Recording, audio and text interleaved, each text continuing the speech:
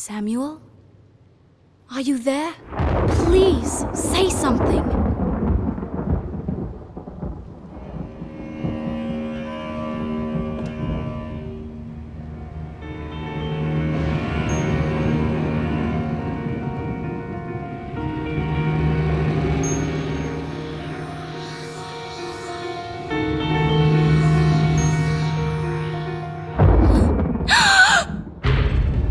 There you are. Where have you been? I've been looking for you. You promised you wouldn't just disappear anymore. I've been looking all over for you. Ow! What's wrong with you? I don't know who you are. I don't know my own husband. You disappear every night. You only talk when it's absolutely necessary. Where is the man that I married, Samuel? I want my husband back!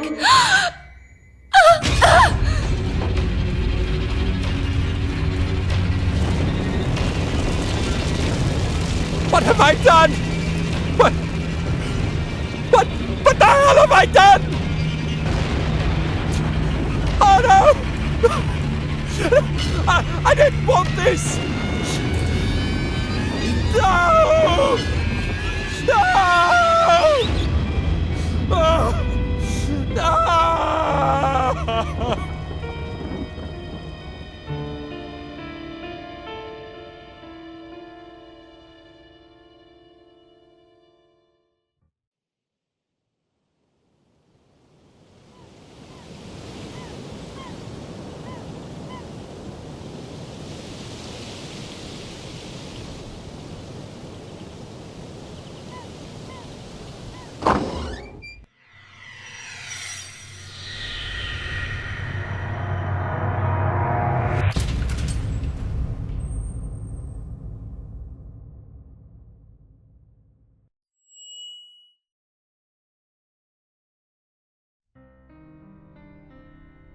Get on with it! Stick the damn fuse back in! I want to open the store!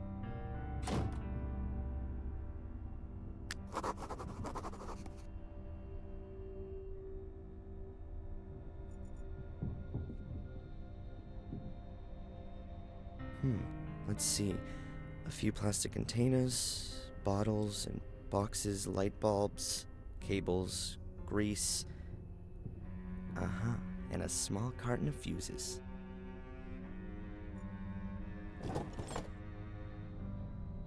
Hopefully the fuses work. You never know in this place.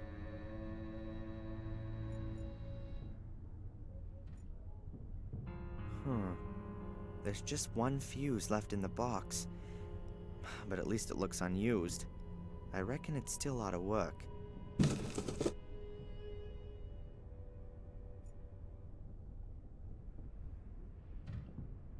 An old dust-encrusted fuse box.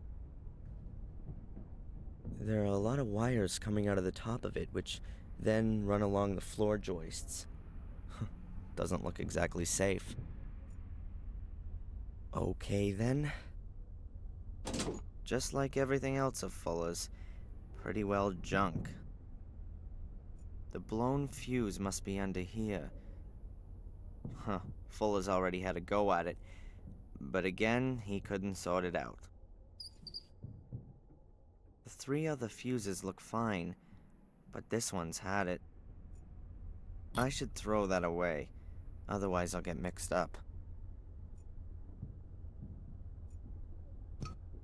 Well, that's that.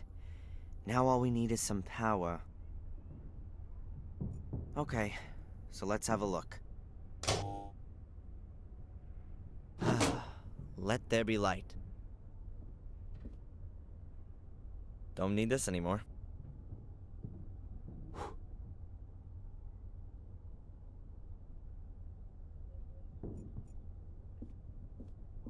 So let's go up. A wonderful working day awaits, full of appreciation and deep personal fulfillment. Ugh. Finally! You make a big deal about going to college, but you're too sappy to replace a fuse. Put that board outside in front of the store. Get on with it! The store isn't doing very well. I don't think a cheap sign is gonna change that. But what the hell?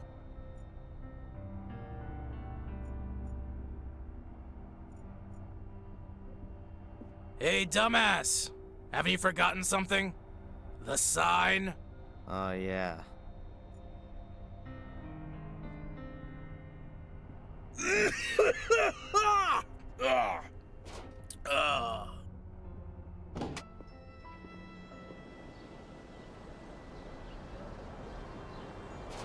Someone's really turned your head. Huh? You've put it the wrong way around. Yeah.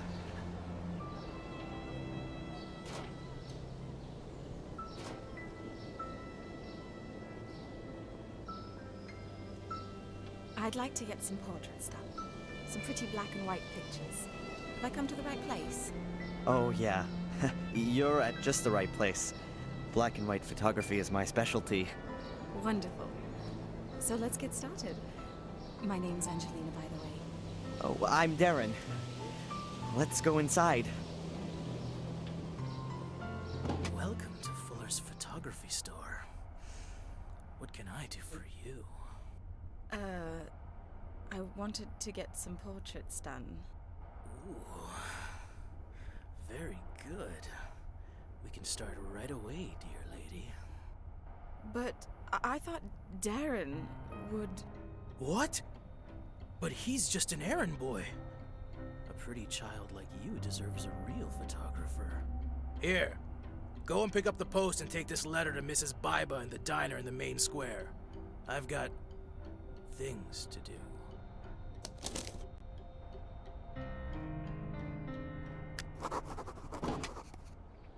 Son of a...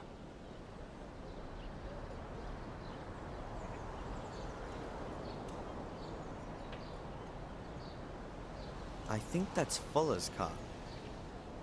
I'm not one of those people who knows about such things and goes into fits of ecstasy when they see a classic. Who knows? Is that thing a classic anyway?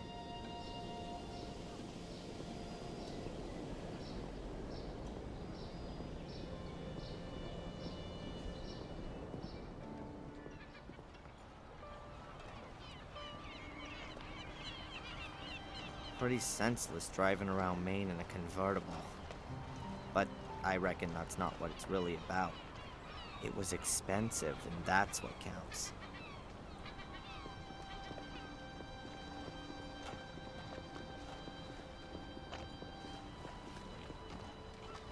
A young woman. She looks sad. Everything okay? No, it's not actually. Carrie died here 2 years ago. She was my best friend. Oh, I'm sorry. How did it happen? You're not from around here. No, I'm from Boston. I'm spending the semester break at my mother's. Yes. Well, Carrie committed suicide. No one knows why. Everyone loved her. She was intelligent and always happy. I think there's still a picture of her in old Fuller's display window. A young woman with dark hair and green eyes. Yes, I know that picture. A really pretty woman. She had so many plans. After studying, she wanted to open a kindergarten here in Bedford with her husband Jason. I just don't understand it. From one day to the next, she changed completely. Became really reclusive. She was depressed and melancholic all the time. No one could reach her anymore. Not even Jason. Even though they loved each other more than anything. Then one day, she just threw herself into the sea. And no one knows why? No one. Jason has never gotten over it. He couldn't help her. A few months later, he married that brainless bimbo with a convertible. He probably just felt so lonely. It's definitely got nothing to do with love. He must have been really lonely. Excuse me. I'd rather be alone right now. Of course. I'm sorry.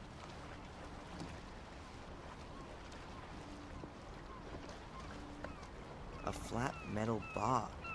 It's broken away from the railings. It's pretty heavy.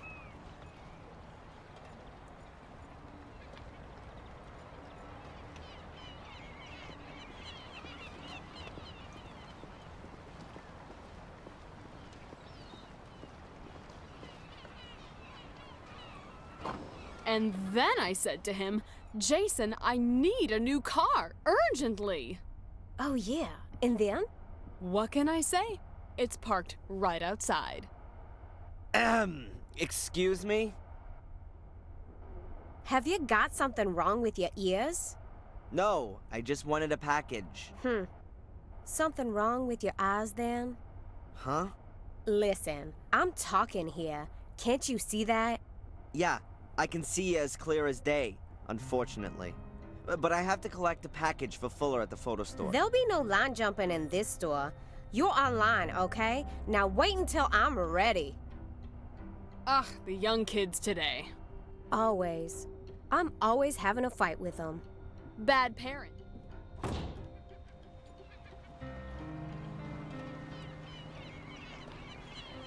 That car belongs to the world record talking lady from the shop. That could be useful.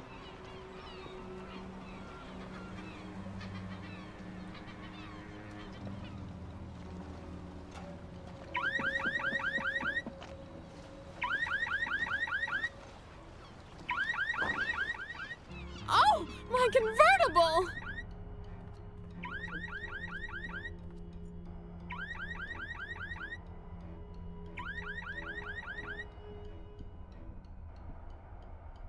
Hello, is it something like my turn now? Please, don't let me rush you. What do you want? I'm supposed to collect something for Fuller.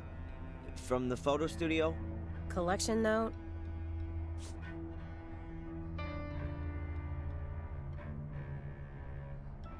This is the one, right here. Have you still got another note? There's another package for Fuller here. Afraid not. Can I take it anyway? I might turn a blind eye for nice customers. So you're not gonna give it to me then? Hell no! Hey, Rosie. Hard at work, I see. What do you want? There's a really pretty young lady I've seen walking around here. Do you know her?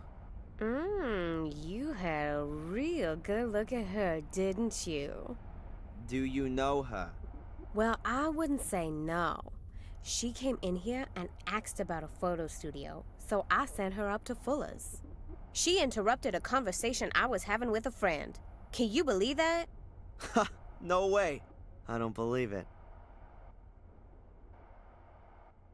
What brings someone like her, or maybe even you, here to Biddeford?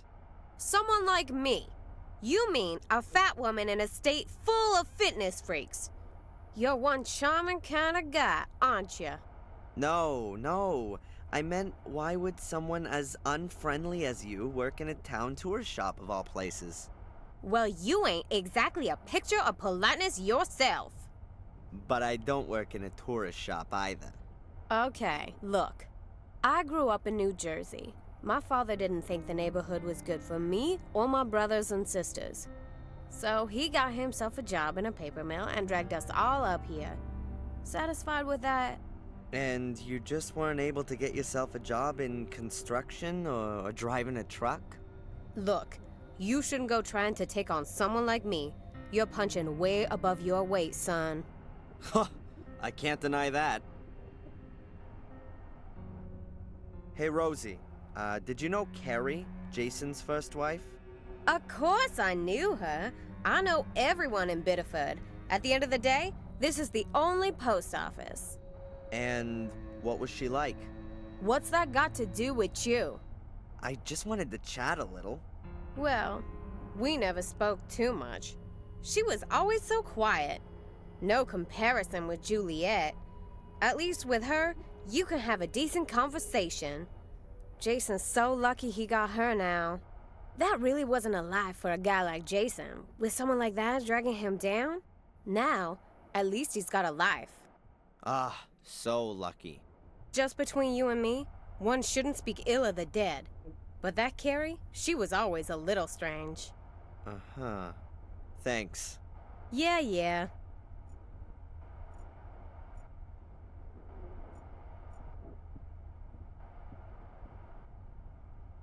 There's a few papers here.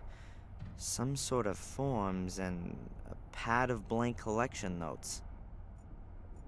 Hey, Rosie. Hard at work, I see. What do you want?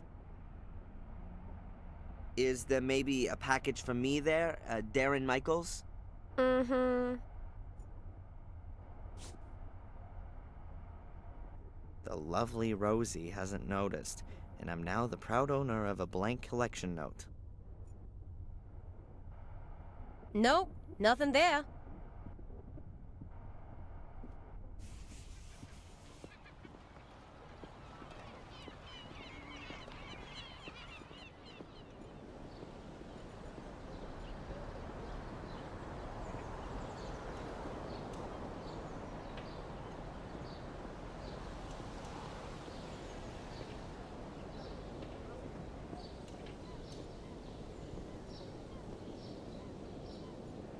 Jebediah Bitterford or something like that, I guess. What a flashy thing that is. Probably some tourist's cool ride. Europeans in particular confuse New England with California and think they should be driving around in convertibles or Mustangs.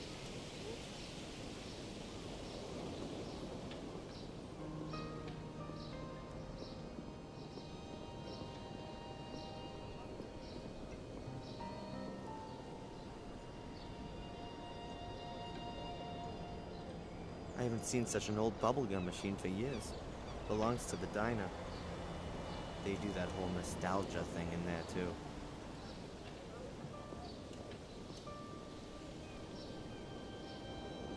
Yeah, just down the street. Thanks a lot.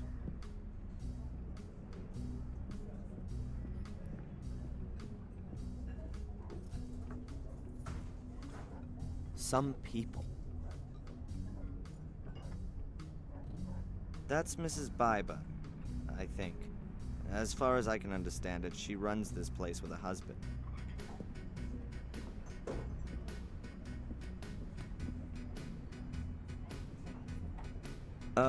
Excuse me.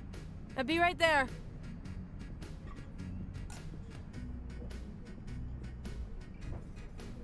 What can I get you, my boy? Actually, I'm here to give you something.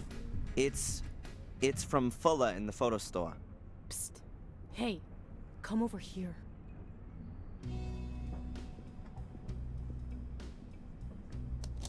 I can guess what this is about. The dirty old swine. I should have known. Vermin ain't so easy to get rid of. Tell him You better tell him yourself. Whatever it is, you... Claire!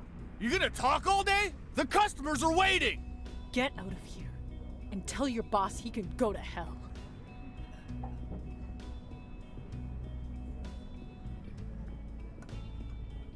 Jeez. What the hell was that all about then? She sure didn't seem to be a fan of Fuller's. I got that much. And the guy in the kitchen, he sure wasn't supposed to see that she had mail.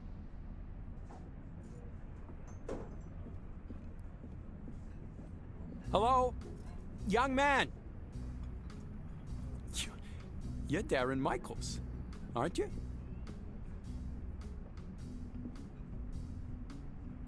Yes, and you are? Oh, excuse me. My name is Newhouse. I'm a doctor at the health center. At the health center? You mean at the hospital out there? Well, yes. We call it the Biddeford Health Center. We aren't just a hospital. We have yoga courses and cookery courses and... And what do you want from me? Yes. I know your mother, Darren. We had a date here this morning, to be more precise. Me and her. we wanted to hang up some pictures your mother painted in the health center. Yes, and She's not there. She's always punctual, isn't she? This kind of thing never happens. look, I don't have a lot of time right now. I'll give her a call, okay? As soon as I'm back in the store. Maybe she's forgotten about your little meeting, Doc. If you say so, but actually... I gotta go. I'll call Mom later and tell her that you're waiting for her in the health center. Goodbye. Goodbye.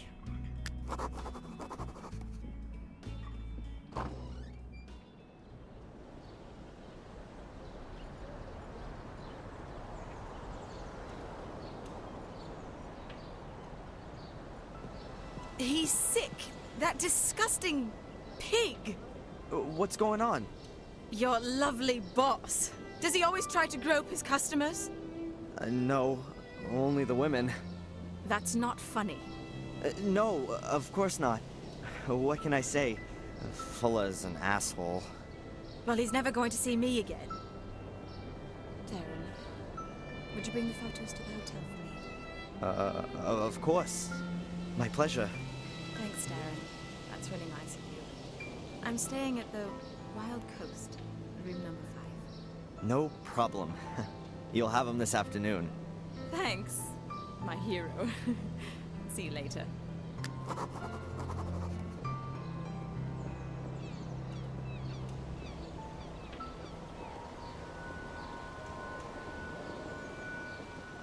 Huh. That's the guy from the diner. Is he following Angelina? Hey! You're gonna gawk her ass right off. Whatever the bitch said, it's all a dirty pack of lies. Sure. Back to work!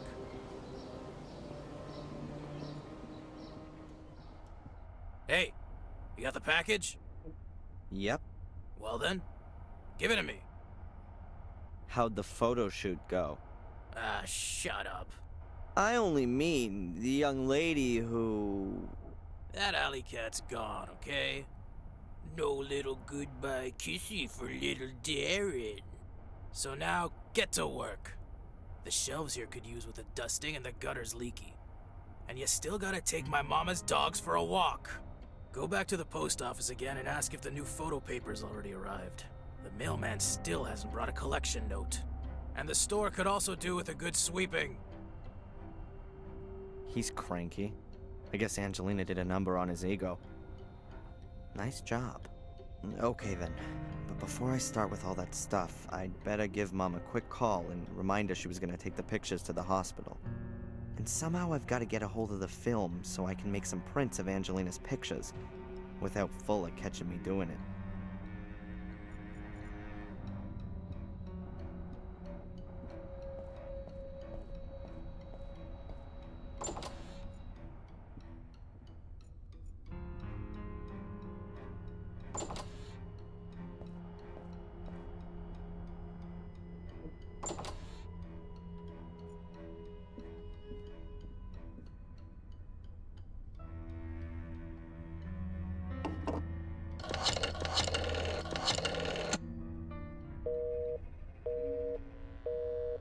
Huh. Seems like she's on the phone. What the hell are you doing using my phone? While you're on the clock? I'm gonna take it out of your... Yeah, whatever. Look, I just wanted to call my mother, but it was busy. It's not gonna make you go bust. That broad spends the whole day on the phone, right? She already called up once while I was shooting that sweetie. Some drivel about Adrian and a mirror. I hung up. I got better things to do than listen to that kind of crap. My mother called, and you didn't tell me? The old lady's not all there in the head anymore, huh? Where you going? You're not on your own time yet. Mom? Mom! Mom!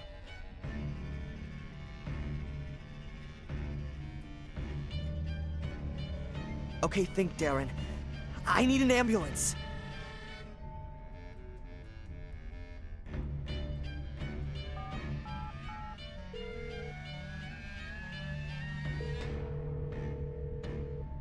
Emergency?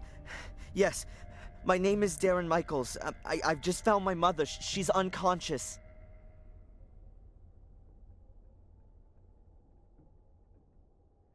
Take it to the hospital, but take it real easy. I'll be following in my car in a minute. How does it look? Difficult to say, Darren. She must have stumbled, and now she's got a serious head injury. Exactly how bad it is, we can only find that out in the hospital. But how can she fall so badly that she... It's not the time for that now. Was your mother taking any kind of medication? I don't know. She always has a load of painkillers for her back. No idea. Please, collect anything that looks like medication and bring it back to me in the hospital. What about allergies? Not that I know about. That's not good enough. Could you find out the family doctor's number? Perhaps get a hold of her medical records. Yeah, I'll go look. I'll see you in the hospital. Very good. Oh, yeah. And we need your mother's insurance card. That too? Okay, please, can you hurry? Oh man. Medication, insurance card, med history. I better hurry. That's Mom's medicine dispenser. There's a box for every day of the week. She always used to joke about it. She said that because of her back, she consumed more pills a day than a whole old folks' home. But she never took as much as she was actually prescribed. She always maintained that she'd just forgotten to. The old home doctor then gave her the dispenser at some point. I always found it rather stupid not to take your medicine, preferring to suffer in agony.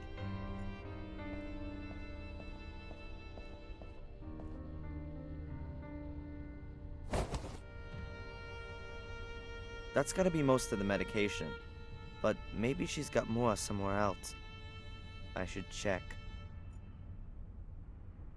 Mom's handbag.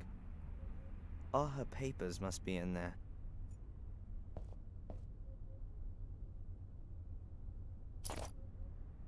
All right, I found the insurance card.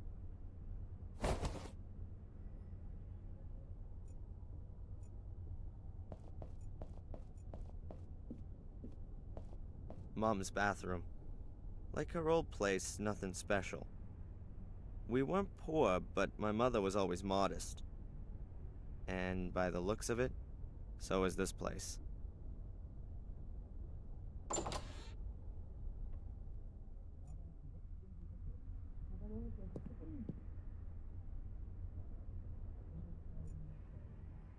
An old lighthouse.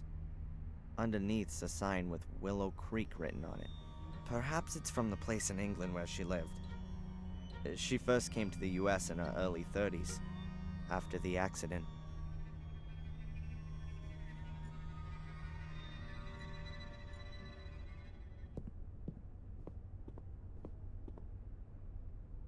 Aha, some medicines. Boxes, little bottles, tubes. I'll take it all with me.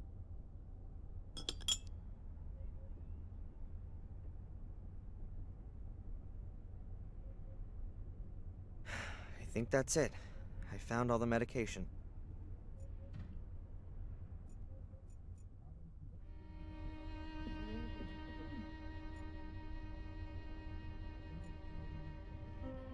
I think the furniture's still from her time in England. Quite old-fashioned, but stylish somehow. What do we got here? Handkerchiefs, a glasses case, an art magazine, a few Valerian draggies. Nothing I could use.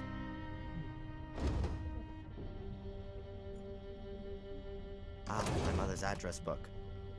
I ought to find her doctor's number in there.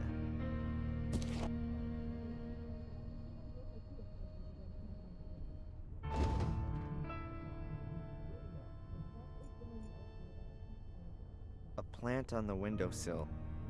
No idea what kind it is.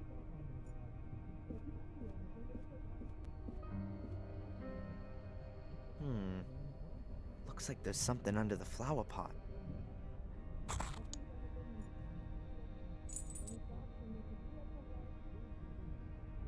It's a little brass key. Yes, and that's got the address book open.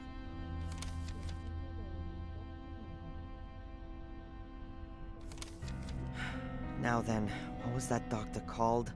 Dr. Wakefield, that's him. And here's his number. I just hope he's still got my mother's old medical records.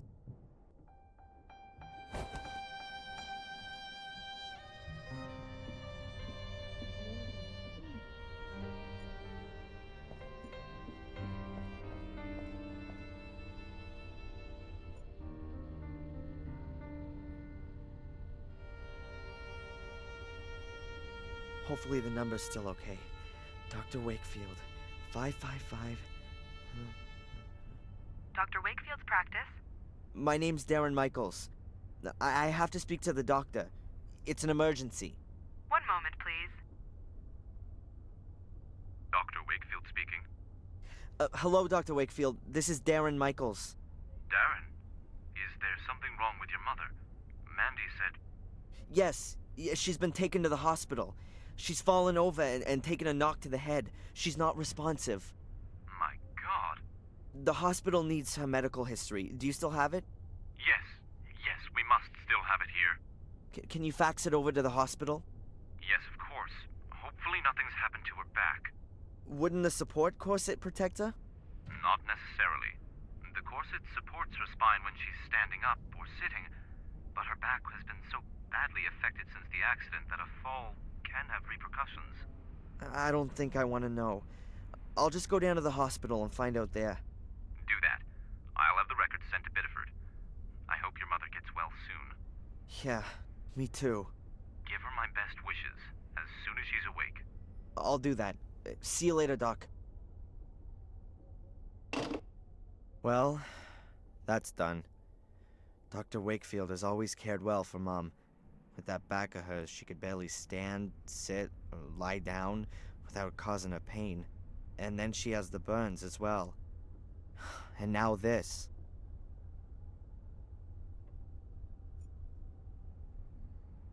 I'll just get dressed and then go straight to the hospital. I hope she's all right.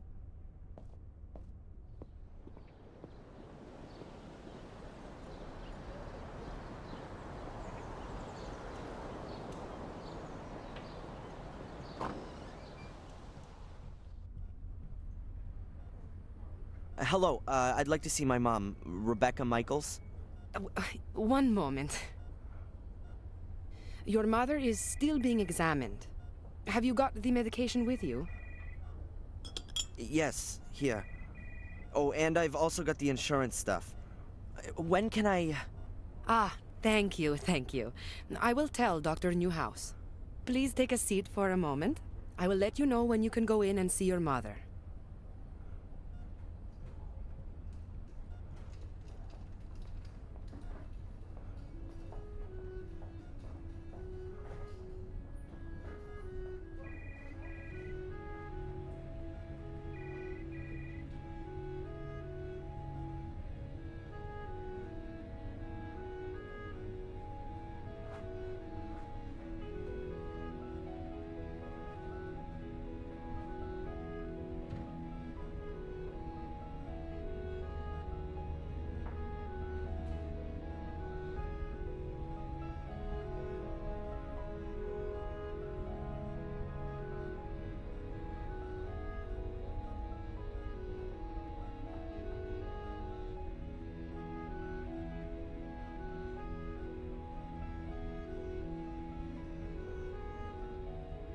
Excuse me, Mr. Michaels?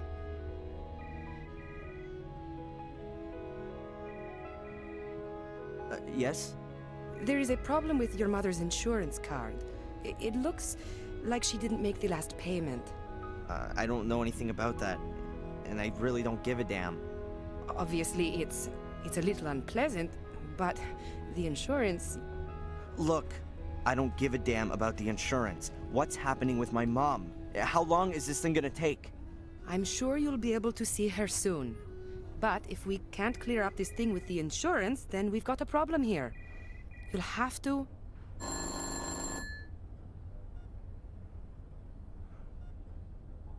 Okay, Doctor. You can see your mother now. The room at the end on the right. Mr. Michaels? I can't help it if your mother hasn't paid, or if the bank hasn't made the transfer, or if the medical insurance won't cover the treatment. Here, take the card with you and sort it out. In the end, your mother will be back on her feet, but she won't have a roof over her head anymore.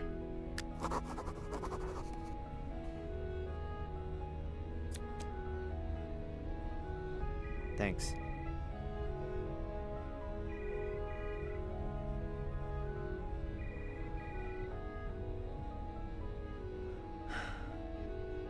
How is she? Not good, I'm afraid. The wounds to her head are quite severe. She must have fallen against the table with all her weight behind her. Is she going to... One should never give up hope. But your mother's in a coma, Darren. I'm sorry, but it's rather uncommon for someone to wake from a deep coma. Perhaps if she'd been discovered earlier, then there wouldn't have been so much bleeding in her skull. You're saying that if I'd gone to her straight after our talk, then she wouldn't be here now, lying in a coma? But my boy, you couldn't possibly have known. Yeah, how could I have known? Fuller. Sorry? Fuller! She phoned the photo store. She wanted to speak to me, and Fuller just hung up on her. Wait, no, that's completely... She was conscious and wanted help, but Fuller... Darren, get a grip. It was an accident. No one's to blame, and you should just... Just what? Simply sit here at the bedside and hope that she gets better? I can't barely believe that. Darren! You must... Thanks for your help. We'll look after your mother round the clock, Darren. You're welcome to stay here. I'll pop in again later. I'm not gonna stay here. I still have things to sort out. That fat bastard's gonna pay for this. It seems to... She looks so weak. My mom always had a fighting spirit, and all this just because she tripped. Probably rushing around again, doing someone or other a favor. And then that stupid cupboard. Oh, and Fuller. If he even... I'm gonna squeeze him dry for this. The mirror. Don't go through the mirror. Mom? Mom, are you awake? Did I just imagine that? No, I couldn't have. My wrist still hurts. She must have been terribly afraid of something. But what did she mean? There's a stethoscope. Presumably someone from the clinic forgot it when washing their hands. Doc Newhouse has definitely still got his. I'll take it with me. They ought to be able to rustle up another one here.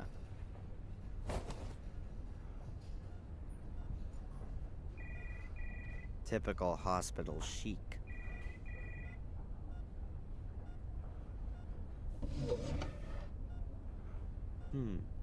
There's a little medicine bottle lying here. Perhaps it belonged to the patient who was here before my mother. Laxativa. A powerful laxative. Sounds useful.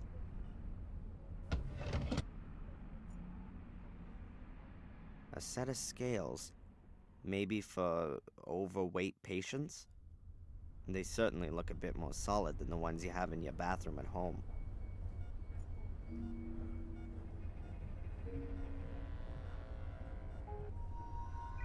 No, I can't tell you that. You can talk to her son if you like. He's just... There he is. Hey! You!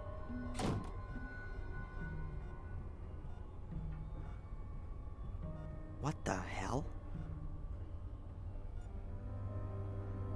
A nurse, and perhaps an administrator as well.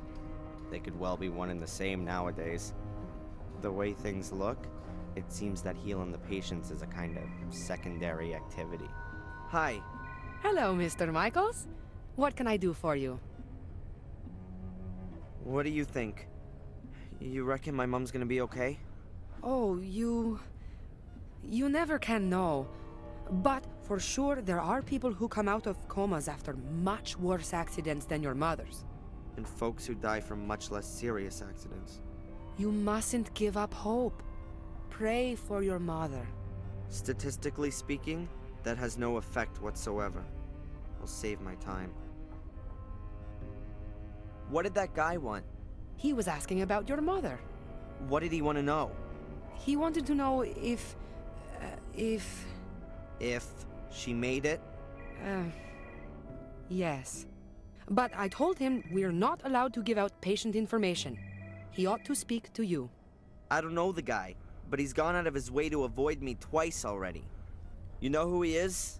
I'm sorry, no. But he's got an accent. I think he's British. But with something else, too. Listen, I don't want that guy anywhere near my mother. You understand? Of course. This Dr. Newhouse, what's he like? Oh, he's very charming. A really nice guy. He isn't from around here. He came to Bideford a couple of years back.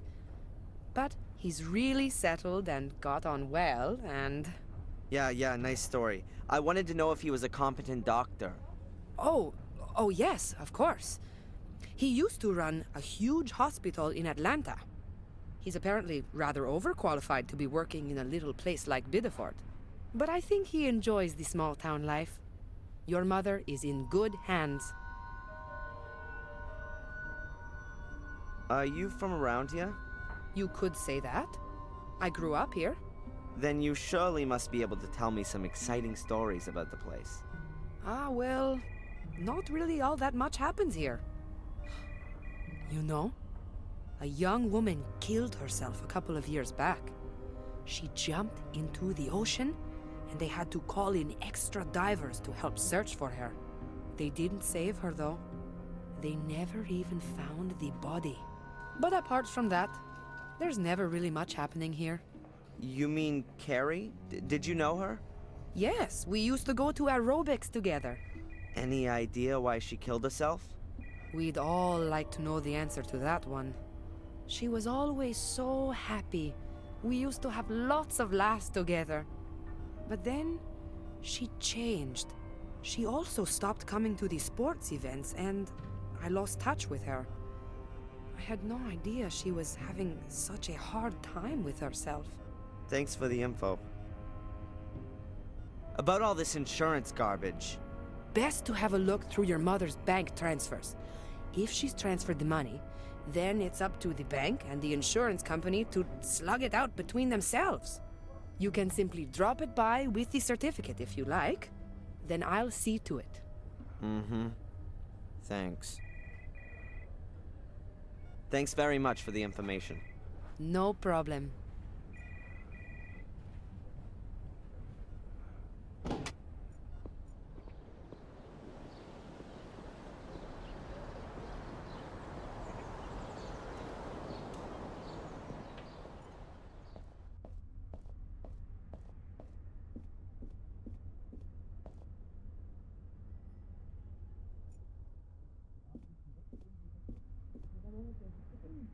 There's no choice.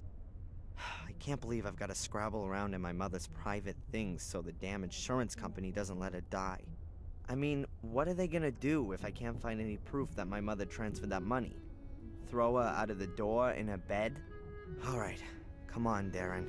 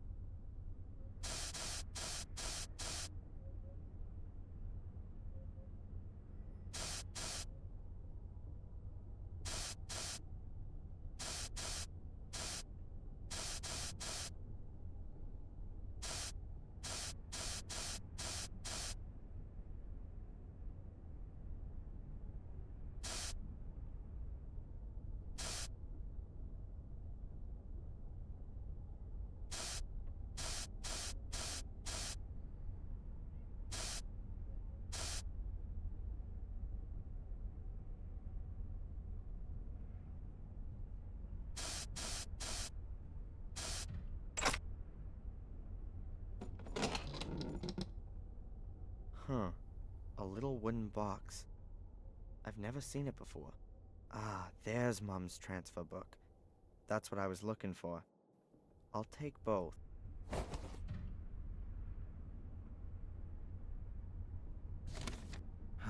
I don't know about all this kind of stuff. Let's see. I reckon that these are my mom's account transactions. This is the rent, and here's 18 bucks, 45 to the phone company. Aha, and here's the transfer to the insurance company. That's from last month, so she has paid. Those guys need to kick up the butt. What's this? A letter? Dear Rebecca, I have received your letter and am pleased that you're well. Of course, I will furthermore send you the full amount. Your suggestion is well intended, and I wouldn't have expected anything else from you. But there's absolutely no question about your receiving any less, even if he has now left home. You have done a wonderful job, and it's now time that you did something for yourself. Enjoy your life in Maine. With love, C. Strange. The full amount. Even if he's out of the house now? What's that all about? Here's my mom receiving a fat payment from... a $1,500 transfer from a bank in England. BCW Bank, Willow Creek branch. Willow Creek? That name's familiar. Mom used to live in England, but was it in this Willow Creek? And who is this C character? And why is he sending her money? Here it is again. And there! She seems to get the same amount every month. Seems to be practically her only source of income. I don't get it. She always told me she got a monthly injury compensation payment from insurance of the guy who caused the crash, which also killed my father. I definitely wasn't supposed to see that. Suppose it didn't really matter to me either. It's just that... It's just not like my mother to keep secrets from me. I'll ask her why she's lied to me as soon as she gets better.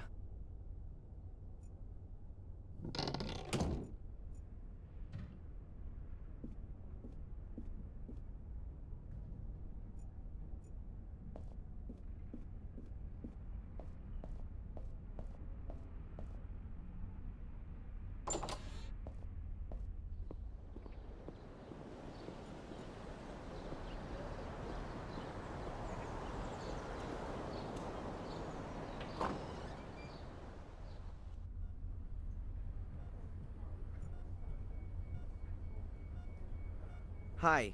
Hello, Mr. Michaels. What can I do for you? I have my mother's bank transfers here. She's already paid for the damn insurance. I was thinking the same thing myself. You know, the insurance company has made a boo-boo. Can I have them? Don't worry, I'll get on it. So that will be the end of it then? Yes, I'll clear it all up with them. Good.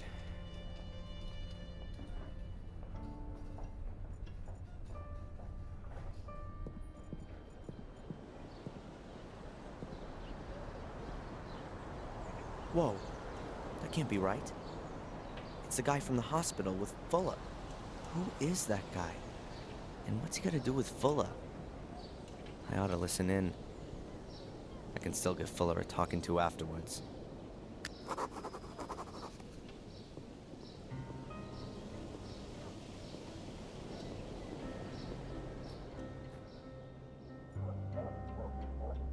An ancient, rickety tool shed. This is where Fuller keeps the junk that he doesn't just throw somewhere in the yard. So, not much.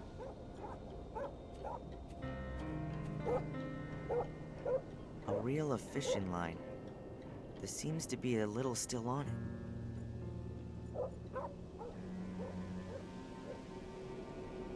Only the line, I'm afraid.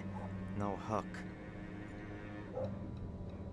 A length of tow rope, a bit more than 2 yards long, and in great condition.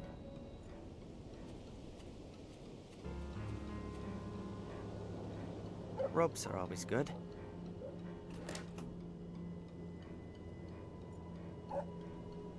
That's the cage for Fuller's mother's dog. But the dog is usually in the house. At least, I've never seen it here in the cage.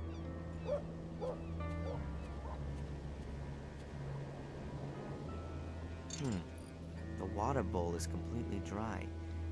Perhaps I can still use it.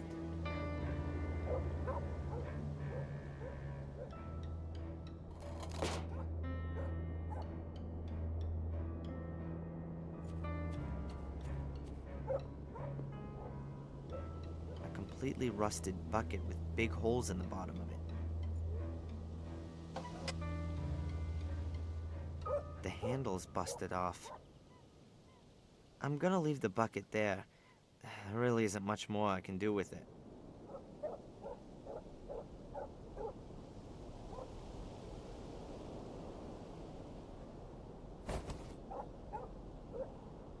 Not exactly a fishing rod, but maybe I can catch something else with it.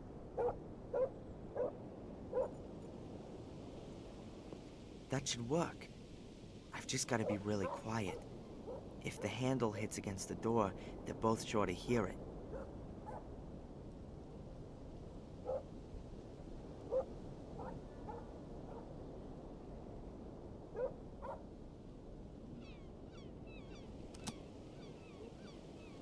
Done it. And they didn't notice anything. The door is open again. I can go in. I just hope it doesn't squeak. Yeah, Angelina. That might have been it. I wrote down the surname as well. For another $10, I might even remember where I put the note. Not necessary. I know her surname. And your assistant, what about him? What assistant? Oh, you mean Darren? That's my errand boy. He works here in the semester holidays. A good errand boy is worth a lot. What do you know about him? Why are you interested in him? You want to poach him from me? No problemo. For $100, I'll even write his notice straight away. What the hell? We'll say 50. Not interested. Do you know him well? What's with all the questions? His mother came in and asked if he could work here for a few weeks. He's a pussy! One of the eternally afflicted. Oh, I feel so bad and the world is so unfair and it all makes no sense. Boo-hoo. So you don't know him? And I've got no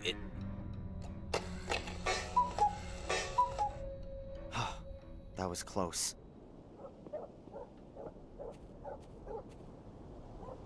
They're both heading for the exit and I'm none the wiser. Who is this guy following then? Me?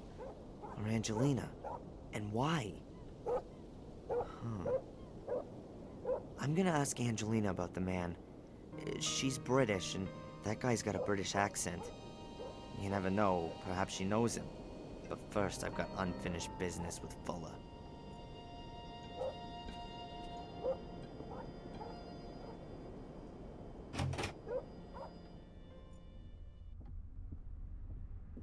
A used-up, chewed-up ballpoint pen.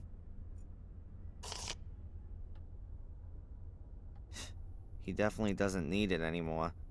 And if he does, well, even better.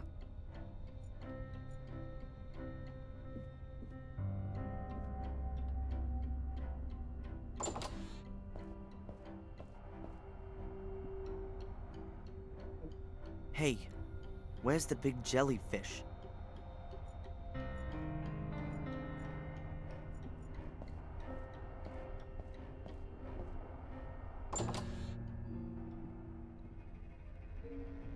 What the heck?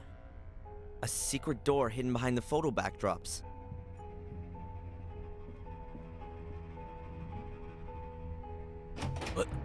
What the hell are you doing here, boy? Keep your hands off, Fuller! Because of you, my mother's in a coma. What have I got to do with your mother? Out! Out of my basement! Go on, get out of here! You should have told me that she called. It was obvious that something was wrong. I swear I'm gonna... You threatening me? You? Threatening me?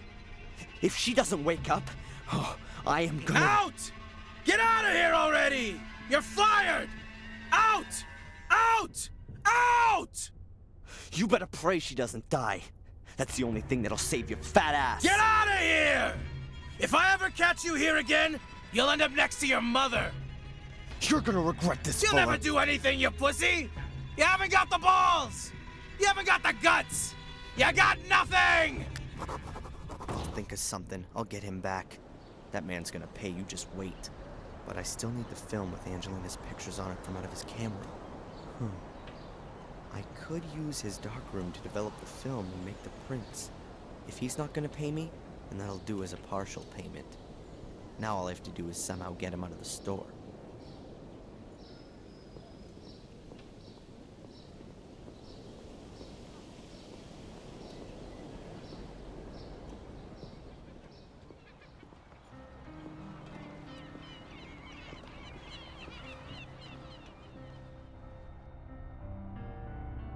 I better not fill out this collection note right under Rosie's nose.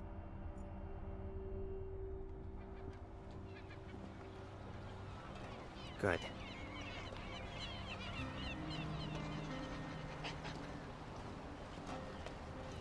I filled it out. One package for Fuller at his address. I hope that does it.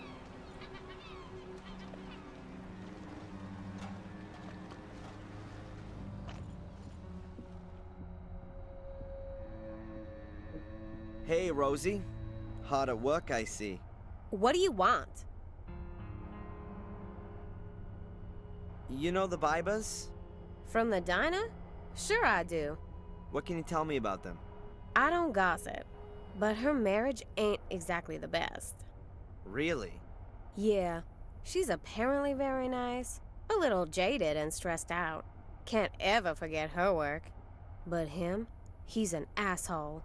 Been boozing for 2 or 3 years and is a bit free with his fists. Why doesn't she leave him then? Huh. No idea. She's real dependent on him. The diner belongs to the both of them. And besides, where would she go? Nobody would take her. Does Fuller often get packages delivered here? Yeah, a few times a month.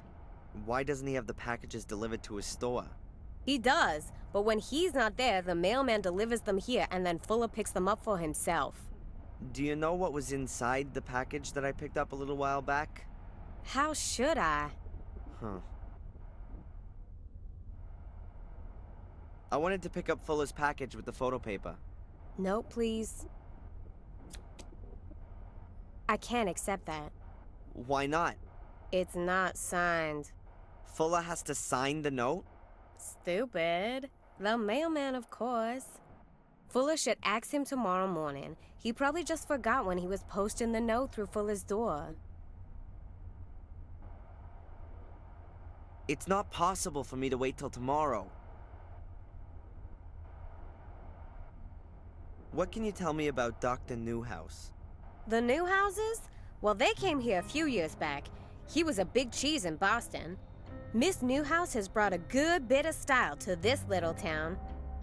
I know her. My girlfriend Betty is her best friend. Really? She gossips as much too? We don't gossip, okay? You really want to know all this stuff? Is that a girlfriend of yours? Yeah, one of my best ones. Does she sit about in this store the whole day? Excuse me? I wouldn't know what that would have to do with you. I just mean, has she got a job or not? She doesn't need one. Actually, her husband has plenty of dough. And even if he didn't, then she could easily earn good money working as a photo model. As a photo model, huh? That could maybe help me out some.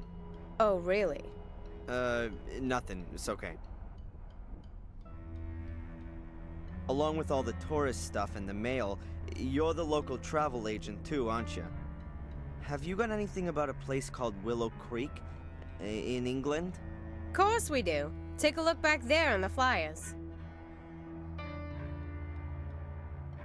Thanks. Yeah.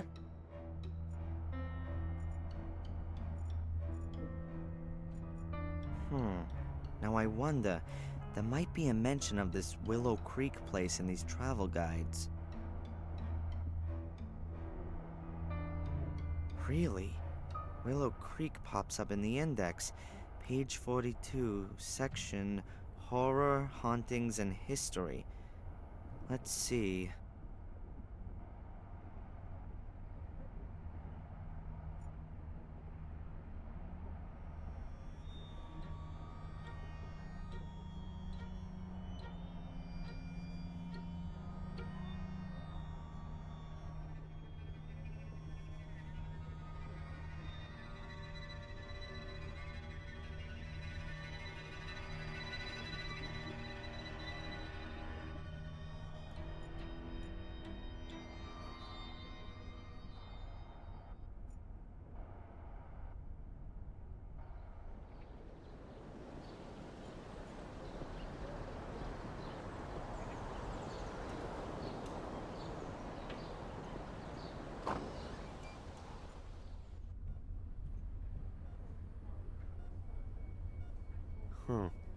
A few glossies and a health magazine. Oh well. I'll take the fashion magazine here. Oh, and the auto magazine.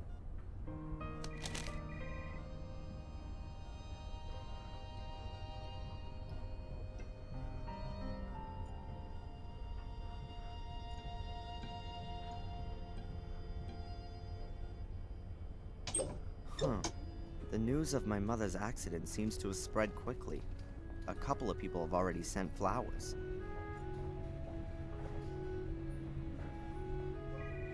So many greetings and get well wishes. I think she's very active in the community, and she's probably got a lot of new friends here. Lots of different people have sent my mother cards. This one's signed P. Puck. Wait a minute. That's the mailman. The mailman signed it, so now I've got a sample. I think I could forge his signature really well.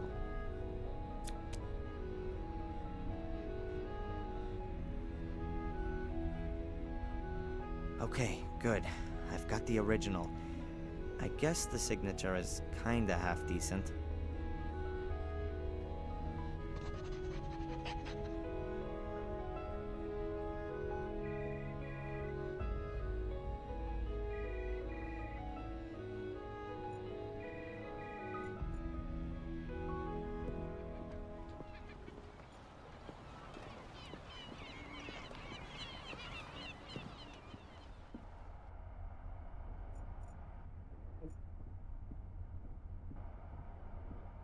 Hey, Rosie. Hard at work, I see. What do you want? I wanted to pick up Fuller's package with the photo paper. No, please. So how did you manage to scare up the old fart? Yeah, I bumped into him in the town. You were lucky. Here, Fuller's photo paper. Much obliged. The bimbo reads fashion magazines. Why is she doing that here? Excuse me, ma'am. Oh, it's you, the hoodlum from this morning. Yeah, well, I was in a rush. An important job to do. No reason to be impolite. Of course not. I've noticed you're really into those fashion magazines. Are you a model? Me? No. You're joking. You must have at least thought about becoming a photo model. Actually, I have been approached. Oh, well, that goes without saying. You see, I work for a magazine from down south. Ladies in Chrome?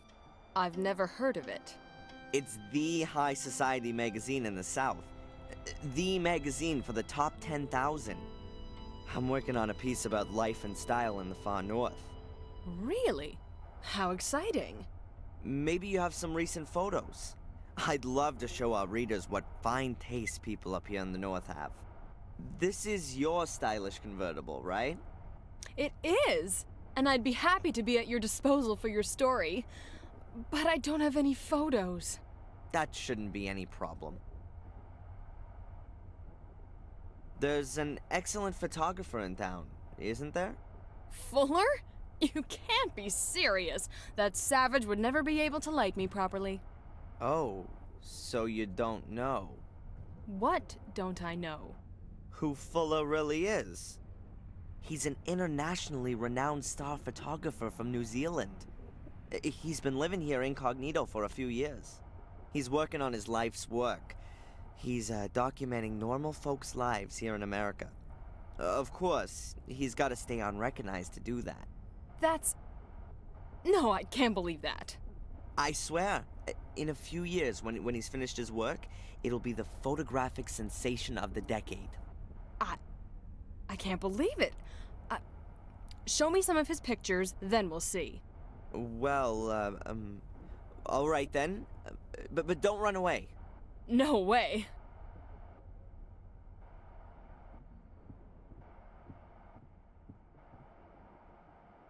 My God, what a lame story. But vanity has always been the biggest weakness for those kind of folks. If I can show her a few reasonable photos, then perhaps she'll lure Fuller out of the shop for me.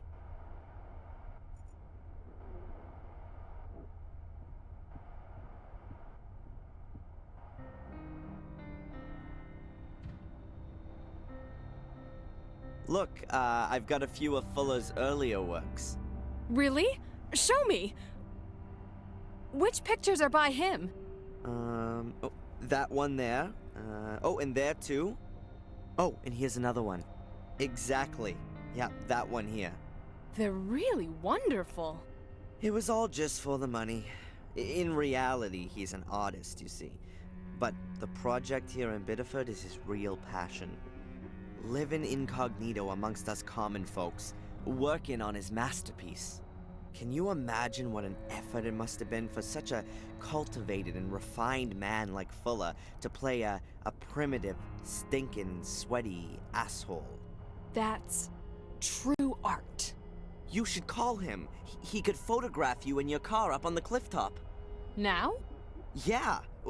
Unfortunately, I've got to hurry, my lady. I've got a deadline to meet in Dallas, you see. Oh, of course. I'll call from my car phone and arrange a photo shoot. Oh, excellent.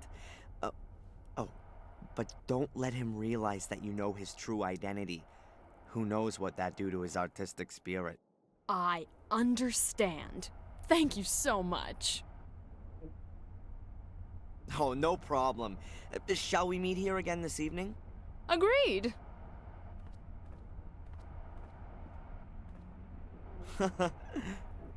Unbelievable.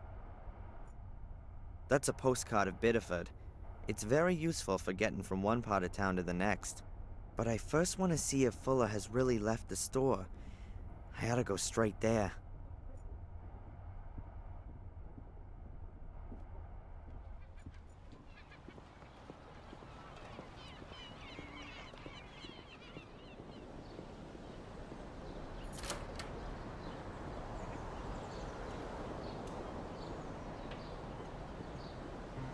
And there he goes. Now I ought to have a few hours to get Angelina's film and develop some pictures in the darkroom.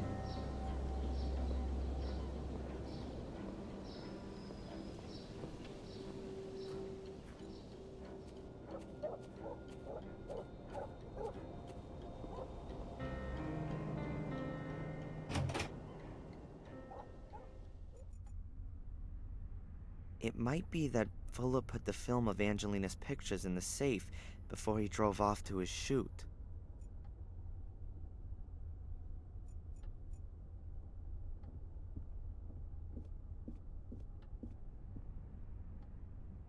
Alright, let's see. But I need to get a move on. Fuller's had a clock built into it, so there's a time limit.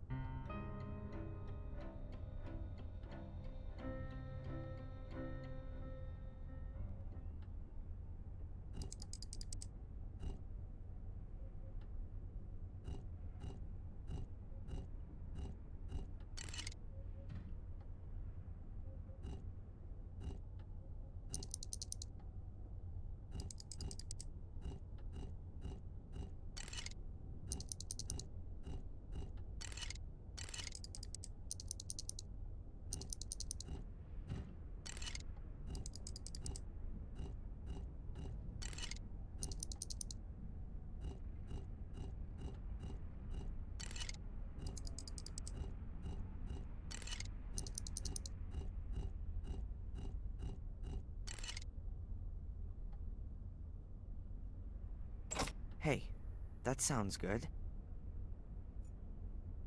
Yes, there you go. Aha, a film cartridge. Those will be the photos of Angelina.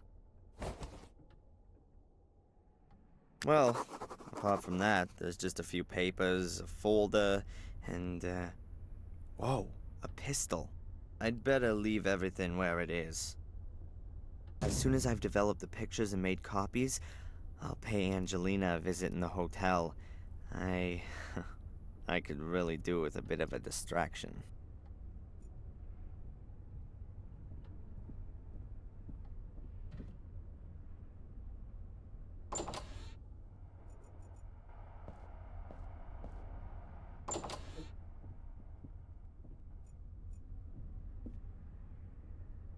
That rickety pallet is blocking my view of the lower shelves. I can't see what's behind there.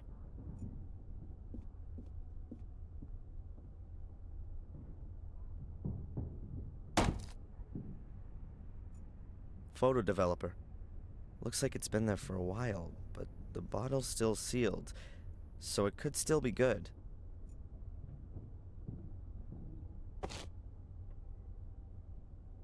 Ah, there's the photo developer.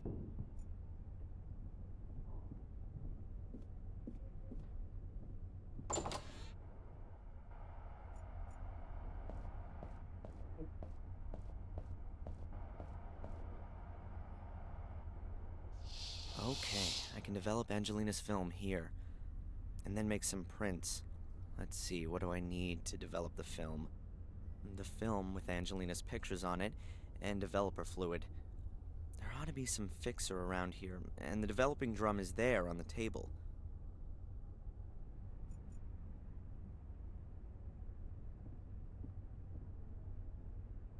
A small bottle of photographic fixer. There's not a lot left in there, but it ought to do for one more use, I think. Alright, now I've got everything I need to develop the films.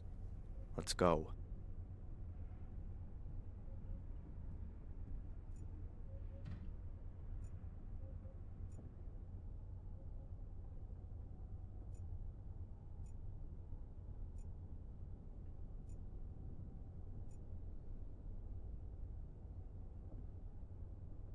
The dish for the water bath. After the picture becomes visible in the developer bath, the development process is stopped in the water bath.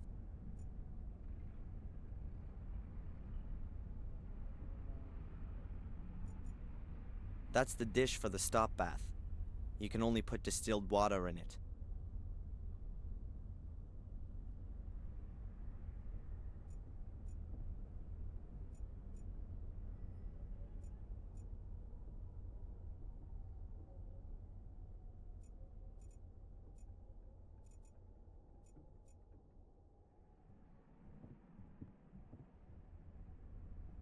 Ah, there's a bottle of distilled water. I'm gonna need that if I'm gonna make pictures from Angelina's film. Alright, now I've got everything I need to develop the films. Let's go. First of all, light off.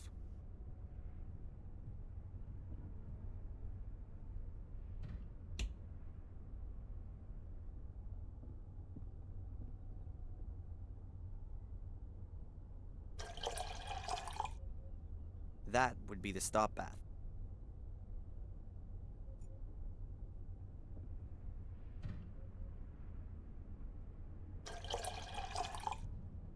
That's enough.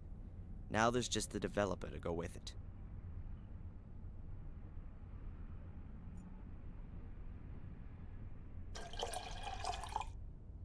I reckon the dilution is okay at that.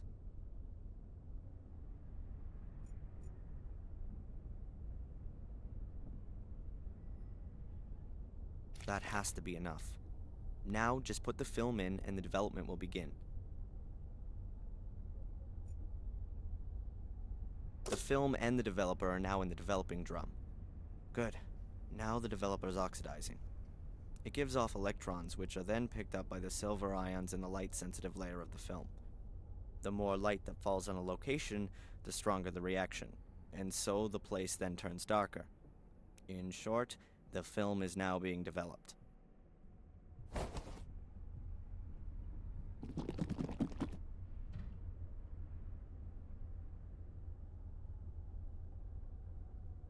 Okay, I guess the film has to be developed now.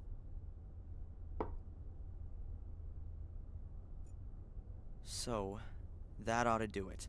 I'll pour out the developer.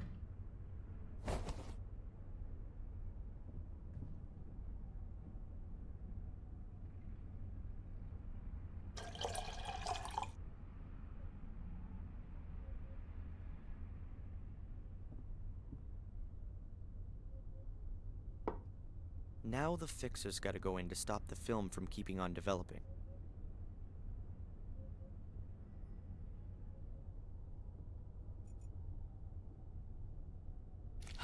Oh well, that's the end of the fixer. But what was left ought to have stopped the development process. I hope everything's worked.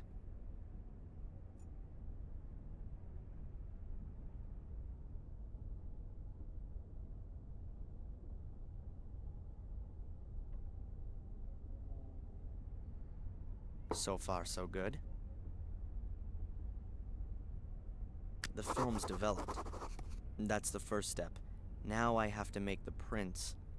Let's see. I need photo paper and an enlarger. That's over there. Then I need developer. There's still enough in the bottle.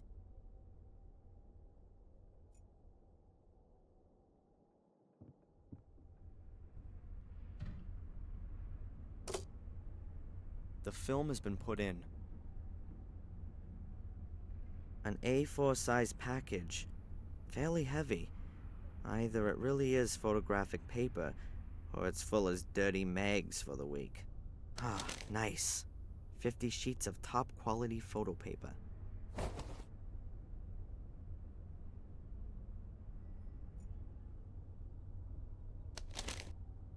The sheet is lying in the frame. The distance of the lens from the paper seems fine for the picture to be projected properly. Then let's have a go. The longer I leave the lamp on, the more contrast the picture gets. Let's try it.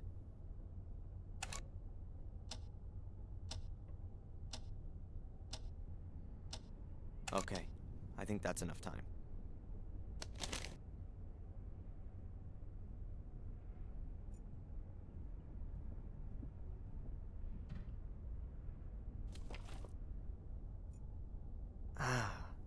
Here we go. I have to take the sheet out as soon as it has the correct brightness. Too early, it stays too light. Too late, it'll get too dark.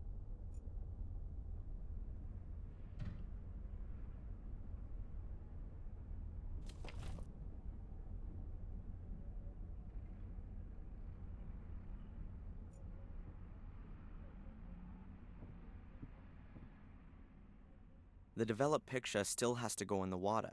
I can't start anything new before I do that.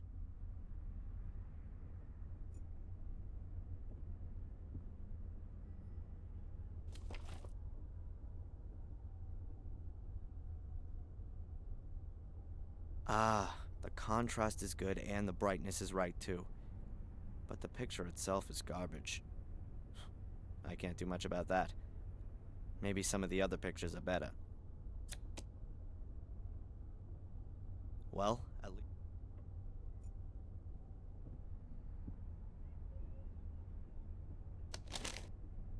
The sheet is lying in the frame. The distance of the lens from the paper seems fine for the picture to be projected properly. Okay then, let's try again. I have to measure the exposure time exactly. Too short and there won't be enough contrast. Too long will give me too much.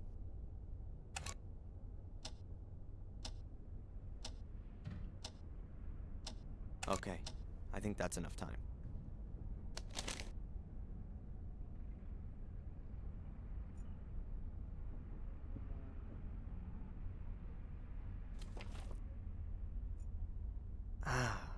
Here we go. I have to take the sheet out as soon as it has the correct brightness. Too early, it stays too light. Too late, it'll get too dark.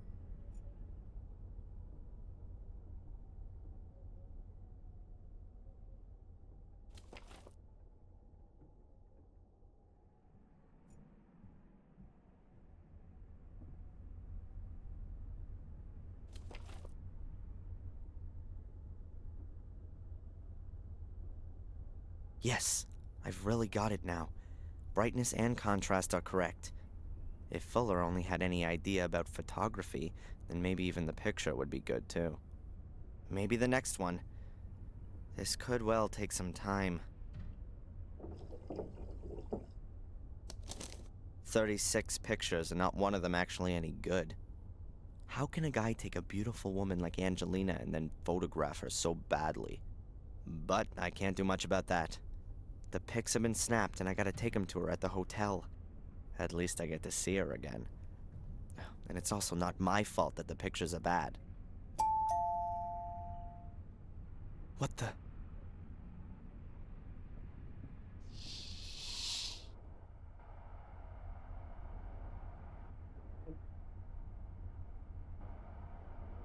Mrs. Biba?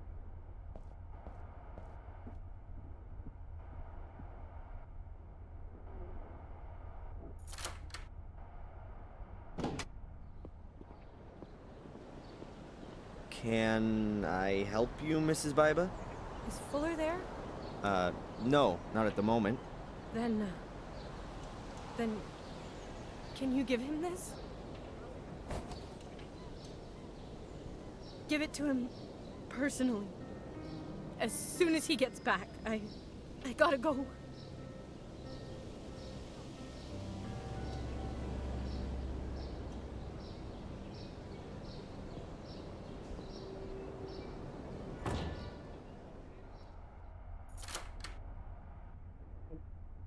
I feel sorry for her.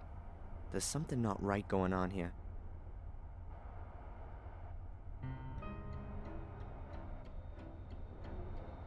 Could it help me get one over on Fuller? Huh. But I can't put Mrs. Biba in danger. She gives the impression she can't take much more. If I could secretly open the envelope, then I could look at what's inside and put the envelope in the mailbox later. That would keep Mrs. Biba out of trouble. But how can I open the envelope and close it again without Fuller noticing?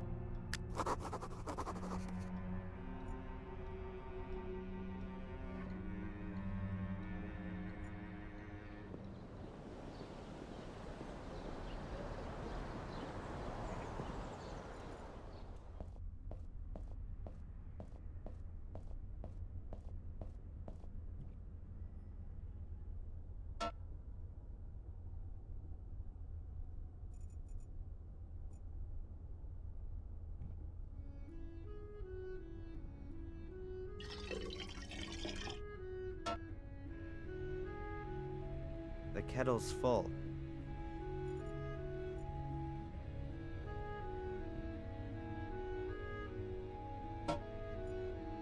That's where Mom indulged herself.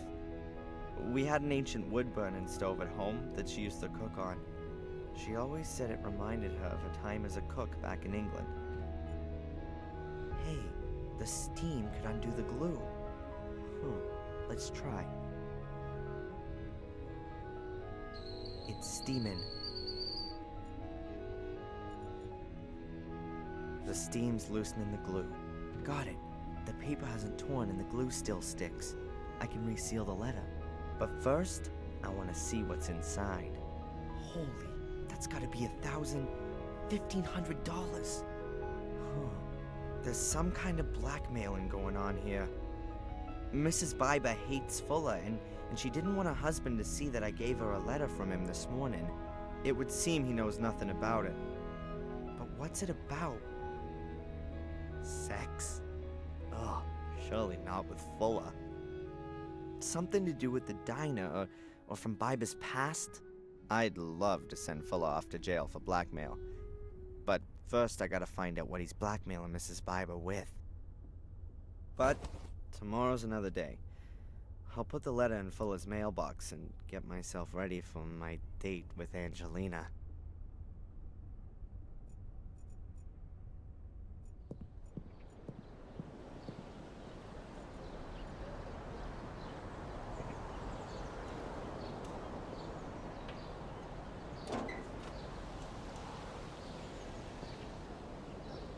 Hopefully he doesn't take too much pleasure in it.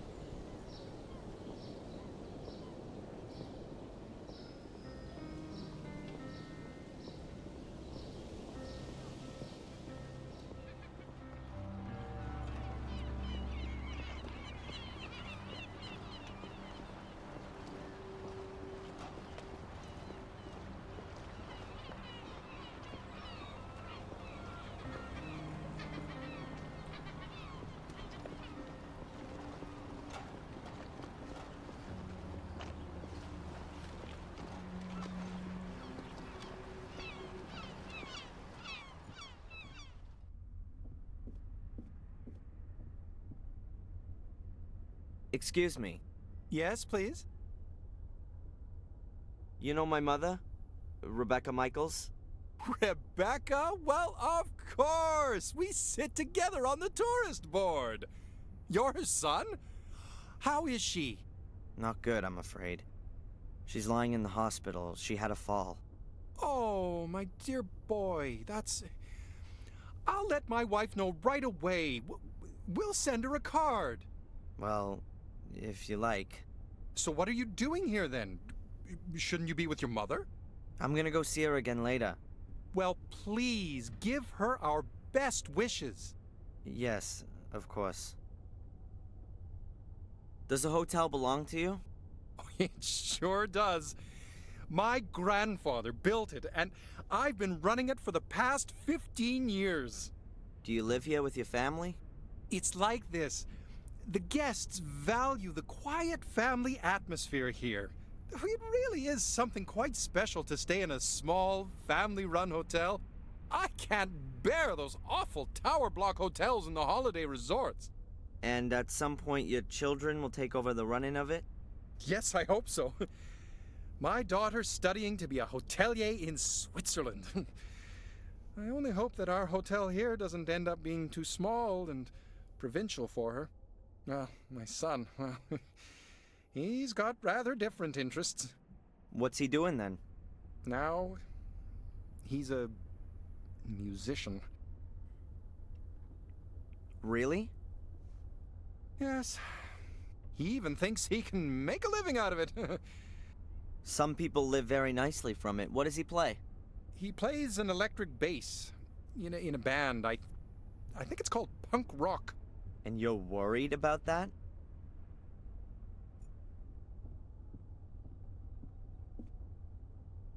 I should be looking after my mother or beating the crap out of Fuller's fat face. But instead, I'm standing here with a stomach full of butterflies. I don't know what it is about her, but man, I got it bad. All right, let's go. Come in.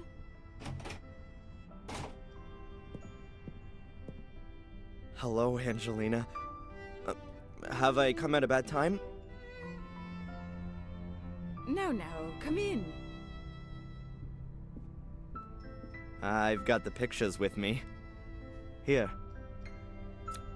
Oh, great. To be honest, it's anything other than great. The wrong lighting, pathetic composition. Fuller has really no idea what he's doing. I thought that might be the case. I'm sure they would have been better if you'd taken them. How would you take my picture? Well, your face should, Just do it! Huh? Don't tell me that you, the would-be star photographer, haven't got a camera with you. Sure, of course. Come on, then. I still need a present for my parents' wedding anniversary. Very nice. The light is perfect. Have you been living here long? Oh, I don't live here at all. I study in Boston. My mom just bought a house here a few months ago. What brings you here? Look over that way. Yeah, like that. Are you an actress or something like that? You got it. I'm a famous English actress on my way to Hollywood. No, but seriously. I study literature and history in England. I'm interested in English immigrants in America. Their aspirations, their dreams, their reality. Wow, that's interesting. If you say so, we'll see. I wanted to drift a bit, collect some life stories. I don't yet know exactly how I should organize the work. My mother's from England, too.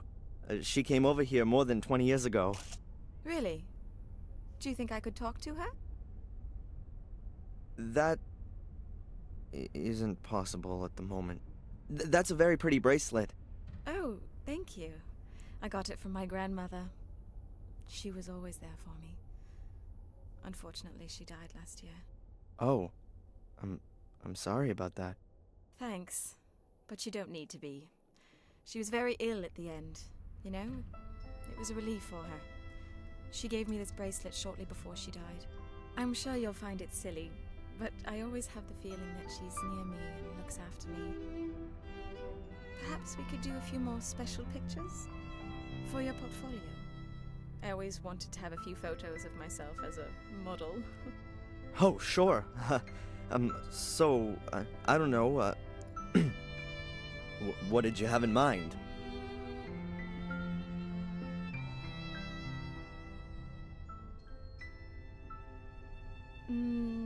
I thought maybe like this. Or like this. Or like this.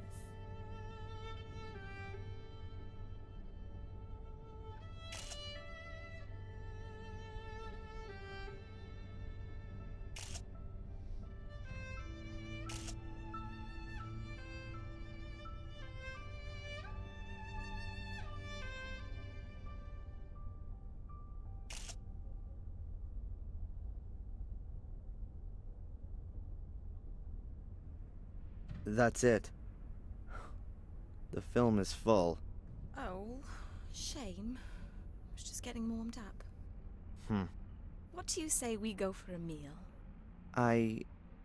Actually, I'm not hungry yet, but... Tonight. In the diner.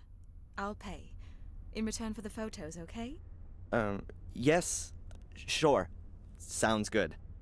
All right, then. See you tonight. Can you develop the pictures by then? Yeah, no problem. I'm looking forward to it.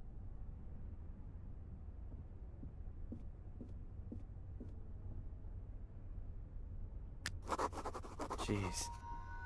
That was certainly something. Yes, Miss Angelina Morgan has a room here. Would you like to leave her a message, or would you like to go up? How many nights has she booked? Damn, no more pictures on the film. I'm sorry, sir, but you'll have to ask Miss Morgan herself. I can't. All right.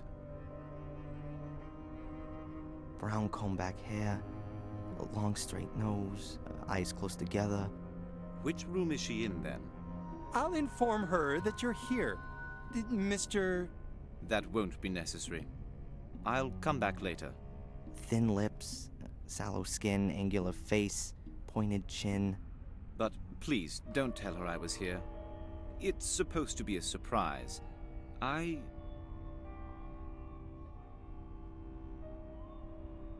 Hello? What's wrong? Sir? And he's gone. What does this guy want?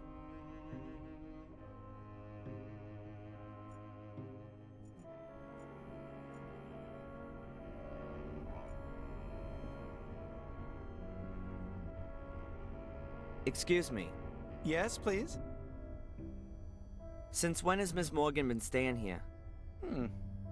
You seem to be her friend. Ask her yourself. We run a very discreet hotel here. Would that be the case if I were to leave a 20 on your counter? Sorry? Nothing. This guy, the one who was asking about Miss Morgan, had you seen him before? Sorry, no. He came in and asked me a few questions. Then he disappeared. A strange fellow. Do you know him? No, but I think he shouldn't be let near Miss Morgan. Of course not. I call upstairs, and only when the young lady agrees do I let him up. And he can't come creeping around here? Well, that possibility can't be completely excluded. But you can only open the doors from outside with a key. That's a postcard of Bideford. It's very useful for getting from one part of town to the next. But I can't just go off across the town right now. I've still got things to do here.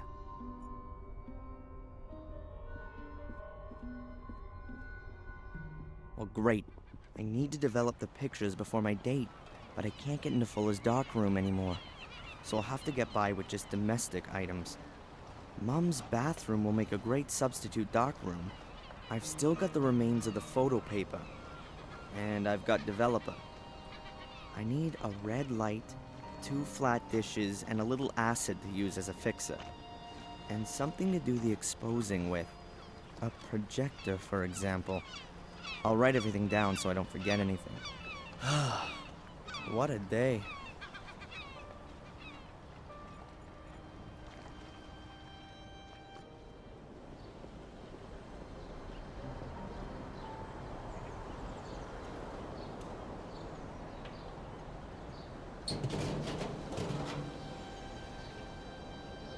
Yes, this'll do for my red light.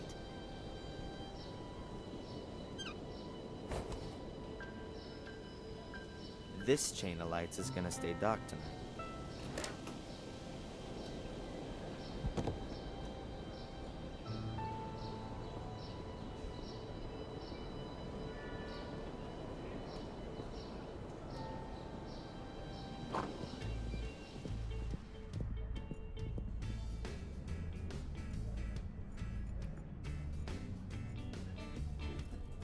I'll take some bread.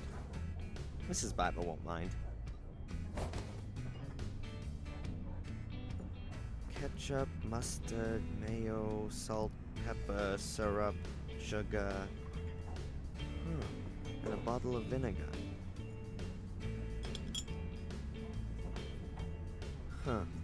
Vinegar. That's an acid. I could probably use it as a fixer.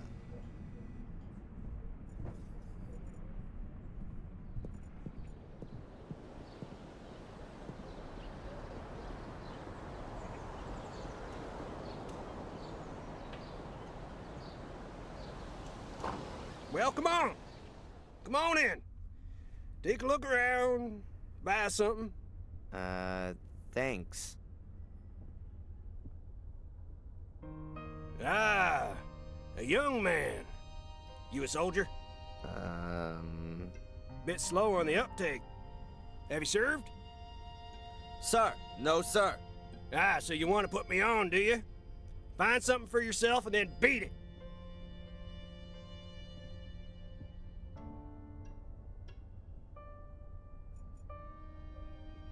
The junk shop owner. He appears to be blind. Maybe he's just putting it on. That would fit with the cliche.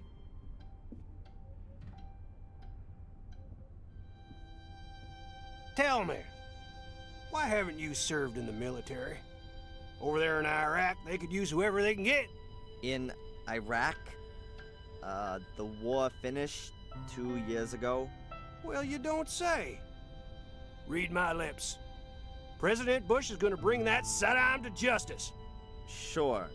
You know that Bush is no longer the president, right? Well, he'll still bring him to justice. Where there's a will, there's a way. Yeah. Sure. Do you know Fuller? That idiot next door? Sure I do. You can never choose your neighbors, can you? You don't seem to like him. That guy hasn't done one damn decent thing in his life. Lazy bastard just sits around in his store, has his mommy wipe his ass for him, and lets the place fall apart down around his ears. Heed my words. He represents everything that's wrong with this country. You got that right. From World War II, everything's just been downhill, yeah? Pity we haven't got any decent wars still going on. They've even ditched the draft. Go ahead. You just make fun of it all, boy. A good licking or a couple of tours in Vietnam, that wouldn't be such a... What do you mean, such a? Nothing. The guy's a pig. There's something not right about him. He's hiding something, I'm telling you. And who are you? Is this your shop? No! I just busted in here and you've surprised me, just as I was about to clear the place out. Oh, how amusing. How long you been waiting to roll that one out? Your generation lacks respect for its elders. I fought for you to live here. I spilt my blood for you. And I'll pay your pension. So we're quits, Mr... Edward D. Warren. Ed for short. Or Eddie to my friends. Hello, Eddie. I'm Darren. Nice shop you got here. In my time, it wasn't customary to speak to older folks using their first name. But we're living in my time now, aren't we, Ed? I think you should find whatever it is you're after, and then scram. Just like I thought. Play the good citizen, but still chase after every dollar, like the devil chases souls.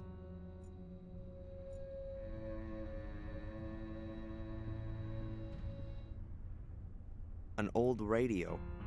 Looks like a piece of pro equipment. Are you a radio hobbyist? Radio hobbyist? You mean one of those idiots who thinks it's neato mosquito when they have another idiot on the air who only lives 2 blocks away? I was a wireless operator with the Hells Devils, 8th Infantry Regiment of the 4th U.S. Infantry Division. I was there in North Africa, and in Sicily, then in Normandy on Utah Beach. I was wounded on the Rhine. That was my eyes. And I got a Purple Heart for it all. And so, are you still a radio guy or not? I'm keeping the tradition alive. I talk to old buddies real regular. Can reach 'em anywhere. I'd say I'm kind of an expert. Keep my things in good working order. Always prepared. Ah, okay. Good to know. Looks like a slide projector from here. Correct. Come on, what then? So, what's life like here in Biddeford? Well, you're not from around here? No. I go to college in Boston. Oh, so you're an intellectual then? Some sort of desk guy, an egghead who just talks clever all day? No, I'm... Then you're the artistic type. Some depressive junkie? You're fixing your problems with a self-help group, right? No, I'm studying physics. Well, we sure need that stuff. So what brings you here? I'm visiting my mother over the semester vacation. She's been living here a few months now. Rebecca Michaels? Oh, well, nice to meet you, Rebecca. Oh, man. How do you get on? I'm blind. How the hell do you think I get on? You idiot. Does it hinder you a lot? Well, sometimes. If I need to look something up. Looky here. I'm supposed to figure out what this coin's worth, and I got no idea. It's a rare piece, but it's pretty worn out. Can I help you with it? Oh, sure, kid. If you think I'll fall for that, I give you the coin, you run out the door like a punk. I ain't stupid. Yeah. My mother's in the hospital here. And? Do you think she'll be in good hands there? Well, is she sick? She won't be in bad hands if she's in a hospital. No, I meant, are the doctors here any good? Well, how should I know? Do you think just 'cause I'm old I run off to the doctor and complain every day? I haven't been to see no quack in years. I'm as fit as a fiddle. Yeah. People were made of better, stronger stuff in the past, right? Yeah. Get to my age and then we'll talk about it. About the slide projector over there? I won't sell. Could you perhaps lend it to me? Why should I? Because you want to help a young man trying to improve himself.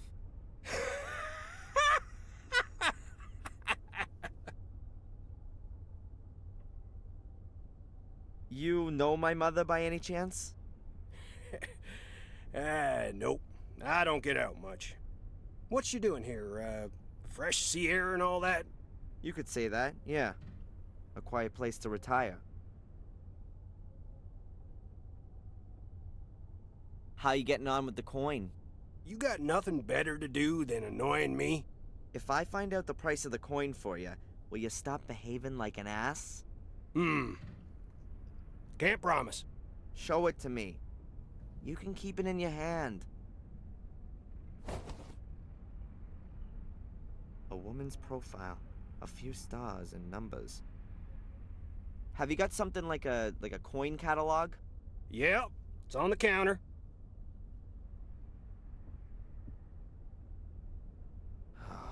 Boy.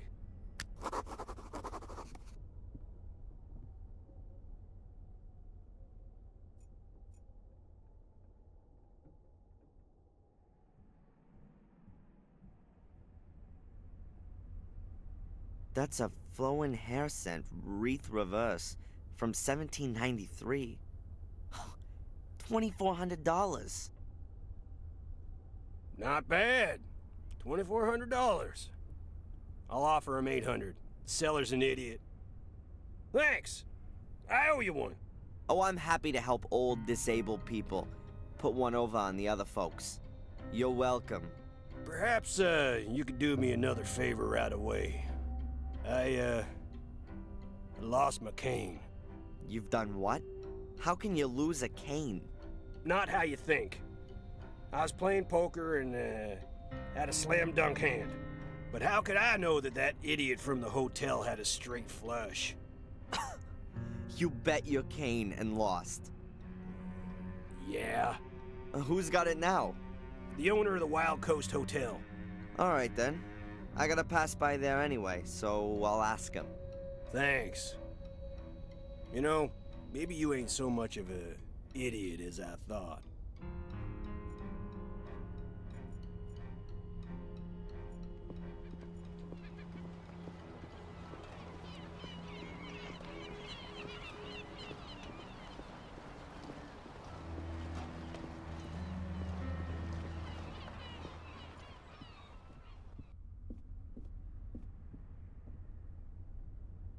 Excuse me.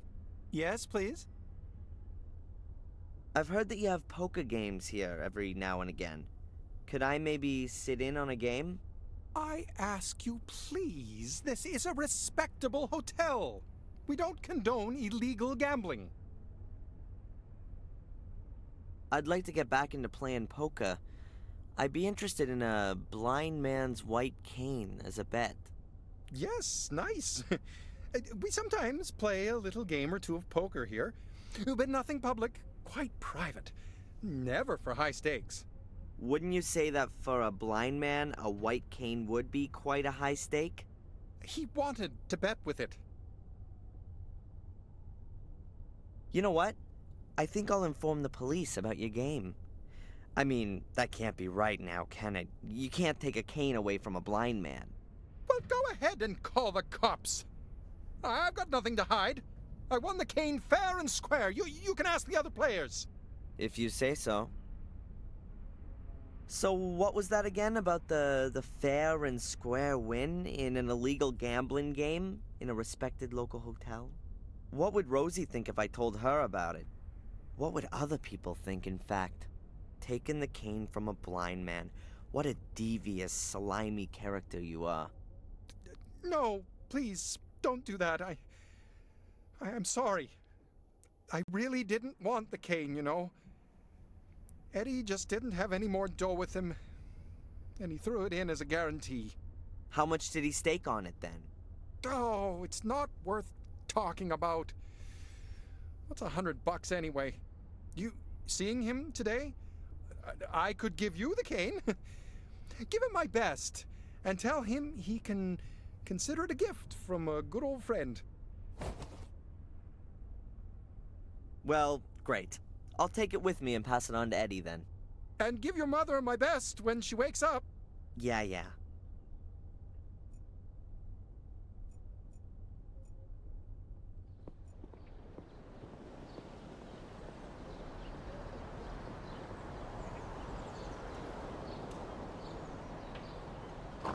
Come on in. Come on. Oh, it's you. How do you know that? I thought you were blind. You stink of perfume, like a whorehouse I once visited in Lille. Smells like teen spirit. If you say so.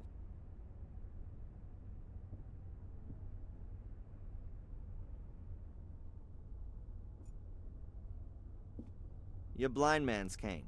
Well, thanks. You know, you're smarter than you sound. Best put it by the door.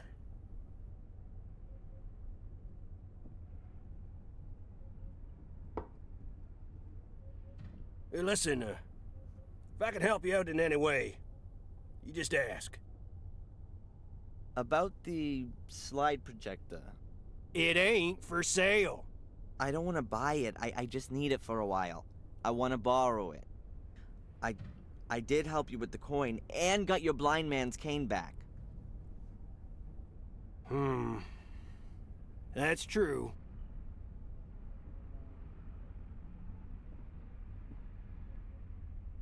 Okay, take the projector, but bring it back today. Yeah, I'll bring it back today, and undamaged. Good. Good.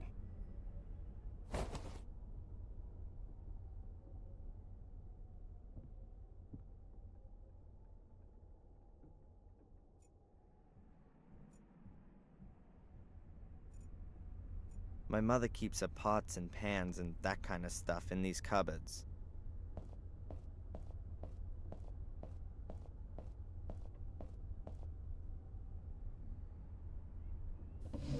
Somewhere here there was...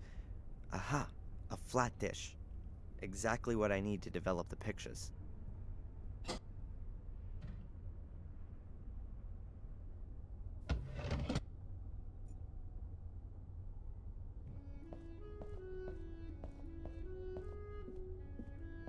Alright, I've got everything I need to develop the pictures. It's gonna take a bit of time, so let's get going.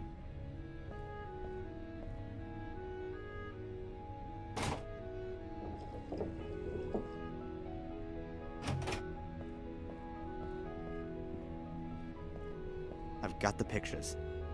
Huh, they've come out quite well, considering the conditions I had to develop them in. All the stuff that I need for developing is in the bathtub. I hope I won't be needing it for a while. I'm just gonna take Eddie's slide projector. I wish I could make some reprints of some of the pictures, but there's no more photo paper left. But I'm gonna keep at least one. I'll go and visit my mother one more time, and then I'll get ready to go out. And you think that the guy is following me? A student from England? Why? No idea. I didn't say that he is following you. I only said that he might be. Perhaps it's me he's following.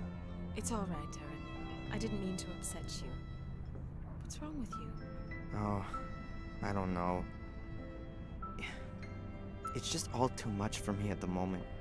My mom's in the hospital, there's this thing with England, and then this guy. Which thing with England? Yeah, well, my mom, she gets money from England. A village called Willow Creek. Do you know it? Yes. I even know roughly where it is. I think it's a place where my mom worked as a cook. And she still gets money from there? Her plum pudding must be heavenly. That's the thing. I mean, that's more than 20 years ago. Who's sending her over $1,000 every month? And for what? I found this box next to the bank transfers. Huh. I've never seen it before. And that coat of arms with the 3 lions? That's an English emblem, isn't it? It is. What exactly are you doing? I just thought you maybe wanted to see what's inside. You know how to open it? There were thousands of these caskets produced in the 19th century. There's a special kind of lock mechanism that's supposed to keep curious people out. Well, it didn't really work. What's inside?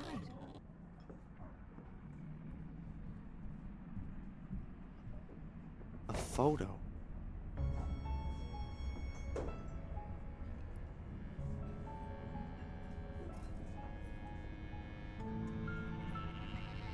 A man and a woman in front of a wrought iron gate. Is that your mum? And the man, is that your father? Is there anything written on the back? Blackmere Castle, Willow Creek, England, October 1969. What's wrong? My mom. Darren? Do you think she looks 5 months pregnant?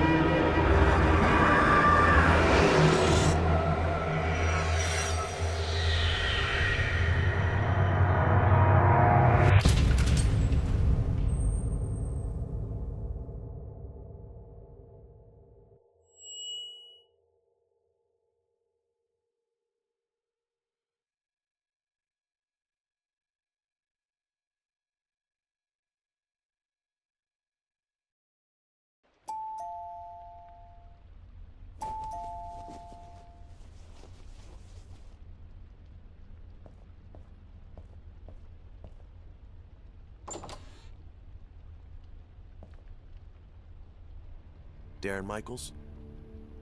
My name's Conley. I'm captain of the local police department. Are you gonna arrest me? No, we're not. But we need to talk to you. May I come in? Sure.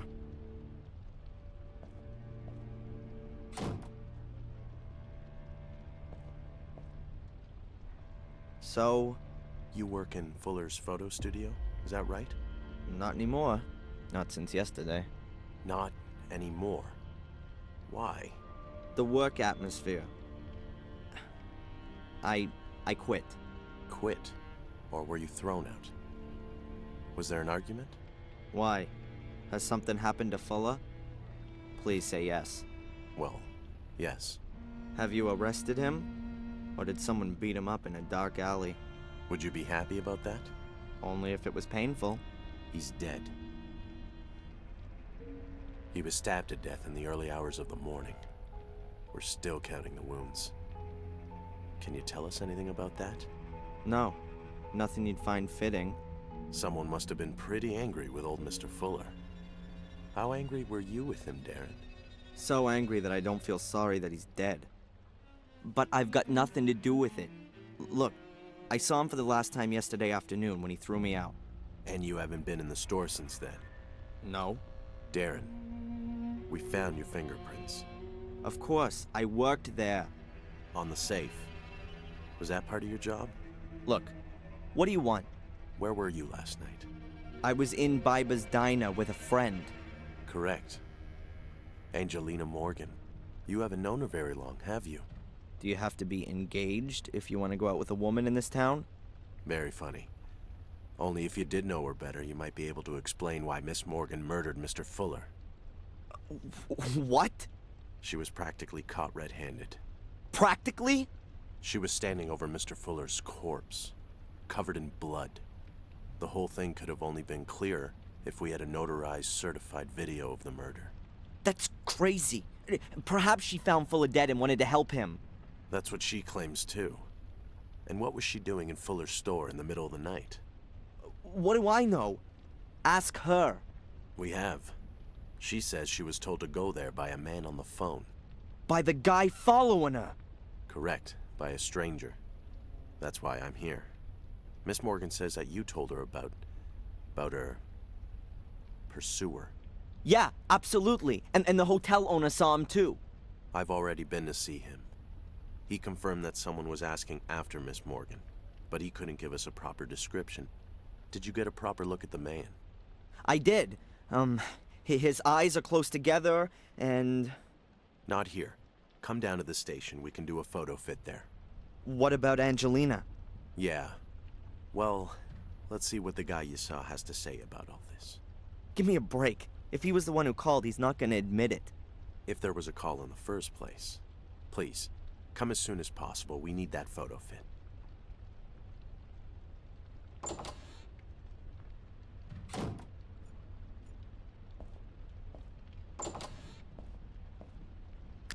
No, that's not him. The hairline was higher. Like that, perhaps? No, it was more... Can't you just let me have a go at it? Sure. Look, here are the various chin shapes and eyebrows and so on. Yeah, I was watching you. I get the idea, okay? You can change things using the arrows. When you're happy with it, click on save and... Alright, I've got it. Okay. Let me know when you're finished. Okay. The quicker the police find this guy, the quicker I can help Angelina. What did he look like again?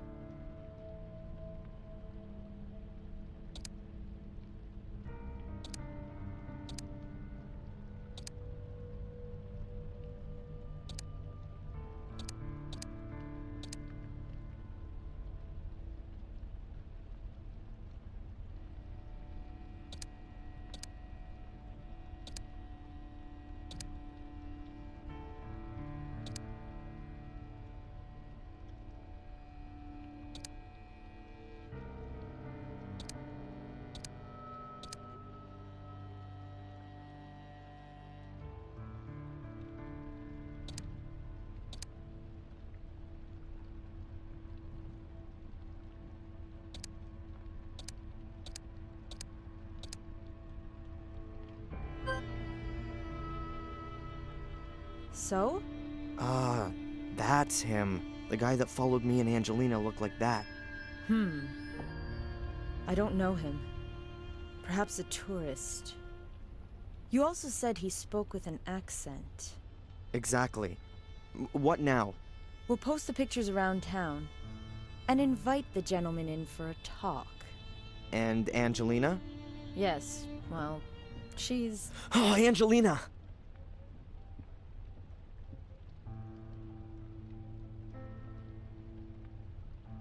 Darren! It wasn't me! You've got to get me out of here. They want to pin this on me. I know, but we'll get this sorted out. They want to charge me this afternoon. You've got to somehow... Come on, Miss Morgan. Darren! I'll get you out of here. I'll think of something. Come on, Darren. Leave me alone. I'm gonna find out what's going on here. She is innocent. What was her motive? That's the thing. We don't know. Look, others had a motive. Fuller blackmailed people. Is that so? Mrs. Biber from the diner, she paid Fuller. Lots of money. How do you know that? Is that important? She had a motive. And what about that guy? He was at Fuller's yesterday. We didn't find any money in Fuller's store, and this gentleman's a witness. Nothing else. As far as the alleged blackmailing is concerned, have you any evidence? Evidence? Ask Mrs. Biber. And she's gonna tell us if she was blackmailed by Fuller? She put her under pressure. Based on your speculation? No, that's not enough. We need evidence. Or at least something that would suggest blackmail before we can move on it. And until then, our only suspect is over there behind bars. Fine. Then I'll get a hold of the evidence.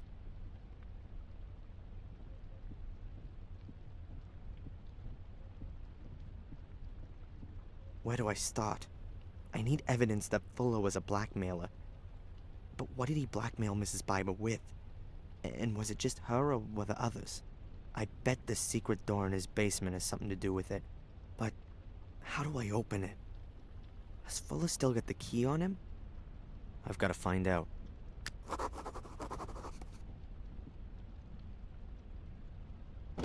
What piss-awful weather.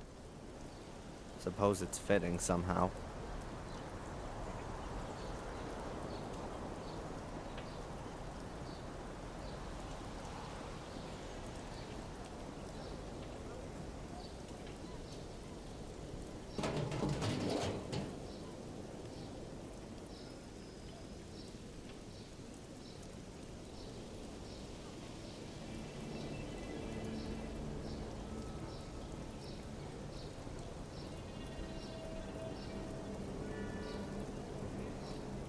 Clues in the trash, huh? It's worth a try. Oh, man, that stinks. So, what have we got here? Trash bags with leftovers, packaging, paper towels, and... Hey, some torn up pieces of paper. That really might be interesting. Those are the paper snippets out of the trash can at the diner. Let's see if I can put them back together.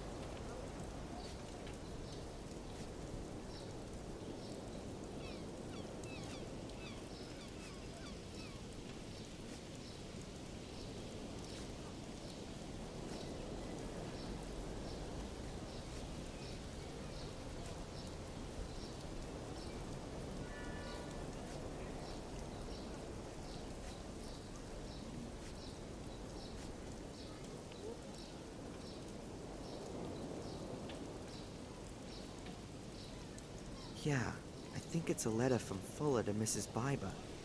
Maybe even the one I stuck in her hand yesterday? Dearest Claire, I'm a little disappointed that you don't come to visit me anymore. Don't you miss our time together at all? All the fun we had? Take a look at the pictures. You look so happy and contented. Don't you think so too? I tell you, that was some kind of fun we had too. And you just can't bring yourself to admit it. Are you worried about it getting out? Well, it would be too embarrassing, wouldn't it? A married businesswoman has to watch her reputation. What would the folks say? What would your husband do with you? It would be a scandal. But I'll protect you from it. Me and 15 Ben Franklin stand between you and shame. I'll expect the, bonus this evening. Bring it to me, and I'll enjoy myself with your pictures for a few more weeks. F. Huh. That's at least evidence that Fuller was blackmailing Mrs. Biber. 15 Ben Franklins is $1,500. But is that gonna be enough for the cops? They're gonna ask her what he was blackmailing her with. And if they ask her, Biber will deny everything. I've gotta find out what Fuller was using to blackmail her. And I'm sure that the answer is behind that secret door.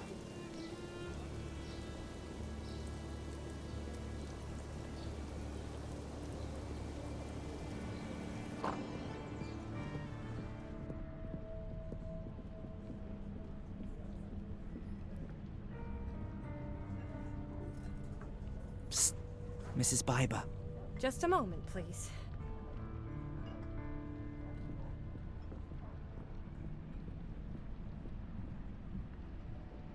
Yes, what can I get you? So where was your husband last night? Yeah, and what's that got to do with you? What's that with him and Fuller? I'm asking you. This weird guy, the one who bumped into me yesterday, have you seen him again? The guy from yesterday? Sure, I think I'd remember him. This guy. Oh, him. Nope. I haven't seen him again since he was in here questioning me. What did he want? He was asking after Miss so-and-so. Miss Angelina Morgan? Could be. And you haven't seen him again? Nope. Will you tell me if you do? Maybe. So friendly. What's happened to your eye? Let me guess. You fell down the stairs. Yes. And your husband was standing at the bottom doing his boxing training. What's this got to do with you?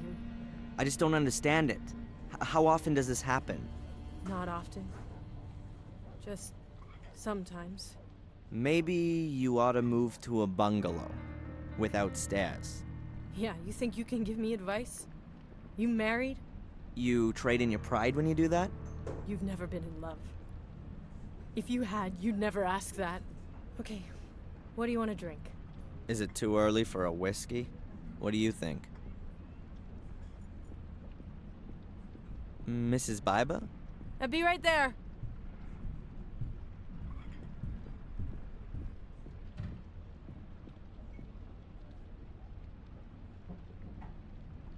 Haven't you heard what's happened to Fuller? Yes.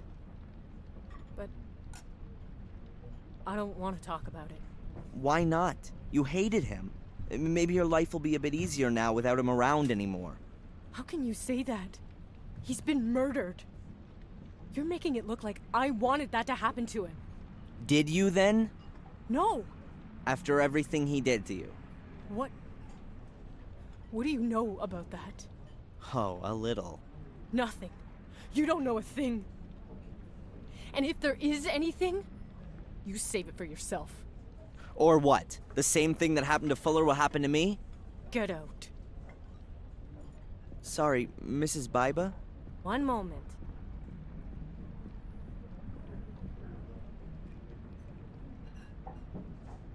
Can you tell me anything about Carrie? She's supposed to have killed herself? Yeah, Carrie. She was a really sweet girl. Always ready to help, always friendly. She wanted to open a kindergarten here. There's not much in the way of childcare around here. Parents have to take their kids for miles to find a place. She was such a lovely girl. She still had her whole life in front of her. I saw a photo of her in Fuller's shop window. She was really pretty. If I'd only known. The poor thing. How do you mean? It's not important. Too late anyway. A girl I know is being suspected of having killed Fuller. I'm sorry about that. Yes, she was lured into a trap. She has no motive. She also wasn't being blackmailed. I don't know what you're talking about. Was Fuller blackmailing anyone else? Did anyone else have a motive apart from you? Oh, you got nerve. I wasn't being blackmailed. Listen, I'm sorry about what happened to your friend. But if she's not guilty, then she won't be held for long now, will she? And I don't know anything about blackmail. Huh. So you don't want to help me get an innocent girl out of jail? I can't. Psst. Mrs. Biber. Just a moment, please.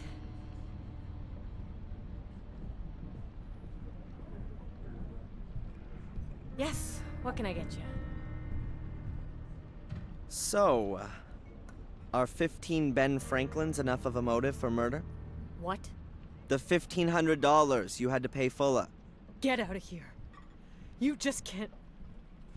You don't. Have any evidence? Could be I do. It's about time the truth got shook out. I didn't murder Fuller. Where were you when it happened? So now you're a cop. Would you prefer it if I go to the cops on this? I was at home. Alone? With my husband. I believe you. That shiner you have there says it all. Dr. Newhouse from the hospital. Oh, excuse me. The health center.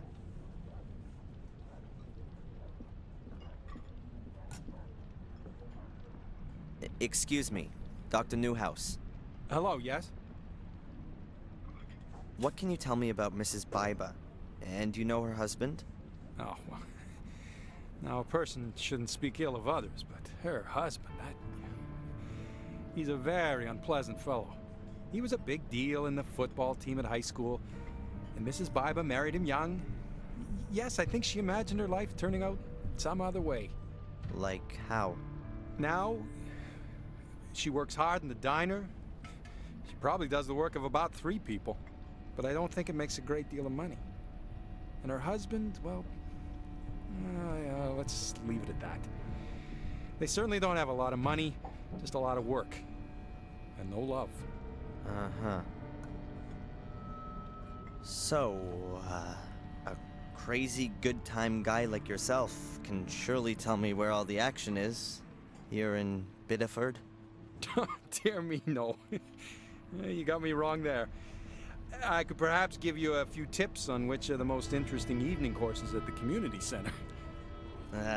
No thanks. I'll pass on that one. I thought you might. Hey, we do put on a disco for young folks every 2 weeks. But I suspect you've rather grown out of all that, too. I don't think I was ever that age. Discos, bars, parties. I was never into that sort of thing. Your mother mentioned that. You were rather more of a loner, yes? I've no idea where she got that from. Oh, excuse me. I didn't intend to. So, to sum up then, in Biddeford, you're best off being over 50 or dead. Might just suit me. What? Being over 50? Yeah, exactly. Do you know how my mother is? Or should I ask someone in the hospital? I've already seen your mother today, Darren. No change. And I think we ought to take that as a good sign. Are there good medical reasons for thinking that? Or is that just wishful thinking? Optimism never hurts. So it's just wishful thinking then? Darren. Thanks, Doc. Have you ever seen this guy? He was in the hospital yesterday. In the hospital? I don't think I saw him. Why didn't you ask the nursing sister? He was here in the diner, too. Huh. That's right. I think he was talking to Mrs. Biber. Did you notice anything else? Afraid not. So how was Old Fuller killed then? Oh, I'm afraid I'm not allowed to tell you anything. They're still investigating. What? You think I'd tell the press? I did used to work for him, and I'd like to know what happened. Well, okay then. He was stabbed. And more exactly? He was stabbed nearly a dozen times. Not a nice sight. Did he bleed to death? Not necessarily. Could have been shock. Could well have been that some vital organs were injured. Huh. So looks like Fuller had a pretty free choice of how he checked out. Somebody wanted to cover all the bases for him. Darren, you really shouldn't speak of the dead like that. I'm not interested in the dead. I'm interested in the murderer. As I understand it, there's also a department in the health center for the less mobile. A morgue. Yes, that's right. This is a small town. We doctors at the health center are also responsible for checking corpses. So don't you have to have special training for that? If there's even just the slightest sign of a crime, then we get an experienced pathologist over from Portland. So that means that Fuller still hasn't been looked at. Right now, we're waiting for the pathologist. We've only prepared him. Do the nurses sometimes stick their fingers in the deceased's personal effects? Outrageous! Of course not. These things are properly stored away in the morgue, as they should be. Thank you. So, are the crops in Biddeford any good? How do you mean that? Do you trust them to find the killer? I'm sure they'll do their best. Oh, right. We've never had a case like this before. Oh, so you don't reckon it's such a bad thing if they've got the wrong person, since they still have to practice? I'm sure that the captain will solve the case. Well, that's it for now, I guess. If you've got any more things you want to ask, just come and find me.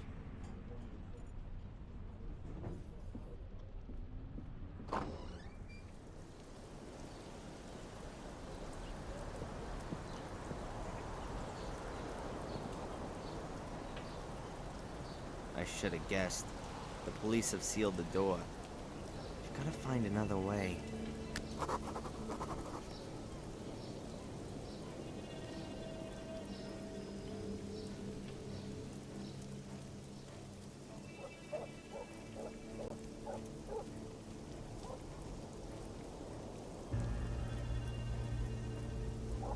The window is open, presumably to let in some fresh air. Or maybe it just doesn't close properly.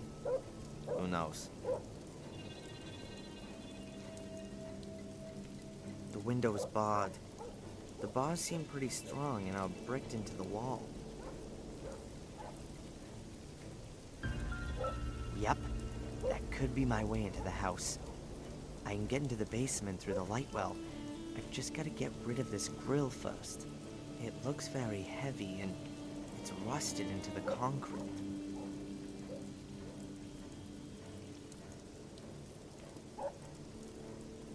I'll tie the rope to the window grill and the basement grill.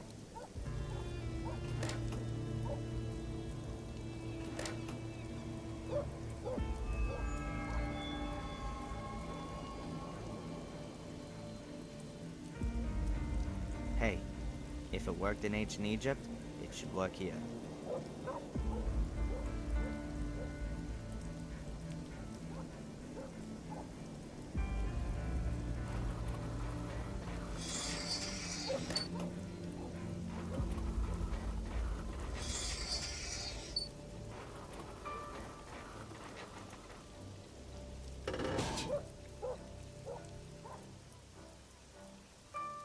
My private doorway to Fuller's realm. Beaten by a centuries-old technique. Shame on you.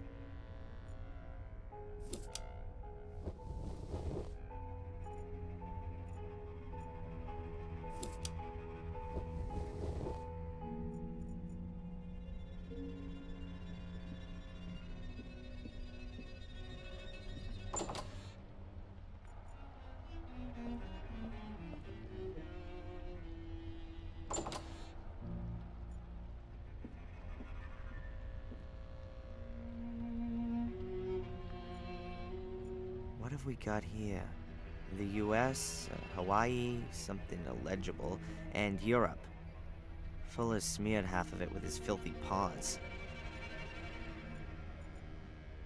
A greasy map of the world.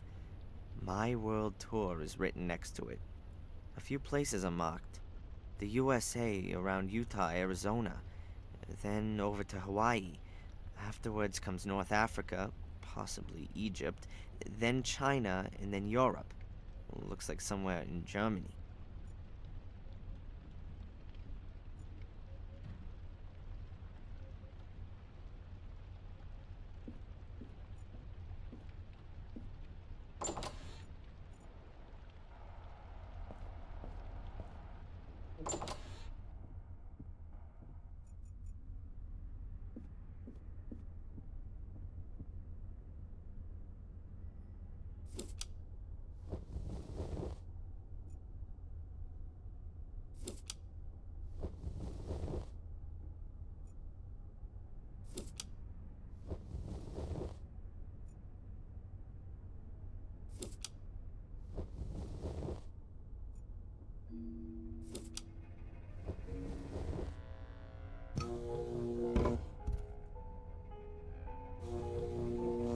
That's got it. The clips are off and the screen's gone up. Battered looking numeric pad with small metal buttons. I guess that you have to enter a code to open the door.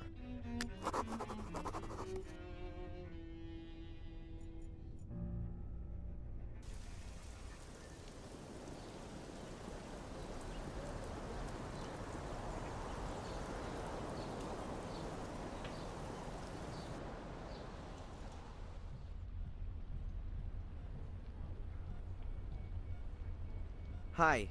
Hello, Mr. Michaels. What can I do for you? How's my mother today? No change. Her vital signs are all okay, but she is still comatose like before.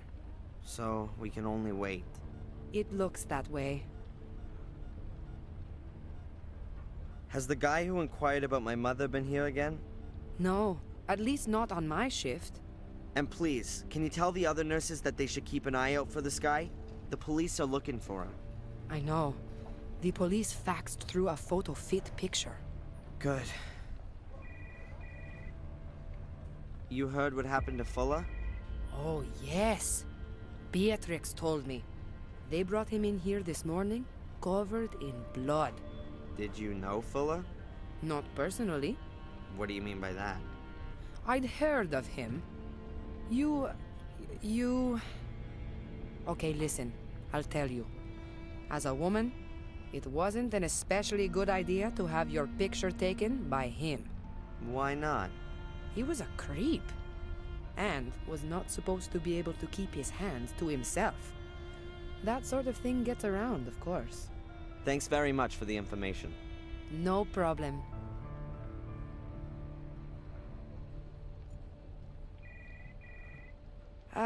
Excuse me. This area is only for staff. You're not allowed in there. Oh, excuse me. I didn't know that. I've got to distract the nurse somehow. She won't let me in there. There's a delivery note for liquid soap.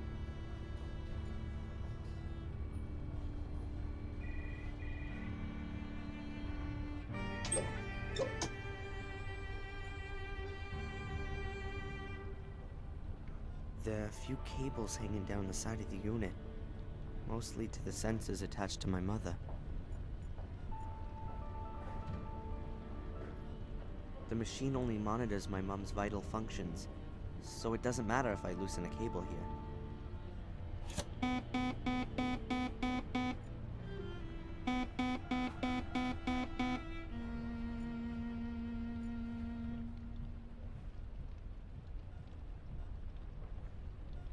Perhaps the delivery note will be of use. I'll take it.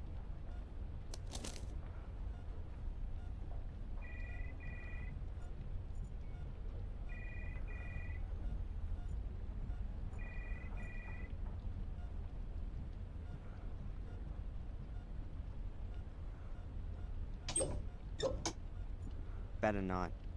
I've got what I wanted, and Mom needs some peace.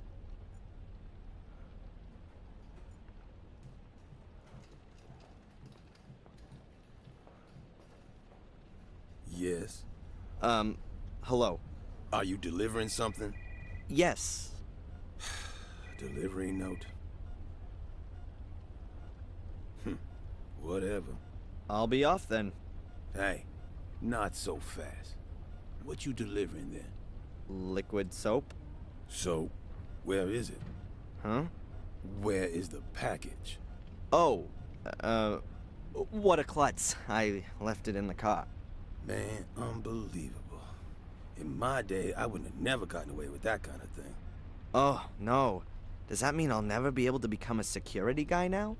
I'll get the box.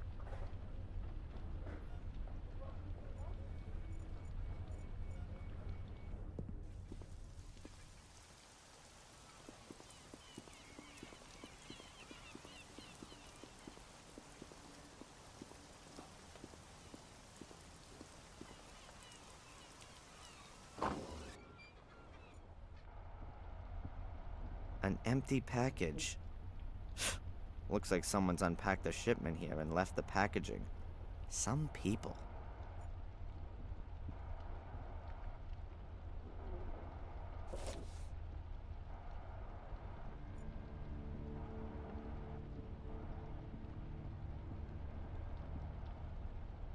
Hey, Rosie. Hard at work, I see. What do you want? Hey, do you know Eddie from the junk shop? Yeah, sure. I know pretty well everybody here. So what's going on with him? He's single. Was never married before either, as far as I know. But hey, who could put up with him for long anyway? Those never-ending war stories. Can you imagine that? Is he really blind? I never heard different, but I wouldn't put money on it either. He's a chiseler. Maybe he's got disability just so he can make himself a few bucks. Do you know this man? Has he got something to do with the Fuller murder? Of course. I can see it now. That's a real criminal face. You know him or not? Never seen him. Then not. Have you already heard what happened to Fuller? Isn't that something? I know, right? Alas, something's happening here. A bloody murder in the middle of the night? A suspicious foreign lady? Who knows what's gonna come out of all this? Maybe the suspicious foreign woman is innocent and has been wrongly arrested. Oh yeah, and the killer is still on the loose and is gonna kill again. Oh yeah, maybe a souvenir shop employee. That's not funny. You shouldn't joke about that. What can you tell me about the hotel down the coast? The Wild Coast? Belongs to an old town family. Been there for about 100 years. It's a well-run place. Doesn't do badly. Bit boring, though. No scandals? The owner doesn't get on too well with his son. He's hanging out in Portland. Some kind of musician. But exactly what? I don't know. And anything else? There's an illegal card game up there sometimes. The cops don't bother with it, though. Why'd they do that? How should I know? The chief probably plays with them. Thanks. Yeah.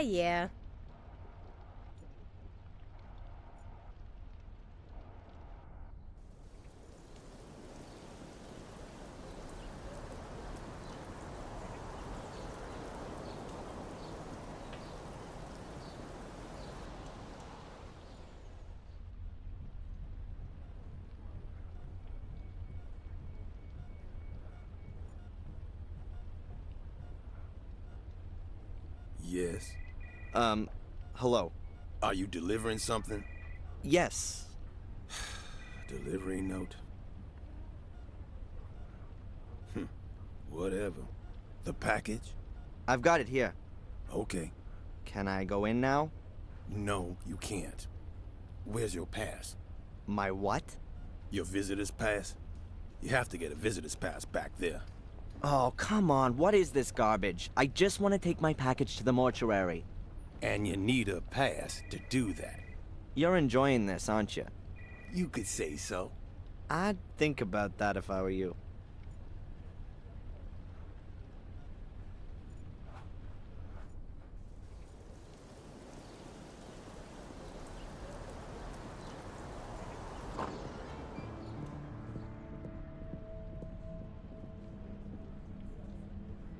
Excuse me, Dr. Newhouse. Hello, yes? What's that ID you're wearing there? It's from the hospital. Don't they know you're a doctor there? They can't have that many staff. I said the same thing to the admin people. But Dick, the security guard, insists on it.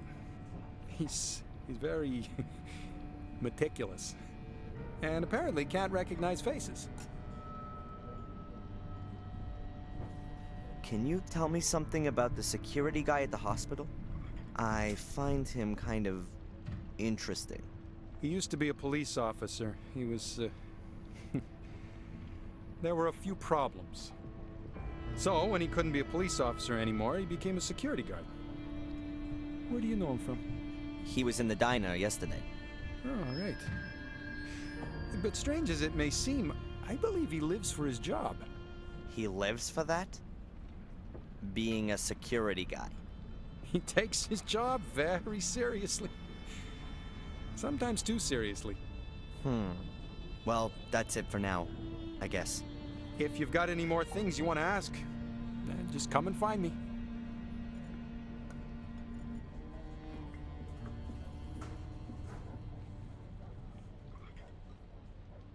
Sorry, Mrs. Biber?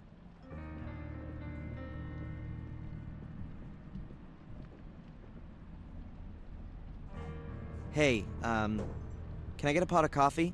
On its way.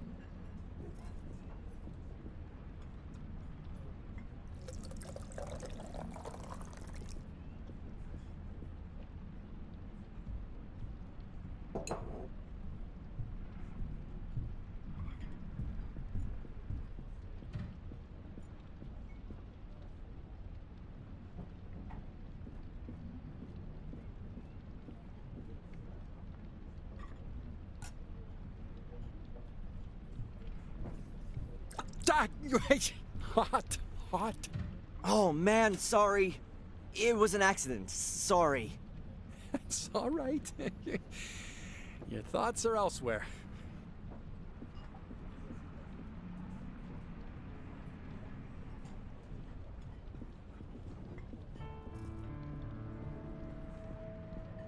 Oh, give it here, Dr. Newhouse. I'll rinse out the stain. Thanks.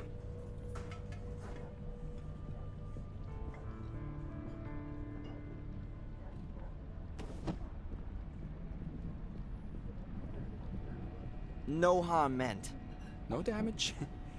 I just gotta keep it cool.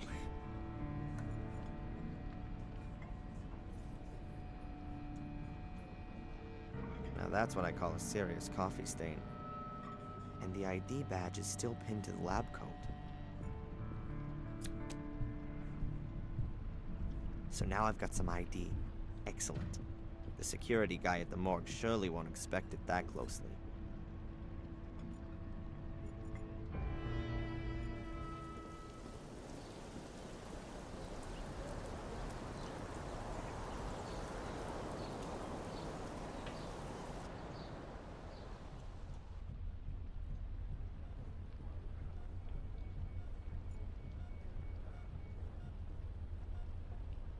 Yes. Hello. Are you delivering something?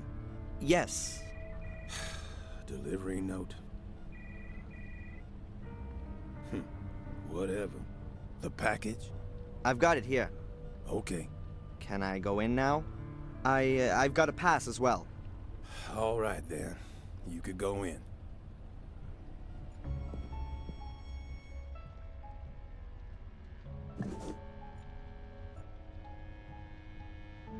A syringe. Quite a size. I guess any remaining fluids are sucked up with that. I certainly wouldn't want my flu shot injected with it.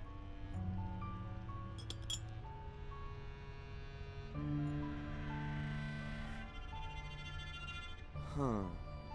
6 clipboards in total. Let's see.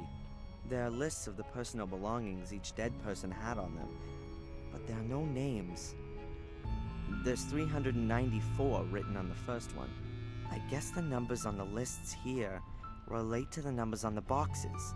That means if I can work out which of these lists belong to Fuller, then I know which box his stuff is in. Number 399. Knife, torch, ski mask, skeleton keys, small change, plastic bag. Unless Fuller was about to set off on a secret thieving trip when he was murdered, then that's not his. Number 442. Driver's license, photos, small change, a pacifier, baby powder. Definitely not Fuller. Number 448. Wallet, driver's license, credit card, keys, bills. I wouldn't rule that out as being Fuller's, but I'm not certain. Number 433. Credit cards, earrings, anklet. No, not Fuller's. Number 412. Wallet, keys, Polaroid photo. That could be Fuller. Oh, wait a minute. A wedding ring. Fuller was never married, so it's not 412. Number 394. Hairbrush, lipstick, car keys, mirror. That's hardly gonna be the contents of Fuller's pockets. Boxes. They appear to be airtight. There's a number stuck to every box. I think the personal effects of the dead people are stored in them. Number 448. That's the only box left. It's gotta be it. Fuller's box is number 448. But where is it? That's Fuller's box. Fuller's keys. Those could be useful. Hey, and here's his wallet. Driver's license, a few dollars, credit card, a few bills. But no secret numbers or anything like that. I think I'll take the keys. The wallet and the rest of that stuff is of no use to me.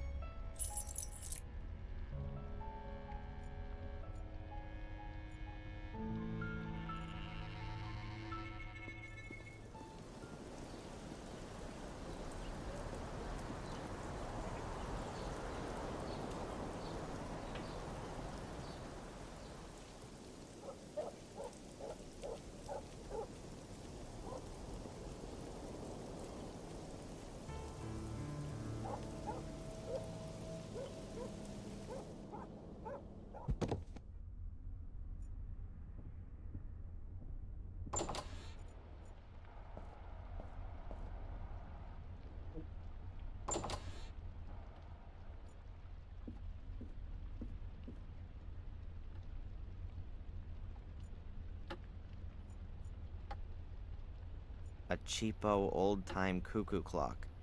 A testament to Fuller's fine taste for stylish interior decoration. Hey, there's a small opening. I could easily fit my finger in there. Let's see what happens when I turn the key. Okay, so I've wound up the clock. Now I'm pushing the key in. Oops, it clicked. Sounds like it adjusted something inside the clock. What the? What's this then? This box was hidden in the clock.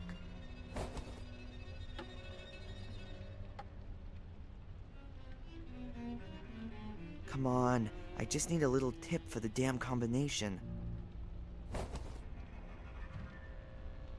4 negatives.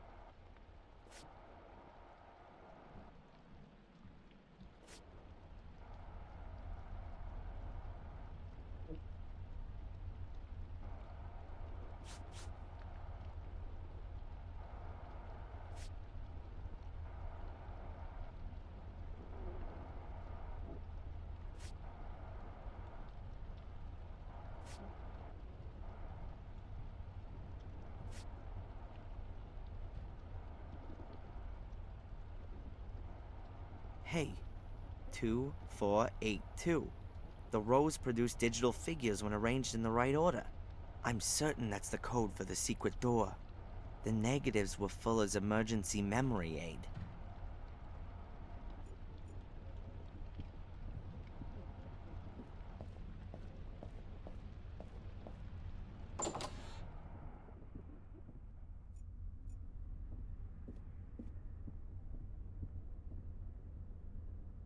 Okay, good.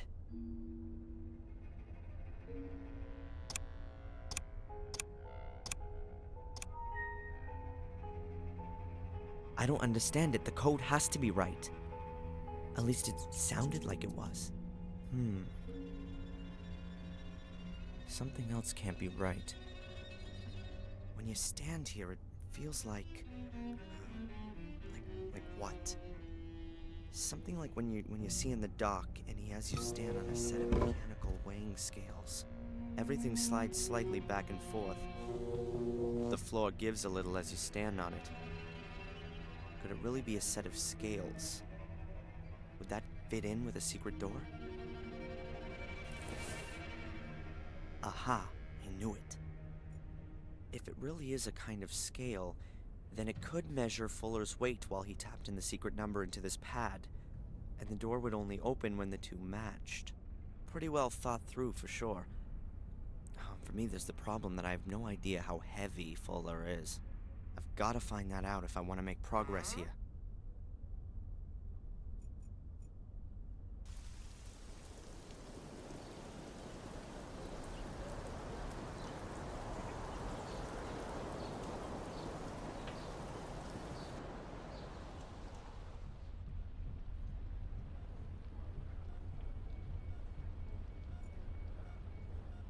A soda machine.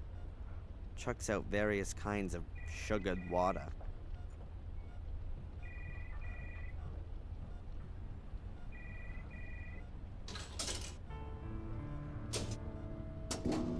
A bottle of soda. Great.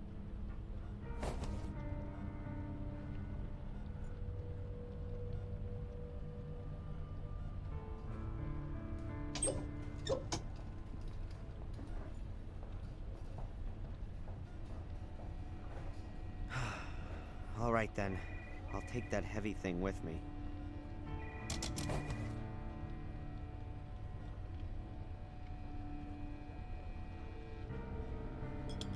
I've drawn a little of the laxative into the syringe.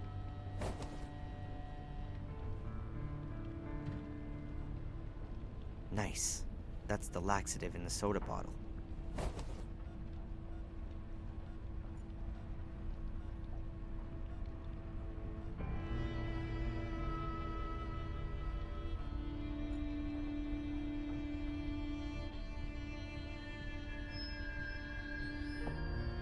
Hey boss, you want a soda? What do you want for it? Nothing. You just gonna give me a soda as a friendly gesture? Exactly. That's very nice.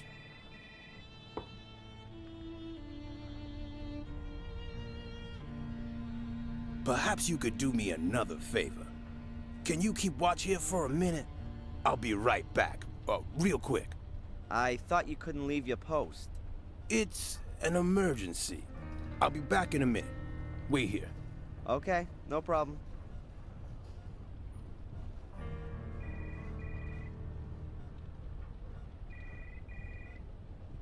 What was that about? Strange. Oh well, he's gone.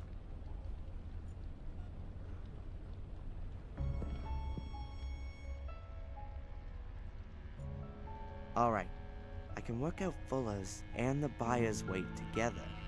That way...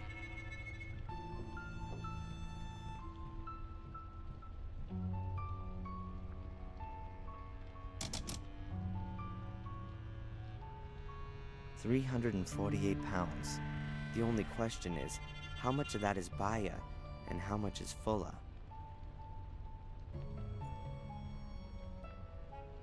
Let's see...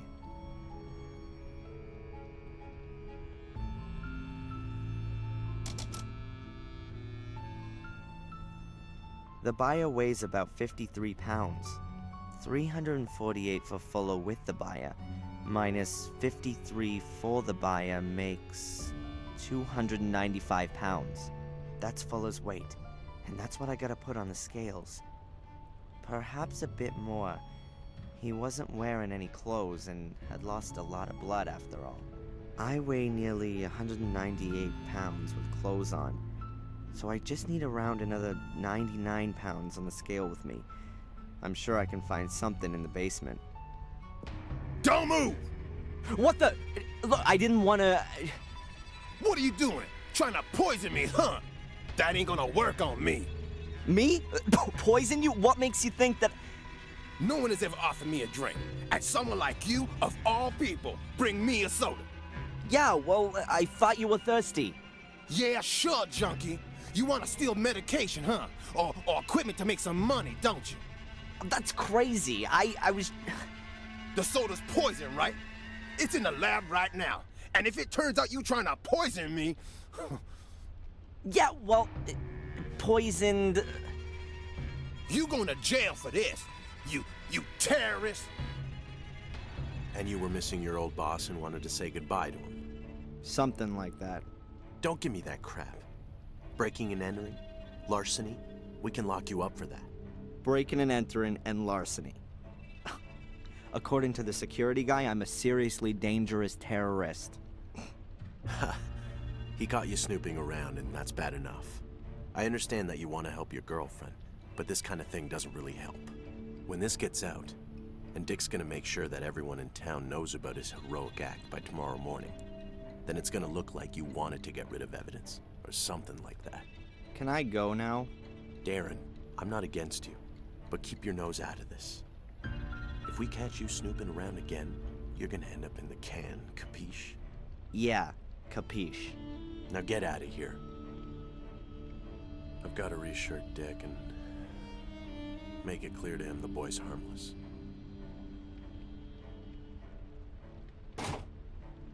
And I'm gonna continue where I left off, at Fuller's secret door.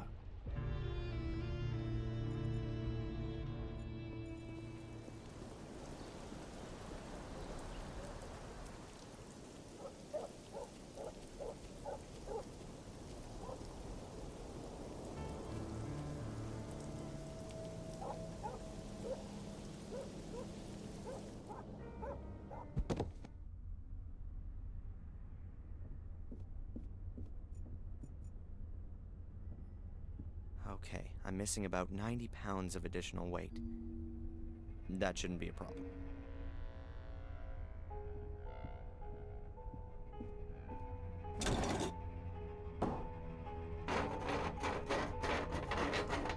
Along with my weight, another few pounds ought to do it. I reckon that'll be exactly enough. It might work now.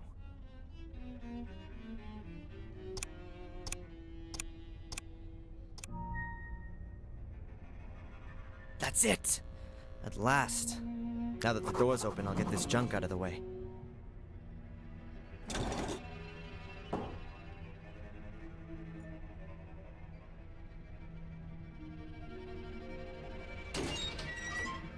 Somewhere there's gotta be... Ah, here. Oh my God.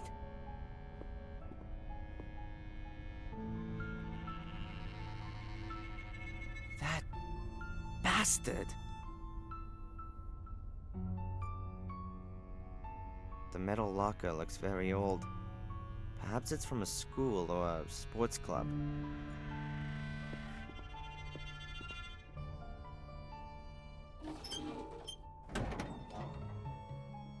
Cupboard's locked. But there's no padlock and no combination lock on the door. There's gotta be some other kind of mechanism.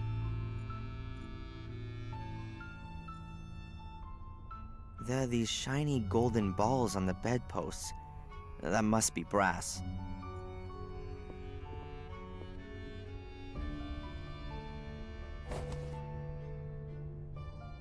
Wow, that really works. The ball simply plugged into the tube of the bedpost. Weird. That curtain looks like Fuller stole it from his mother. Old-fashioned, but in better shape than everything else here. What have we got here? A metal plate has been built into the wall. In the middle of the plate is a hexagonal recess.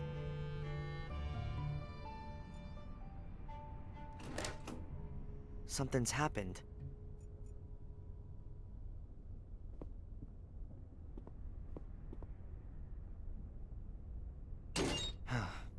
It's open, but I can't get excited about it. I don't want to see what's on these photos.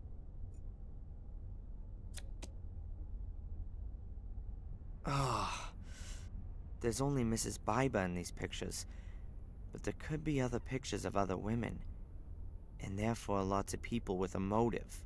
That, along with the blackmail letter, should easily convince the police. Fuller was a blackmailer, and worse. There must have been dozens of people who wanted him dead. Dozens of people with a motive, unlike Angelina. I'll get her out of jail with this.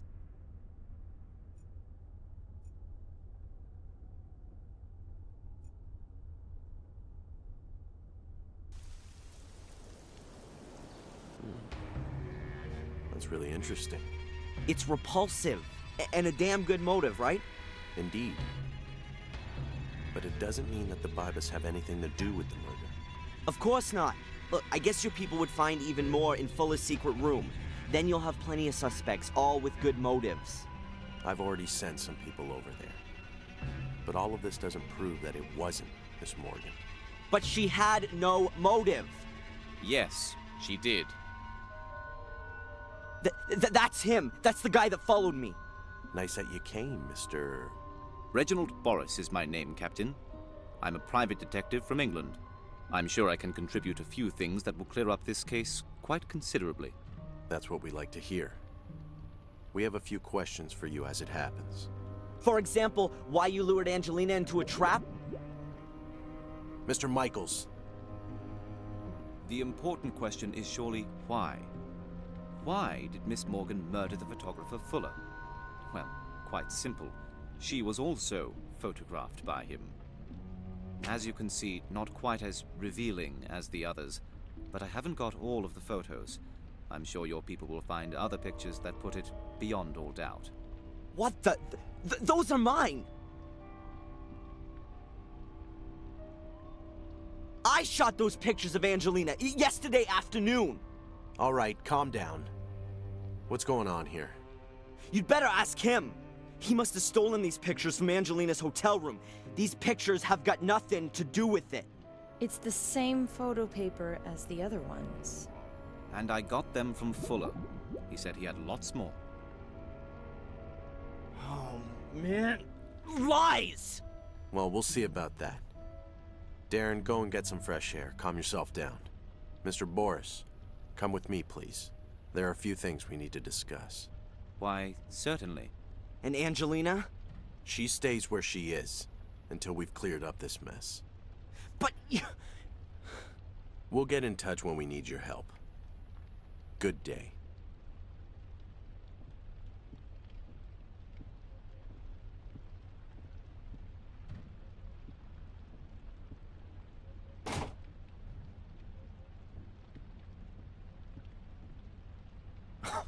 This can't be for real. You know, I believe you. You were right about Fuller, and there's something not quite right with this Detective Boris. Then go in there, arrest him, and release Miss Morgan already. It's not that simple. But it'll all become clear. In a few days, everything will be cleared up. Until then, you should just wait. And go visit your mother. Wait a few days? And give this asshole time to get new evidence? Yeah, right. Next thing you know, he'll frame her for the Kennedy assassination. I'm gonna find out what game he's playing. Good.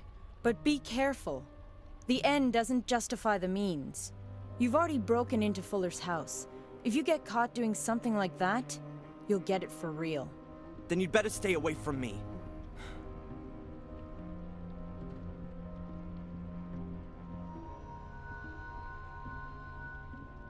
He can only have gotten the pictures from Angelina's hotel room. I should have a look around there, regardless of what the police think. Get lost, you damn critters! Get off my veranda! The seagulls seem to like the veranda just as much as the hotel owner does.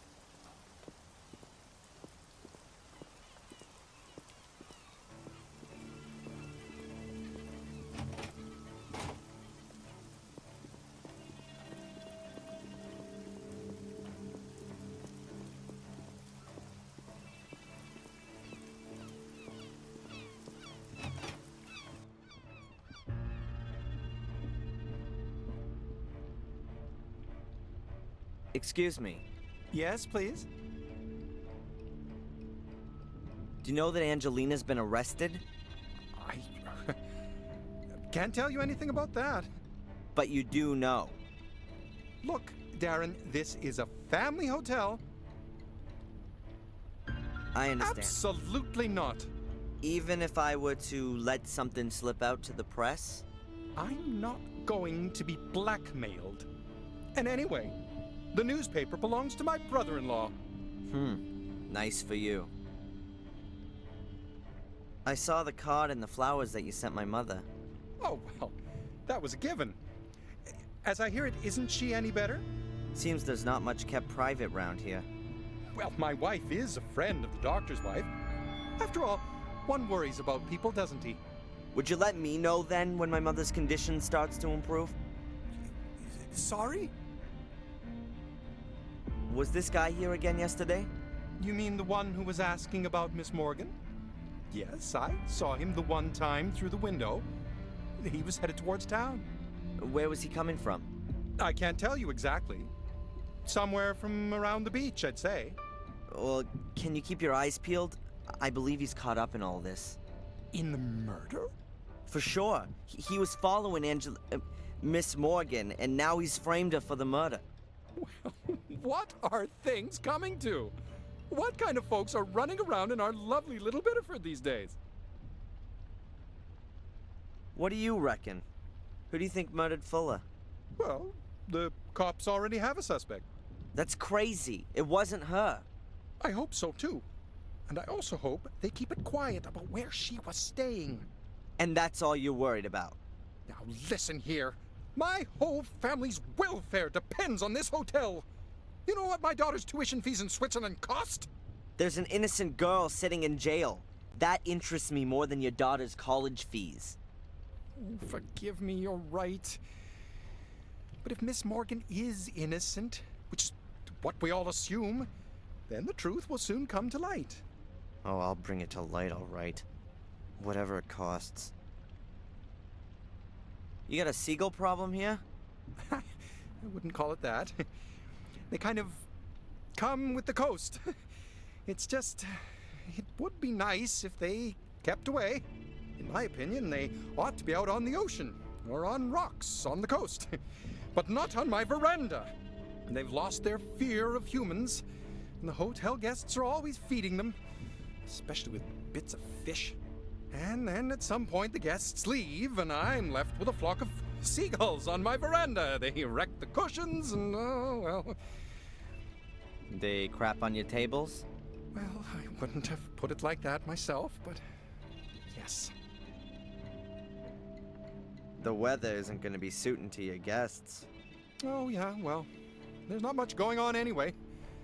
The change in the weather was already announced. And to be honest, right now I'm quite happy there's not so many guests in the hotel. You know why. With the incident. Have the cops sealed off Miss Morgan's room? They were here first thing this morning. Got me out of bed, they did. I was worried that they'd pull the whole room apart. Took a whole lot of photos and fingerprints. You know, like in a movie. But they didn't. The captain had a look around the room, made a few notes, and told me that nothing should be touched. But after 10 minutes, he was off again, without taking anything with him. So are they coming back again? I don't know. I didn't get the feeling that the captain was looking for anything in particular. He just wanted to take a look around. so there could definitely still be clues hidden in the room. I need to be able to get a look around in there, and I'll be a lot more thorough than the captain.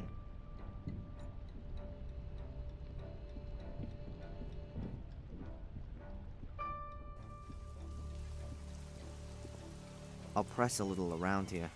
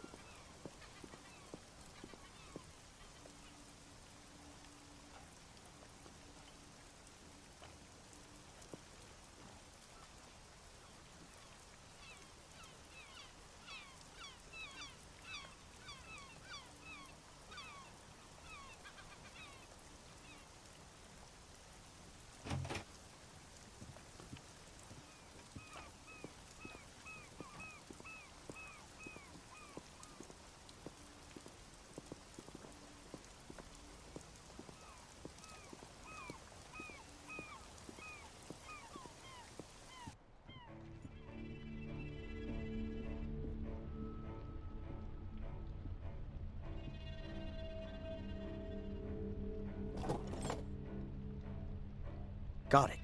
The key for room number 5.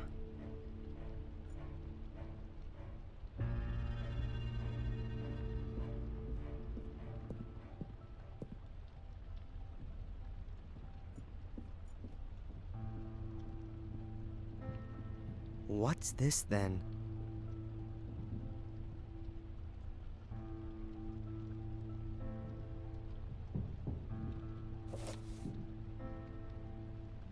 I don't believe it. A microphone. A listening device. The bastards bugged Angelina. There's no cable on it. It must have a little transmitter, but such a tiny transmitter can't have much of a range. That means there has to be an amplifier or a more powerful transmitter around here. A ventilation shaft could be a good hiding place for a radio set. I bet the hole leads right up to the roof.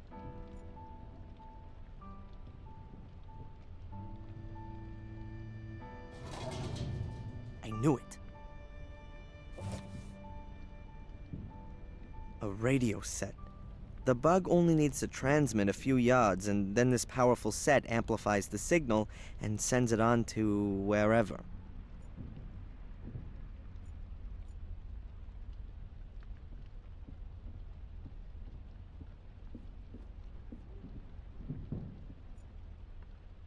Where have you come from? What do you think you're doing? You can't just march through the rooms. This is a discreet, familial hotel. Where is the key for room 5? Miss Morgan's room. You've got it. Give it here, immediately. Don't let the police hear about this, for heaven's sake.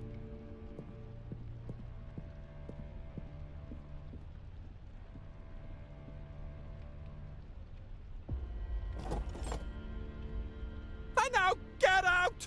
I never want to see you here again!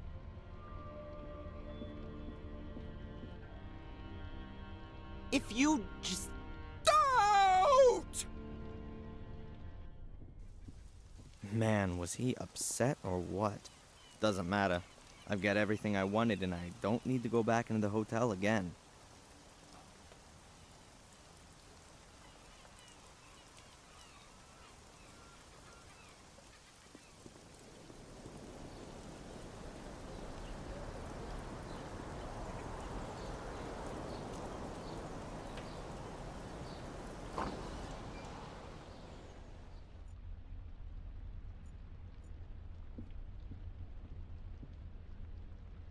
Pair of wire cutters for cutting cable. I'd like to buy these wire cutters. $1.50, because it's you. All right, I think I can afford that.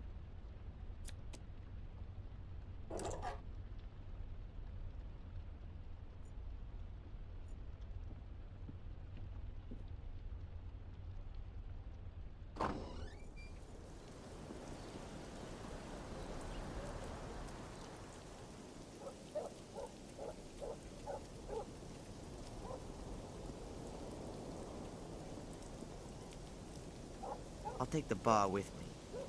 Perhaps I can use it a second time.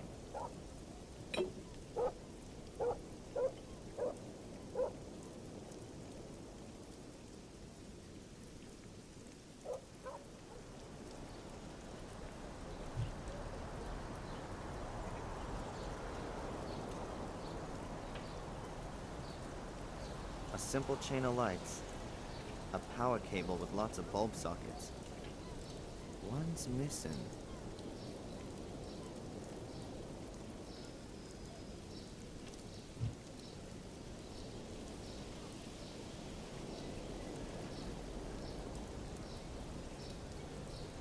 A simple chain of lights. A power cable with lots of bulb sockets. One's missing.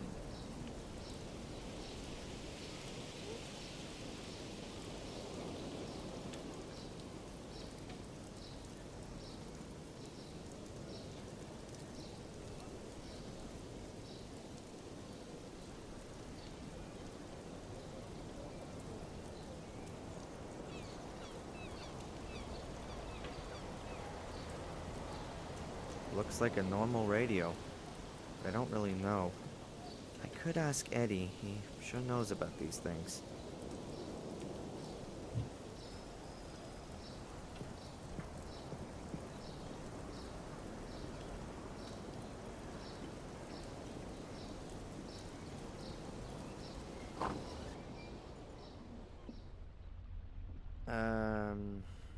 What's with my slide projector? Don't worry. I've got it here. Is it broken? No, but old and battered as ever. What do you need the projector for anyway? You're blind. You just look after your own junk.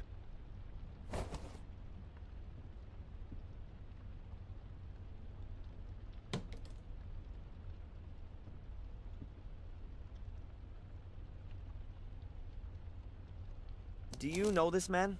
You want to play me for a sucker? Sorry. Have you heard what happened to Fuller? Sure. The police was here. Wanted to know if I heard anything. Did you? I got ears like a lynx, but it was raining. When the rain falls on that tin roof out my window, I can't hear nothing else. You're an expert on radio equipment, right? Can you tell me what this is? Who the hell? Darren. Can you help me or not? It's important. Well, that's a plain old transmitter. Cheap Asian trash. I found that thing in a ventilation shaft in a young woman's hotel room. What kind of range does this thing have? Not far. If it's used in a room, a couple of miles at best. And it's not possible to find out where the receiver is, right? That doesn't help at all. Damn. I know all the hams in the area, and none of them would hide that kind of thing in a ladies' room.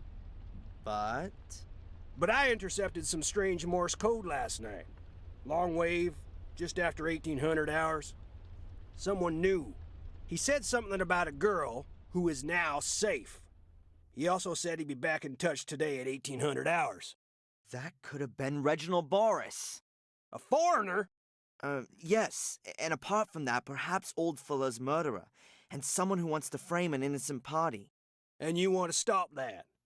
Well, maybe there's a spark of decency in you yet. Can we track down Reginald if he transmits again at 1800 hours? Well, you bet. With directional antennas. I got one here. We'll have to build another one. We'll get his bearings from 2 different points, and then bang! We got him. What do you need for it? Oh, well, let me think. I've got a radio here. We can use that. I need a metal tube, a copper wire, at least a meter, and you'll need headphones and a compass to get the bearings right. You bring me that stuff, and I'll build you the direction finder. And hurry! There ain't much time till 1800. 1800 hours. That's 6 p.m., right? Oh my God.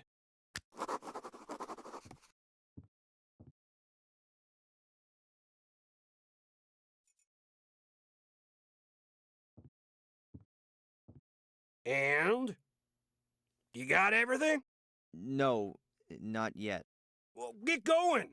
Metal tube, bare copper wire, headphones and compass. Not much time till 1800.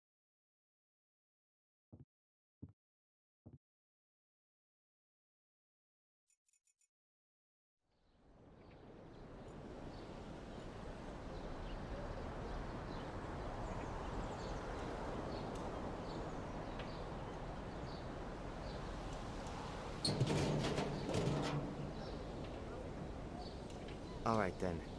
There's no choice. I need the copper wire.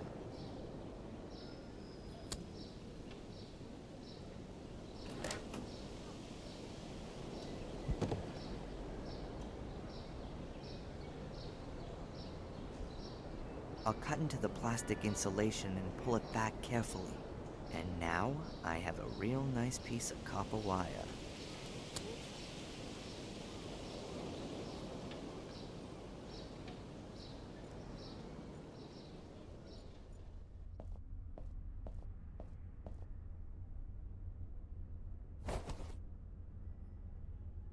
I'll just borrow it.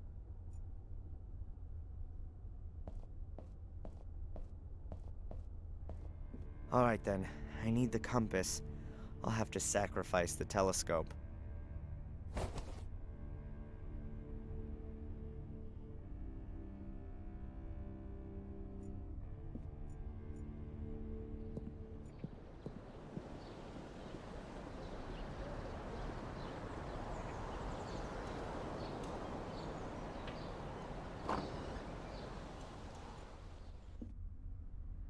Here are all the things for the direction finder.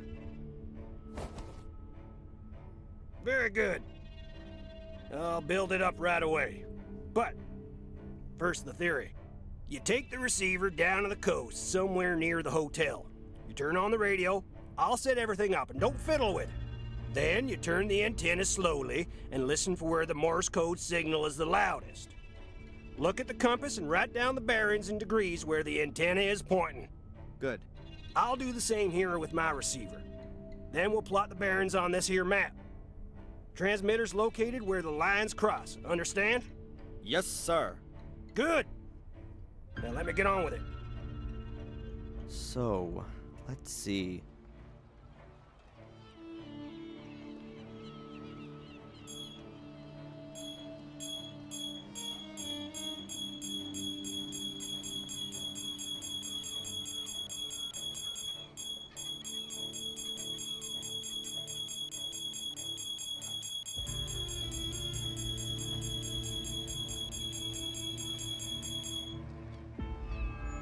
Got it. Back to the junk shop.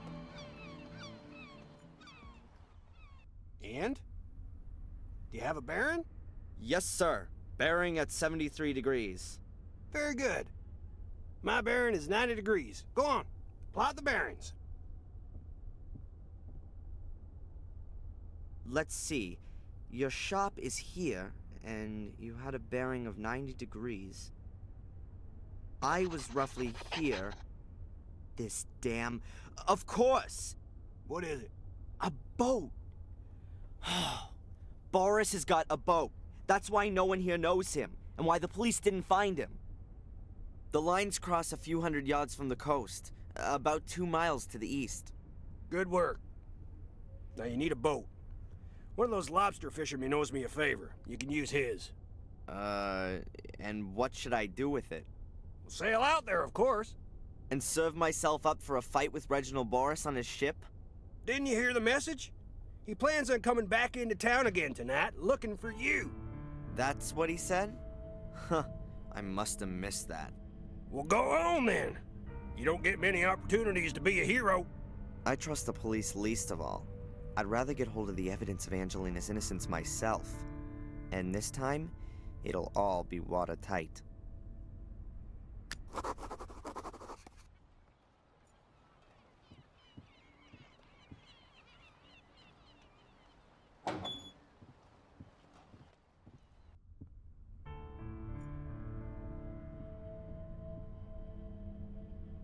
Let's see. Wow, this is a cool model. What have we here? A file titled Willow Creek. I don't believe it. Why the hell does Reginald Boris have pictures on his computer of a place where my mother regularly receives money? Something very strange is going on here. Cardboard folder. It looks really new. There's an A on the front. Huh. At the front of the folder is a small piece of transparent foil with lines on it. Strange. I'll take it with me. What else have we got here?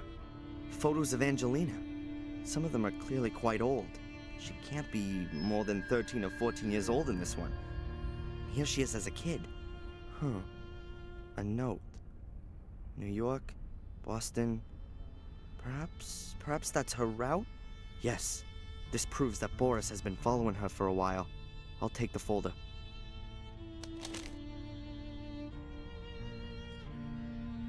The pictures of a big sailboat on a stormy sea.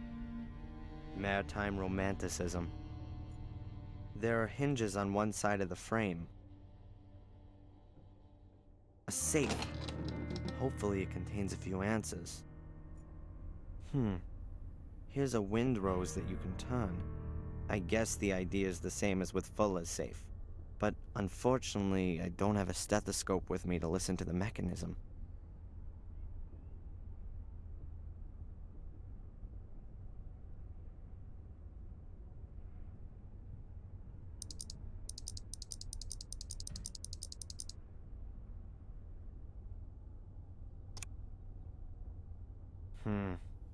Nothing.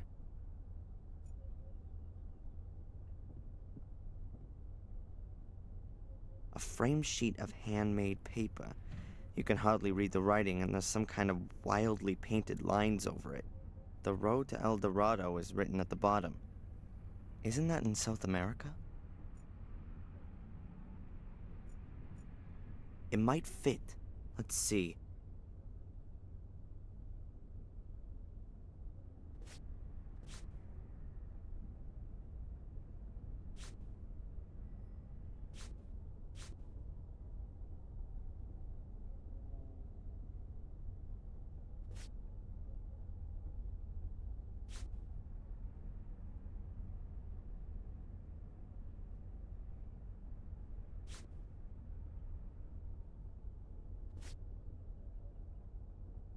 The foil fits perfectly. It shows a route around the southern tip of Africa. The route is southwest, south, southeast, east, northeast, and northwest.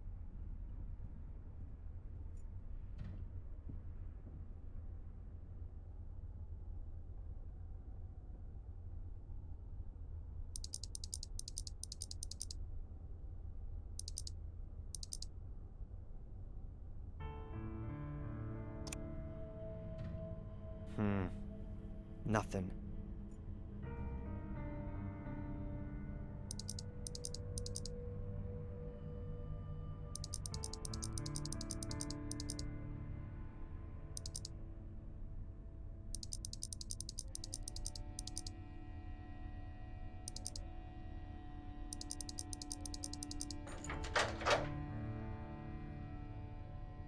That was the right combination.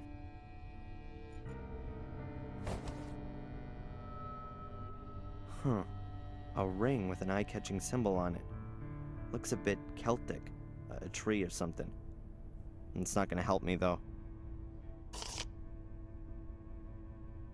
A floppy disk, labeled with Biddeford and today's date. That looks more like a clue. I should have a look at what's on it straight away. If the disk doesn't contain any critical information, then I have to keep searching. Either way, I should get a move on. I don't know how long Boris is gonna stay on land.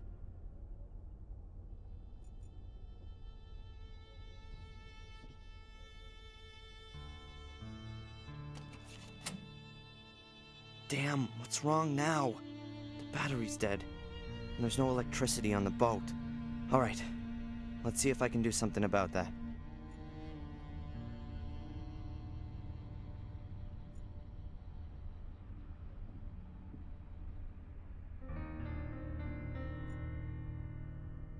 A flip-up seat with a lock on it.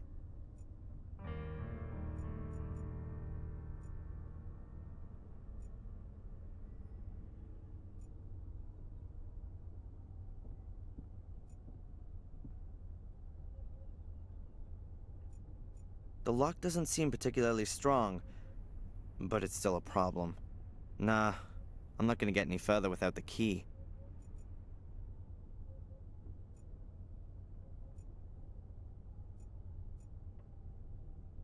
The cupboard looks like it's made of burl wood, but it can only be really a thin veneer, otherwise it'd be too heavy and expensive.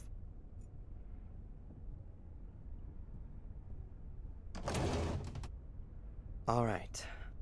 A few maritime maps, tools, screws, and measuring instrument. And a key.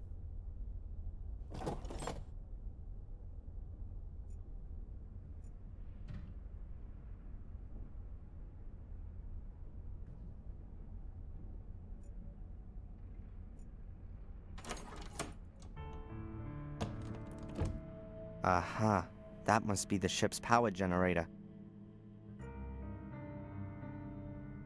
I guess the batteries are normally charged using a cable at the harbor.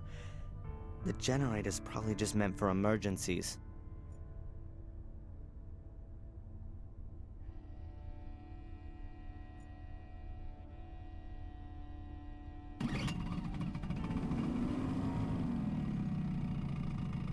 Huh. Completely dry. I need to pour in some gas.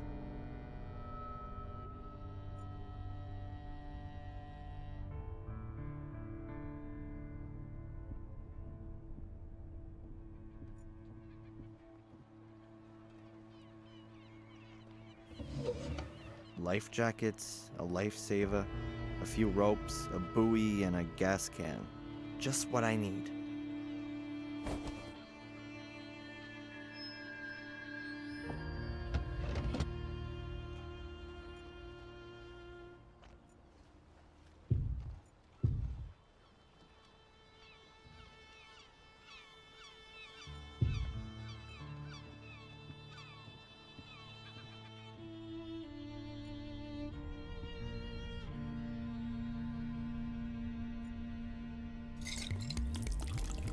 All right, ready for the next try.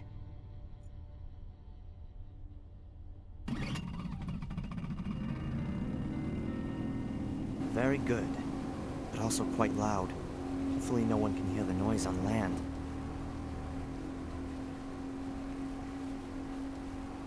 Huh, let's see if there's anything on this disc that'll shed some light on what's going on.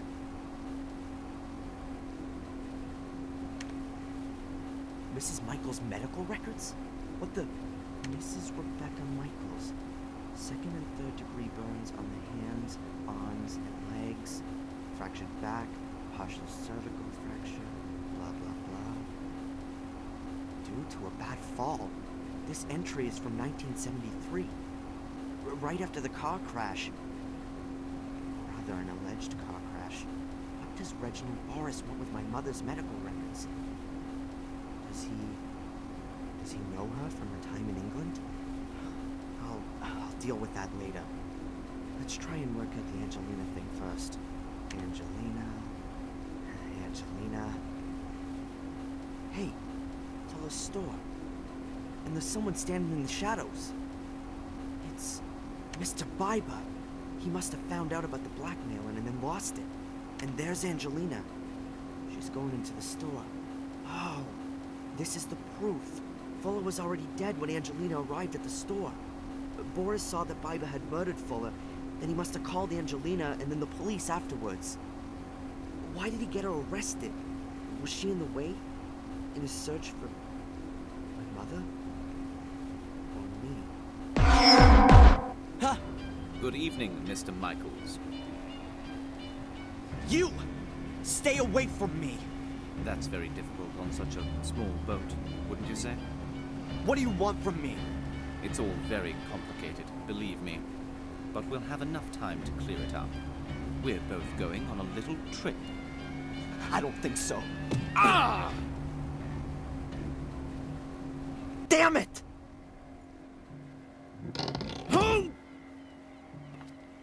Ah!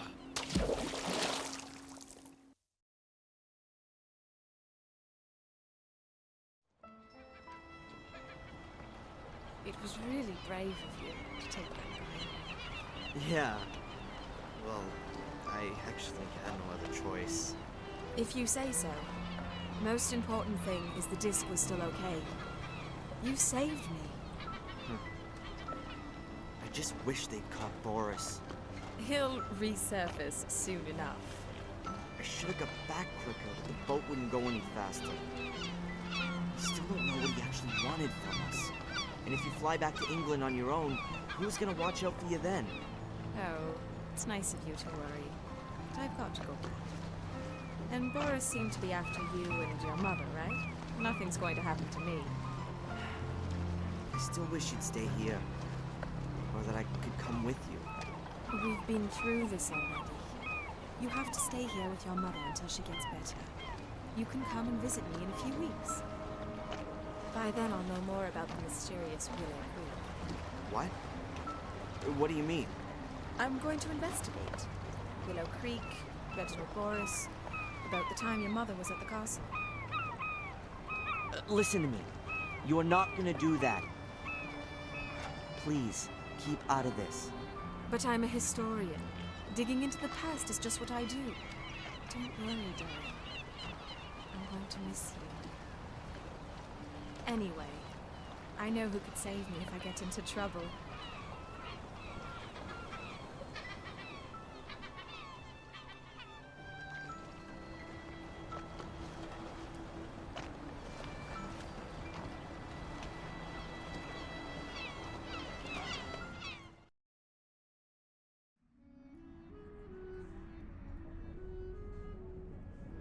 Darren? Huh? They just called from the hospital. You should get over there straight away. My mom.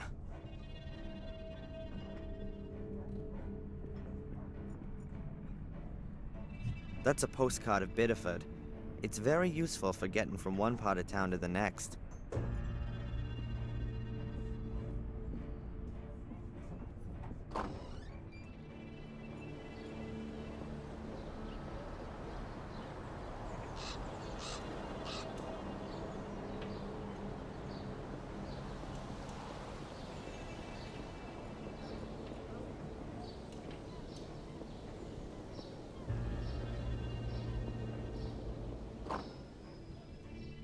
Mr. Michaels?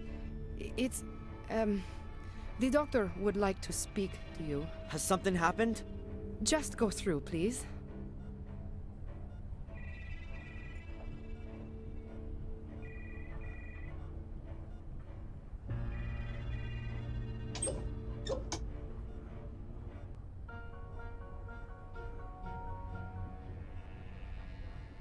Darren, Where's my mom? Your mom's heart failed this morning. What? No, that's impossible. I really am very sorry. Mom!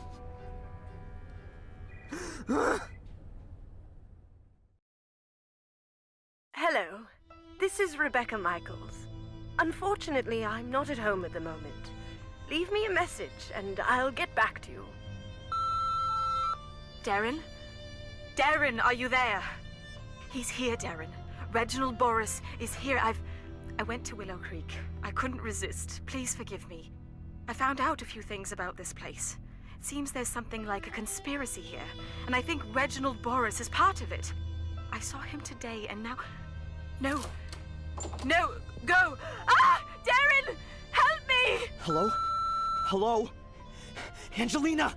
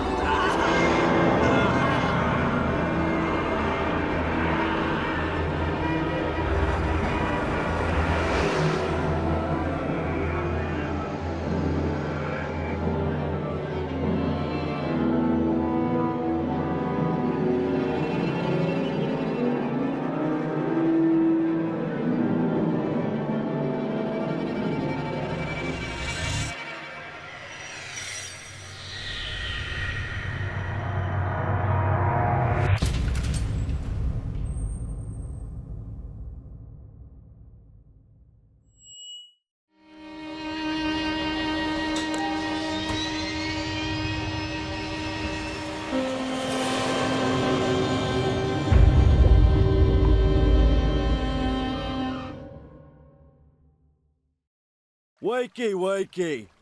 We're there!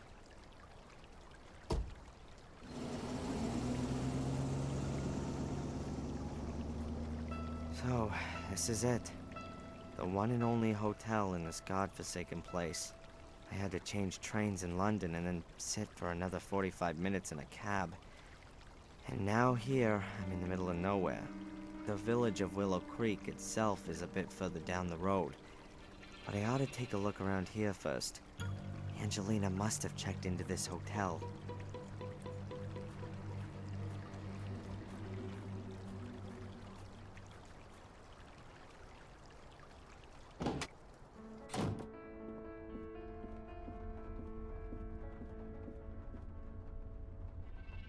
Oh, a new guest. Welcome to Gordon's Palace. My name is Murray. Hello. I'm looking for a young woman who's spending some time here. Maybe you've seen her? Yes, maybe I have, but maybe I haven't. You have to understand, this is a discreet hotel. I can't talk about my guests. So, she's a guest here. As I said already, a discreet hotel.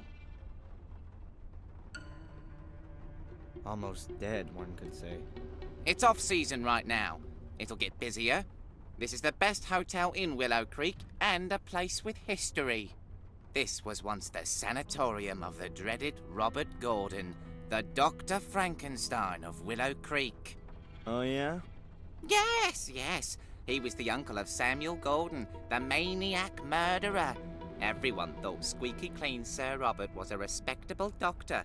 But in reality, he conducted illegal experiments on the sanatorium's patients. Very nasty goings on. And then someone thought it would make a great hotel.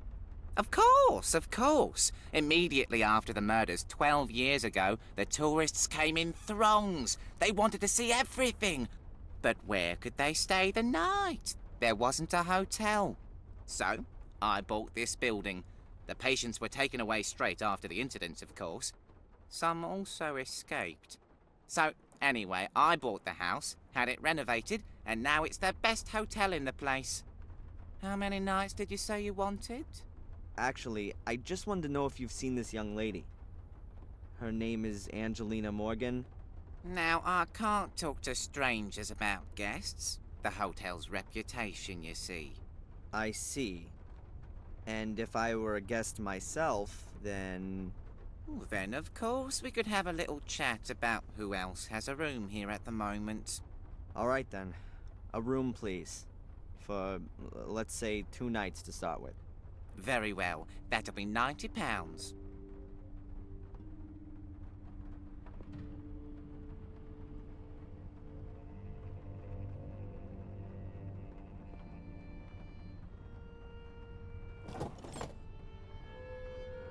So, what about Angelina? Is she here? The young lady checked in here a few days ago. Room 13, right next to yours, sir. However, I haven't seen her since yesterday morning. Thank you. Room 13, that's down this corridor? Yes, sir. Your room is number 12. You do, of course, understand that I can't let you into the lady's room. As you know, the hotel has a reputation to uphold. Huh. This takes me a step closer. I know Angelina was here. Perhaps I'll find some clues as to what she found out, and who didn't like it.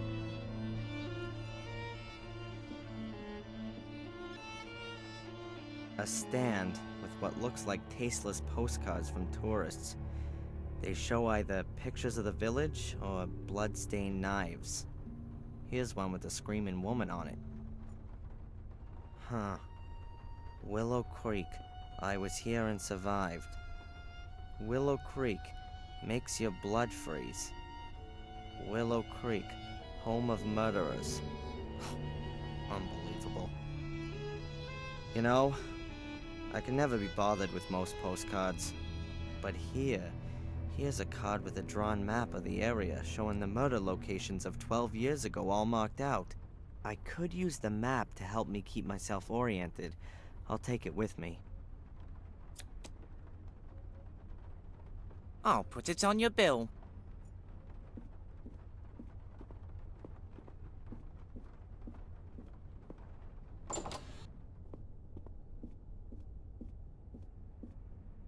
room 13. That's Angelina's room.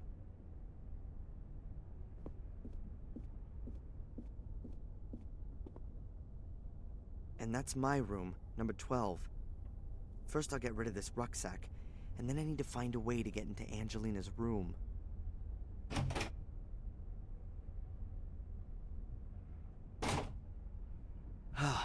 That's better. There's a newspaper lying on the glass table. Maybe a service for the guests.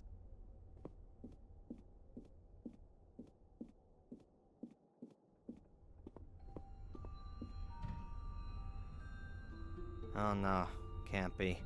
The paper's already several weeks old. Probably so little going on here that Murray hardly ever gets back here to tidy up. Nothing's older than yesterday's paper, but I don't have to read it. I think I'll just take a few pages.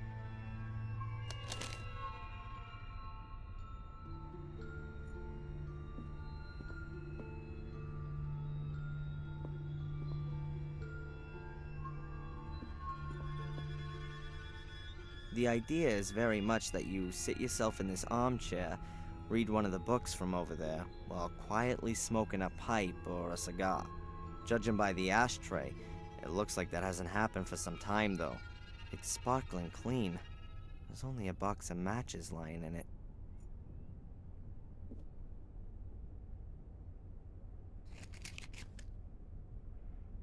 Allardyce matches. Sounds like there's still a few in here.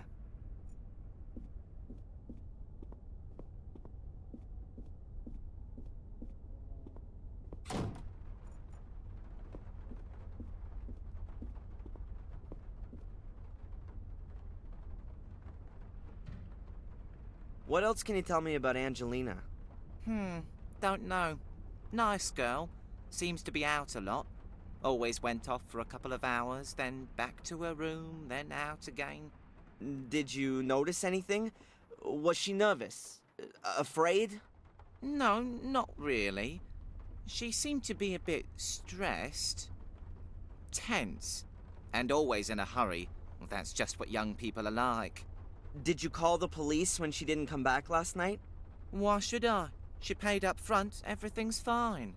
Oh yeah, everything's fantastic. She might be bleeding to death in the woods or in the hands of violent kidnappers, but she paid up front.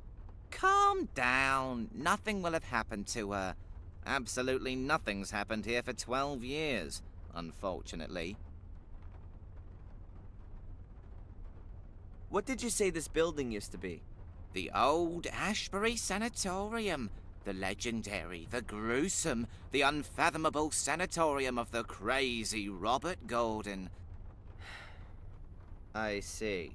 Sir Robert was Samuel Gordon's uncle on his father's side.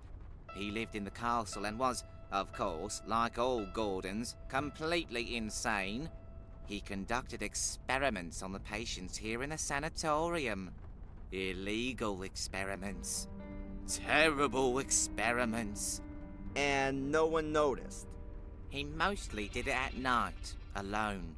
He only had one accomplice in the village, Dr. Herman. Both were murdered before their schemes were uncovered. But strange things have been happening since their deaths. People claim to have seen spectral apparitions in these corridors, and sounds that come out of the ground. Sure, and that's probably written large on the front of your flyers, right? A couple of ghosts would surely be good for business. It's just a shame it's absolute moonshine.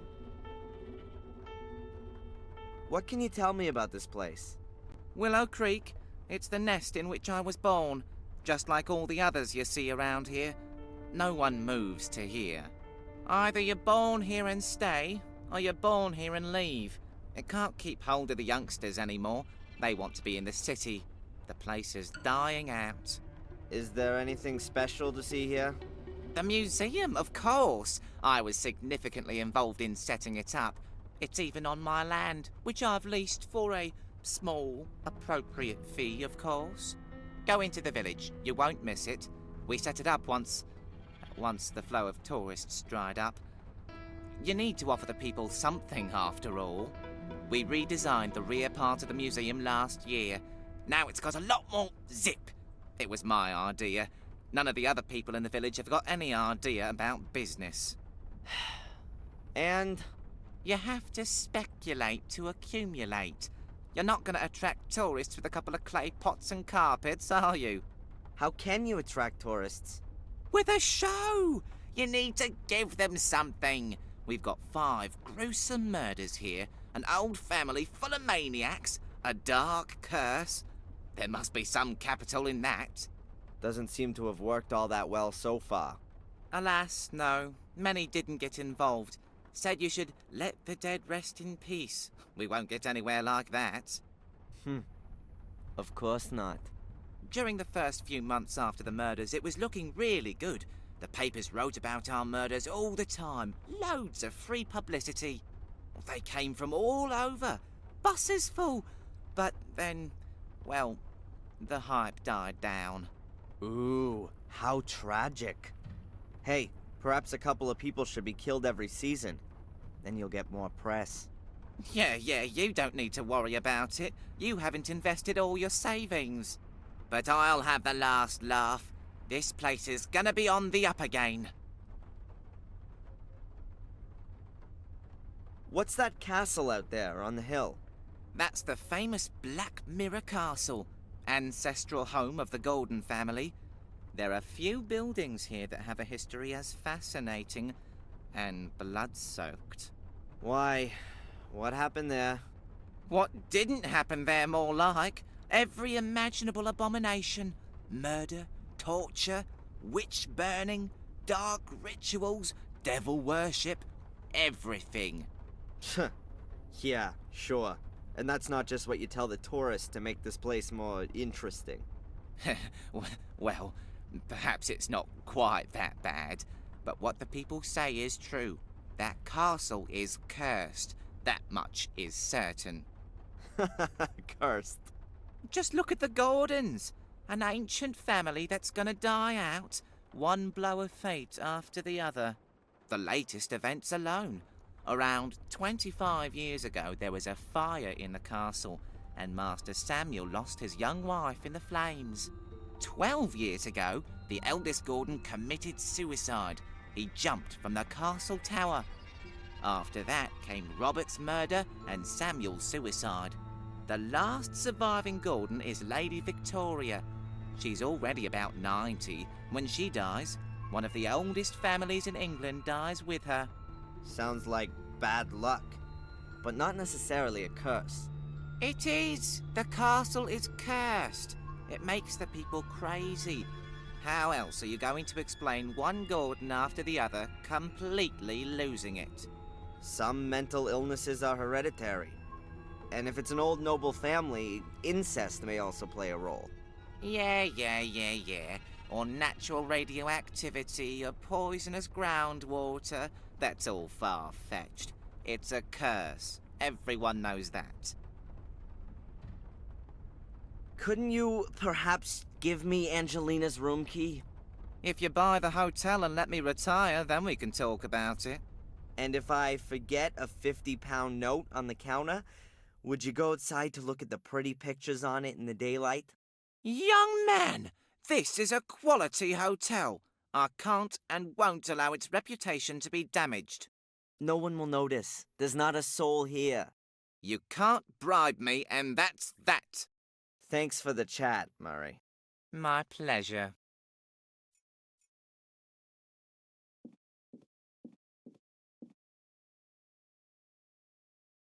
A bottle of schnapps. Maybe I could grab it while Murray's not looking.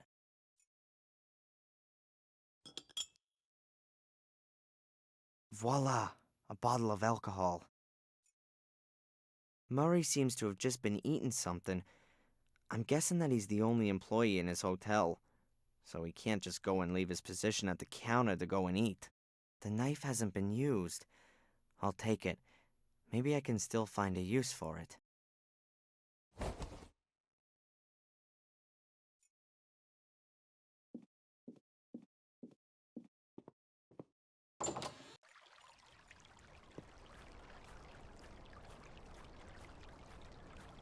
A big heap of wet leaves.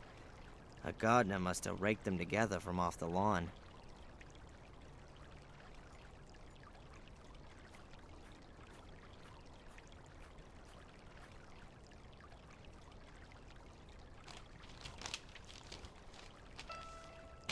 I've got the crumpled newspaper in the middle, next to the leaves which aren't so wet.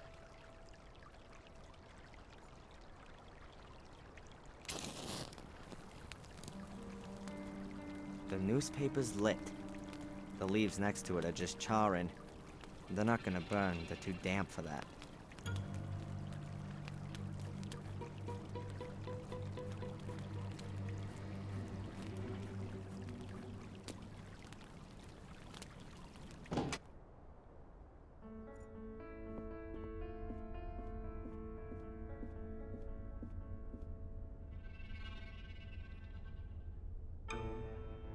Murray, there's smoke outside. I hope the hotel isn't gonna burn down around our heads. Bugger! Oh!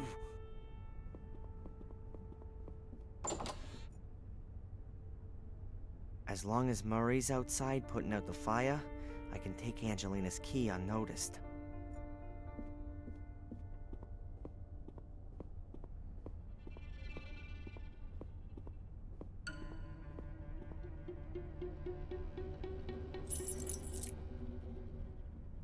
Now we'd like to have that.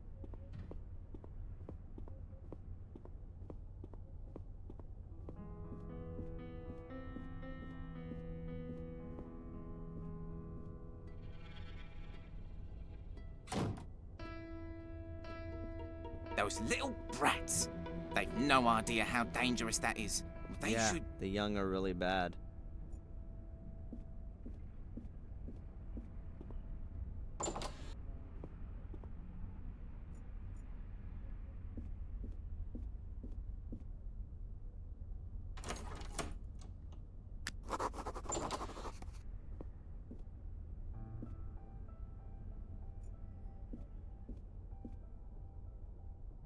A little cupboard. Looks rather like an antique. And inside there's... Sleeping potion. Now could that be Angelina's? Maybe she was having nightmares from all that business. What the hell have I gotten her into?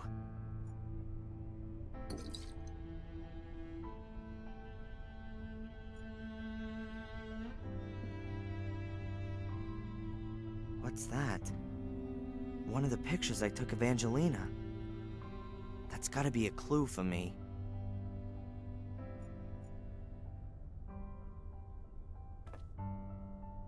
So it is. There are a few white notes on the back of the picture.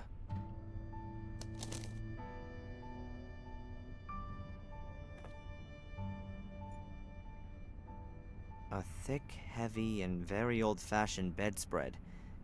There are woolen threads around the edges.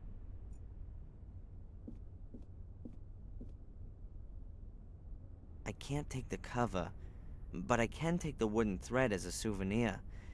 It wouldn't be the first time something like that had come in useful.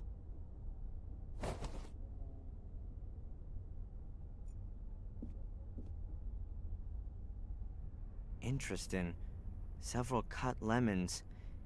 And there's a sliver of wood stuck in one of them.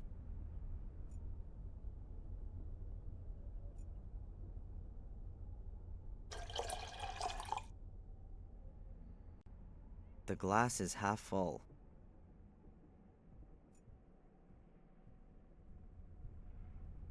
Great. The woolen thread is acting like a wick and soaking up the alcohol. Looks like I've rediscovered the world's oldest artificial light source.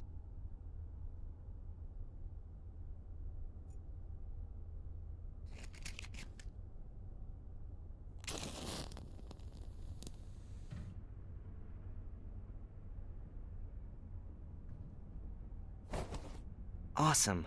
My little fire's lit. It was working like that 10,000 years ago, too. Now what do I do with it? So, let's see. At last. There's Angelina's message.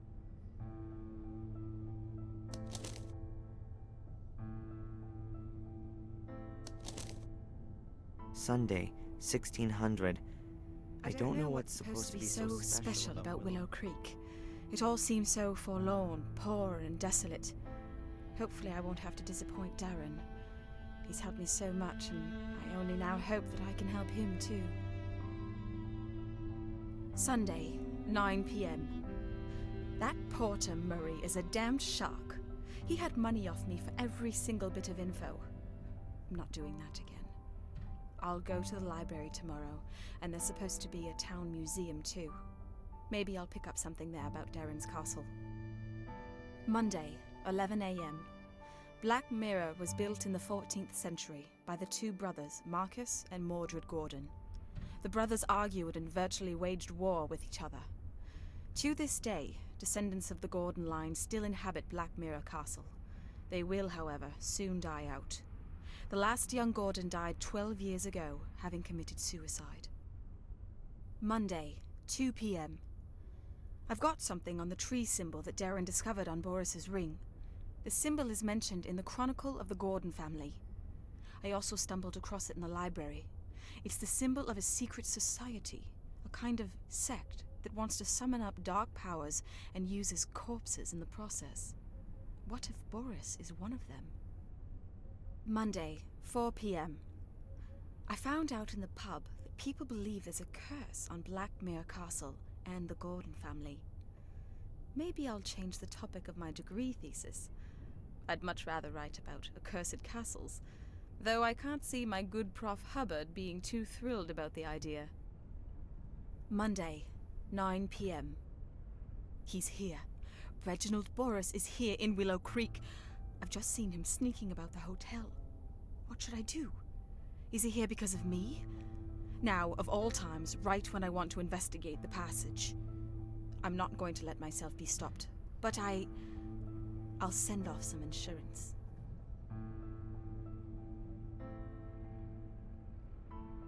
Oh man, Reginald Boris. Angelina had been doing some research, and Boris had caught her at it. Now, he's holding her prisoner, and does he want to lure me to him? In Maine, he wanted to take me on a journey. Is this all about me? Whatever the reason for all this might be, Angelina doesn't have anything to do with it. She's got into danger because she wanted to help me. It's my fault if something happens to her. I ought to go into the village and listen around. Angelina was there. But I need to be careful. I don't know who might belong to this order that Angelina warned me about.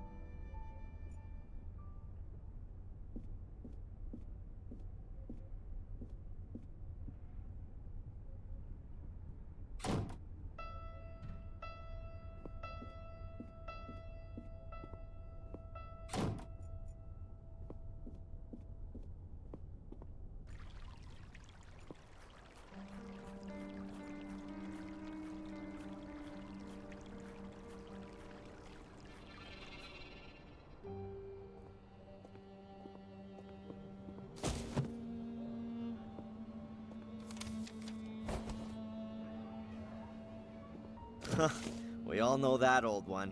What do you mean? A young, attractive lady is carrying a stack of books and lets them fall at the feet of the hero. Excuse me?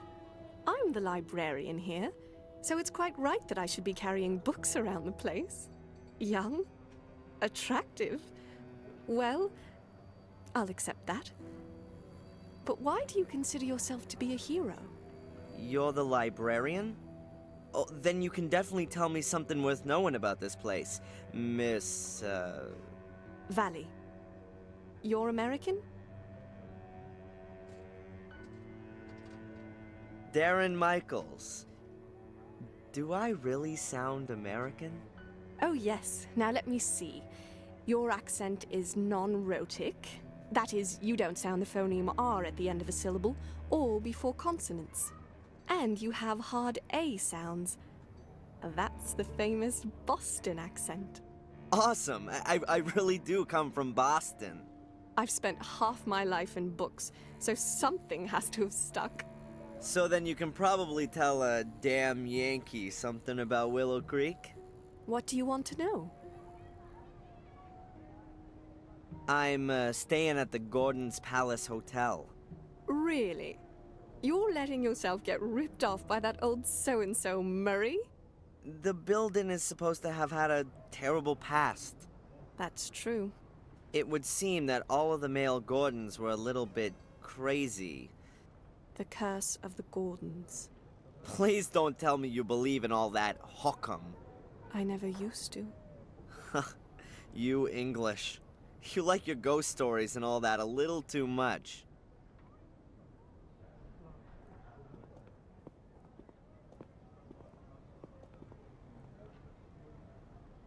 That's the obligatory village pub. It never was a great place, but since the old landlord left, it really has gone downhill. The new landlord is Tom, the chap at the chili stall. The fair will be here for a few more days yet, but I wouldn't bet that it'll be coming back again. Well, is there anything about Willow Creek that's worth knowing? Not a lot. There must have been a settlement there for a good 1,000 years or so. They found remains dating back that far. Yeah, a stone circle in a forest. So I've heard. Yes, there's one of those. It really only kind of got going around the 13th century when there was a monastery built in the neighborhood. Also a church and the first part of a castle. And more recently? You're talking about the murders. That's 12 years ago now. Let's not talk about those.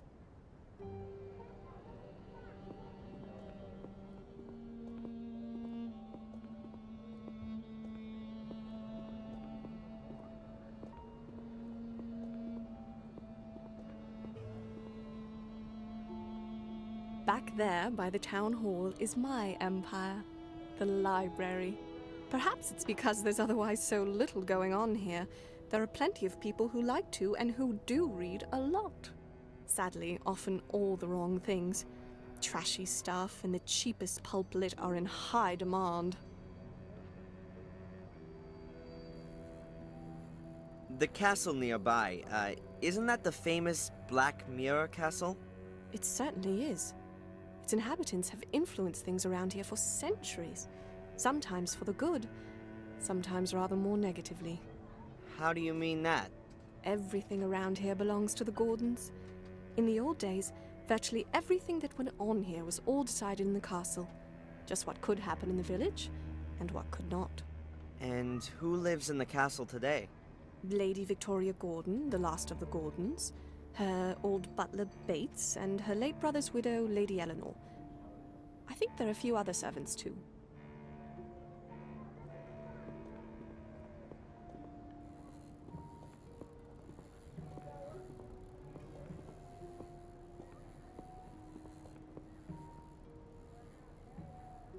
That's the museum.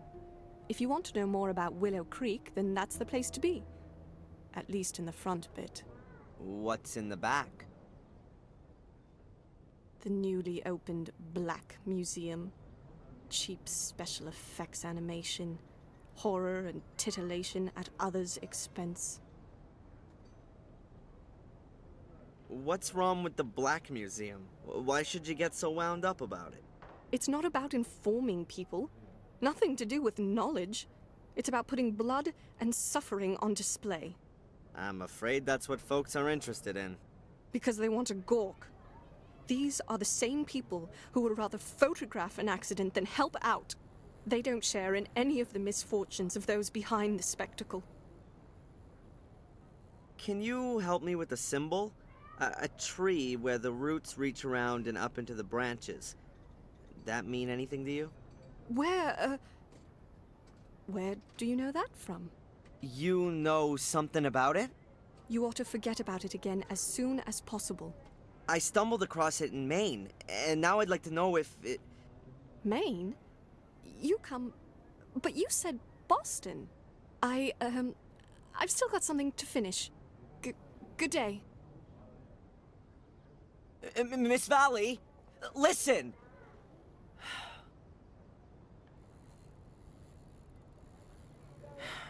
And she's gone. What was that all about?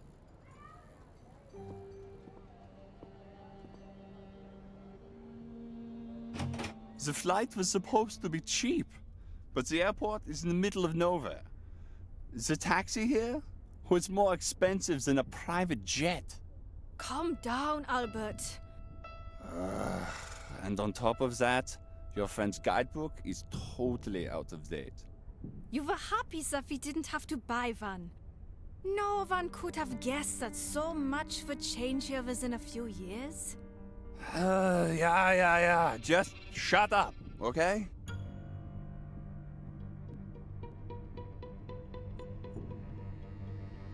A god. He looks a bit simple-minded. Hi, are you the god here? Oh, hello. My name is Bobby. Oh, hello, Bobby. I'm Darren. Hi, Darren. What can you tell me about the museum? I think it's nice. I don't really like it back there, though. It's so spooky. Do lots of people visit? Yes. So sometimes 5 or 6 a day. Has anyone ever broken in? No, I keep watch. Nights as well? No, there's an alarm. Are you the god here, Bobby? Yes, I have to make sure that everything runs ship-shape here. An important job. Yes, Mrs. Puft at the town hall gave me the job because I'm so big and strong. Of course. No one would mess with you, right? No. I'm very happy that I can work here. Tom says I'm too stupid. But Mrs. Puft says I'll do a good job. Tom from the chili stand over there? Oh, you shouldn't worry about what he says. But he's my brother. He looks after me, and I'm a big burden, he says.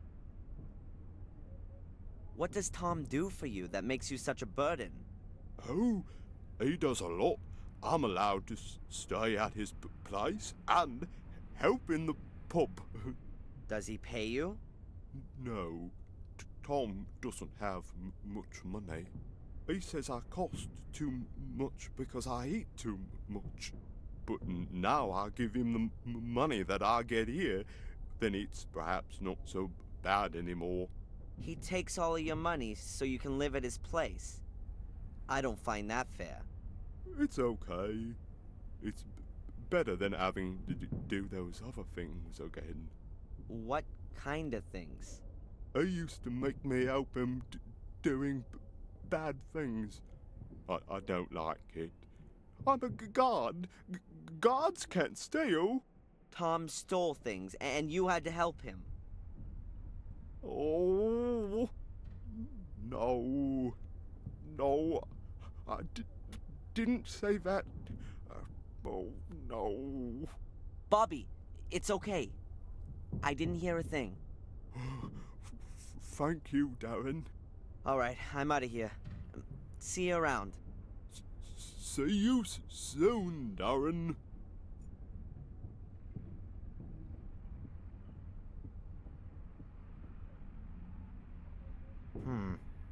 A broken display cabinet. Nothing in it, of course.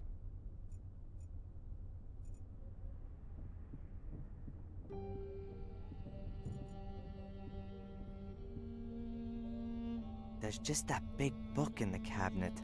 What does it say on the plate? Gordon Family Chronicle. Hey, that might be interesting.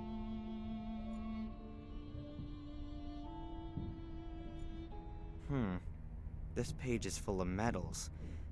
But there's a bit of text there, too.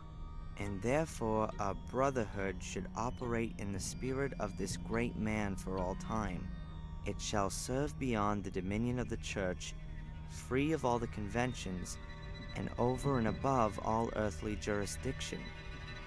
Commit yourselves only to your one aim, that you may take control of that higher power. Our great strength lies in our secrecy. We stand in the darkness, in the shadows, and look into the light, invisible to all who may impede us. For if no one knows we exist, then we cannot be stopped. Therefore, my brothers, hold to these rules. The members of the order shall not be known to one another. Only the high priest of the order shall be able to call every member by name and rank. At order assemblies, every brother shall be masked so that none may recognize him. No outsider may be informed by the order, neither purposely nor through carelessness. Be wary, my brothers. Behave inconspicuously, but be wary. The day on which you must prove yourselves will come sooner than you think. Not very fruitful. I still don't know what the Order's aim is, but it seems to be one single big aim. It's gotta be on the pages before these. I've gotta get that chronicle somehow.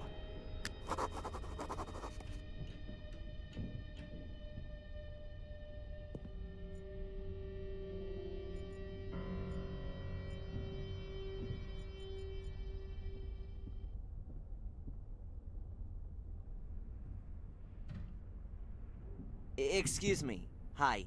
I've just arrived in Willow Creek. Have you got any tips for me? Is there anything worth seeing? Are you also a tourist? Yes. You could say that.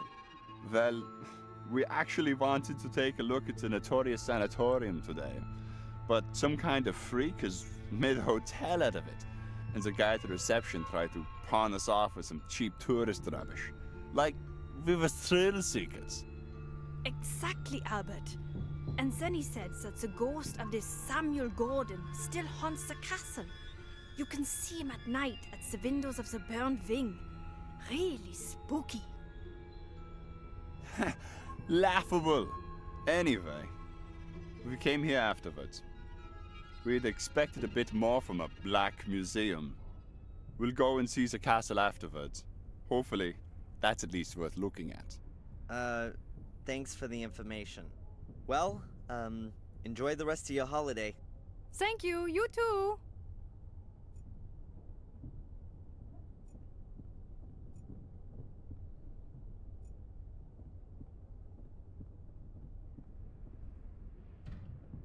A small, colorful tube.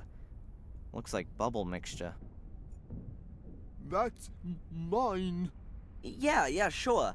I just wanted to have a quick look at it.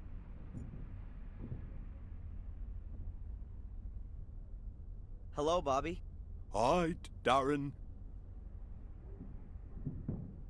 That big book over there in the display case, the Gordon's Chronicle. What can you tell me about that? Everything about the Gordon family's in it.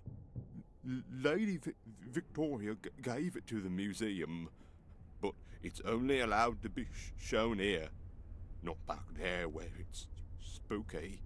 I can imagine that Lady Victoria doesn't want to see her family chronicle in that crappy, ghoulish black museum. May I have a closer look? I'm not allowed to take it out of the showcase. Have you got a key for it? Yes, Mrs. Puff trusts me. I've got keys for everything. Except the front door. And Mrs. Puff always puts the alarm on because of the insurance, she says. So the Chronicle is never taken out of the display case. Perhaps I can ask Mrs. Puff myself. No, the book mustn't be taken out. Lady Victoria has forbidden it. She says it's an evil book. So you've got a key for the display case, but you're not allowed to open it. Exactly. Tell me, Bobby, the cabinet back there, has it been broken long? Yes, Darren. For 4 weeks already. How did it happen? I don't know. One morning I came in, and it was just broken. So someone broke in and stole what was in it? Yes. completely forgot about that. But it's not so bad. There was just a bowl in it. What kind of ball? A big black one. Thanks for the info. You're welcome, Darren. Is that your wonderful bubble blowing kit? Oh yes, I love blowing bubbles. But I've blown so many today that it's empty. Maybe I can get some more soapy water for you. No, thanks. It's nearly closing time. I'm not in the mood anyway. I'm too hungry. Why's that? I had no breakfast. Tom didn't buy any bread. We've got no money because the pub isn't doing well. And now there's this expensive stall as well. But you still need to eat. Tom doesn't eat much.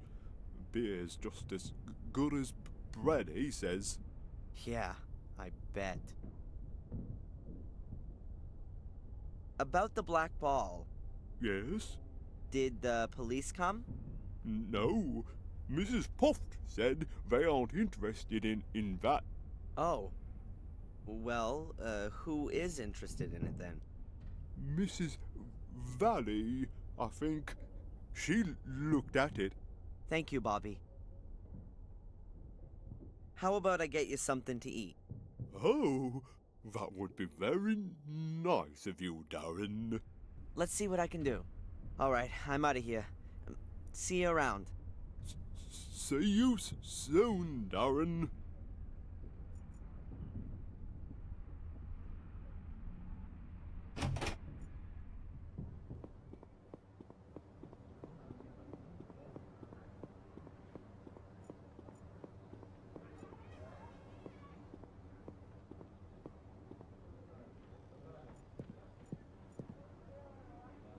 A chili stall. A bit tatty. And it doesn't look like there's too much going on.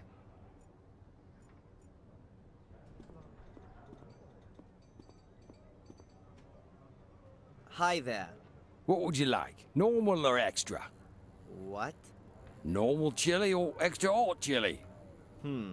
I'm not too sure just now. Nobody gets paid for just standing around. All those other folks can wait. Not exactly backwards and coming forwards, are we? I like it. What do you want? What can you tell me about Willow Creek? No idea. I was born here and I'll die here, I suppose. Doesn't exactly sound like there's much going on here. So there isn't. 10, 12 years ago, it was good here for a while. You could make good money, what with all the tourists. We all thought things were on the up, but it never was. Loads of people lost money, they invested, and then bit by bit the visitors stopped coming. Yeah, take old Murray and his hotel, for example. It's still kind of half okay there. He's got a finger in most things round here and takes his cut. There's plenty more, though, that really caught a cold. They went bust. 2, 3 of them hanged themselves. What can you tell me about Miss Valley? She's a nutter. She's been in the loony bin. She belongs back in there, too. That's what I say. So, what's wrong with her? She never got over what happened to her brother. So? Come on, then. What about it? 12 years ago. A series of murders. The murder that caused the biggest sensation all across the country was when little Vic Valley was killed. A little boy who was murdered by Samuel Gordon in a stone circle in the forest. And in a very nasty way, too. That's really awful. And Miss Valley... Well, she's the sister. She found him the next day. It really screwed her up. Stopped eating, didn't speak to anyone anymore. When she swallowed a load of rat poison, she was committed. Oh, jeez.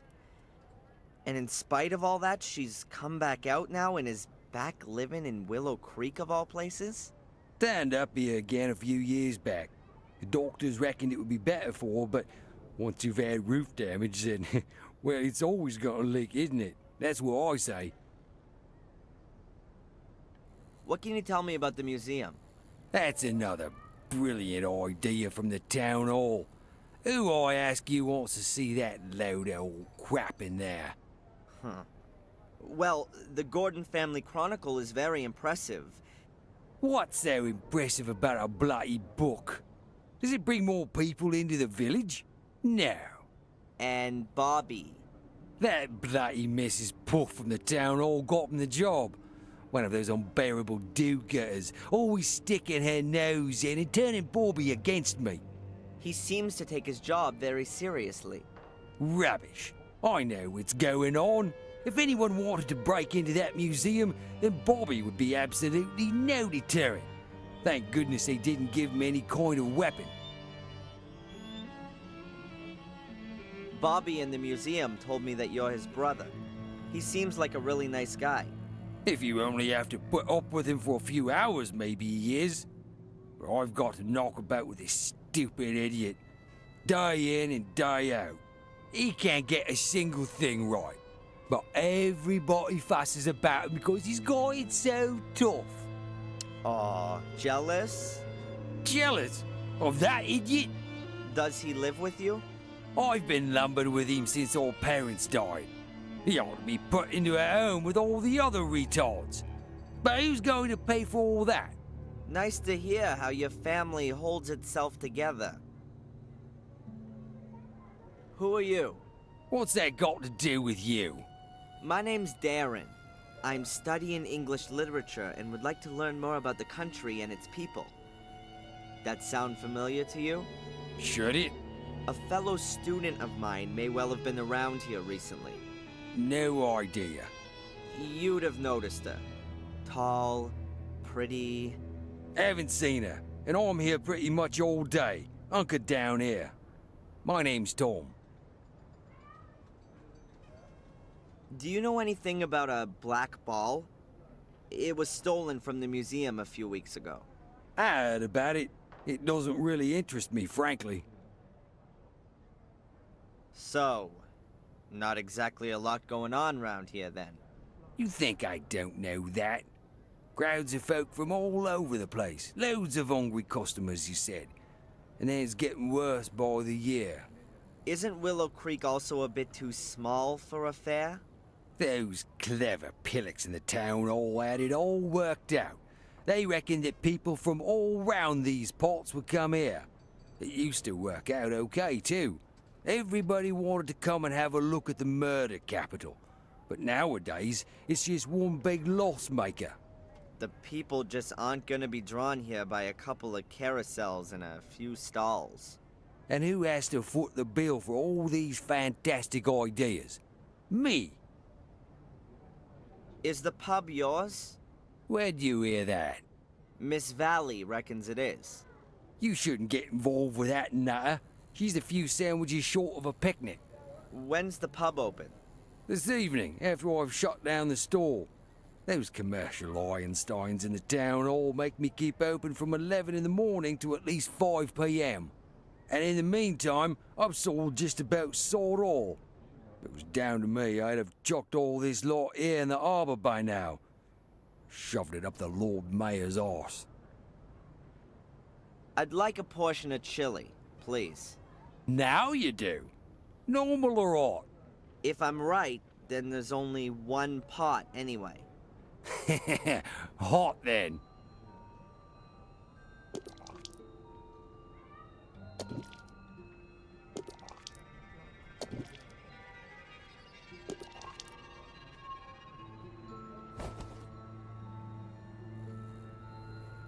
You called it right.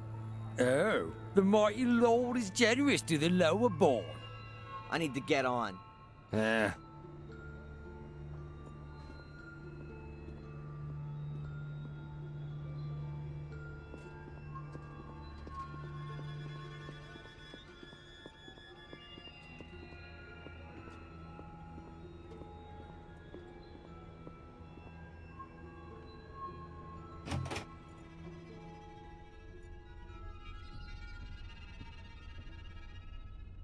I got you some chili. I hope you like it. Oh, yeah. But I've got no money. Don't worry, it's on me. Oh, thanks, Darren. But I'll give you something too, then.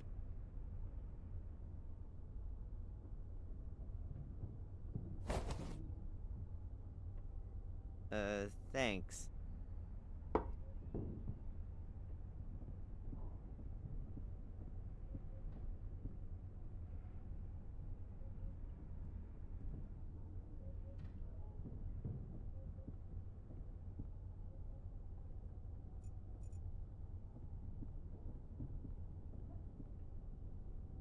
Hello, Bobby.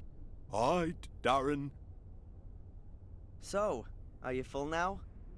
Yes, was delicious, really hot. And you still don't want to blow bubbles? I do, but I don't have any more bubble mixture. Should I get some for you? Okay. Alright, I'm out of here. See you around. See you soon, Darren. I'll take that with me, okay? Yeah, okay.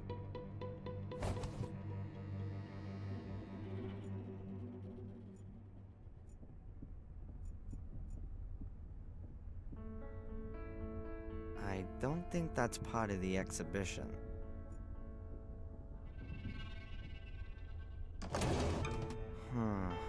There must be some... Yeah, liquid soap. I'll put some in the tube.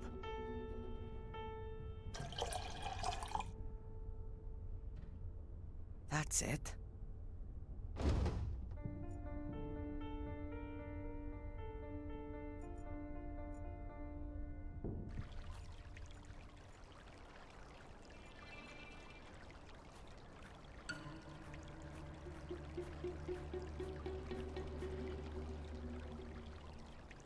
It's full.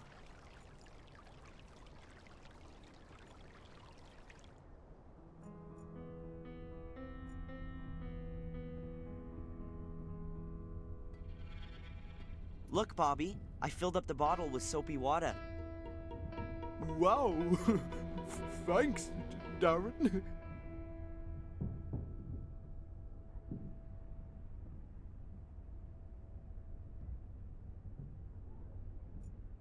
All right, this is my chance.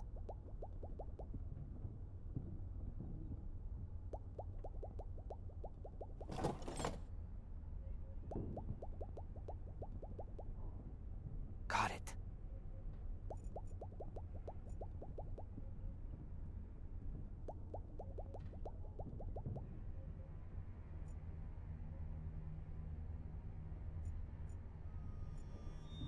Dear visitors, it is 8 p.m. The museum is now closing. Please make your way to the exit. We would like to thank you for your visit and look forward to seeing you again tomorrow from 11 a.m. Ah, damn it. Hi, Darren. We're closing now. I heard. You can come back tomorrow. Yeah, thanks, Bobby.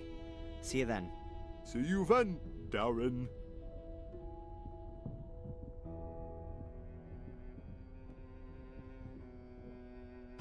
Damn, I haven't got the key for the main door.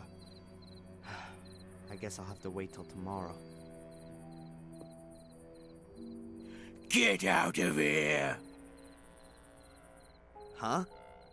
You're putting us all in danger. You are death! Leave me alone. It's the curse. The curse! It's gonna get you!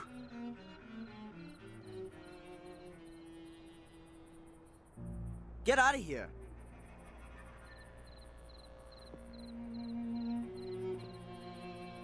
Death! I told him. Great. So I'm Death. That's the only piece of information I've picked up on this trip so far. And now, back to the hotel? Or is there anything else for me to find out here?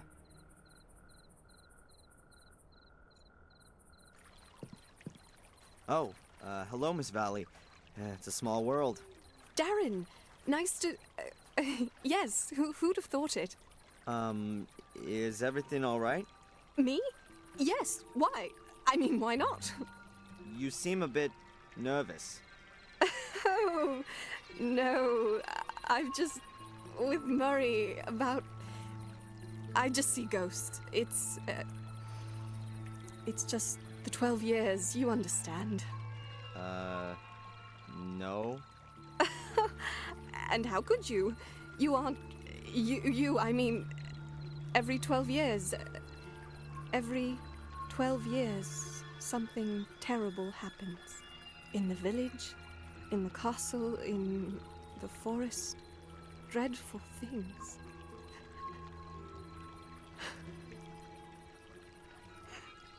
Miss Valley, can I somehow...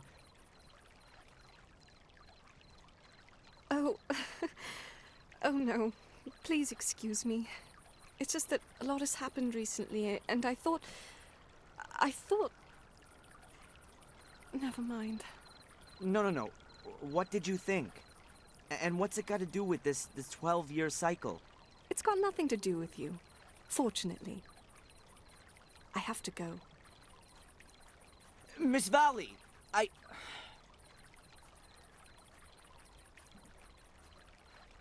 What's wrong with her? She seems to have some serious problems. But so have I. Still no trace of Angelina. Perhaps I'll get some brilliant idea tonight.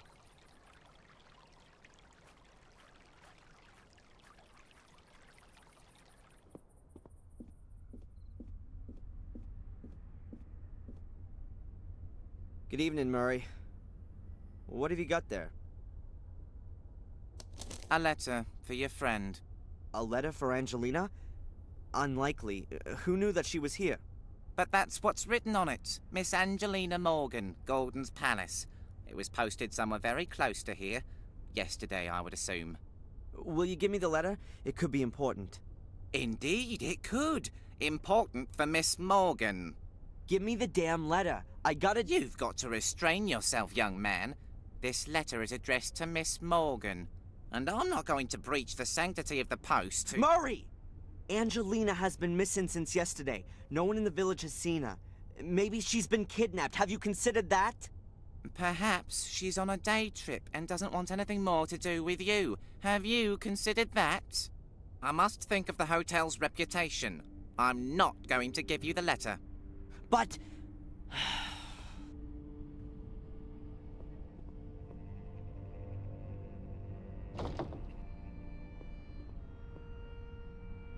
Is there anything else I can do for you, sir?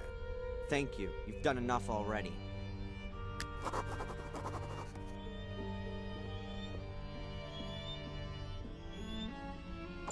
There goes my night's rest.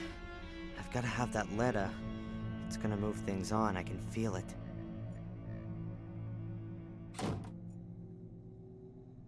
Okay, I've got two problems. How do I get to the lockboxes without Murray stopping me? And how do I open the box with Angelina's letter in it?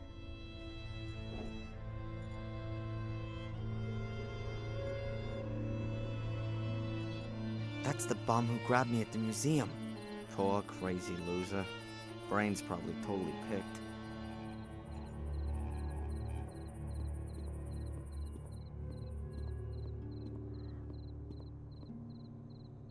Hey! What's all that supposed to be at the museum? Hey! You know me?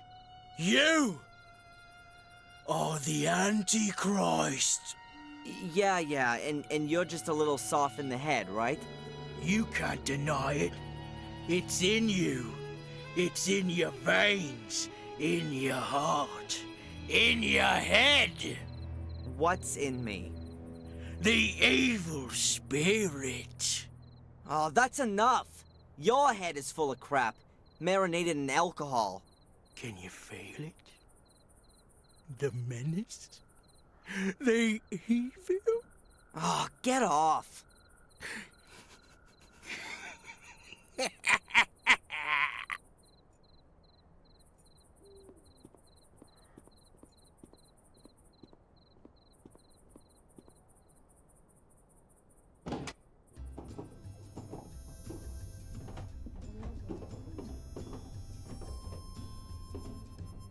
Evening. Huh? I need to open a locked cupboard. Could you help me with that? Me? What makes you think that? Bobby said something. The fat idiot ought to keep his gob shut. Now then, can you help me out? Call a locksmith. You can buy drink from me, nothing else. I need to open a locked cupboard. Could you help me with that? Me? The fat idiot ought... Now then. Call a locksmith. Let's have a beer, Tom. Sure, if you're paying for them both. Just 'cause I own the place doesn't mean I drink for free. Sure, that's a no-brainer.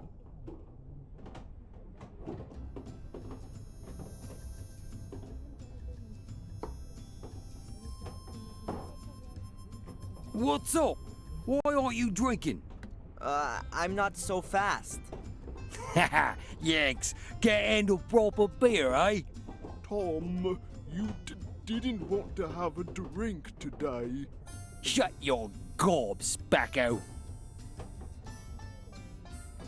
You're supposed to be real handy, so I've heard. There's something in that.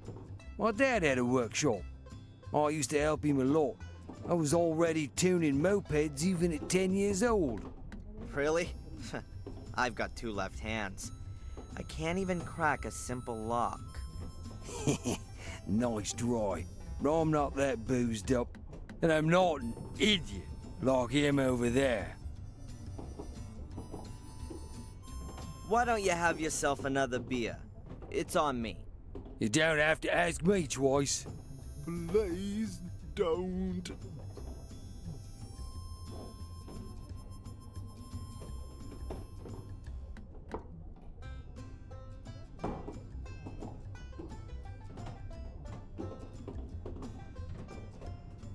Now tell me, Tom, just theoretically speaking, how could I crack a lock in an old safe? They're not so easy to crack. For a start, you need the right tool. And that would be... a lock-picking tool. Aha. And only theoretically speaking, I could get one of those from you? Do you think I'm a burglar? I think you'll want the 50 pounds that I'll give you for it. Get out of it. Go on. Off with your mate, Bobby. You make a lovely couple. A right pair of tots. 70 pounds? I want 200 quid. I haven't got that much. Loser. Then you're not getting that too. You're all losers. Just using me. I'd like to bet you couldn't drink 3 pints back to back. You pay, I'll prove I can. Okay. Go.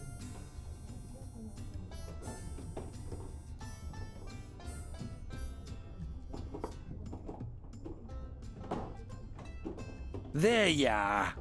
I somehow suspected that wouldn't be a problem for you.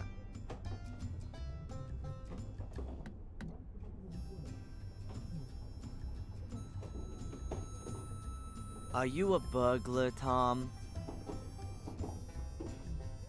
What bollocks? It's all lies. You don't get decent people stealing. Exactly. Then you also don't need a lock-picking tool then, do you, Tom? Peace off, you wanker! Get out! Give me some peace! Off you go! And take that idiot with you too! I'm only going once you've given me that tool. Here, 50 pounds, and I'll bring it back to you. It's not my fault, you know. It's Bobby. If he wasn't like he is, things would be better. They all left me on my own. They only left me that animal. How could a decent person get on like that, with such a millstone around their neck? The tool, Tom?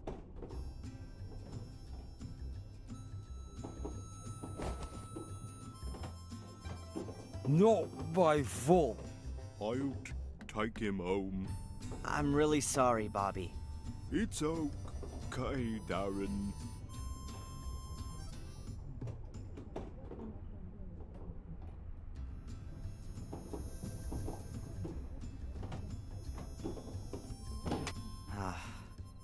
I feel like the world's biggest asshole.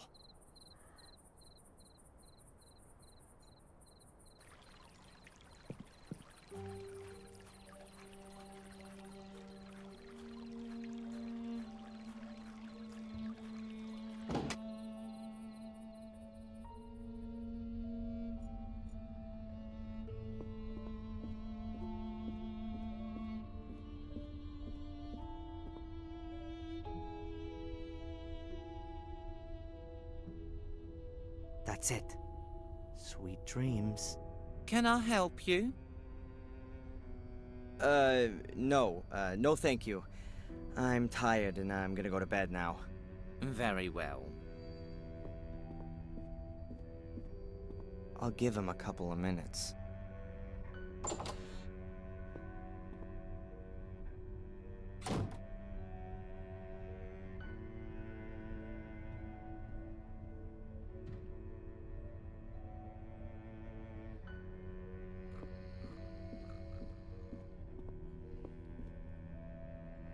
Excellent. He's fast asleep.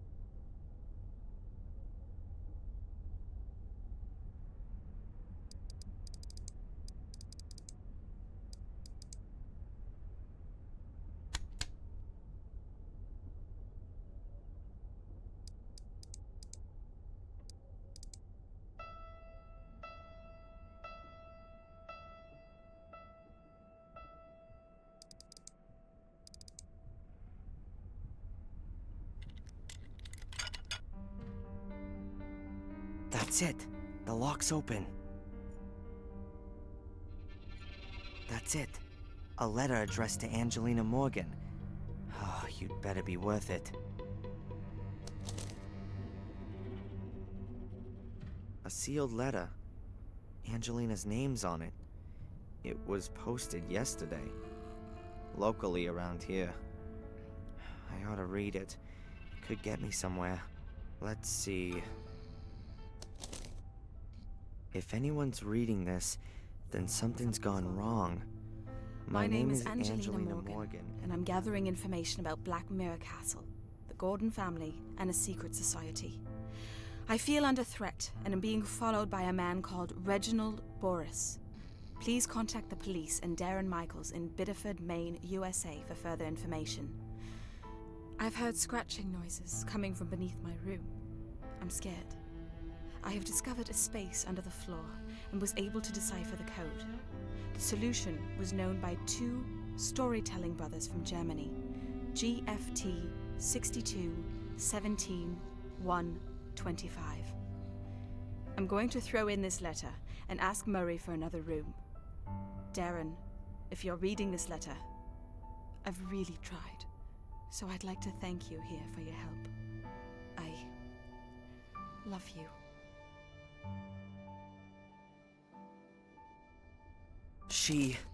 No. I would break down if anything happened to her. Noises under her room. Reginald Boris creeping about the hotel. Two storytelling brothers.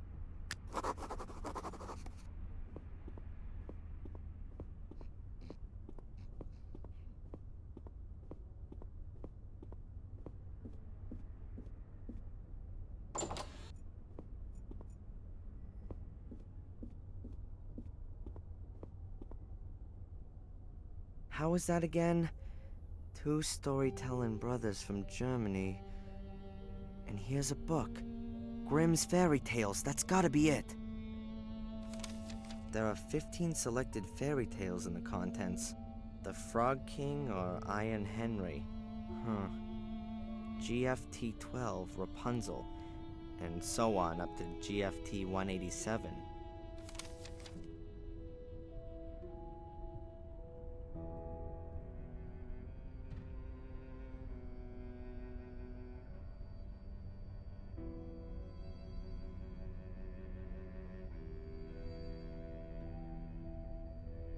That's exactly what's in Angelina's letter.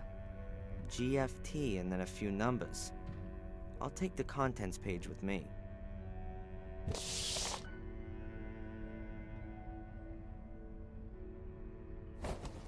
Shame about the book, but nobody would have read it in the next 100 years anyway.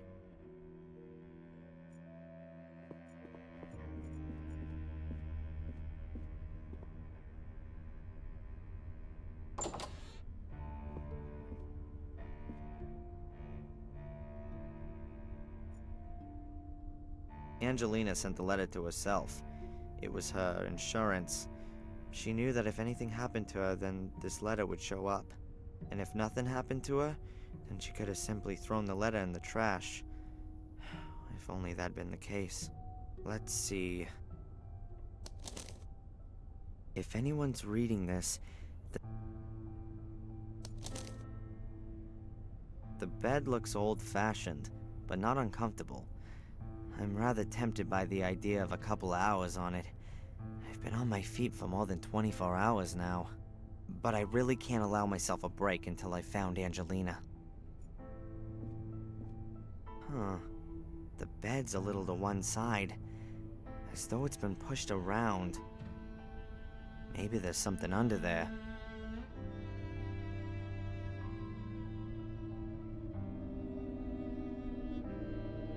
Aha, now then, the carpet under the bed has been torn up. And there seems to be some kind of metal cover there.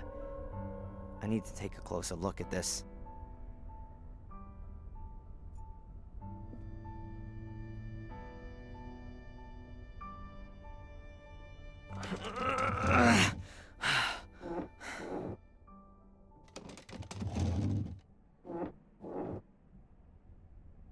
There it is. A kind of round metal cover. It was hidden under the carpet.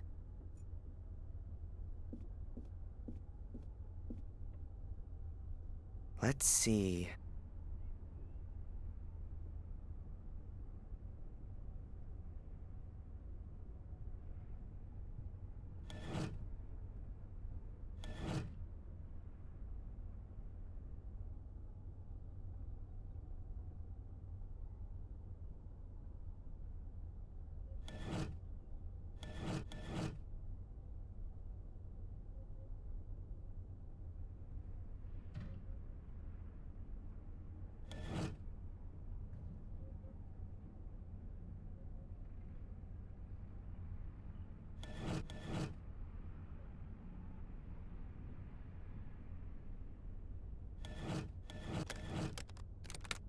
That's it.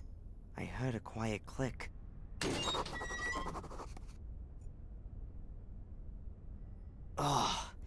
disgusting stench. That's gotta be the sewers. Or a hole that's being used as a sewer.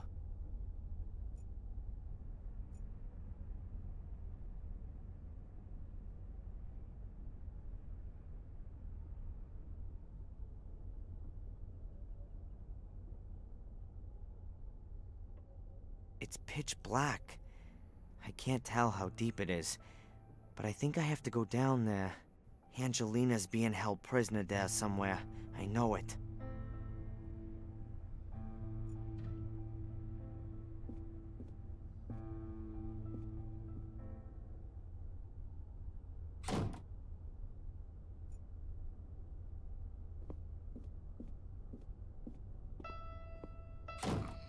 You can't be serious.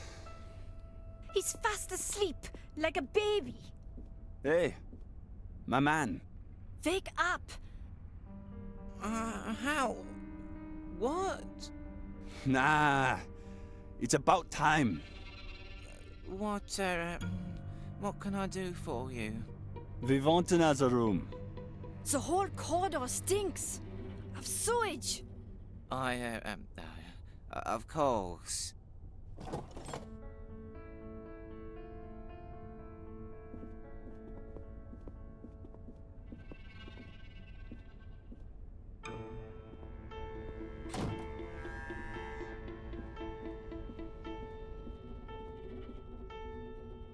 What the? A cheap plastic mask of Samuel Gordon. Toy knife with blood-stained blade. And the worst thing is that you can bet that some of my fellow humans actually buy this stuff. And what's this thing supposed to be? Huh. The original soul key. Summon dark forces and scare the pants off your friends. Lights up in 3 different colors. Gruesome sound effects. Hellish fun. Batteries not included. I can't get my head around it. Huh. Lights up in 3 different colors. Oh man. I hate to buy this thing, but I need light, and I need it now. An excellent choice, sir. A tribute to your good taste. Just shut it.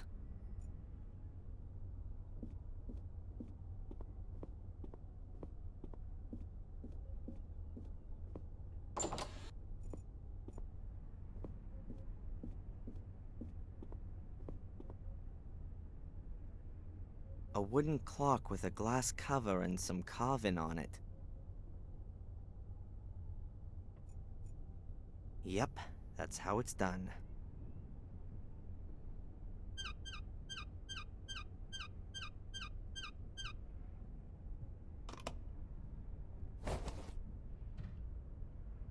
I've got 'em. 2 1.5-volt batteries. The batteries fit and I've got light. So, let's go down into the underground.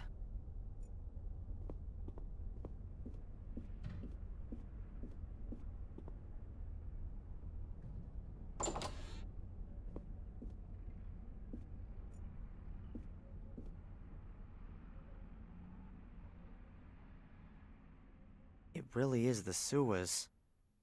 Pretty ancient for sure. More than 100 years old. I can see water, and there's some steps in the wall.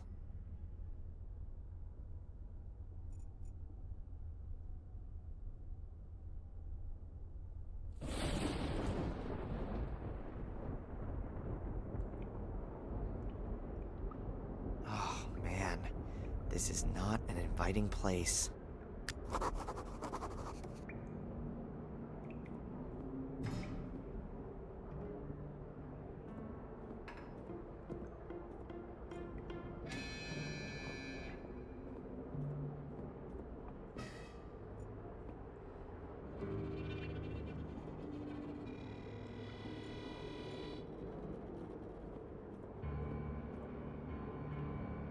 Hey, there's a metal bar on the wall. I'm taking it with me. You just never know.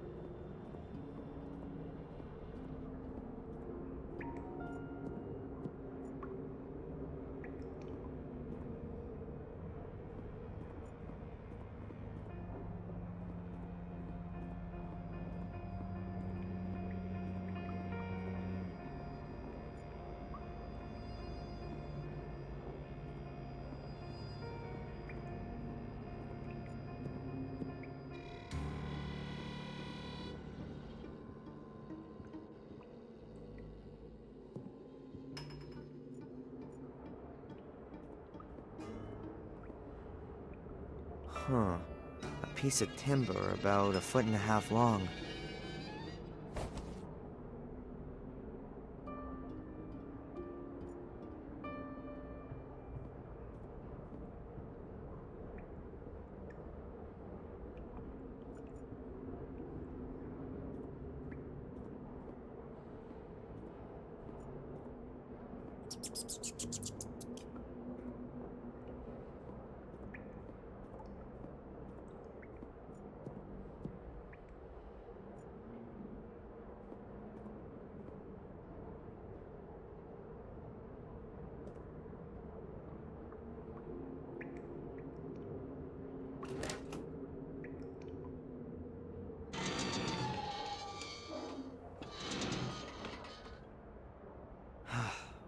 Seems to be holding.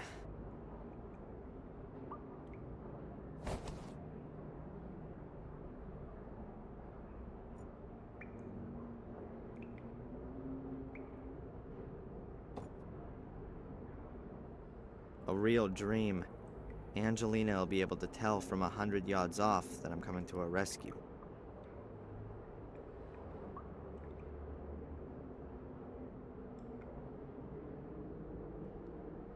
If Angelina is here, then she's definitely got to be on this side of the grate.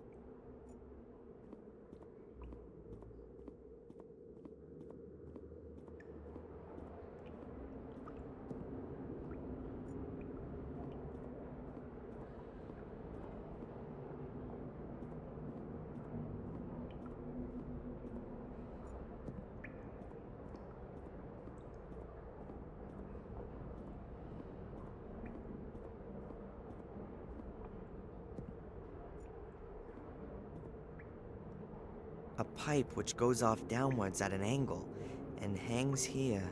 That's a piece of fabric. Could be from a blouse. And it doesn't look like it's been hanging all that long. I hope it's not Angelina's. But whose else could it be? The pipe leads steeply downwards. I can't see where it ends. It's big enough to climb into. Now, is she down there? Angelina! Angelina!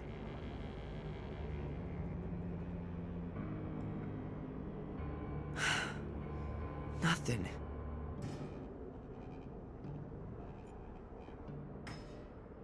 I just hope that the pipe doesn't get any narrower down there, and that I can't find a way back outside. Damn slippery, as though somebody had greased the pipe with... Ah! Ah! Oh! Damn. As if someone has put oil all over the pipe. Oh, the stupid soul key is cracked. I can't even see my hand in front of my face. Huh. I've still got the camera. The flash might help.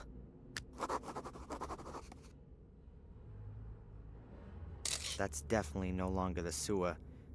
But what's that here?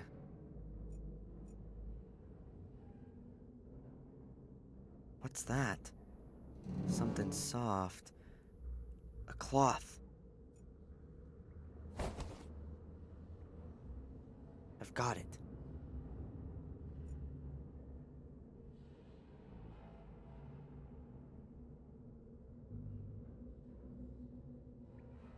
There's something like a metal door here. Some kind of handle. But the door won't open.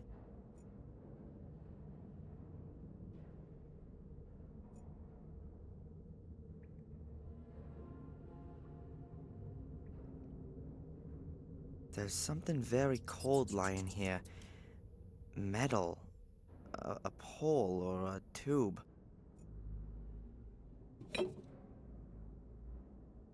It really is a tube. About 18 inches long and quite heavy. I'll wrap the rag around the bar and wedge it in a bit in the opening. Yeah, that ought to hold it.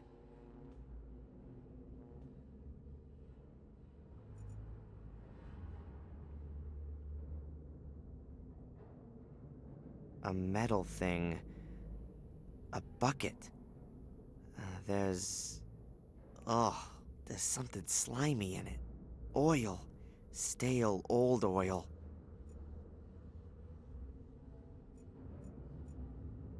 I'll dip my homemade torch in the oil. So, it's drenched in oil.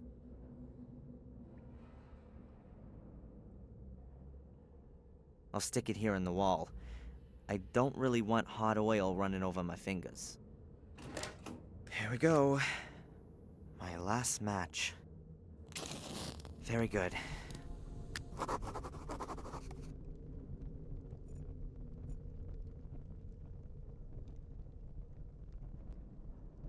A kind of switchboard with a handful of switches and fuses.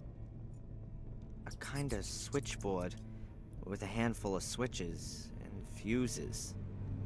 A few loose wires are hanging out of the box.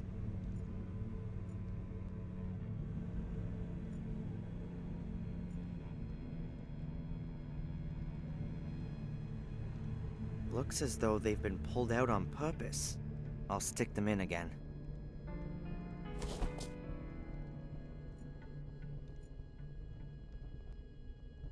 No wonder I couldn't open the door in the dark. It's been blocked with a pole. And it's a sliding door. The metal rails on the wall and floor give that away. That would suggest that I'm in some kind of a bunker.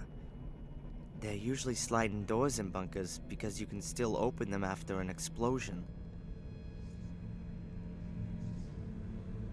Of course, the door won't open with that there. I'll take it out of the way.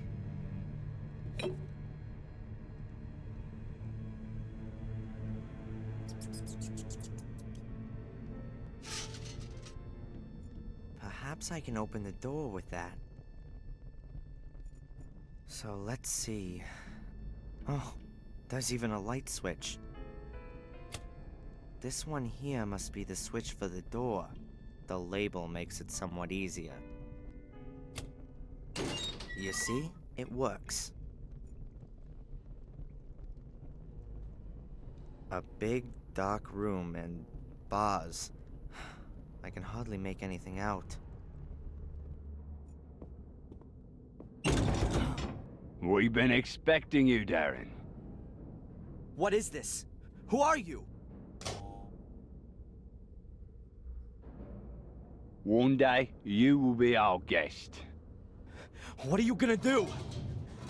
What have you done with Angelina?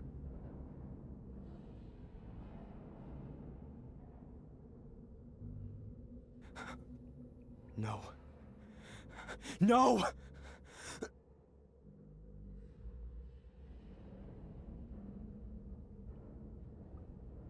I'm going now. By the way, escape is impossible. This is an old Second World War bunker. There are meter-thick concrete walls, steel, and rock between you and freedom.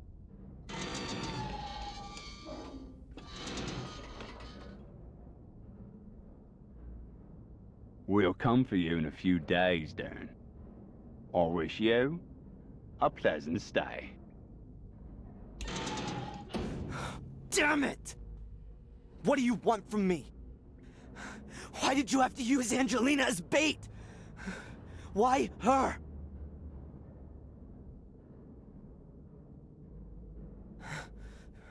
I'm gonna find you. Ugh.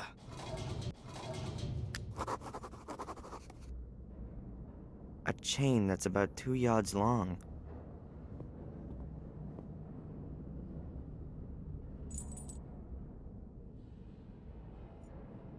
Looks like a screwdriver. What's that doing here? That's one of those things you can light gas with. The metal part is rubbed with a kind of flint and then makes sparks.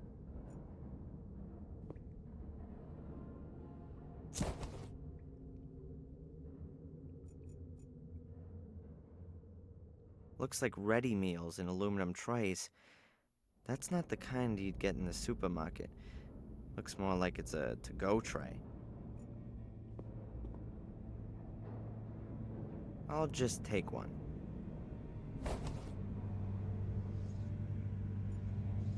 seems they don't want to let me go thirsty. Huh. That's about 3 gallons. If you need around half a gallon a day, that means they want to keep me waiting here for no more than 6 days. Great.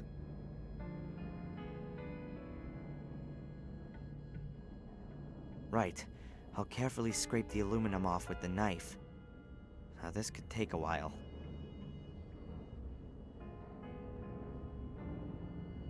I've collected a small heap of aluminum powder on the pages from the fairy tale book.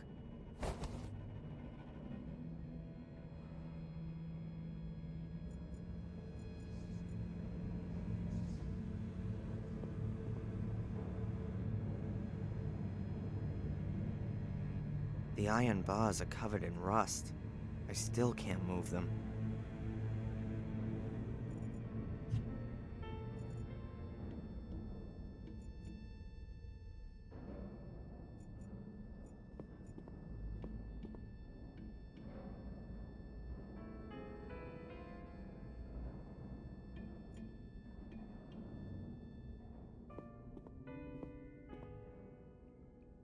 Good. I hope I can get enough rust off here.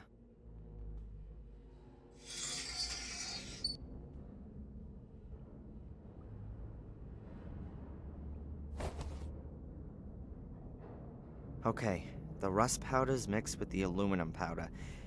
It's not the best welding powder ever, but it'll do for the lock.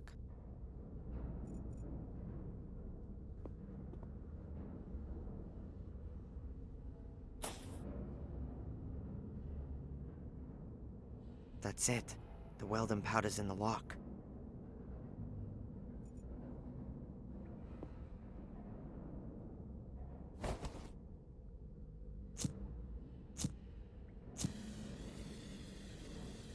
I shouldn't let the flame burn too long. Who knows how long the gas will last. Good.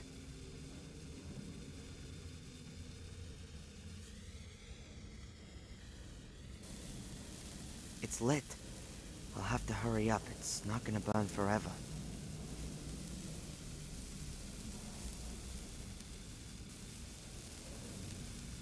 Alright then. Real careful now.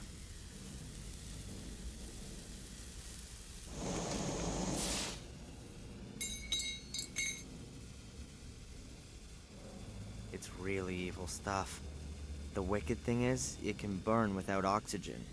That means you can't put it out with sand, for example. And if you pour water on it, the water is broken down by the heat, creating oxygen, or hydrogen, or oxyhydrogen, explosive gas. Everything explodes and superheated droplets fly everywhere. There's been some serious accidents. So it's not really something to try at home. But this was an emergency.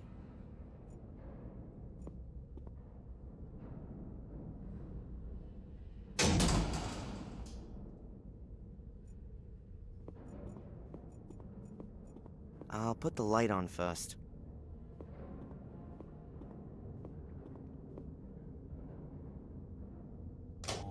That was easy.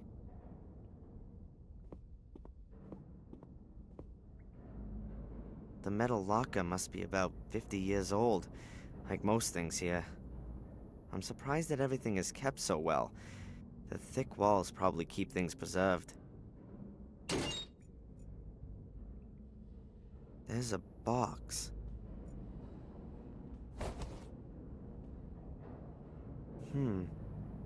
These are cables with igniters, presumably for dynamite. I'll take one of the cables with me.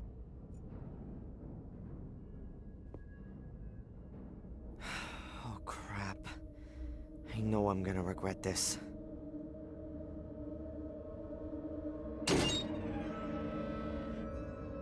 Oh my god. Angelina's pursuer, Reginald Boris. He's been stabbed to death. Perhaps I'll find some clues to what happened to Angelina.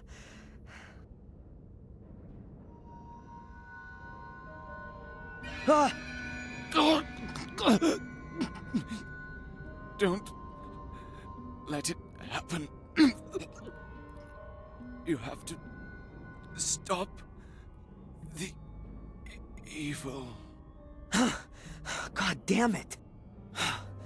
This can't be for real. This can't be for real.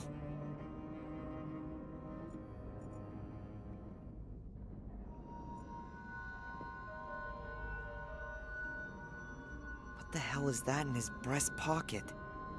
Oh, gee, looting a corpse. Just what I needed. But if it helps Angelina...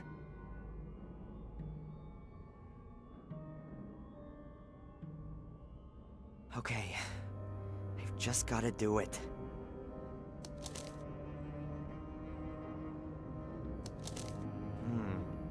Sounds like a poem. But this is just half of it. The paper's torn. Days be done, Gordon's son, hanging long and grow, the light end in sight. I've no idea what that means, but I'll take the paper. And there's something else. Insulation tape. Oh, that's it. Luckily, there's nothing else here.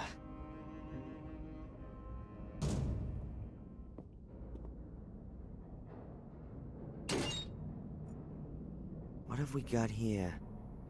Whoa, a stick of dynamite. Does 50-year-old dynamite still work? Or does it work too well and explode in my hands?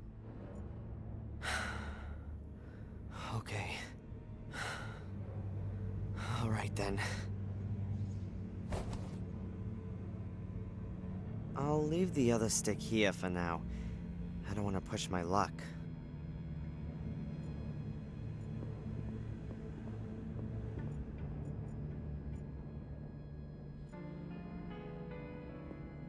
An old box. Let's see. Magnesium flares. I'll take them. That's no idea what that is. It says here that it's a rubber dinghy with a built-in compressed air capsule. You pull the ripcord and the dinghy inflates within seconds. It must have been the cutting edge of technology back then.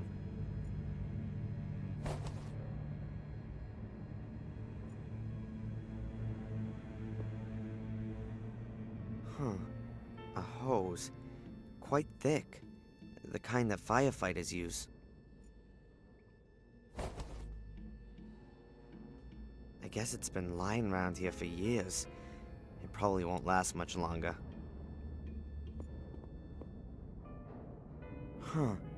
A pressure hatch like the ones you see in submarine movies. Looks old, but isn't rusty yet.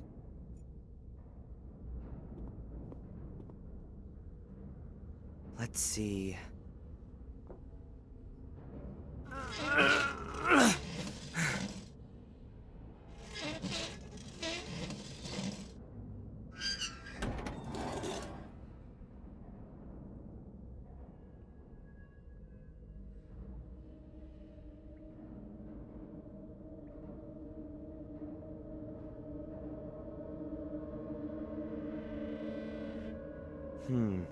There's not much to see. Oh, it smells like stagnant water and rust. This could be some kind of water storage or tank or something.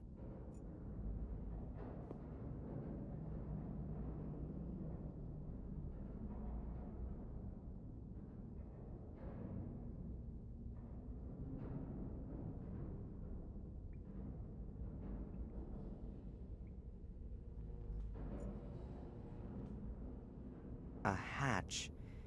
It leads back downwards, but that could be my way to freedom.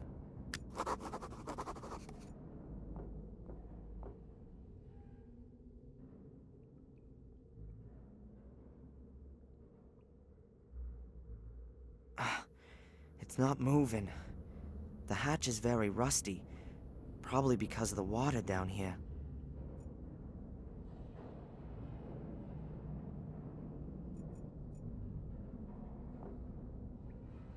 You know, sometimes the only thing that helps is brute force.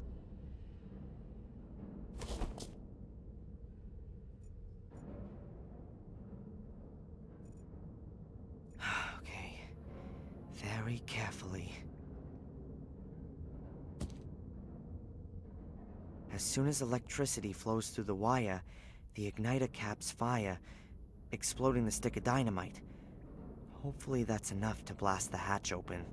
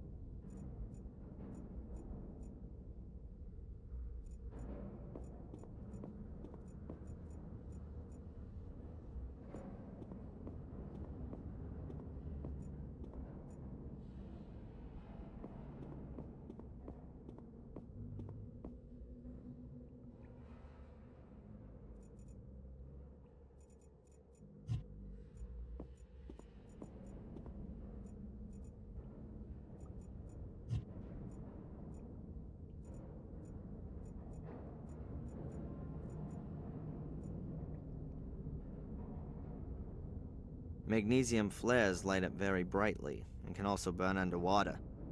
Divers use them when they're way down deep, where normal lamps won't work.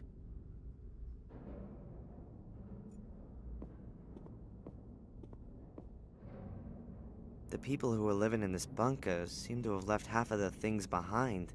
There are bottles, boards, crates, pipe fittings, cardboard boxes, all kinds of things. Boards, a broken lamp, and an old-fashioned detonating device.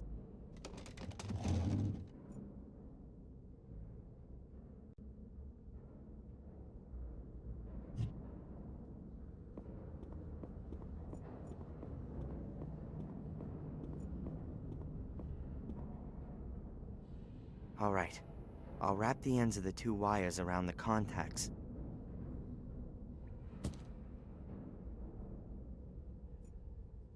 The wire is connected to the stick of dynamite in the detonator. Everything's ready for the explosion.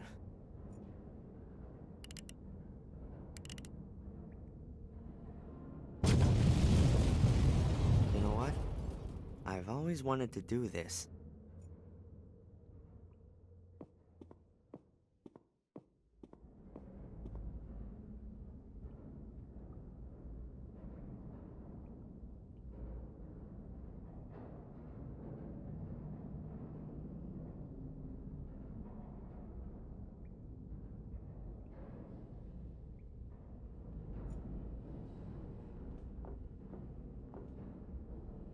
Damn!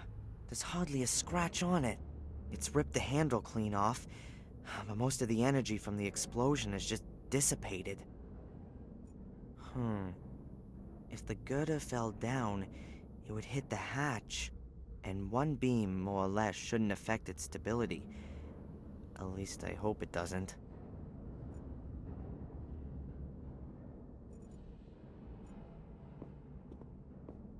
Hopefully the second stick is as sound as the first one.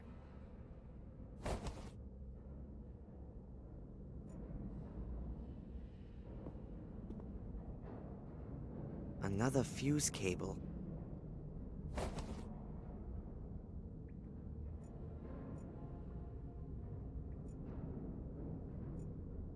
I hope that works.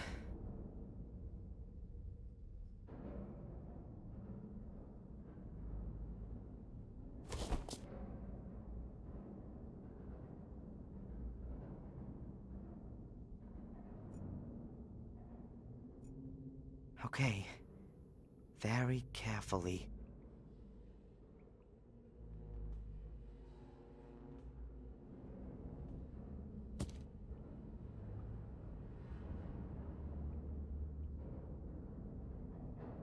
The dynamite should blast the concrete girder from the ceiling once and for all.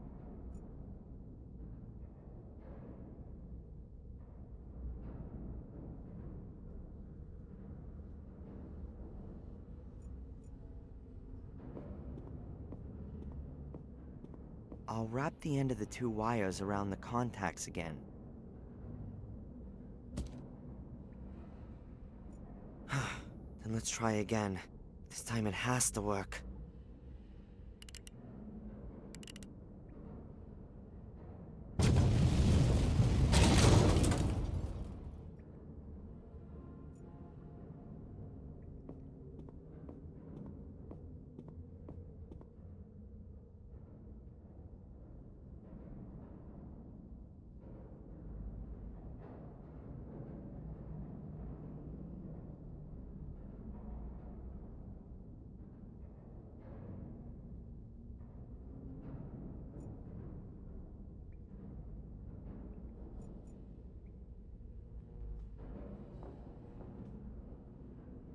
If I just put the boat under the girder, it'll probably slip out when it inflates.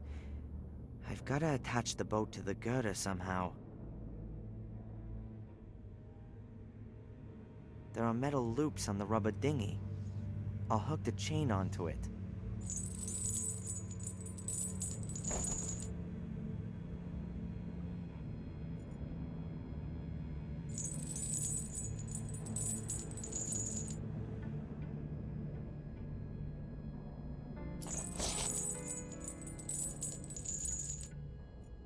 The boat is attached to the chain, which is wrapped around the piece of concrete. That might work. And up it goes.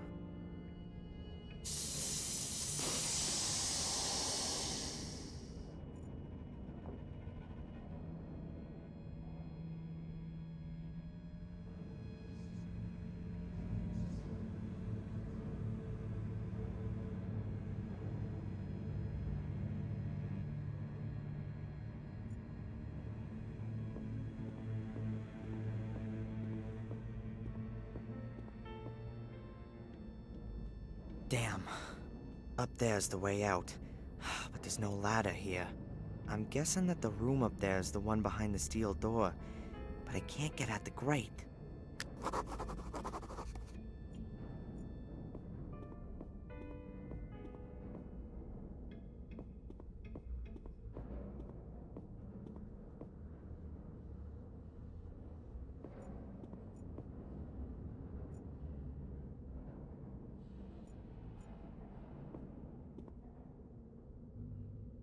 The concrete beam has broken off a piece of the wall here, and a few wires are sticking out. I think they're live.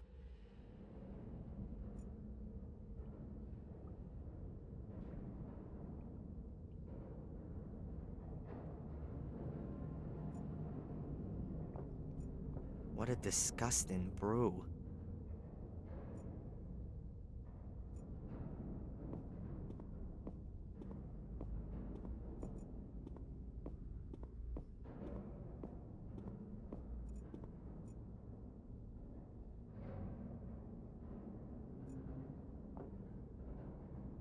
There's a pair of gloves and a wrench. I'll take them both with me.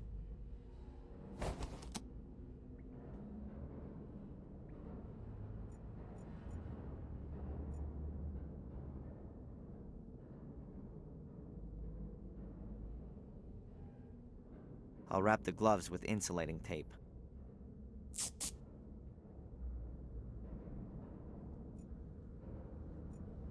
It'd be best to bend the electric wires out of the pipe and into the tank room.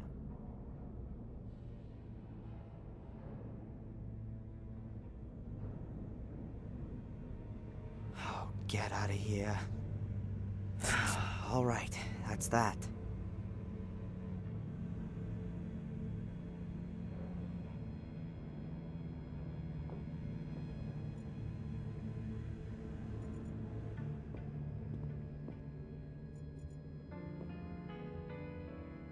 The metal door closed behind me when the guy pulled one of these levers.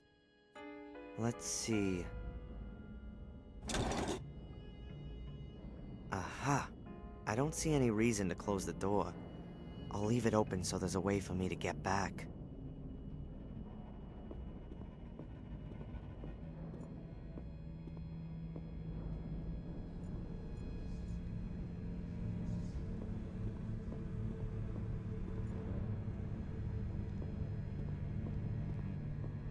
A fire hose with metal connectors at both ends.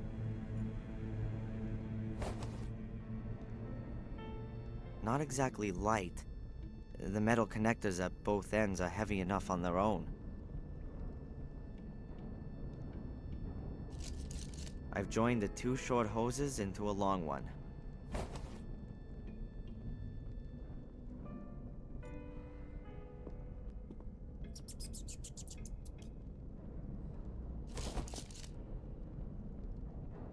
The connector fits. The hose is connected to the water outlet.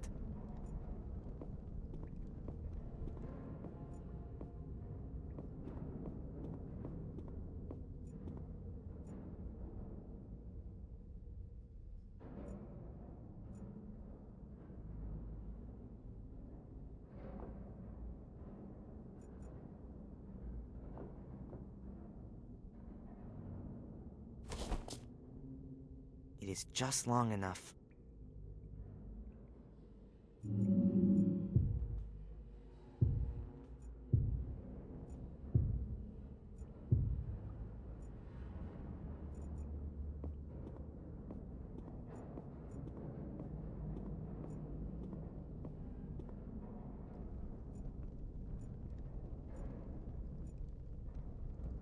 Two huge water tanks.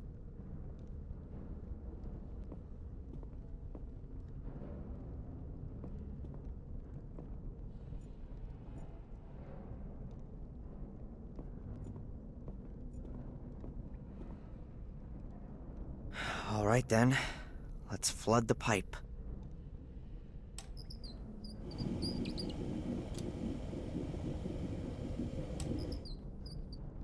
That should be enough.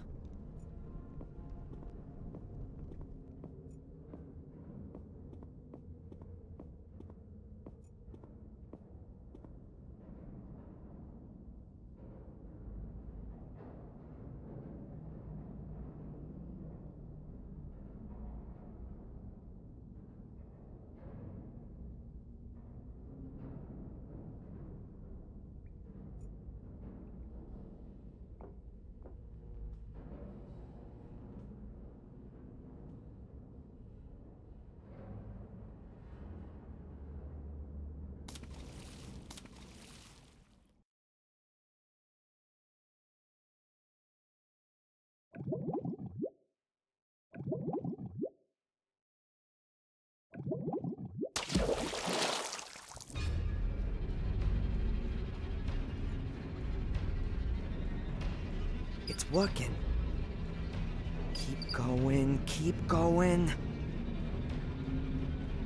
Just one more. Oh, that's it.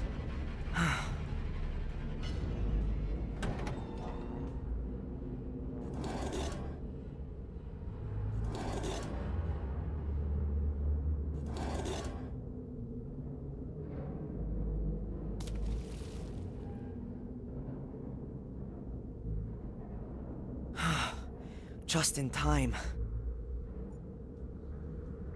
An old wagon, like what used to be used in mines. It appears to have been built to transport heavy loads. It looks very solid and heavy.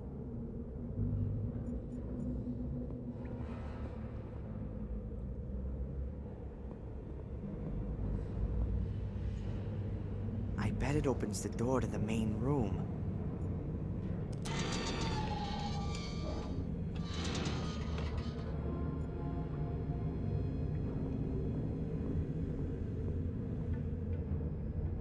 Iron chain, quite solid and around 5 yards long.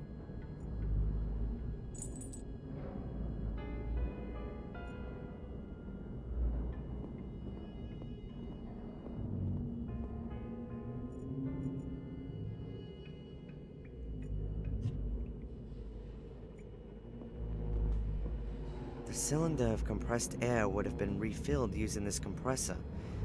It's seen better days. But it's not fit for the junkyard just yet.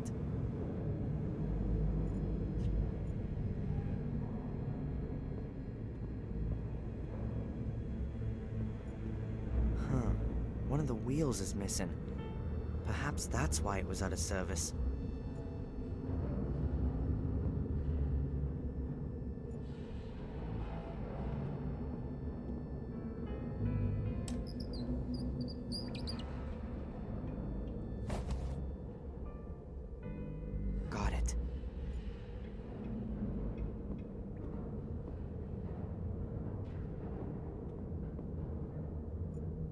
It would really be a coincidence if that fits. But I guess I need some luck sometimes, too.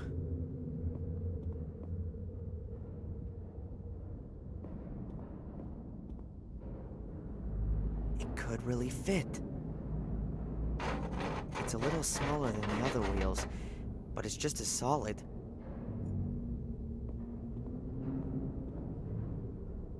Let's see. It works! Damn it, that's it. The planks aren't quite as robust as I thought.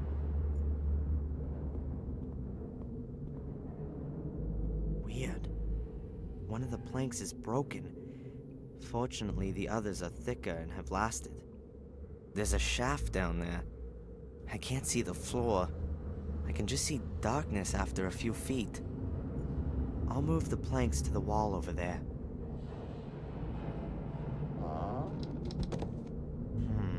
Still not much to see. The light only reaches a few feet down.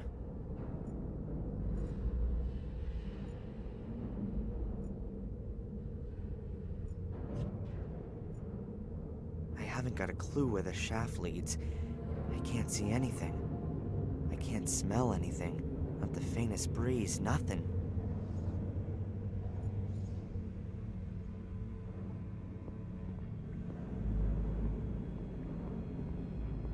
I'll just put the chain around 2 of the bars. If they're ripped out, I'll have enough space to climb into the crevice.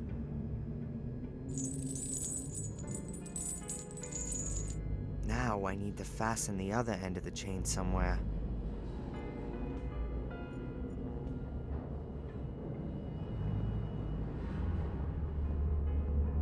I'll hook the chain under the coupling. It's directly attached to the frame and should be able to hold plenty. That's it.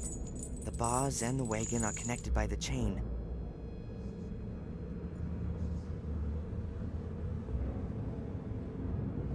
Huh. A pile of stones. Most of the stones must weigh at least 60 or 80 pounds. The stones are adding real weight, and I can barely manage to get them into the wagon.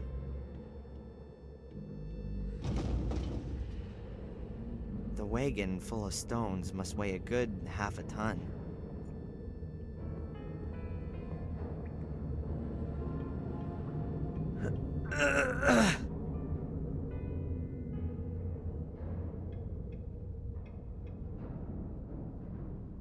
The wagon is right at the edge of the shaft and it's full of 100-weight stones.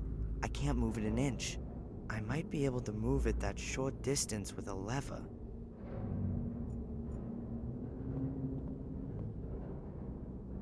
The planks are of various thickness, and some are much more worn than others. Perhaps they're made out of different kinds of wood. I'll take one of the thick, solid ones. I'll leave the rest where it is.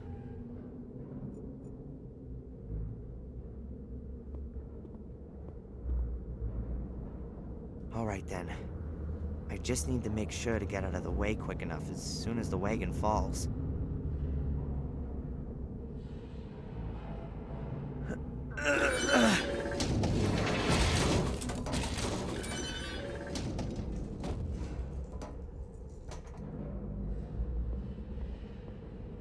Okay, the 2 bars have been ripped clean out of the concrete. Now there's enough room to climb up through the crevice. Let's hope that the crevice leads to freedom.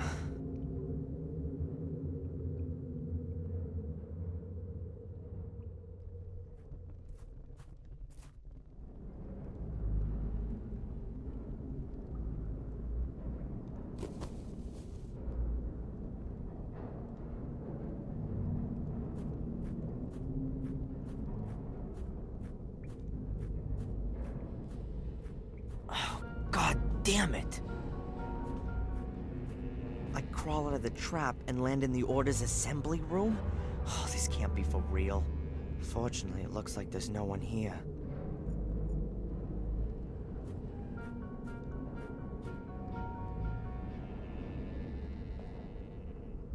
Is this some kind of assembly room? A club room for the local necromancy and black magic society. Okay, As soon as I found Angelina, I'm out of here.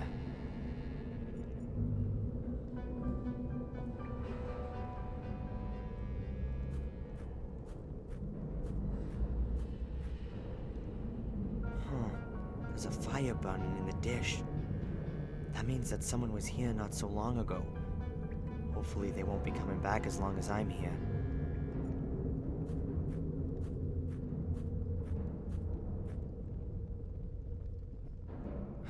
Not again. Why do I continuously find myself standing in front of locked doors? Ugh! Oh, hell. That's another way of doing it. All right. Calm down now. Angelina's still missing. Perhaps she's been used as bait in order to lure me here. But why? Where's she now? Perhaps I should talk to Miss Valley again. She knows more than she lets on. The question is, what's with the Order? I mean, who belongs to it? What do they want from me? Ah! Oh.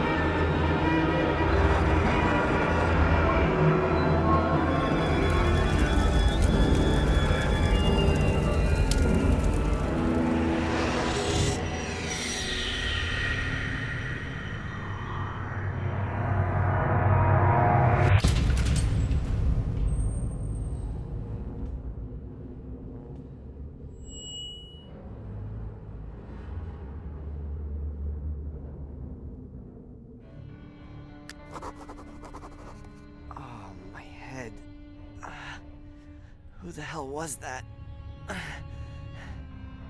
Now where am I? I've got to free myself somehow before whoever it is comes back. An old cleaning cloth. Quite obviously not been used for quite some time. A thin strip of wood. I think I can reach it.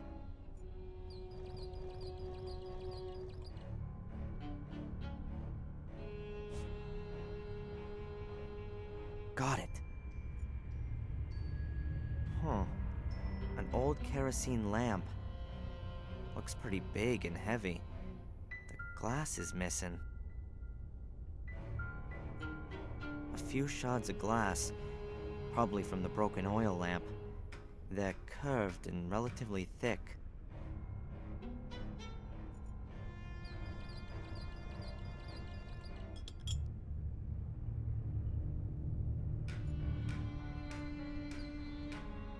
A green plastic bottle. I can't see what it is exactly. I'll shove it closer into the light.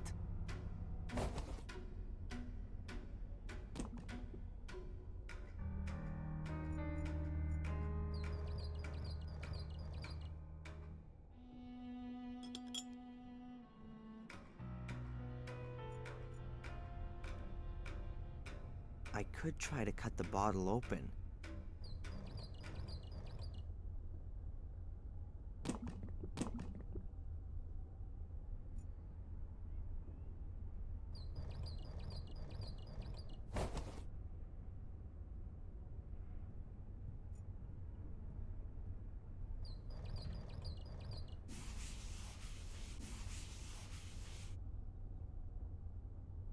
I think I've got it all. The rag is now soaked in the kerosene.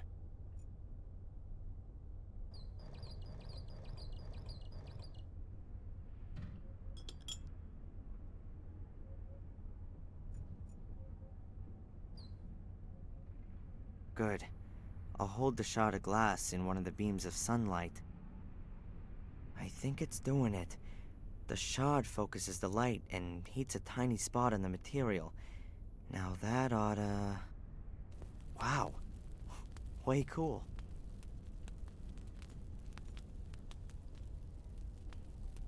Oh, okay. I have to get there.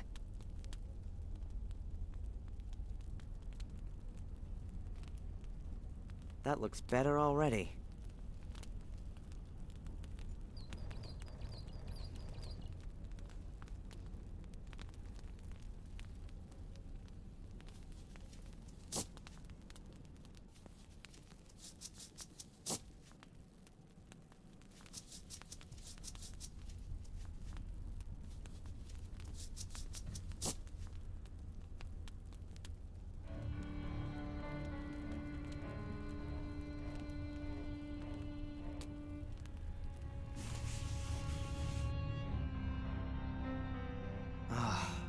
That's much better.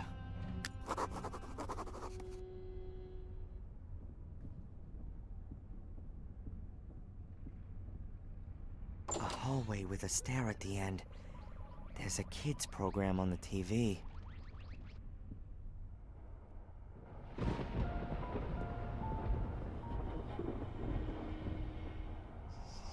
Is there anything I can do for you, Samuel?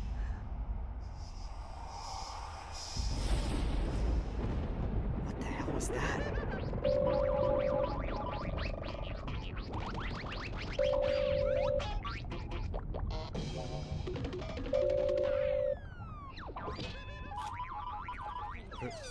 Hello? Yes. We've arrived. It's nice here. Everything's just like you said. No, Tom's gone shopping. Yes. Tom tied him up with rope. I know. The man wasn't very nice to me. But I don't think it's good that he can't leave. Yes, I'll keep watch. Bye. I think I'm slowly going mad. There was a woman's voice. She called me Samuel, and I heard music. All right, now I really must pull myself together. Bobby's sitting down there, and Tom's somewhere around too. The pair of them have kidnapped me on behalf of someone who knows this house.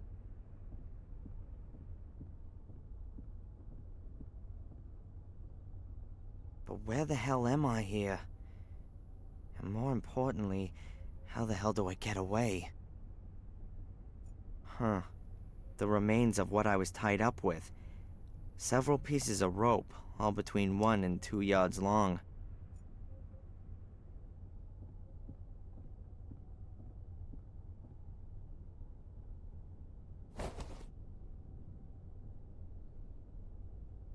This rope was lashed around my chest.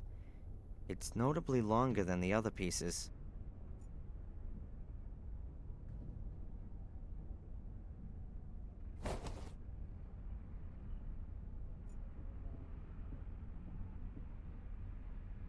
Let's see what's behind it. Interesting. A family tree. Hey, maybe he'll give me some pointers to where I... There, right at the top. Samuel and Catherine Gordon. Then is that the Gordon's family tree? So this house also belongs to a Gordon. Are they behind the whole thing? The Gordon's family tree, beginning with Marcus and Mordred and going up to Samuel and Catherine Gordon. Hundreds of years of family history, full of murder and suffering. This place in the wall looks a little strange somehow.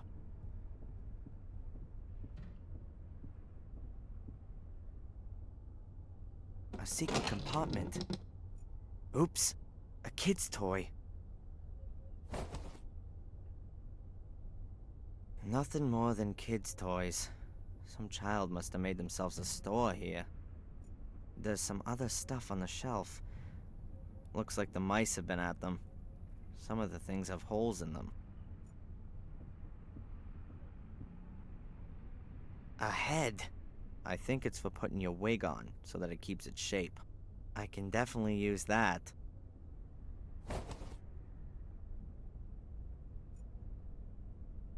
The idea of these things is that you hang your suit or uniform over it to stop it creasing.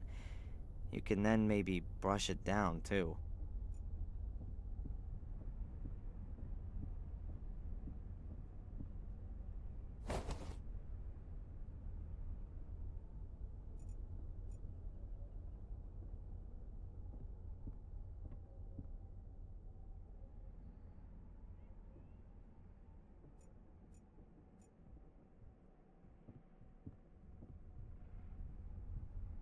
Wobbles a little, but the back of the chair is supporting the head.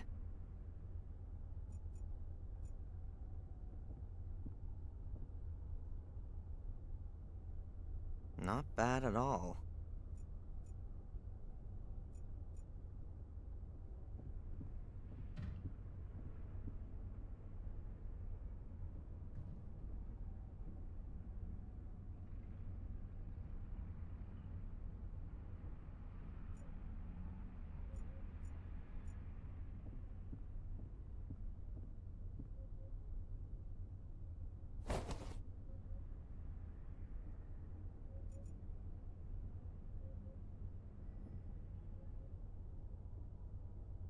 I'll tie the rope onto the binding, like that.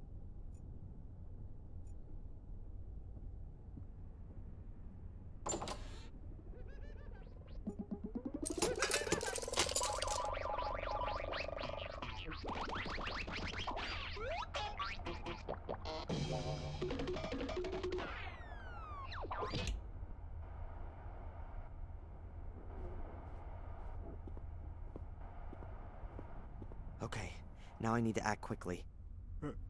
Hello? Everything okay?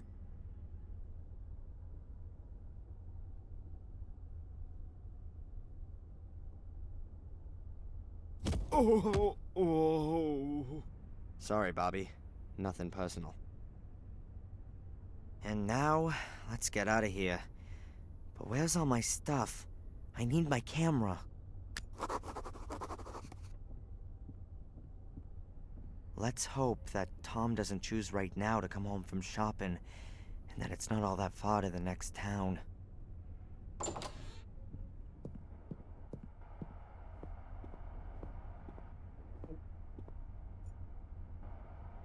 Wow. The car seems to have withstood the impact well.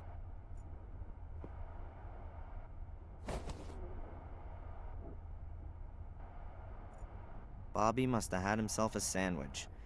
And there's the wrapping paper still lying there.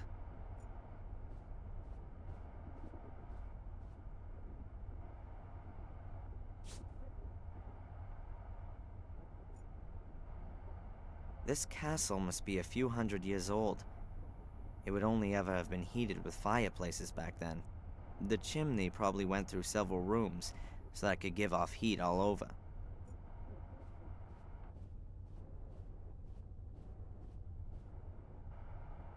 It doesn't look like there's been a fire here recently, but there are still a few charred bits of wood in the stove. I'll take one of the smaller pieces. Ah, now my fingers are all black.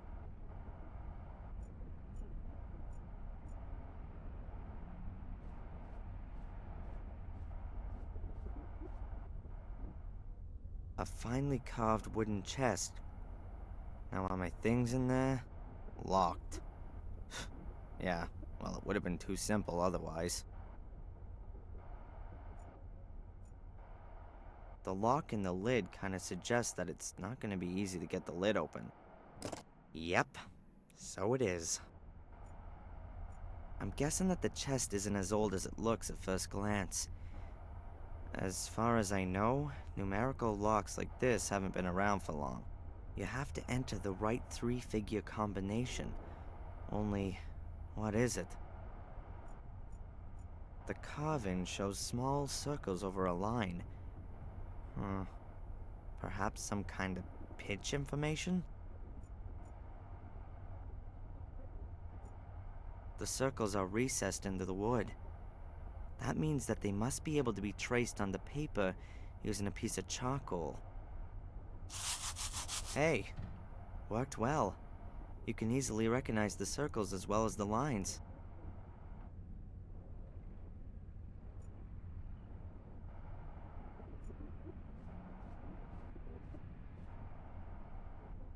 Could the circles on the chest be simplified notes? Notes which just give the pitch, not the duration? If they really are notes, then there's a starting point missing. Perhaps you can begin anywhere, and just have to pay attention to the relative pitch of the notes with one another.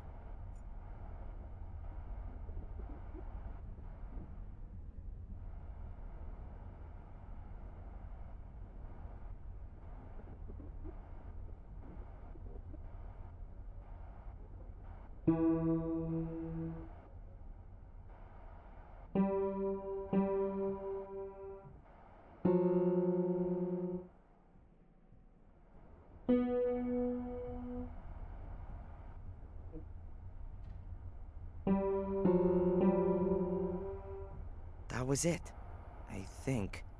I didn't make any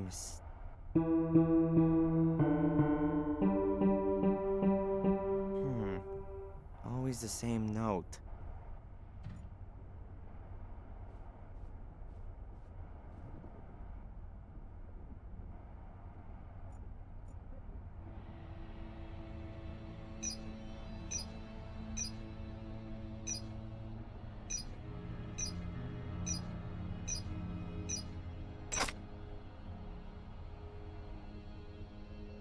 Sounds like it's done something. Got it. Combination worked. Alright, there's my stuff. Alright, I'll just take this stuff. I probably won't need the rest anymore.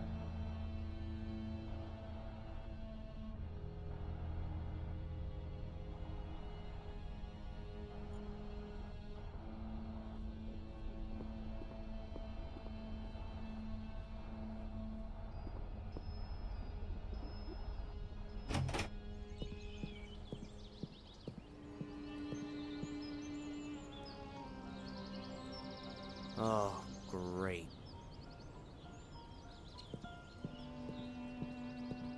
Wonderful. I'm in the middle of nowhere. The next house could be miles away, and Tom could be back at any minute. I think I better find out where I am first. If Tom does come back, I can always jump into the bushes.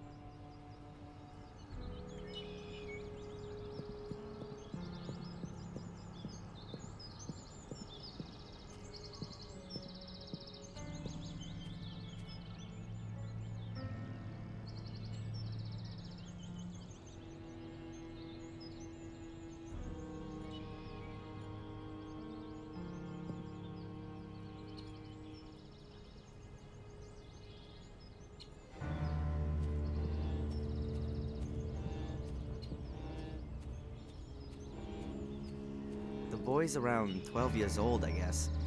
Looks like he could be watching me. Hey, kid! I know you're there. Come out, I'm not gonna hurt you. You couldn't anyway. I'm much too quick for you. If you say so. I'm Darren Michaels, a mighty physics student. I'm Van Helsing. Whoa! The vampire hunter? I always thought you were a bit older, sir.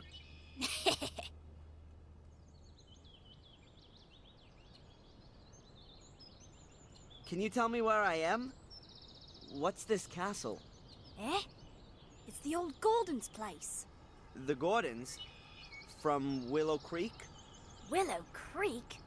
I don't know what you're talking about. Sir Richard and Lady Eleanor used to live here. And where are we exactly? Where? In Wales. Oh, great.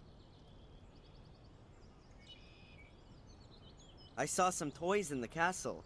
Are they yours? Yes, all my things. And my car. I got that for my birthday. I daren't go in there since those men have been there. You better not. They're dangerous. Are they werewolves? No. But they kidnapped me. Cool. Have you seen the two men who are living in the castle now? Yes, nasty men. You bet. One of them chased me. Said he would call the police if I don't disappear. I'm sure he wouldn't do that. The woman was much nicer. Which woman? The pretty one. I see. Was here a few weeks ago. She was snooping around and asked me about the summer house and the laboratory. And then she went. She took some blood samples with her. Strange. Did she tell you her name, or what she planned to do with them? She needed the blood for research. Angelina said. Whoa, what? For research. Maybe she's a vampire hunter too. What did the woman look like? Well, like a woman. Pretty. Like this? Did she look like this? Yes, that's her. But she had long blonde hair when she was here. I liked her much more like that. Long blonde hair. And when did you say she was here? It was before my birthday. About 4 weeks ago. Long before we coincidentally bumped into each other in Biddeford. What kind of summer house is that? It's all ruins. Blew up. Really? Yes, a long time ago. My father says that old Sir Richard died in the explosion. He had his laboratory in the summer house. He was a scientist. I think he was a vampire. Really? Of course. He experimented with blood. Who else does that kind of thing? Maybe you're right. And they gave up the castle after the explosion? Maybe. That was 10 years ago. Since I've been coming here, the castle has always been empty. What exactly did the woman do when she was here? Looked at the castle and the summer house, especially the house. Do you know what she did there? Looked for something, and I think she tried to get into the old laboratory. At some point, she gave up and started searching at the tomb in the marshes. I had to go home because it was starting to get dark. When I came back the next day, she walked past me coming from the summer house. She had a bag of blood in her hand and was very happy. And then, she left. Listen, Van Helsing, can you do me a favor and keep watch for the car and the other man coming back? I need to have a look around here and, I need a lookout. Of course. Nothing gets past me. Excellent. That can't possibly be a coincidence. Angela snoops around the Gordon estate, and I discover a connection to this very family in Biddeford. Did Angelina lie to me? The question is, did she have a good reason, or does she work for the Order? I can't leave here before I found some answers.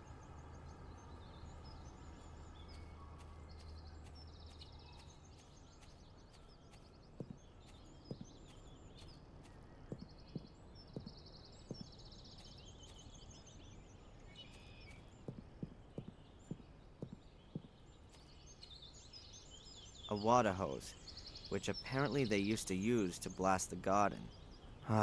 It's had it. There's a huge rip in it about a yard long. There was probably water in it over the winter, and when it froze, it will have bursted. Hoses have been real useful to me up till now. Hopefully the same goes for this one.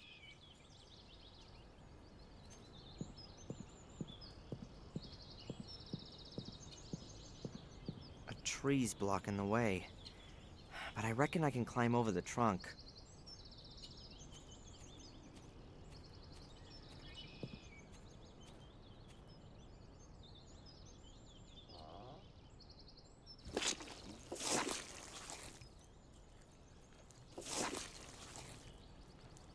Oh, damn!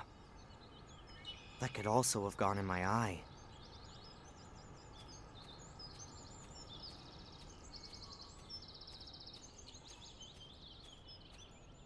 Huh. The ground's real soft everywhere here. I think it must be a swamp. I bet as soon as it rains, you can't put one foot in front of the other. This building must be the only one you can still get into.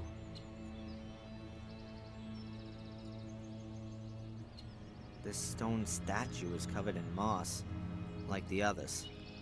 It's carrying a metal shield. Unusual. A stone figure holding weighing scales.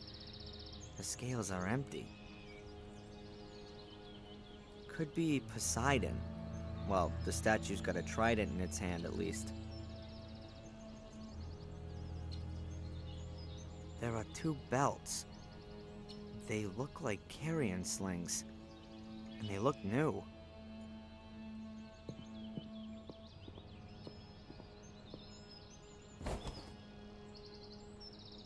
The belts are a ripstop weave. They'll sure hold quite a bit.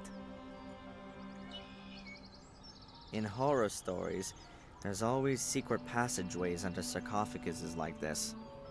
And they always lead down into secret underground chambers. In reality, though, I think I can exclude that idea.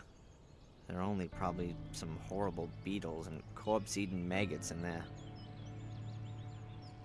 Little Van Helsing reckoned that Angelina had spent a long time messing around the tomb here. And here's the lid, not lying squarely on the sarcophagus.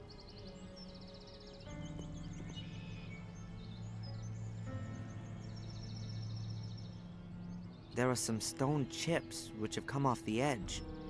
Doesn't look all too old. Angelina had opened the sarcophagus, that much is clear. But why?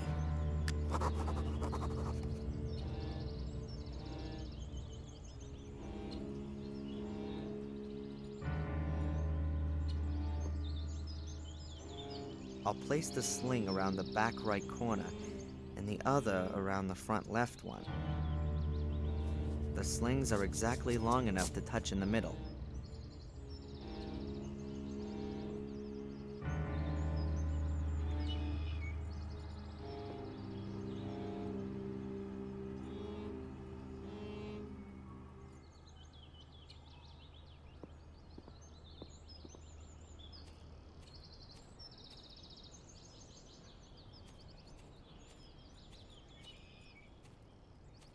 Pulley, somewhat battered and weathered. But it still works.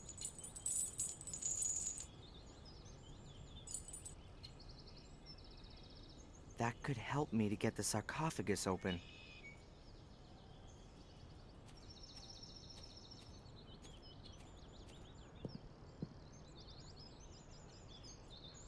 Great idea. Oh, but sadly I've forgotten my crane. You know, the one I wanted to hang the pulley from?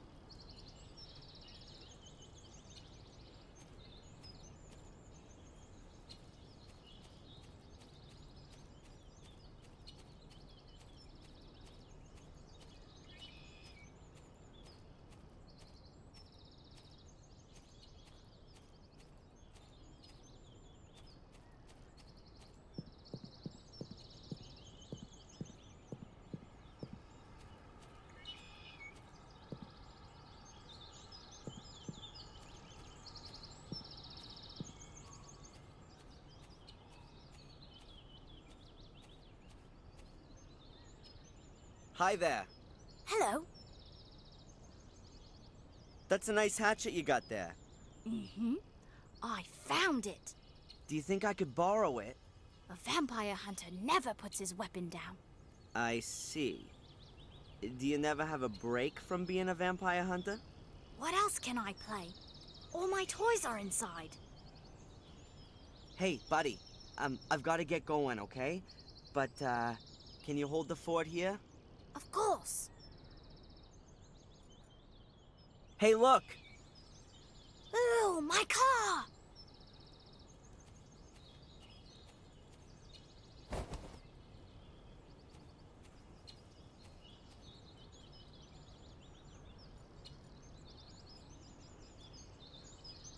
The little guy's hatchet.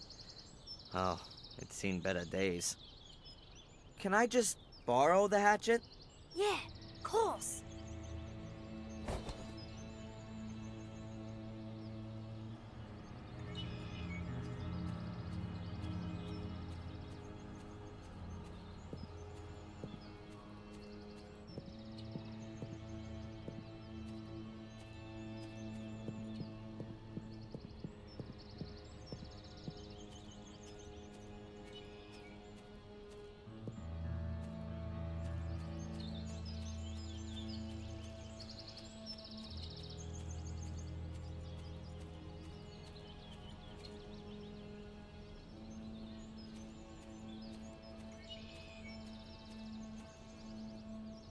This'll take a while.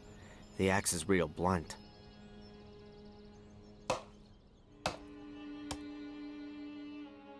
Okay, I felled the trees and trimmed the trunks for a good 1.5 yards.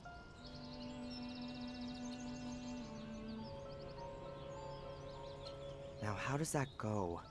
You can somehow rig up a tripod out of 3 pieces of wood. So, and then like so. Yep, exactly. And now, 1 tripod. Just has to be erected now. I'll position it as well as I can over the sarcophagus.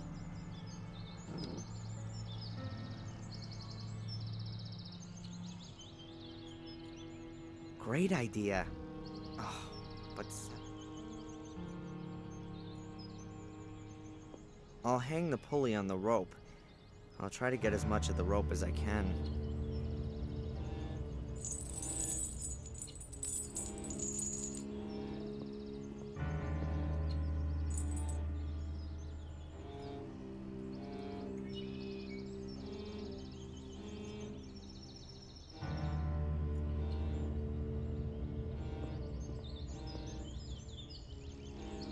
The length just makes it.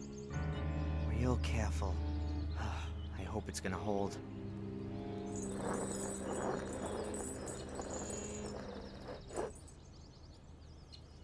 What have we got here? Steps leading down. Huh.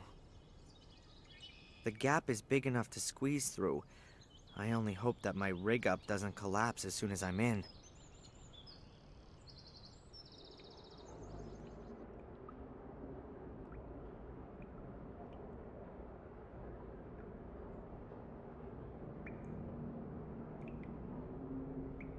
Whoa. Now where's this then? Looks like the inside of a tower. And here's some kind of crater in the floor. Looks like something's exploded here.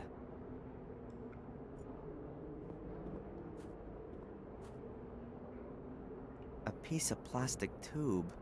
Okay, I'll stick it in.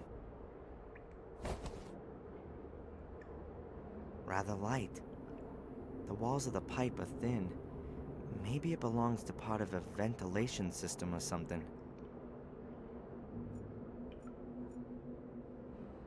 There's paper lying everywhere. Most of it soaked through from rainwater. Huh. Here's a folder. It's only wet on one corner.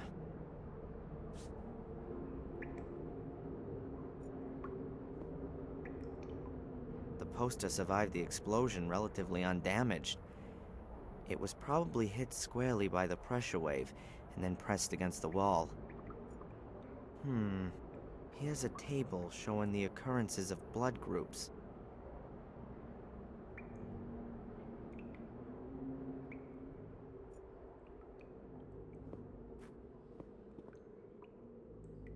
The safe survived the explosion undamaged, I'd say. These burns may have well come from a Weldon set. The kid reckoned that Angelina looked real pleased with herself. Somehow she must have got the safe open. Now what have we got here? A combination lock, but not with numbers, with letters.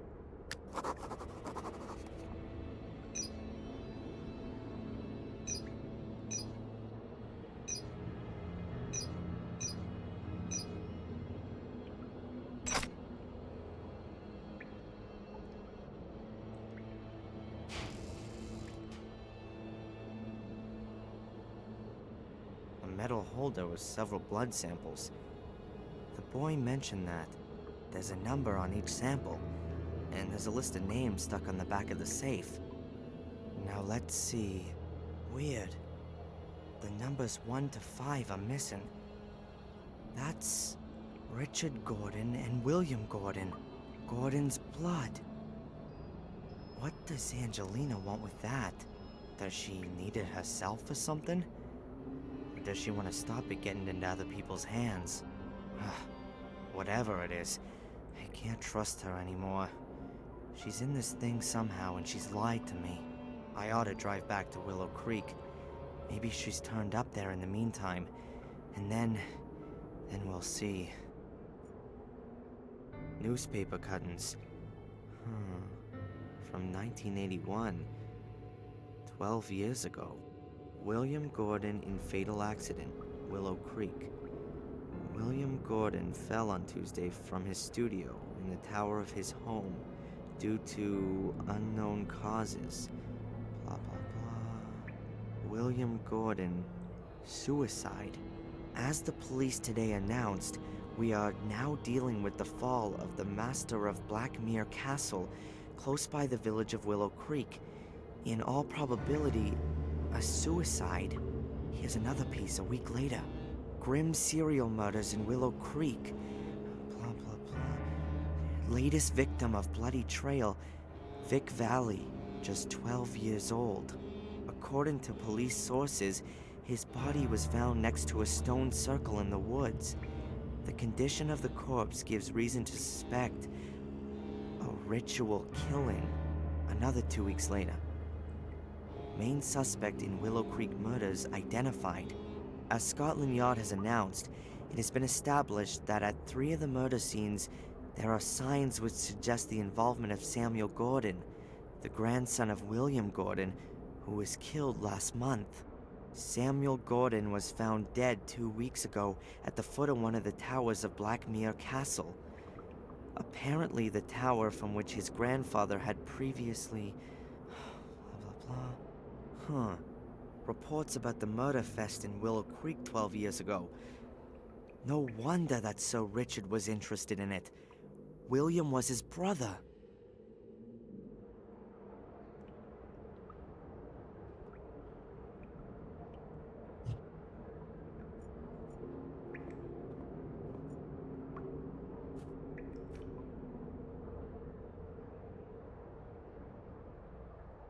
The piece with the rip can't be repaired. I'll cut that bit out. Okay, now I've got 2 halfway usable hose ends.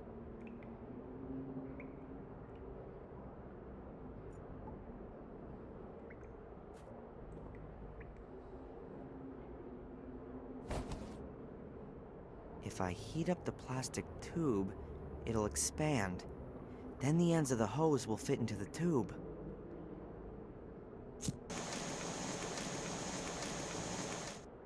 I think that'll do.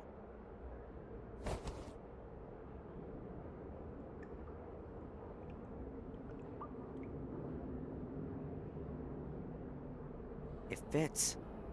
Just wait a bit while it cools down.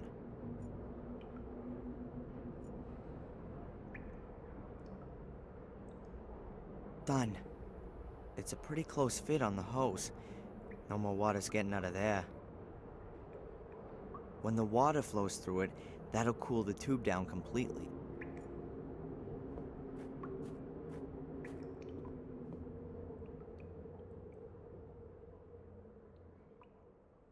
Whoa, you've been in the crypt? Are there coffins in there? Yeah, but no vampires. Shame. Well, what is it then? A car! The other man's back! The other kidnapper? Huh. Thanks for the warning. Okay, run home and tell your parents they should call the police, okay? Cool.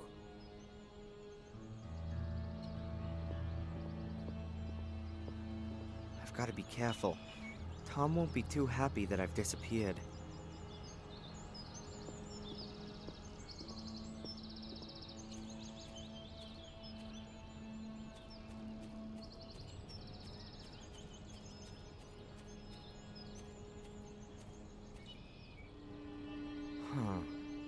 A hook.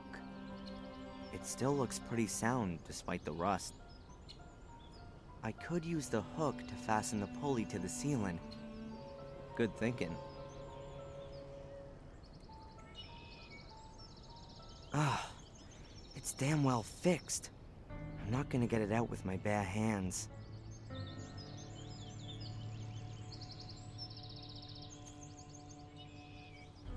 I'll try to loosen the hook using the hatchet.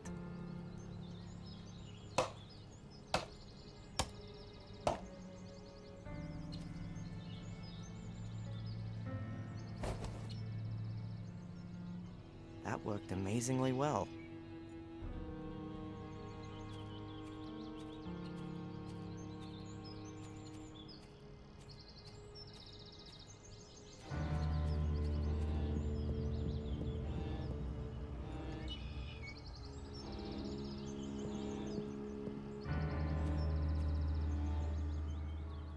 It's on.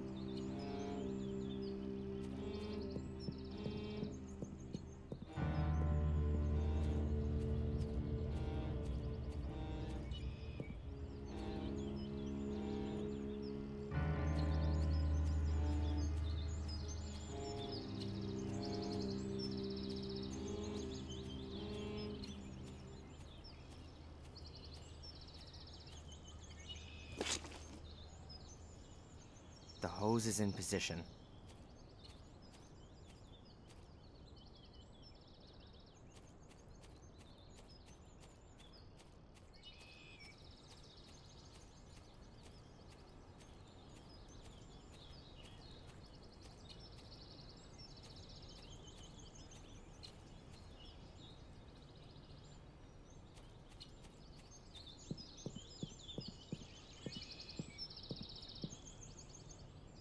Okay, good.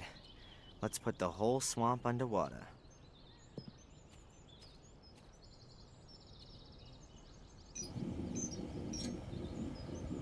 That ought to do it.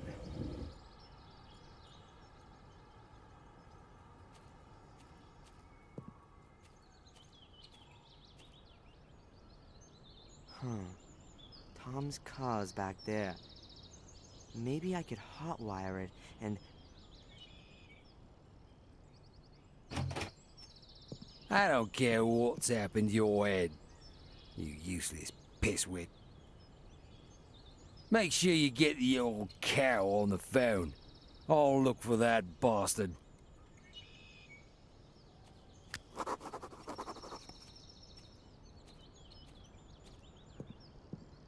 I'm never gonna get to the car. Tom would see me, and I think I've seen a weapon. Looks like there are two options. I can wait here for the police and then explain to them for hours on end what's going on here. Or I can lay a trap for Tom and then steal his car.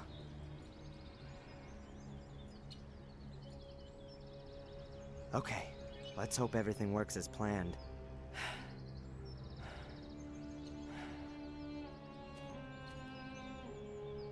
Hey! Tom!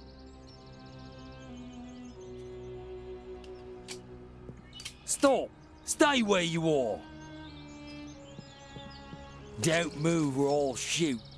And I'd bet that'd be the highlight of your last 5 minutes on Earth, Tom. Get me out of here! Huh, why should I? Weren't you gonna shoot me just now? I wanna get out of here! Then throw your weapon into the swamp and give me your car keys.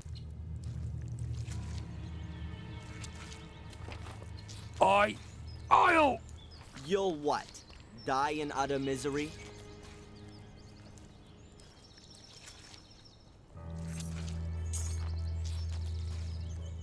There. Now get me out of here. Not so fast. What's going on with Angelina? Is she involved with all this? I've already told you. I don't know any Angelina. Tja, I'm inclined to doubt that. She was only in the village a few days ago. Then I didn't see her. You would certainly have noticed her. One more time. I don't know any Angelina, and there was nobody sniffing around the village either. Except you, okay? Throw me a bloody rope, will you? Or something or other. Who ordered you to kidnap me? You're supposed to pull me out of this! Was it this secret society? I don't know anything about a secret society. The Order. That means nothing to you? Yeah. Okay. I was supposed to find you, knock you out, and bring you here. And then? She was going to call me on the phone and give me further instructions. She? A woman. Sounded quite old. No idea who she is. And she didn't want me staying in Willow Creek? Yeah. I was supposed to bring you here as soon as possible. Do you know who belongs to the Order? No idea. I've only ever seen these nutters over by the mine. They were wearing masks. I don't know who they all were. All right then. I'm gone. The police will be here soon. Get me out of here! Why? Do you seriously believe you're gonna be sucked to the bottom? Idiot.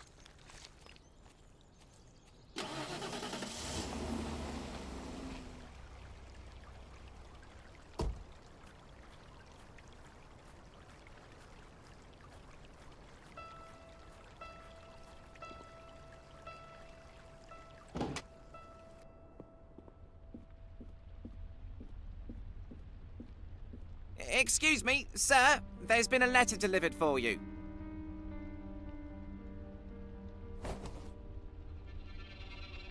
Who delivered it? I don't know. It was in the hotel's post box. But there's no stamp on it, so it must have been delivered personally. Huh. Thanks. Hey, it's from Angelina. Dear Darren, I haven't been completely honest with you. I've been concerned with Willow Creek and Black Mirror for some time, and it was you I was looking for in Biddeford. I stumbled upon something there that I don't want to write about here. I can only tell you this much. You are in danger. There's a group of people who are out to kill you. They were already after you in Maine. They caught me here in Willow Creek. I managed to escape, and I've been hiding in a safe place since then. I found out today that you are here. I'll explain everything to you and hope that you will forgive me. No, I know that you'll forgive me when you know the dreadful truth. Come to the old lighthouse tonight at 11 o'clock. Make sure that no one follows you. I'll explain everything to you there. Together we can put an end to this whole thing. Take care of yourself and trust no one. You don't know who might belong to the Order. Angelina. Huh. Angelina's alive. That's the good news. But what kind of a game is she playing? Can I trust her?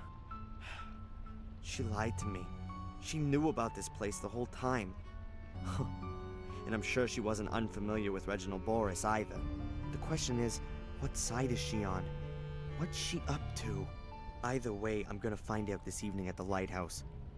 But I should take some precautions. The only place where I'll get a few honest answers is in the Chronicle of the Gordons. Once I know which role the Order plays, perhaps I can deduce what game Angelina's playing. I've got to find a way to read the Chronicle in the museum.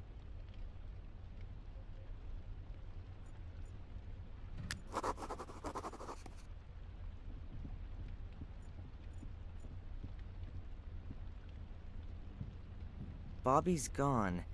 But I'm not gonna get my hands on the book as long as these tourists are around. Perhaps I could hide and wait until the museum closes.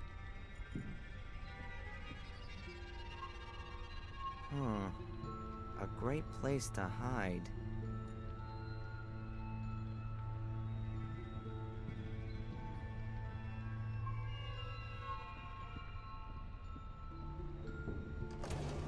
So I've just gotta wait. The museum closes in an hour.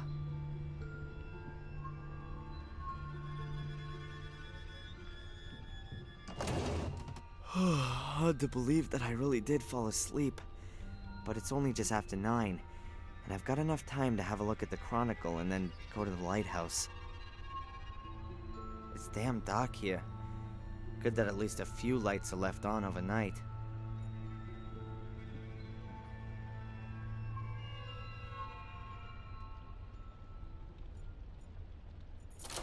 It's open. And therefore a brotherhood should operate in the spirit of this great man for all time. It shall serve beyond the dominion of the church, free of all the conventions, and over and above all earthly jurisdiction. Commit yourselves only to your one aim, that you may take control of that higher power. Our great strength lies in our secrecy. We stand in the darkness, in the shadows, and look into the light, invisible to all who may impede us. For if no one knows we exist, then we cannot be stopped. Therefore, my brothers, hold to these rules. The members of the Order shall not be known to one another. Only the High Priest of the Order shall be able to call every member by name and rank. At Order assemblies, every brother shall be masked so that none may recognize him. No outsider may be informed by the Order, neither purposely nor through carelessness. Be wary, my brothers. Behave inconspicuously, but be wary. The day on which you must prove yourselves will come sooner than you think.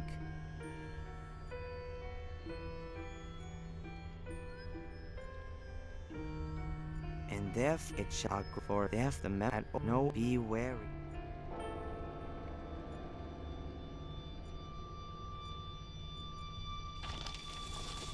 Let's have a look then. This is where the part about the Order seems to begin. Only the brave actions of this valiant man preserved us from Mordred. It is to him, Father Matthias, that we owe for our life and freedom. Let his name not be forgotten, no less his doings, which we carry with us in our hearts.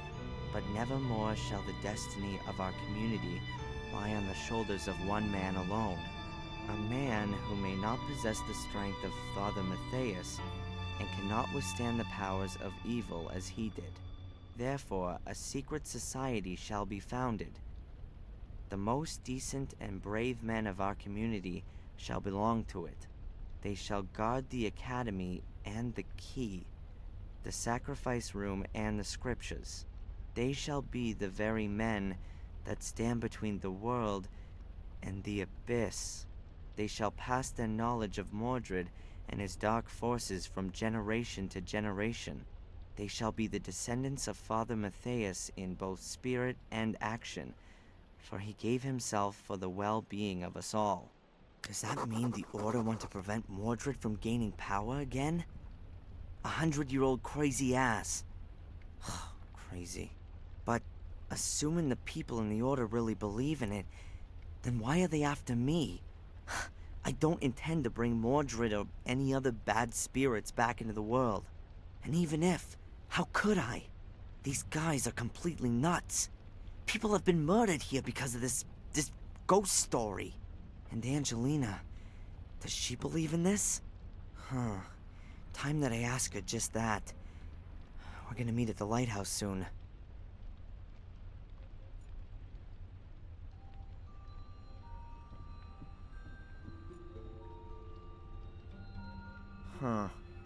Hardly anything in it. Oddly surprising, considering how little seems to go on here. I can see a tissue, some pieces of paper, and a chewing gum wrapper.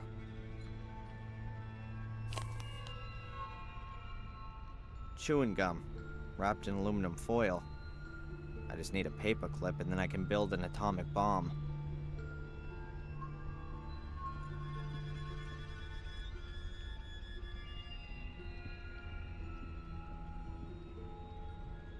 A run-of-the-mill wooden board. It's part of the sewing machine. I'm sure no one will notice if this piece of wood goes missing. I'll take it.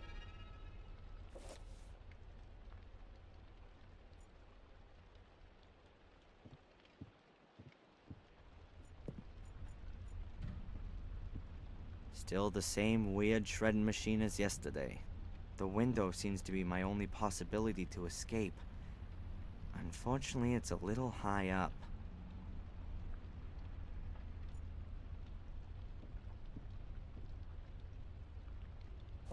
The shredder's covered.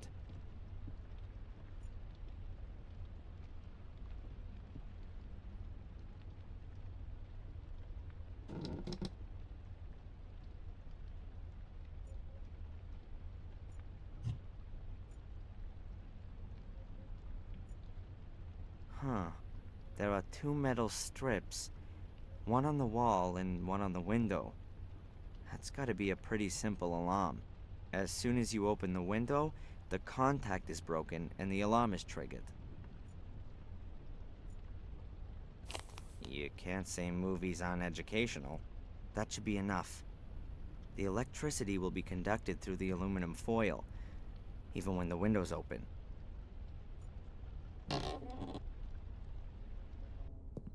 That went well. I should probably, Satan! Not again. From days done by till days be done.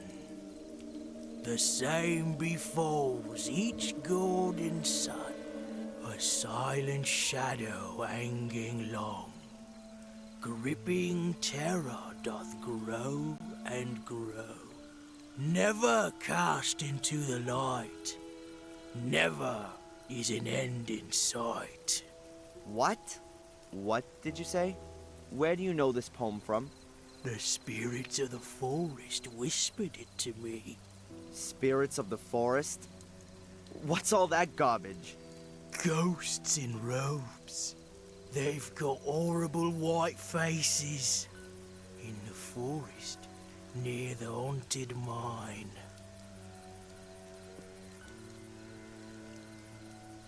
Hey, wait! Do you belong to the Order? Hello? That was the poem that Reginald Boris had on him. He probably belongs to the Order. And the bum said he heard the poem near the mine. I should go and have a look around there before I go and meet Angelina.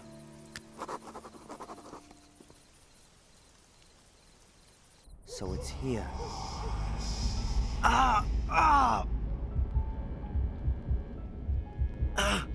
Man, what's wrong with me? If I was superstitious, I'd say a couple of ghosts just tried to make contact with me. But let's be rational here. I'm probably just losing my mind. Fantastic. Oh well. Hopefully it's just lack of sleep and the exhaustion.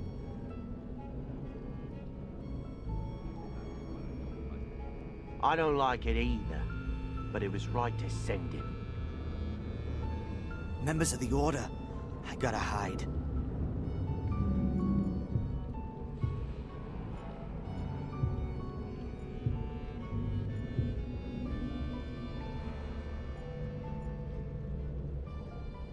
I'd have to crawl about 2 yards through the shaft.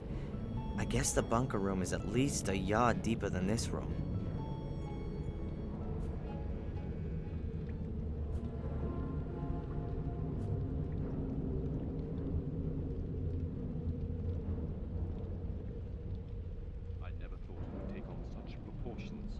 Once they opened the grave and the boy wasn't in it, I knew this would happen.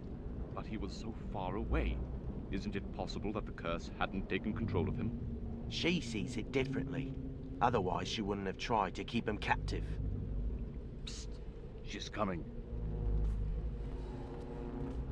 We thought we should meet in the mine today, due to the weather. Is that okay with you? It makes no difference. I should have guessed. Miss Valley's behind all this. She's Little Vic's sister. She's been really involved in the whole thing. And of course, being a librarian, she knew the Order's history. She must have convinced a few people from the village to get involved. Then, for whatever reason, they've targeted me. And this Miss Valley will stop at nothing. I'm sure of that. Was Angelina in her way? I gotta find out.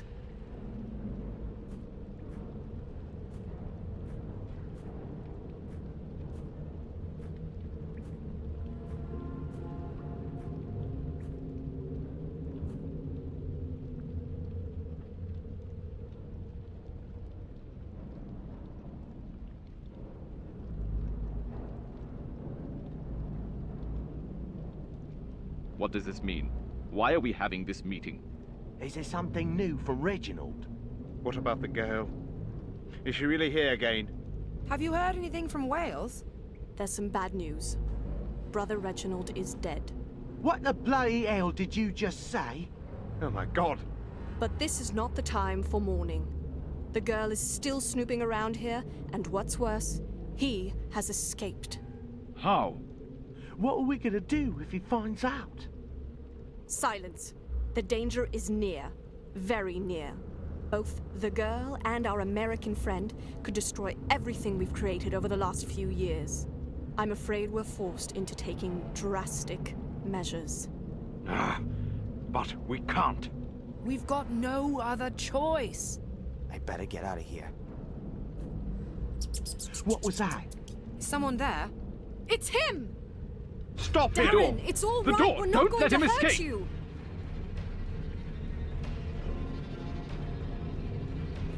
Be careful! You've got no chance. I said stop him! Don't let him escape!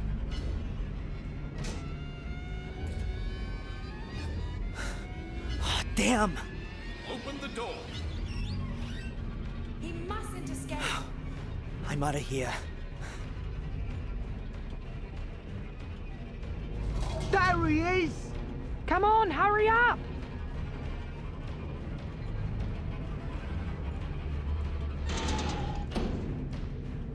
He's closing the door.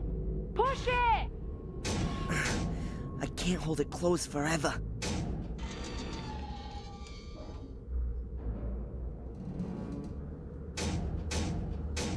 Very good.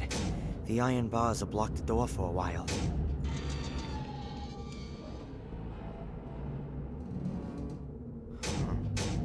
Nothing's happening.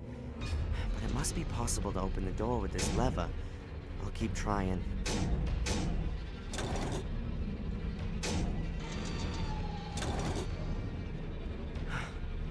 Okay, now the door's open. Let's get out of here.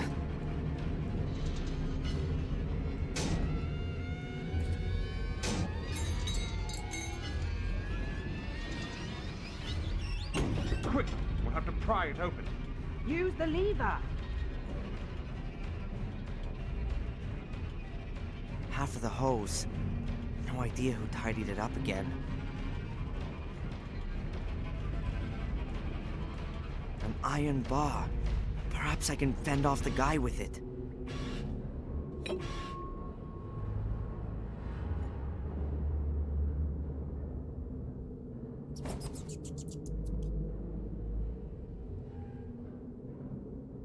Good. I'll knot the hose tight in the middle of the bar.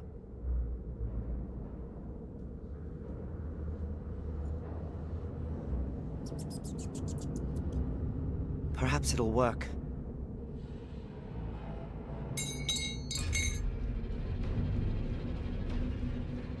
Yes! The bar's lying across the mouth of the pipe. There he is! Shoot!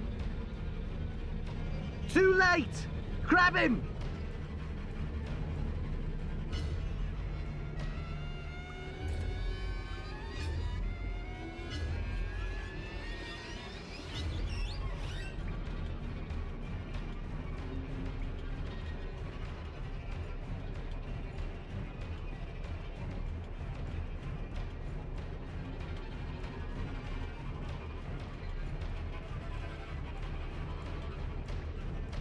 Well, they sure aren't gonna follow me through this heavy grate. But I'd still better get out of here fast.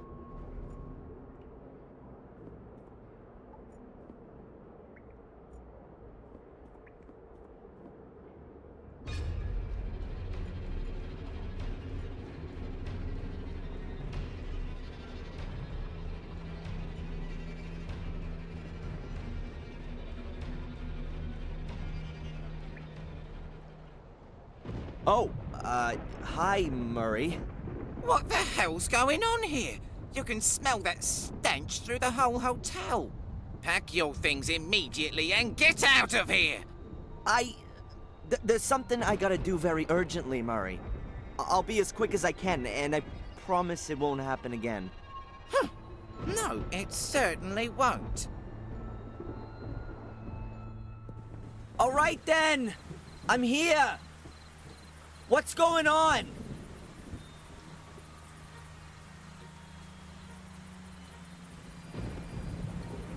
Come out here and show yourself!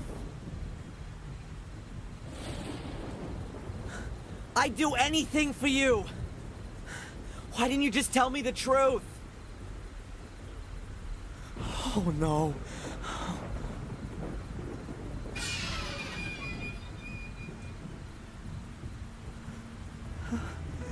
Angelina.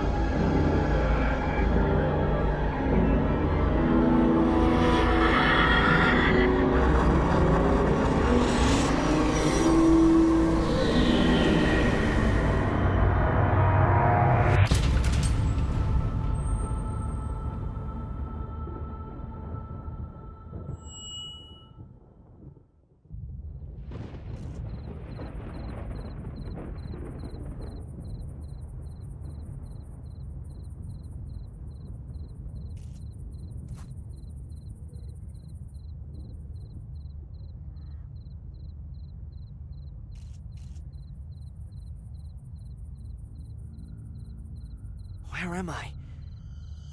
Something's not quite right here.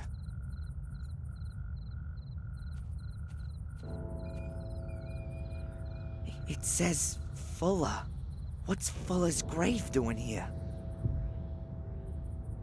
Ugh!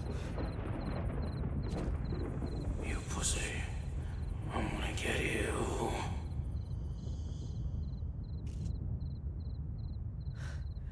We'll see about that.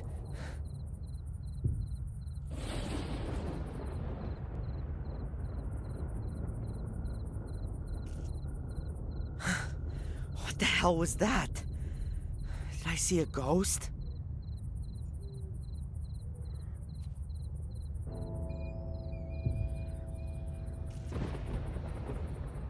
Huh? Mom? Darren? Darren, is that you?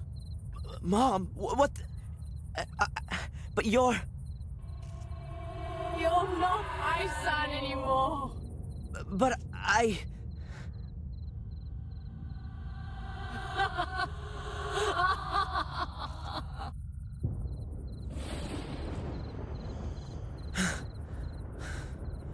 What the... I don't believe it.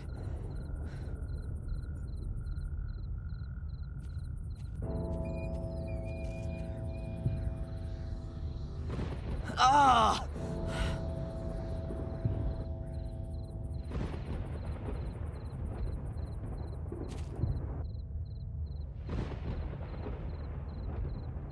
Ah!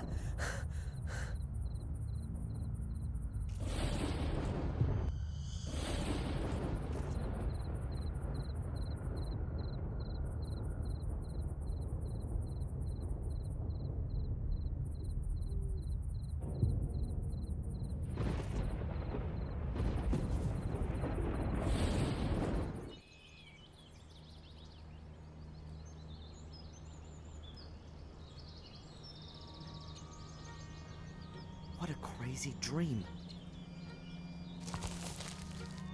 What was that? Hello? Ah! Were you having a nightmare? What? Who are you? I'm Ralph. My name's Darren. Where am I? Is this the old academy? Mr. Bubby and I live here.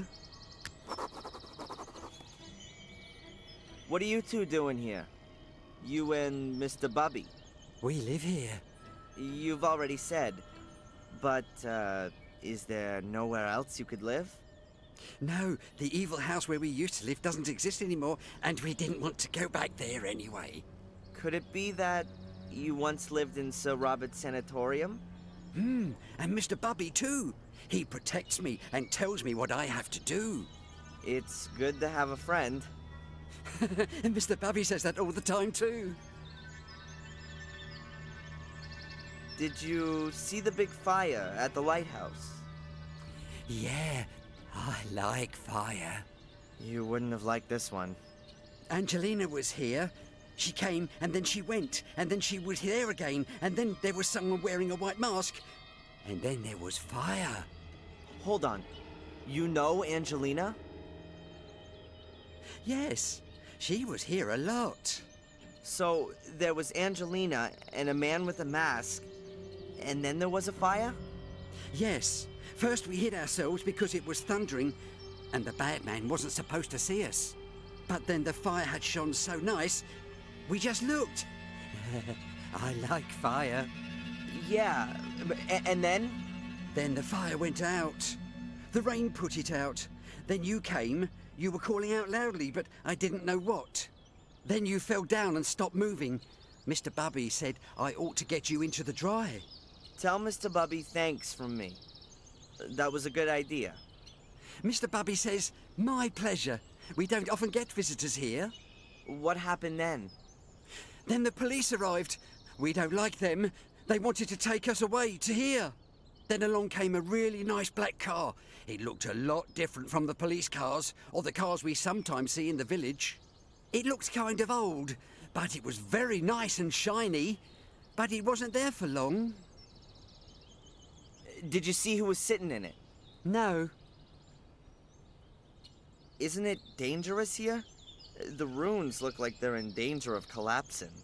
Sometimes stones do fall down, when it's stormy and there's thunder, or if the wind's blowing wildly. But then we always hide anyway. Mr. Bubby is scared of thunderstorms. Are there good hiding places here then? Maybe some hidden rooms or passages? We always hide ourselves here in our house. Nothing can happen to us here. Yeah, sure. You said that Angelina was here quite often. Yeah? When was the first time she was here? I don't know. Approximately. Around about... What do you reckon? 100 years ago? Huh. And what did she do here? She had a very careful look around at everything, and then she found our house. She said she was looking for something. A door that led under the ground. When she was here yesterday and disappeared for a short while, where was that? I don't know. Mr. Bubby wanted to make himself nice for her and didn't look. Mr. Bubby wanted to make himself nice for Angelina? I think Mr. Bubby was a bit in love with her. But he could never bring himself to tell her. And now, it's too late. Maybe he'll tell her next time, when she comes to visit us. You think she'll come and see us again soon? That's, I don't know, Ralph. Perhaps. You know Black Mirror Castle? I've never been there. I think there are bad people that live there. Sir Robert lived there, and he was bad. Yes, he was. Our friend Samuel used to know the castle. Samuel Gordon? He used to help me and Mr. Bubby. I liked him. But then when they shut down Sir Robert's wicked house, they said that Samuel was a wicked person as well. I don't believe that. Sometimes you do things that are wrong, but you don't mean to be wicked. Wicked voices make you do it, said Mr. Bubby. I need to get going, Ralph. See you.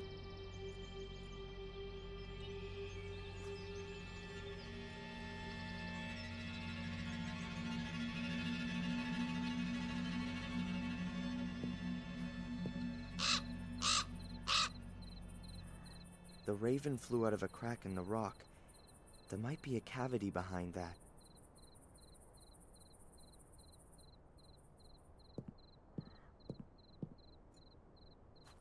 A heavy stone pedestal. There are 4 recesses. I can see some remaining bits of black and white coloring in between, like a chessboard.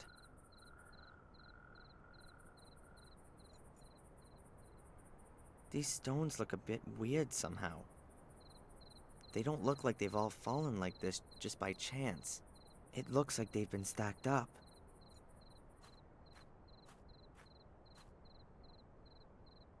There's a little stone figure. Could be a chess piece.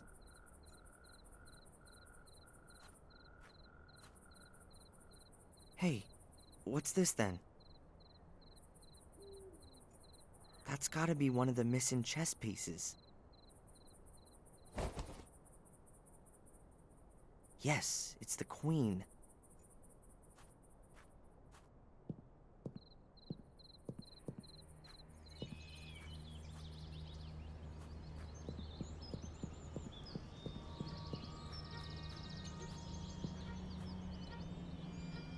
Hello, Ralph? Hi, Darren! I saw a raven there a short while ago. We don't like him. He's always screeching and flapping, and he steals things. He steals things? He once stole the lid off one of our cans. He likes shiny things. Me too. And it was our lid. Do you, by any chance, know anything about the chess pieces that are hidden somewhere around here? What are chess pieces? Little figures that are kind of kings, queens, castles, and knights. They're usually small and made out of wood. But I'm looking for bigger ones made from stone. Mr. Bubby found one like that. It's a horse, a really nice one. Hey, cool. Would you lend it to me? It's Mr. Bubby's toy. And would Mr. Bubby lend it to me? Mr. Bubby plays with the horse. If you take it away, then he'll have nothing left to play with. I understand. But what if I brought him something else to play with? What is he like playing with? With horses. And, what else? Mr. Bubby likes music. Maybe you can get him something he can play music on. You can get him a piano. That could be a problem. I need to get going, Ralph. See you.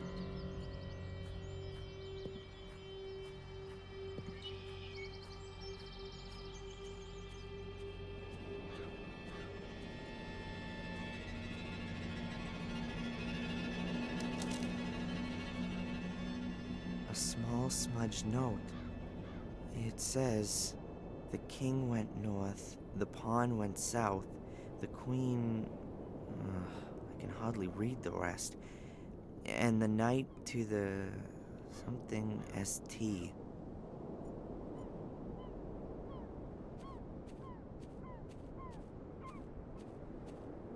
What's that amongst the stones? A chess piece. The king. I wonder who put the chess piece there. It can't have been sitting there between the stones long. It's not been weathered at all and looks brand new.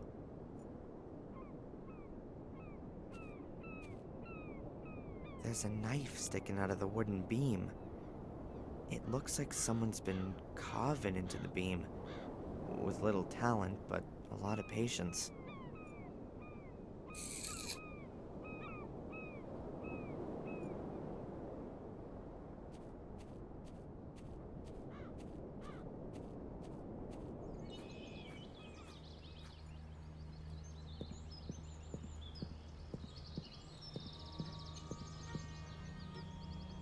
I'll cut a little piece out of a branch.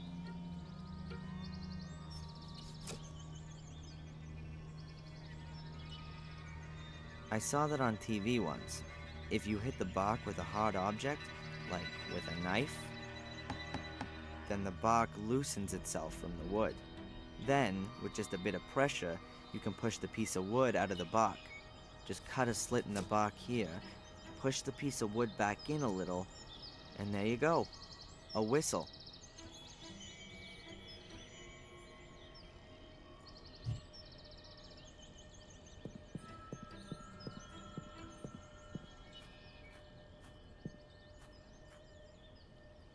Hello, Ralph?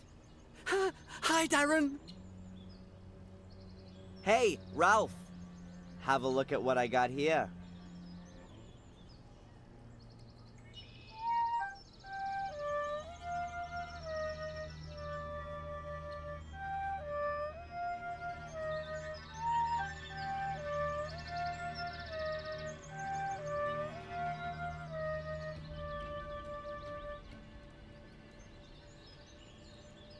Wow! That's much better than a piano. And smaller, too. Now, can I just borrow the horse for a short while if I give you the whistle for it? Okay.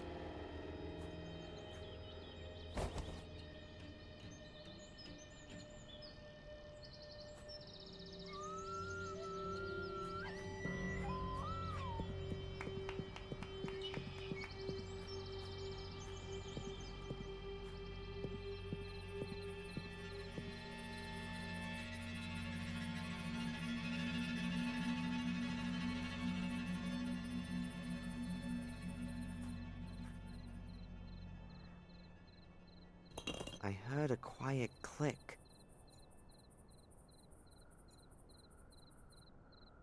I heard a quiet click.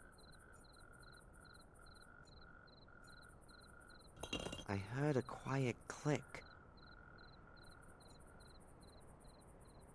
I heard a quiet click.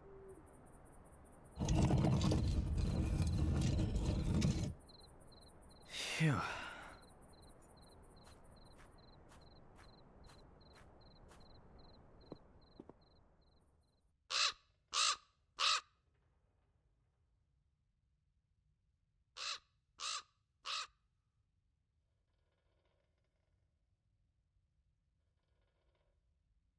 The damn bird again. He's got his own private way into this room.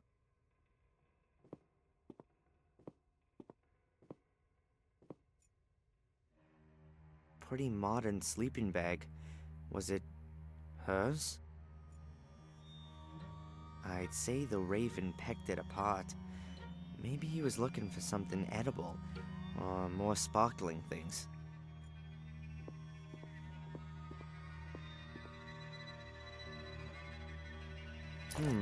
Some clothes.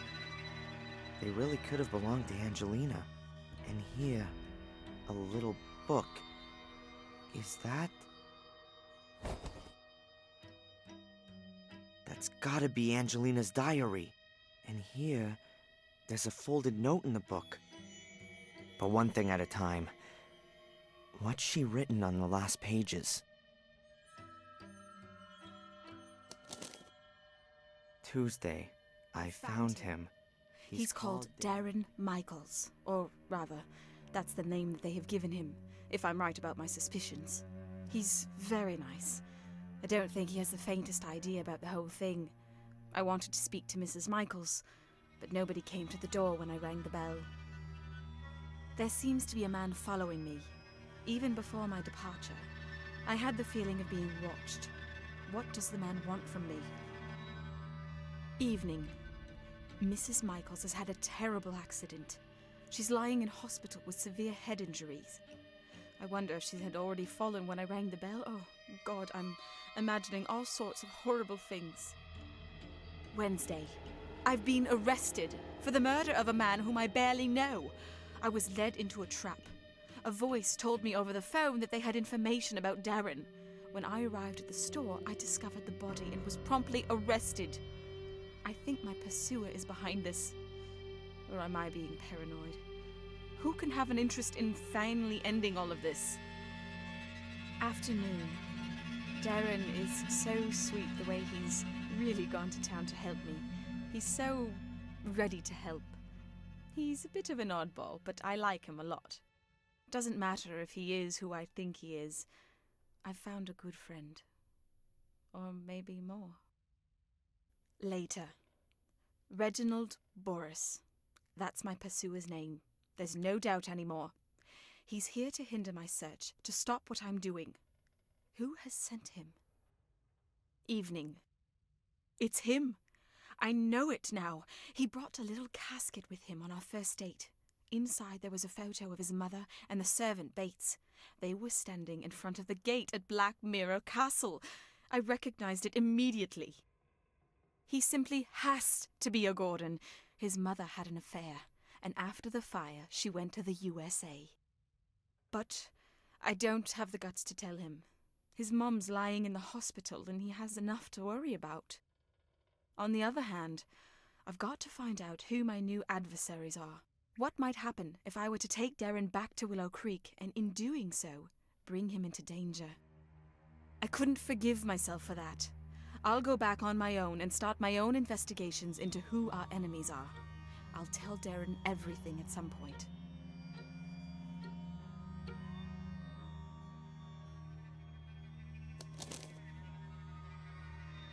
Like I thought, Angelina knew more than she let on the whole time. And she put herself in danger to protect me. It all fits together. The payments from Willow Creek, there being no pictures of my father, and me not being able to remember him. There was no car crash. There was a fire in the castle, and my mother was injured then. She was sent to the USA and received a pension, or maybe hush money. The only thing I don't understand, what is it all about? What did Angelina want to achieve, and what does the Order want to prevent? And most importantly, what have I got to do with it? This note was stuck in the diary. It's a letter. Darren, I hope this letter finds you. I can't tell you just how sorry I am that I wasn't honest with you right from the start. I've underestimated the danger from the Order for way too long. I've been playing a little game, and now it looks like I've lost. The Order's agents are creeping through the ruins, and it's only a matter of time until they discover this room. I'm going to hide the pieces, and I'm going to try to break through to get to the village. Perhaps I can at least keep them away from the gate. Should you be reading this letter, then I haven't made it. And so, I ask you to complete my work. You don't believe in the curse, I know that. How could you, though? You were so far away. But I came across some illustrations during my studies, and it's all true. Terrible things happen here every 12 years. And that's been going on for centuries. Maybe it's mass suggestion, or maybe it's some kind of radiation, or maybe it's a curse. Call it what you like, but it has to stop. The key to all evil is hidden beneath the Academy. A chamber which was used centuries ago for some kind of dark rites. There are also the soul keys which Samuel Gordon discovered 12 years ago. Destroy them. Destroy everything. And if it's all just a fantasy in the people's heads around here, take away the reason for them to fear. But guard yourself against the Order. It is an occult sect which I had believed to have died out. A great mistake. It still exists. They mess about with dead bodies and they want your blood. According to the legend, only a male Gordon can open the cult's chamber, touch the soul keys, and carry out the dark rituals. That is why I was looking for you. I believe that you are the last of the Gordons. You are in the greatest danger, as long as the keys and summoning chamber are not destroyed. Then the Order will hunt you down to the very ends of the earth. Up until now, I haven't managed to penetrate the catacombs. To open the gate, you need to have the mosaic tiles. I have only found one. It's in my rucksack. The other two are hidden somewhere within the castle. The only clue I have to the hiding place of one of the other tiles is a name. Maximilian Mortimer Gordon. You have to return to Black Mirror Castle and look for the mosaic tiles there. The danger is great, since I'm sure that most of the castle's residents are also members of the Order, so don't make yourself known to them. It's the only chance of getting the mosaic pieces, and the only chance, perhaps, to discover who your father is. It's all so awful, Darren. It's as though I've opened Pandora's box. I wanted to do something good, and in doing so have brought you into terrible danger. I hope that everything will come good in the end, and that we too can start afresh together. With love, Angelina. A curse? All of this because of a curse. The blood of the Gordons. An occult secret society which like to call up the devil in person. It's all so crazy. How can you kill folks in the name of such a fantasy? How can anyone get so caught up in this superstitious baloney that they kill for it? But Angelina's right. Bizarre as these people's motives might be, they're gonna keep on going as long as they can see a chance of achieving their goal. They've gotta be stopped. And I'm gonna stop them. Angelina's death shouldn't have been completely in vain. The piece of mosaic's not in the rucksack, and there's nothing else lying around here. But I should check inside the sleeping bag just to make sure.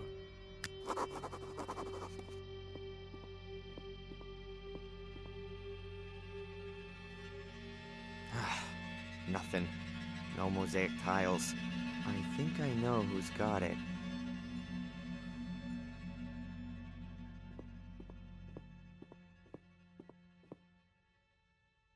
A stone plinth. The pieces of mosaic that Angelina wrote about fit in the 3 grooves on each side of it. Blackmere Castle. It'd be best if I walk and steer clear of the village and the roads.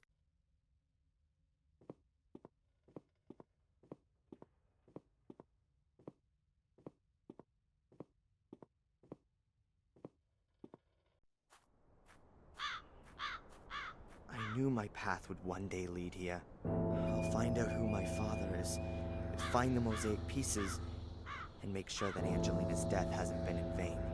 But I gotta be damn careful. According to Angelina, at least one of the castle's residents is a member of the Order. Maybe I can find out who that is.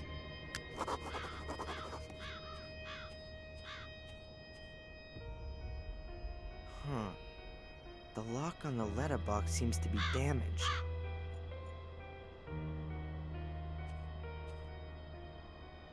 The stone figurine is a naked woman, a nymph.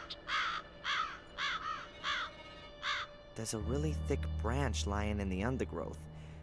Looks solid.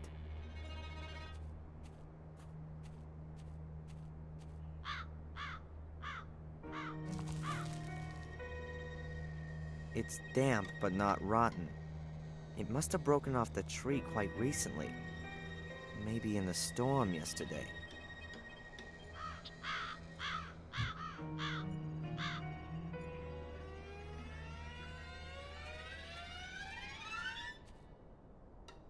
Using this branch as a lever should work.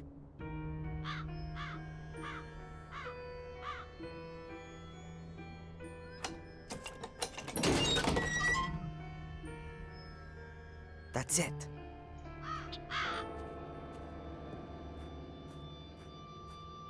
Hey! How did you get in here? The gate was open. Really? I'll wring that brat's neck. I've told her 100 times that the gate must always stay closed if we don't want yobbos snooping around the grounds. If you're referring to me, I'm not a yobo. I'm a policeman. You don't say. Then you're sure to have ID. Can I help you, sir? I've told Mr. Lewis, good sir. To you, it's just Lewis. You'll take care of this bit? Wonderful.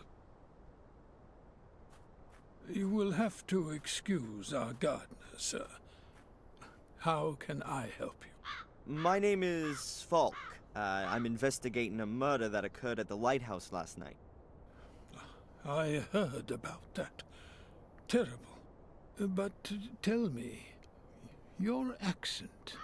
I'm part of an exchange program. The United States, Canada, and Great Britain exchanged detectives to learn about the various investigative methods. Sherlock Holmes meets Dick Tracy, you might say. If the government deems it necessary. What about Inspector Collier? Shouldn't he be accompanying you? He's, sick today. Ah, I see. He is getting on a bit. How can I help you? Phew. This is an amazing property. Indeed. It's a place steeped in history. Unfortunately, all that history often had plenty to do with blood, death, and misfortune, from what I've heard. The Gordon family was often put to the test. That's true. Forgive me for putting it like this, but the castle doesn't make the best impression. I don't understand what that has to do with your inquiry, Mr. Falk. A witness saw an unusual black car at the crime scene. What do you mean by unusual? The Gordon family does have a classic 30s English automobile in its possession. Unusual enough. Were you up on the cliff with the car this morning? The ladies haven't driven out anywhere today. And I also don't think that Lewis has taken the car either. Ask him. He looks after the car. Mainly when he should be looking after the garden. This Lewis has a bit of an abrupt manner. He's Welsh. Uh-huh. He came with his mistress, Lady Eleanor, when she moved in here after the death of her husband. He used to look after her castle's gardens in Wales. He used to have a different kind of work ethic there. Lady Eleanor owns a castle in Wales? She does. Her husband, Sir Richard, was killed in a dreadful accident a few years back. She moved here soon after that. Interesting. What can you tell me about Samuel's ghost, which some of the tourists believe they've seen? Indeed, there are a few tourists who believe they have seen him. But nothing unusual has happened for 12 years now. Apart from the castle being virtually besieged by tourists every now and again. But not anymore. No. Although, only yesterday there was a married couple who came to see the castle and its alleged ghost. Since they asked me politely in advance, I let them have a look around the garden. But did they find what they wanted? I very much doubt it. There are no ghosts here.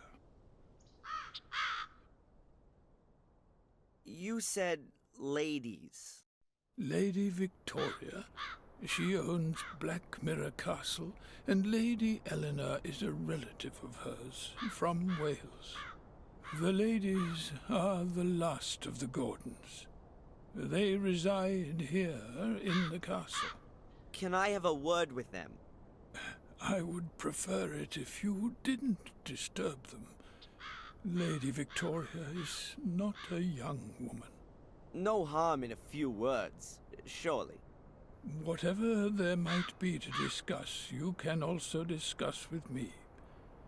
I've been involved with the Gordons for more than 70 years. I can tell you everything you may wish to know. This woman has been murdered. Did you know her? Are you sure, sir? Sadly, yes. Her name is Angelina Morgan.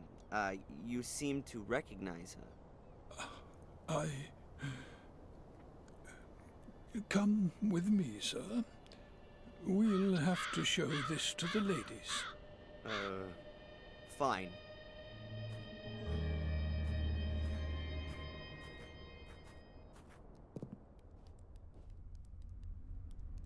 One moment, please, sir. I'll announce your arrival.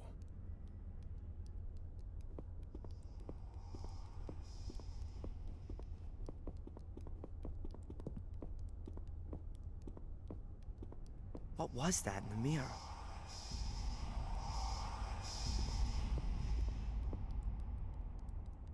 Mr. Falk, their ladyships are ready to receive you. Mr. Falk, is everything all right?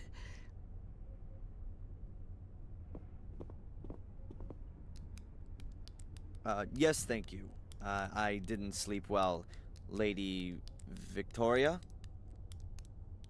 Lady Eleanor. My name is Inspector Falk. I'm investigating a murder case. Bates said you had a photograph of the victim. That's right. Do you know her? What's her name? Angelina Morgan. I don't know her. If that's everything. I do have a few more questions. It's all right, Bates. Of course, we will be glad to cooperate with the police. Drive to the village and do the job I asked you to do. I'm sure the inspector will keep us company. Very well, Mom. So, how can we help you? You seem to be extremely keen to see the picture of the dead woman, and Bates had a noticeable reaction when I showed him the picture. You are sure that you don't know this young lady? Quite sure.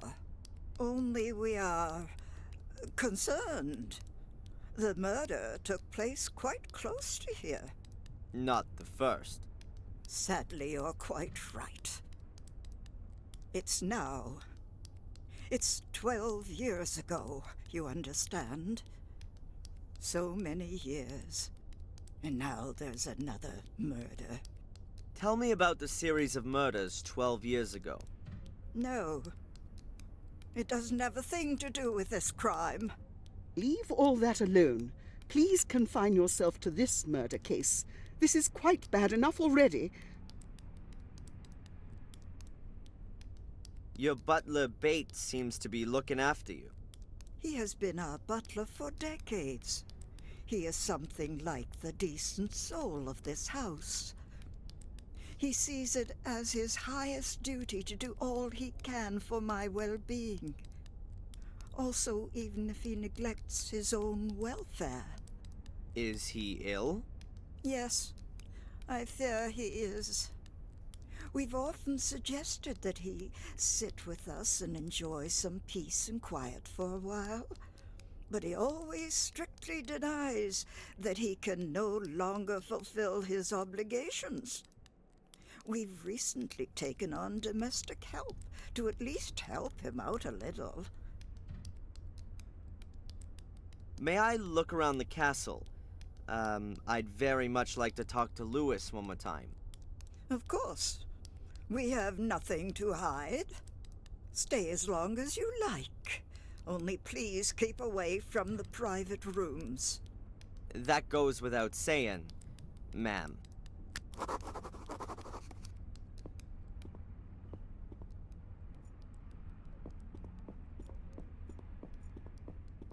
A large double-winged door.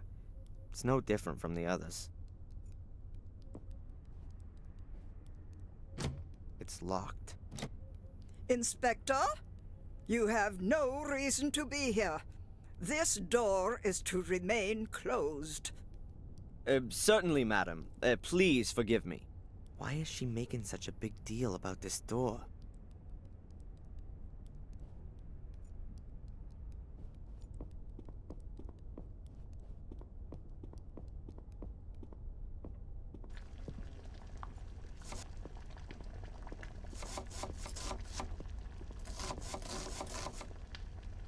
Hello.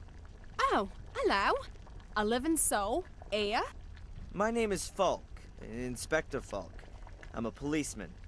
A copper? How exciting. I'm Sally. Do you know this woman?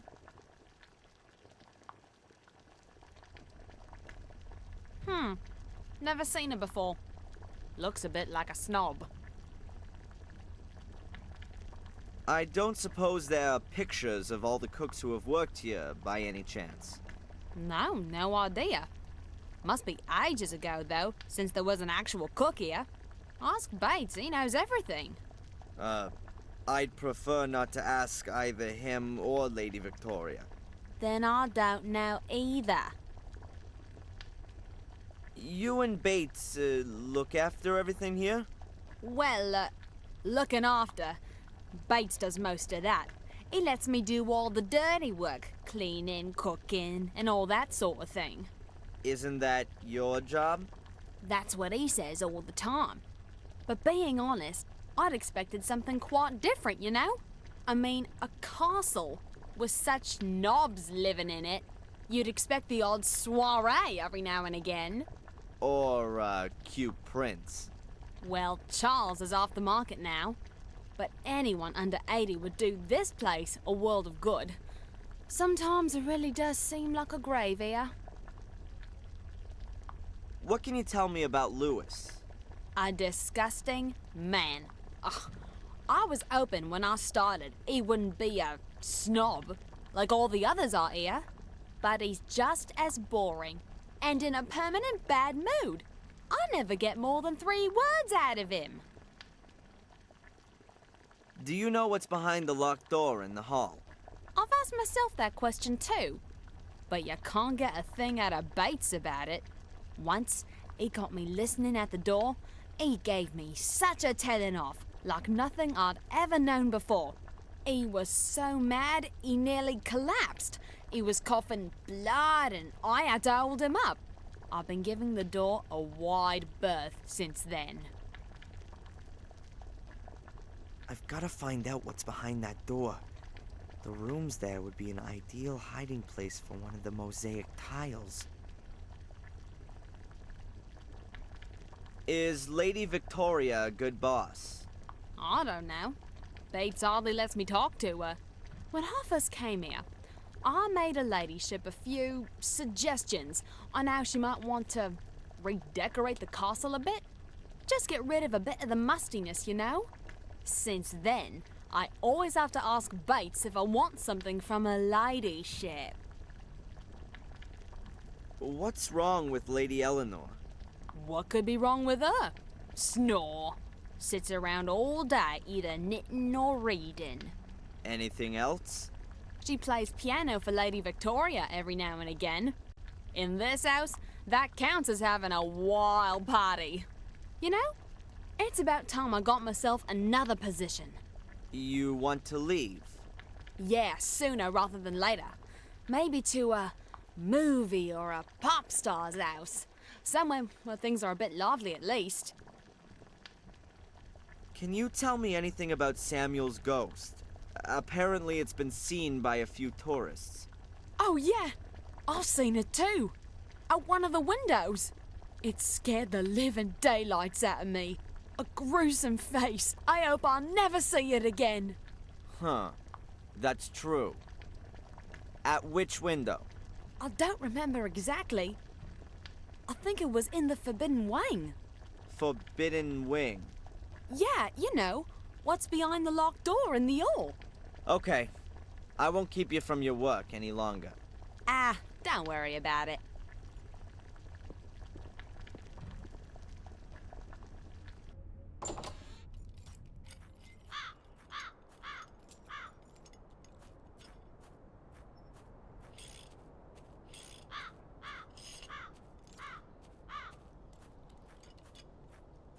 Huh. Ralph was talking about a shiny black car. Is this the one he saw? But who drove from the castle to the crime scene this morning? And what were they doing there?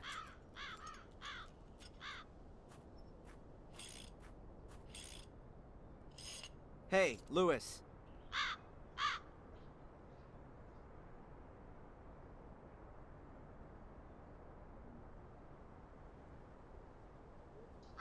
You, again, I thought you'd been thrown out.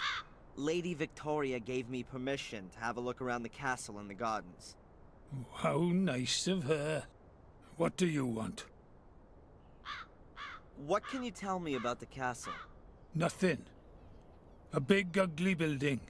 With an overgrown garden. What have I got to do with that? Aren't you the gardener? My garden's a few hundred miles west of here. In Wales? That's right. So you just do the bare minimum here, if at all. The garden's too big for one man alone, and what's the point in looking after it?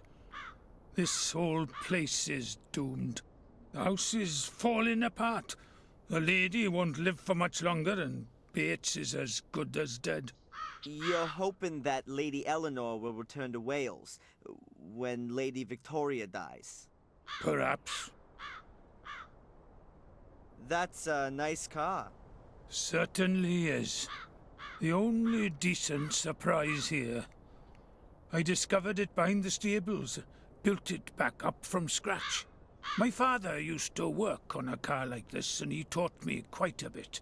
Do you sometimes take it out for a spin? To the coast, for example? I drive the ladies.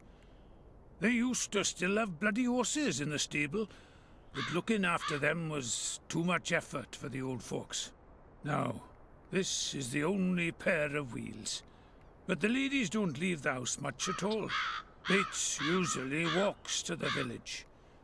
He says it's good for his health, but every time it takes a bit longer. You weren't at the coast with the car this morning? No. What can you tell me about Lady Eleanor? If you want to know something about Lady Eleanor, then you better ask Lady Eleanor. She's her own favorite subject. You mean she's egotistical? She threw everything away and fled here in a mad rush after Sir Richard died. Who does such a thing? The castle and the garden in Wales reminded her of her dead husband. And she should have thought of the family history. You don't just give up an house where generations have lived and worked. How did her husband die? He blew himself up. Did all kinds of strange experiments.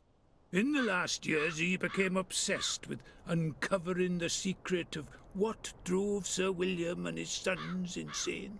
He hardly left his lab anymore, and collapsed in exhaustion more than once. Her ladyship was very worried. Bates seems to be very tired. He's terminally ill. The doctors say it's a miracle he's still alive. But let me tell you, Bates will kick the bucket on the very same day that Lady Victoria dies. Like a dog that follows its master. I think he just finds it unfitting to die before his mistress. He says he's worked for the Gordons for more than 70 years, and that he knows all their secrets. I'd believe that at the drop of a hat.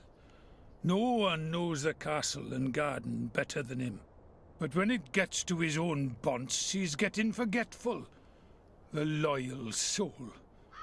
That's why they've given him Sally, I think. I met Sally. Huh. The only one in the castle who's not at least 100 and starting to decay. Is she a good housekeeper? She's lousy. She often seems to be in trouble with Bates because of that. He's the one that chose her, and turned away much better candidates. Why did he do that? Yeah, if you're worried about being replaced. Then you chose the worst possible replacement, to stay indispensable yourself. That's how it is. Lewis, do you believe in ghosts? Some tourists claim they've seen some here. Oh, yeah, the reputed ghost. They besieged us for weeks on end after Murray planted that rumour. A whole pack of them completely trashed the garden. Well, see you later. Not if I see you first.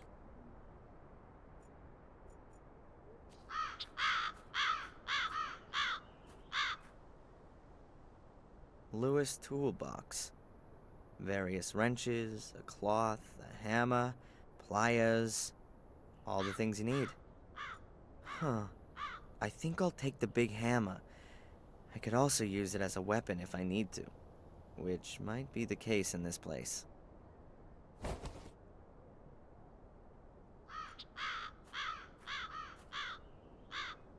An old wooden ladder. It seems to have been used a lot. The rungs are really worn and smooth.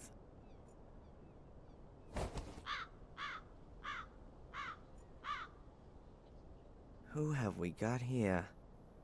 Huh. This thieving magpie in a raven suit has something I need. The floor here is rain-sodden and very muddy.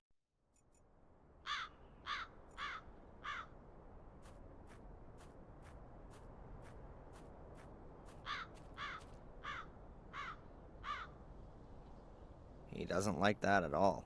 I gotta be careful. Ravens have got hard beaks that are as sharp as knives. They can really make a mess of you.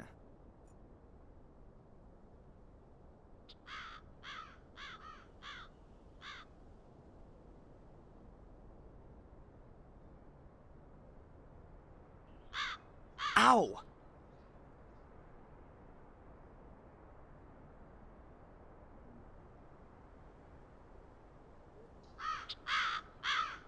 The critter starts pecking at my fingers as soon as I get near the nest. As long as the bird's in the nest, I've got no chance.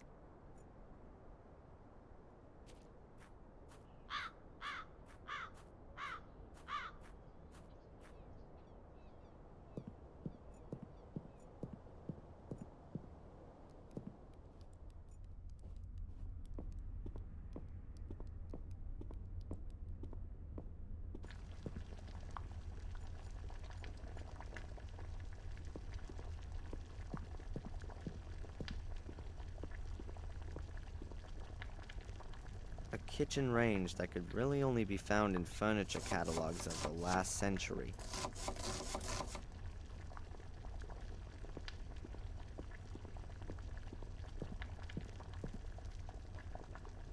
Well, the dishes are well looked after, but you can't hide their age. They're becoming faded. A few teaspoons. They're all well polished and lined up in a neat row. I'm just gonna take a spoon.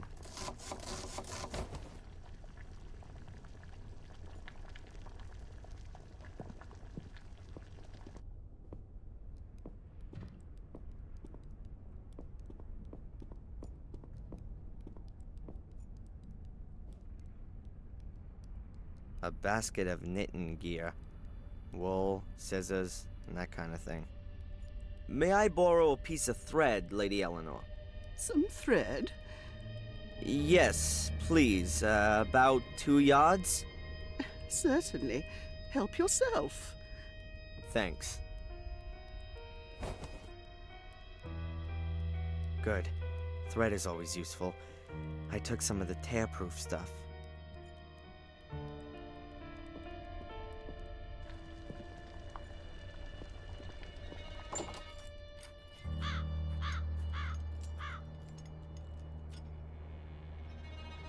I've knotted the spoon to the thread. You're not gonna free that in a hurry.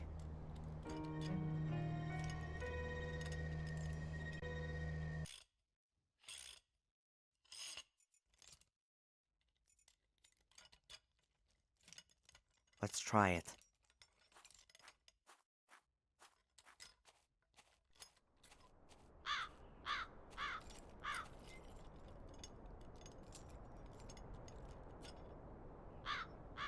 Look at this! A shiny spoon!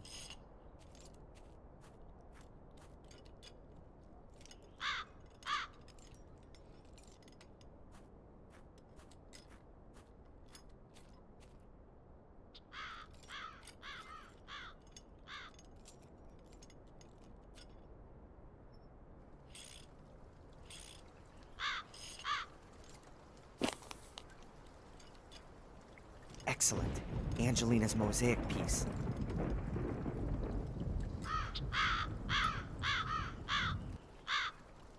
piece of mosaic for a spoon. A good deal for me.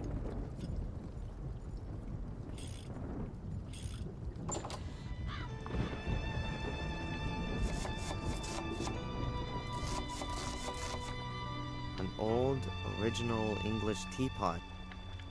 My mom used to have a similar one. Looks as if everything for a traditional tea time has already been prepared. A pair of old rubber boots. They're as clean as when they were made, though.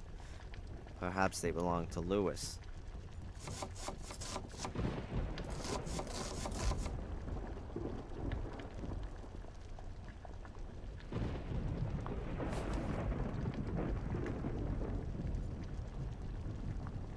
Looks as if everything for a traditional tea time has already been prepared.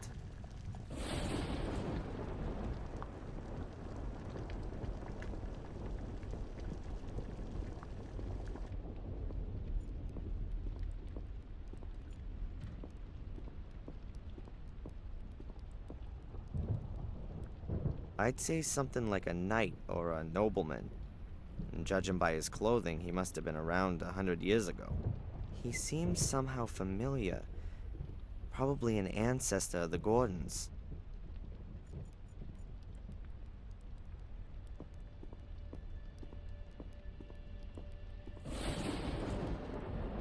Jeez. Now that's a friendly-looking face. That's how I imagine a bloodthirsty Russian czar would look like. Wild eyes, evil glare, and expensive clothes. I'm quite sure that he didn't earn the bling on his fingers and round his neck through hard work. A huge metal globe. A monstrous thing.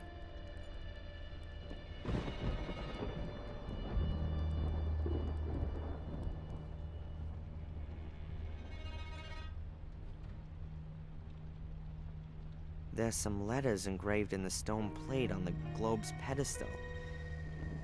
There are names. A whole series of them. Wait a minute. The first name is Maximilian Mortimer Gordon. That's the name from Angelina's notes. Does that mean...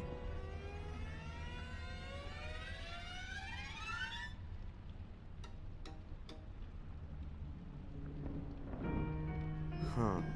I can't hear anything. But the stone slab could be the lid of a secret compartment in the globe's pedestal. And it would be an ideal hiding place for a piece of mosaic. As long as the ladies are sitting in the hall, I can't search for the piece of mosaic undetected. I need to lure them away somehow.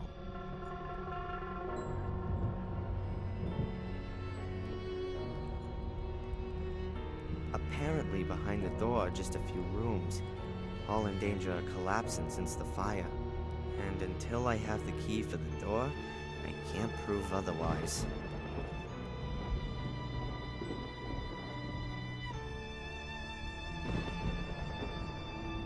Lady Victoria's on the phone. Let's see. I don't know if it's him. Don't we have a photograph? Young man. It's not befitting, even for a policeman to eavesdrop behind closed doors. I didn't mean to. Pardon me. Were they talking about me? But why should Lady Victoria, of all people, cooperate with the Order? She's got more of a reason than anyone else to want to put an end to the curse.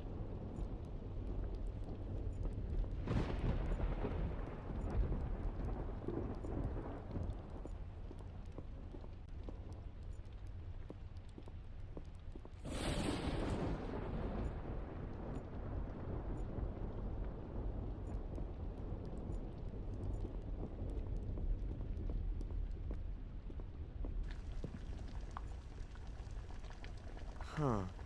I could ring for tea time.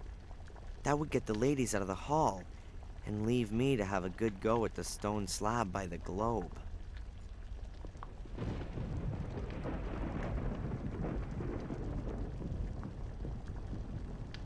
Don't touch! please excuse me, but this teapot is very old, and Bates has told me many times that I must look after it carefully. He's just popped down to the village to get some tea. We've run out. There's no more tea? I didn't even think that would be possible in an English castle. Bates said that the tea had gone bad. He got rid of it. Huh. Or he needed an excuse to go to the village.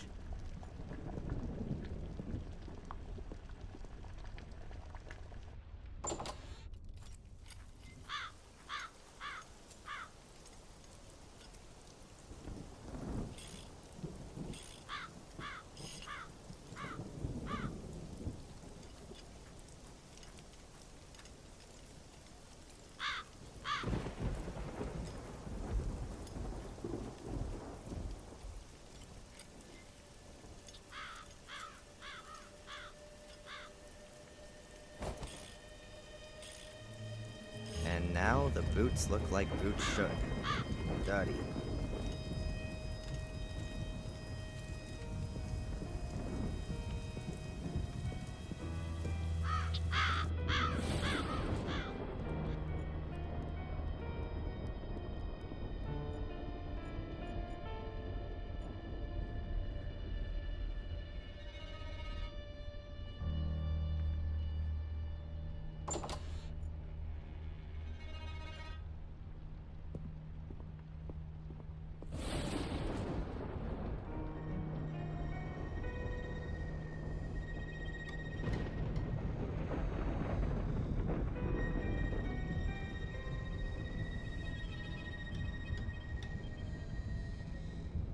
Oh, what a mess.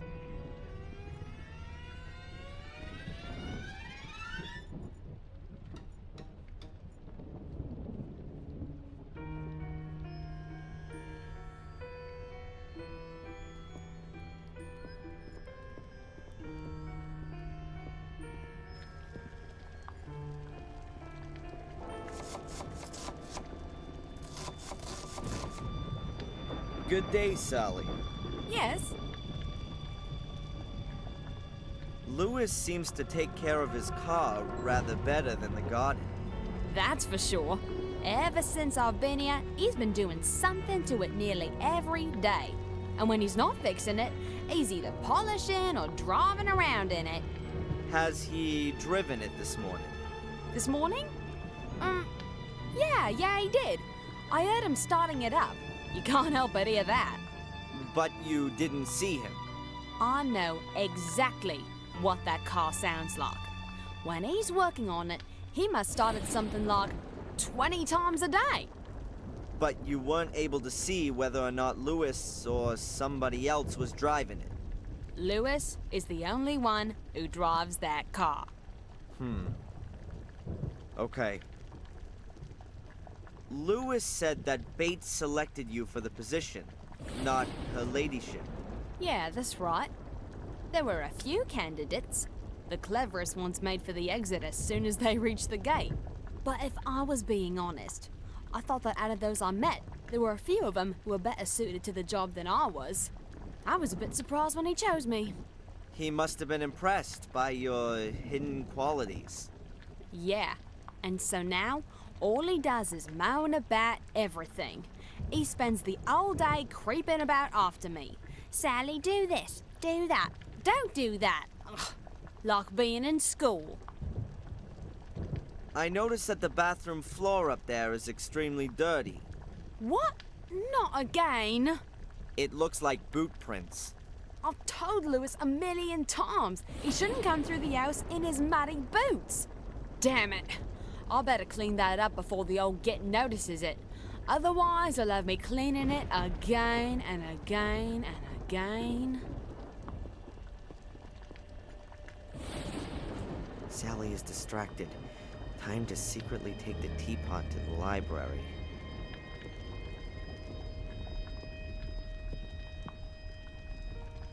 And then I'll try to work out where I can get some tea at short notice.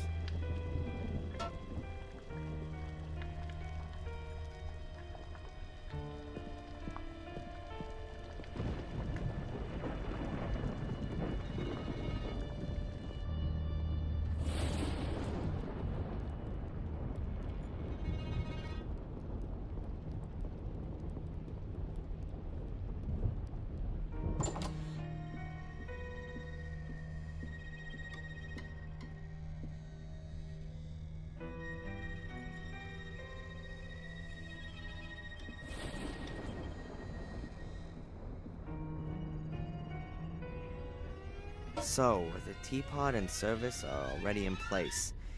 Now we just need some tea. It'll be dangerous for me in the village.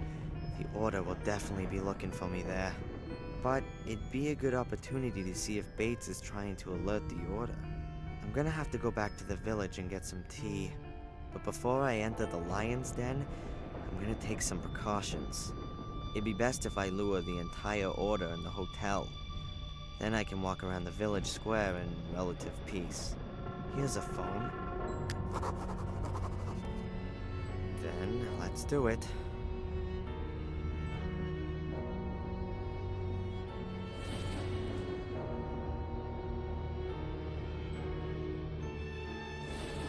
Murray? Hello. Darren Michaels here. Oh, I'll be leaving today. I'll be at the hotel in about half an hour. No, I just wanted to let you know so you can write the bill. Nothing to pay? Oh, right. I paid in advance. Never mind. Now you know. See you in half an hour, Murray. See you soon. Okay, so Murray knows. If I'm not completely mistaken, most of the Order will be waiting for me at the hotel in half an hour. To the village.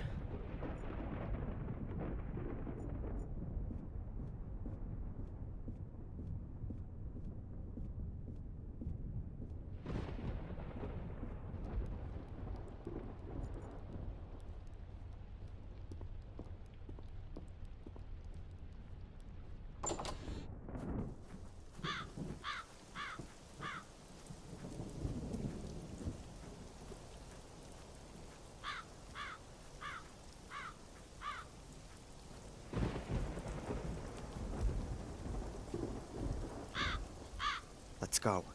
The Order's distracted and Bates is still in Willow Creek. Let's see what he's really up to.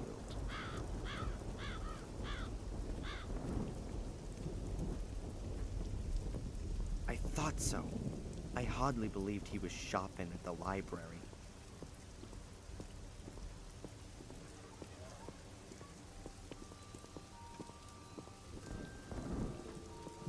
Damn it, Tom's here again. So Bates has got something to do with the Order. I've got to get closer, but better around the outside. Gopher. But you are generously compensated.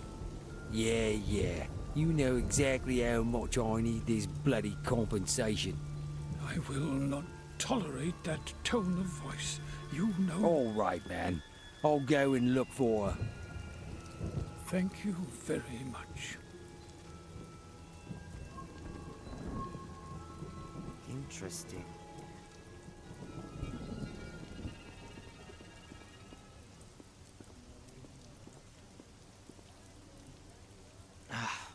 Locked. Damn.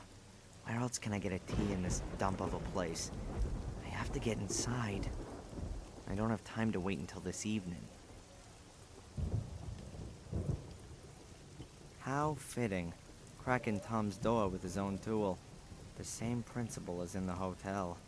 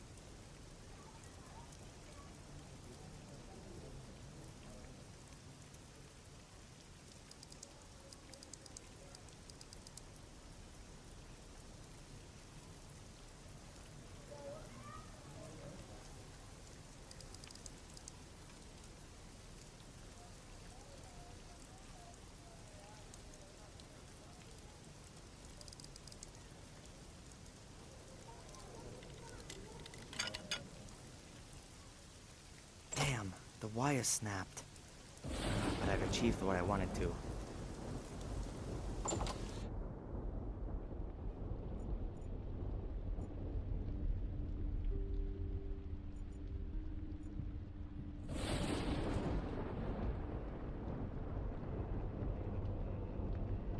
At first glance, it looks like there's plenty of alcohol. Look closer and you can see that nearly all the bottles are empty. I wouldn't be surprised if Tom's his own best customer. Ah, there's the tea I need. Now, quickly back to the castle. A card from the Willow Creek area. It's marked where the murders took place 12 years ago. 5 murder locations are marked. Now, whether these had anything to do with the alleged curse...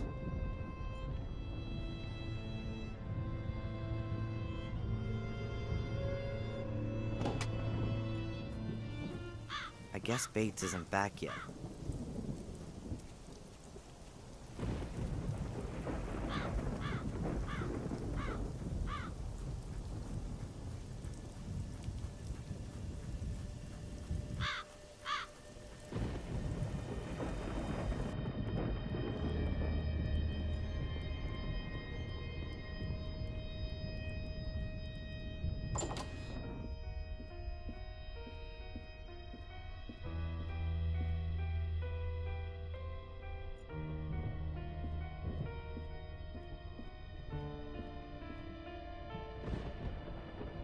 Everything's ready. Just need some hot water. I'll just let Sally know.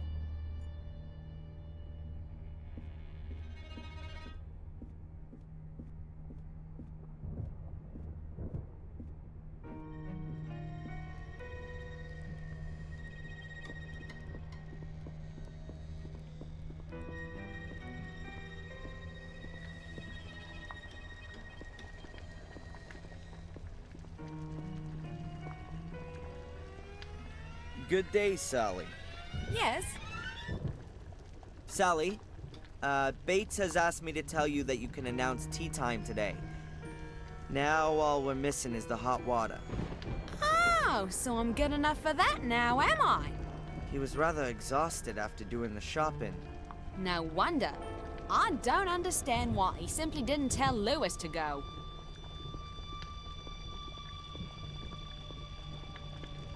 I do.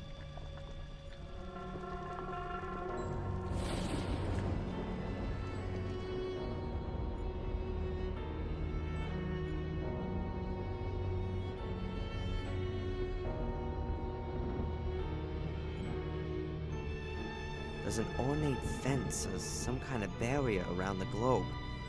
No idea what that's for. I'm almost certain there's a secret compartment hidden behind the stone slab. But how can I get to it? There's an ornate fence or some kind of barrier around the globe. No idea what that's for. I'm almost certain there's a secret compartment hidden behind the stone slab. But how can I get to it?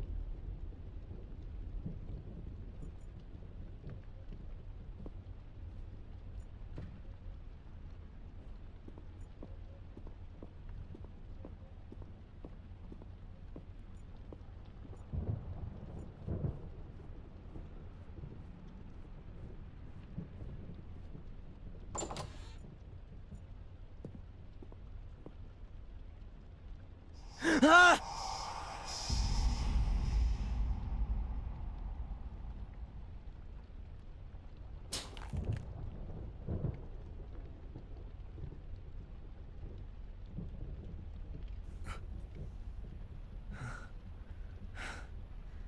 Insanity is hereditary. What's wrong with me? What are these visions? Samuel had a book in his hand, and he was pointing to this tile.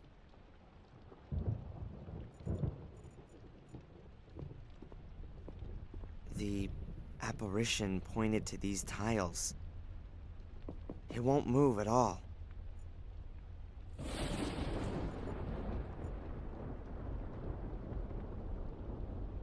Whoa. There's a cavity behind it. A handwritten page from a book. It looks like it's from William Gordon's diary, with additions from his grandson, Samuel. As far as I know, they both fell from one of the castle towers. Now, did Samuel rip out the page and hide it first? But then, why? There are lots of little pyramids, or triangles scribbled on the page in a circle. 3 of them have been crossed out.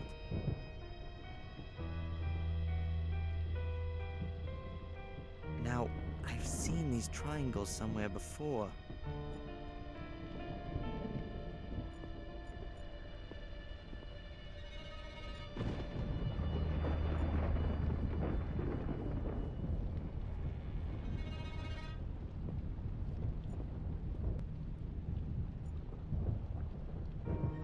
They seem to be the same pyramids that are in Samuel's diary. Let's see. You can push them in.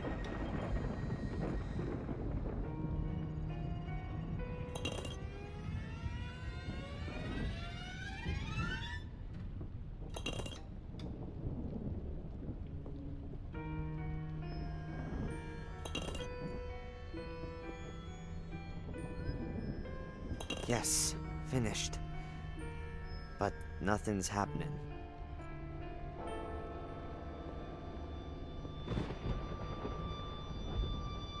I knew it.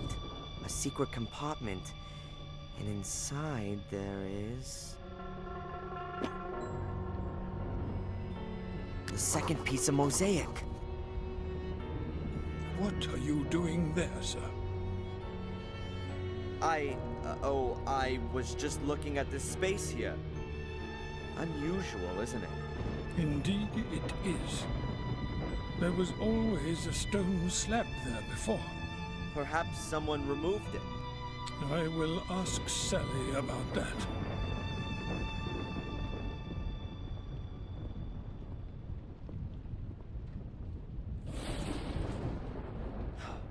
That was close.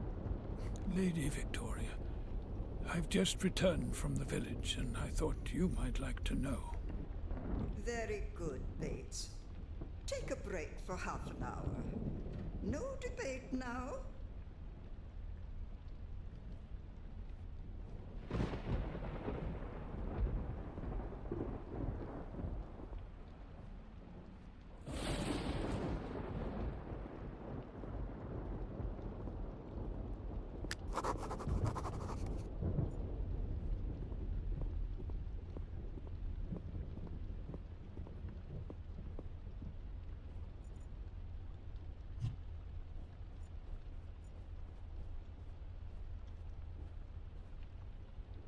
Mr. Bates?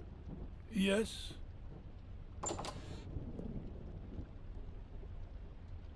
I've noticed a huge locked door on the ground floor.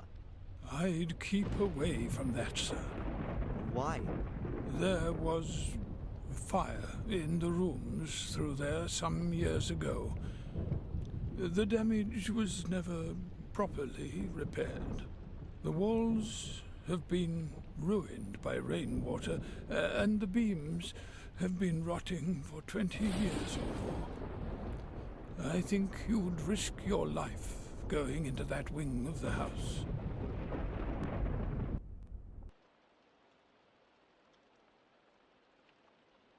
Lady Victoria. Yes, sir?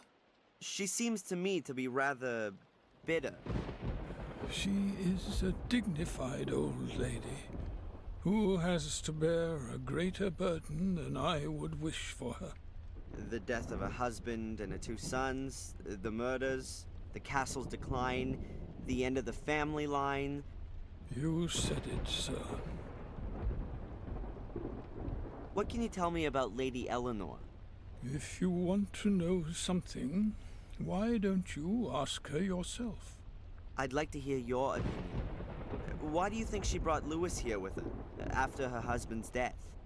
And what do you mean by that, sir? Really now? I ask you, sir. Lady Eleanor is a lady, and she treats her servants accordingly. Louis would have been unable to get a new position. He's simply too old. We can offer him a form of retirement here. But neither Louis nor Lady Eleanor give the impression of being happy with the arrangement. You could maybe even believe that she owes him something. I would be aware of that, and I can tell you that your surmising is incorrect. Are you not feeling too well, Mr. Bates? I'm fine. I'm fine. Perhaps you should have a lie down. I'll have a lie down when I have time to do so. The work won't get done on its own. Sally could do it. I doubt that very much. That must have been quite some fire to destroy the wing like that. It was a dreadful tragedy, such as we've already suffered too many times here. It must now be 24 years ago. Master Samuel and his enchanting wife Catherine were just married and had only recently moved into the castle. We were hoping that he would one day take over the castle from his father and give us a son and heir. But then, they had not even been here for 6 months. There was a fire. Did anyone know how the fire started? No. Master Samuel lost his wife in the fire, and then vanished for the next 12 years. He'd been deeply wounded by the events. You don't think too much of Sally, then?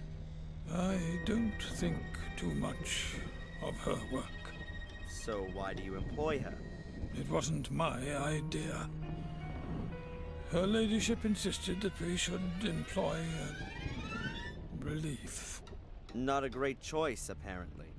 It won't last long. She'll soon have enough and then disappear.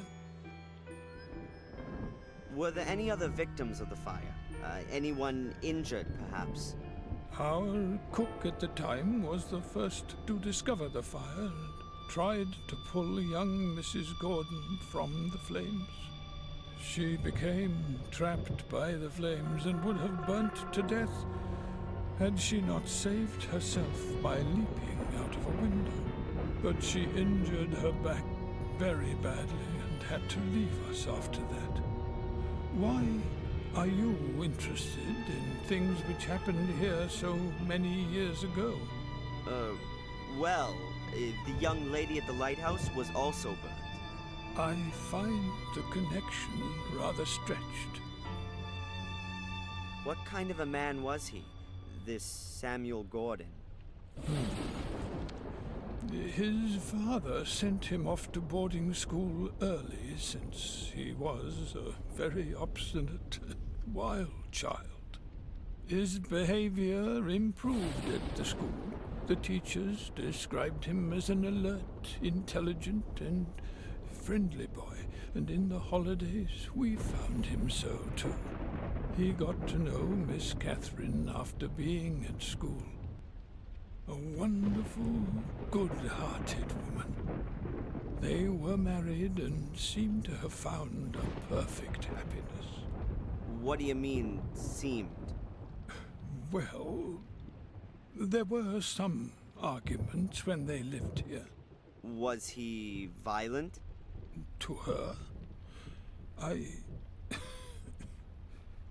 don't really know, but I fear he may have been. Miss Catherine was unhappy, and if there hadn't been some wonderful times every now and again, then she perhaps would have left him. It could have been noticeable to us at that time. The two faces of Samuel Gordon. On the one hand, the loving, caring husband. and on the other, the arrogant and brutish egomaniac. After his wife's death, this nasty side of him seemed to disappear. He never visited us.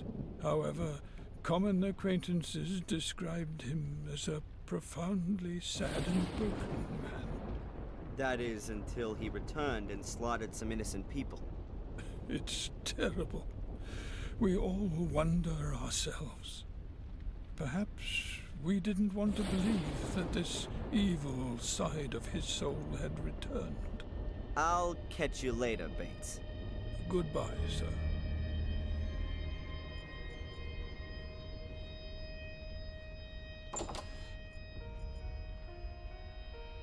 Sally put her cleaning things down here. An old metal bucket and a mop. I'll take the mop with me.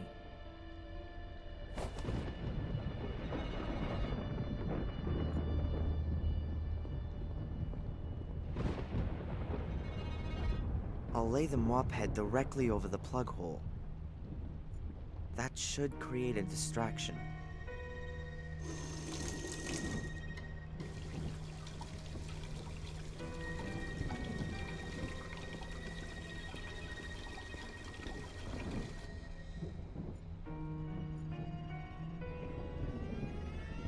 Mr. Bates? Yes?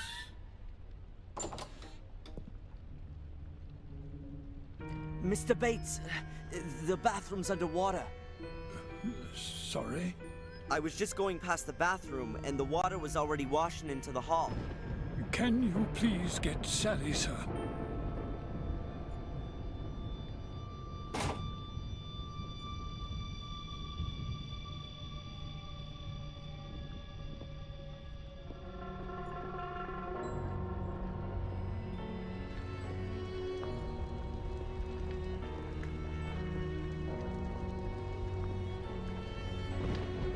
Good day, Sally.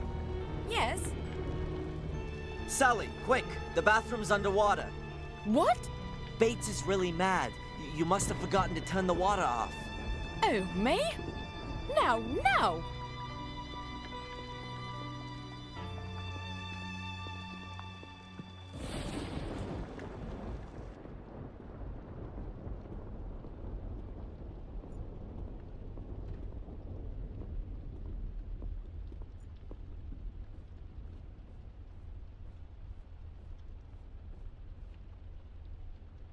But I really don't know how that could have happened. I've had enough of your excuses. You've missed something there. But I have never left the flannel in the bathtub. Oh, her ladyship will hear about this. You can consider yourself lucky if we don't subtract the damages from your wages. They're both occupied. Bates is distracted. Okay, let's go.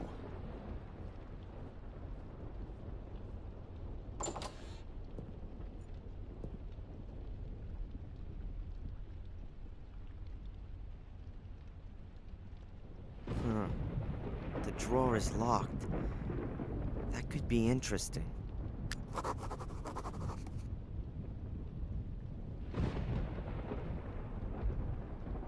This bedpost looks more than a little strange. There's a slot in the side of the post. What have we got here? Hey, there's a little brass key inside.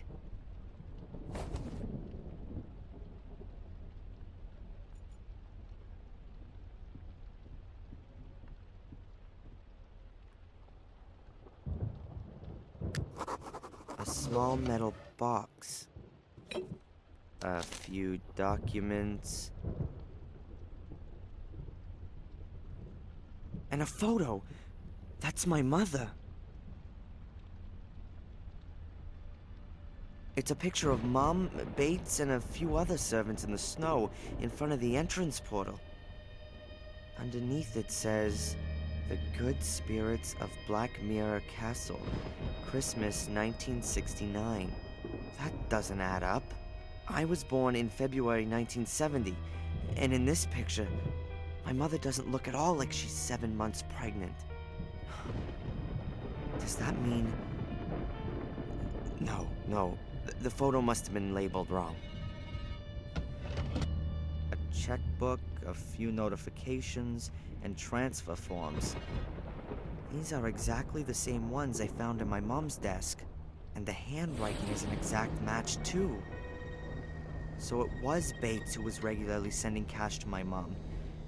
But on whose behalf? And am I really just looking for my father? This thing here could still be interesting. There's a note here between the papers. It has a header which says, combination. That looks like some kind of an aid memoir that Bates has written out. He must have conceded that his memory wasn't getting any better and wanted to play it safe. It says here, on Sir Egmont's portrait, the builder's eldest sister, my Christian name, the nymph's numbers.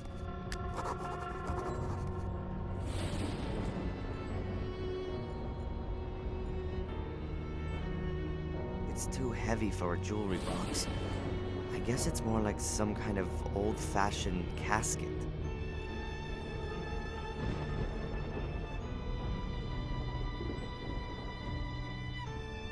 Hopefully, they're both still occupied. We're going to discuss this immediately.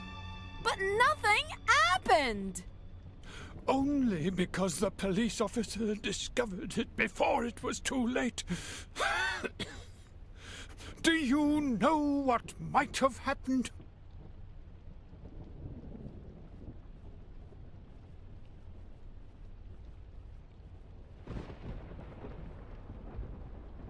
They're going downstairs. Excellent. In all the commotion, Bates will have forgotten that he didn't lock his room. XVIII is written on the bottom corner. Ah, a Roman 18.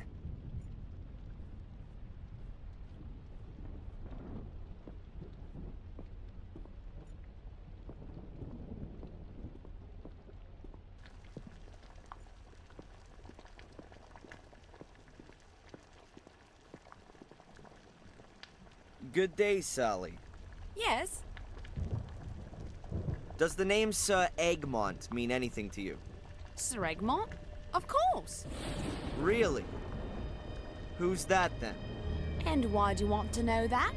I need the information for my investigation. And what if I didn't tell you? What's that supposed to mean? Come on, tell me. Well, one good turn. Being a copper, you can certainly do me a little favor. My brother Rupert's got a problem with a few speeding tickets. Maybe you could... Hey, slow down. I'm not the traffic police. Tell me who Sir Egmont is, or your brother's speeding tickets will be the least of your problems. You can't force me. I'm not telling you anything until you've helped me out, too. Okay. So what's your brother's name? Rupert Wood. I'll see if there's anything that can be done. Perhaps I can fool her on this. Do you know Bates's Christian names? What? No. Lucifer, maybe. Okay. I won't keep you from your work any longer. Ah, don't worry about it.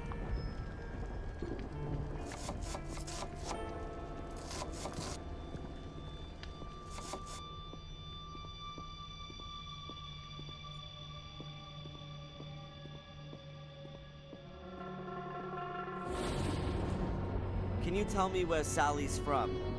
Her family has a farm in Sussex. At least that's what she told me. Do you doubt that? Not really.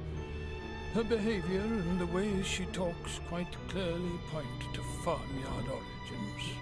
I'll catch you later, Bates. Goodbye, sir.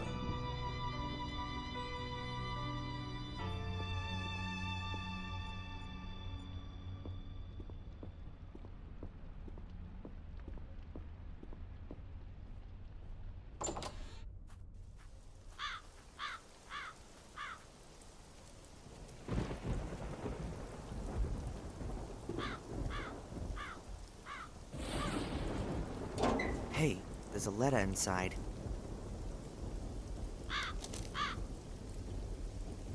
It's addressed to Mr. Bates, Blackmere Castle, Willow Creek. If Bates's full name isn't going to be on the envelope, then perhaps maybe at least in the letter? It's a bill for a gravestone, made according to your desired blah blah blah.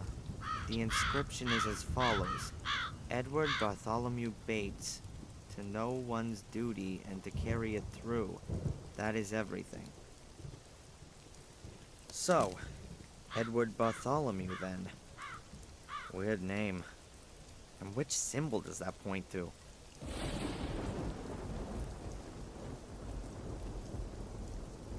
There isn't really anything to see on the base of this figurine. Just a vertical line. Is it supposed to be a Roman 1?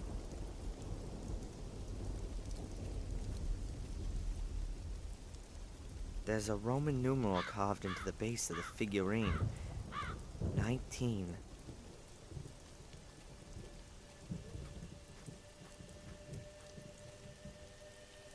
XX is engraved on the base. Either there's an X missing to warn of its lewdness, or it's a Roman 20. Let's see. The nymphs have the numbers 1, 18, 19, and 20 on them. That would be 58 in total. But that doesn't help me with the symbols. What have these numbers got to do with the aid memoir?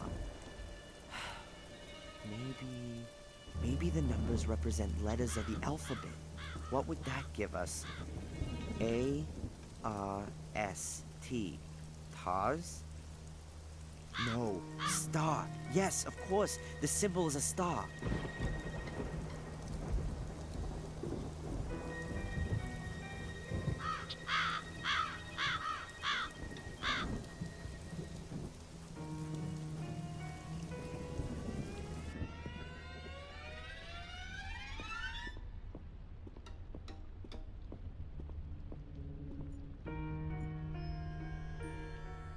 Let's try it.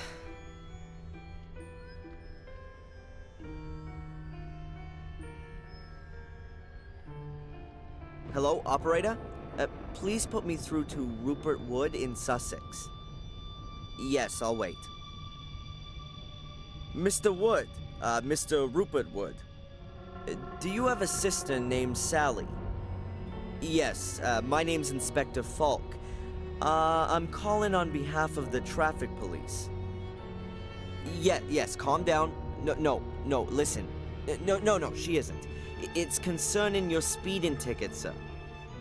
It seems as though someone has made a mistake. According to our records, you are 99 years old. That surely can't be right, can it? 34. Yes, I thought so. Listen, I'm gonna delete the record, okay? Your speeding ticket is thereby null and void. Yes. No problem. Goodbye, Mr. Wood. Rupert Wood, 34, from Sussex, now believes that his speeding ticket has disappeared into thin air. Hopefully his sister believes that too.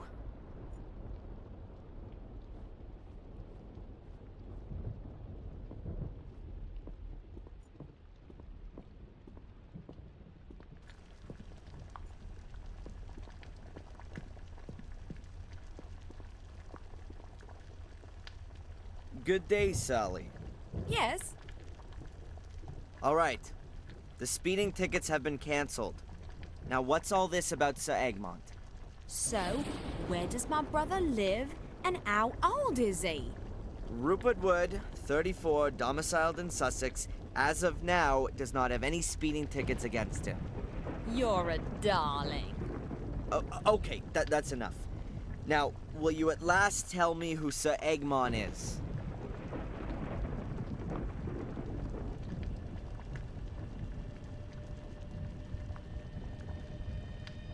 Here he is.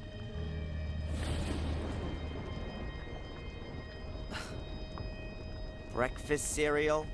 Sir Egmont's finest breakfast flakes. They're Bates's favourite, They're very soft and easy to chew. Clever. And what does the old guy wear on his uniform? A medal in the shape of a cross. That's it. Okay. I won't keep you from your work any longer. Ah, don't worry about it.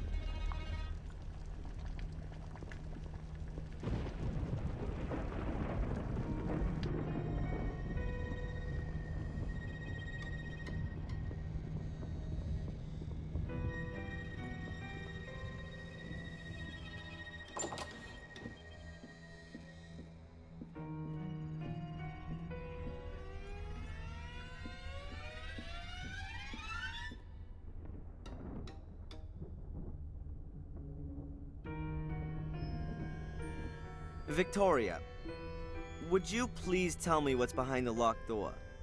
Only an unused wing of the house. Could I have a quick look in there? No, unfortunately not. The wing is in danger of collapsing, and that's why it's closed off.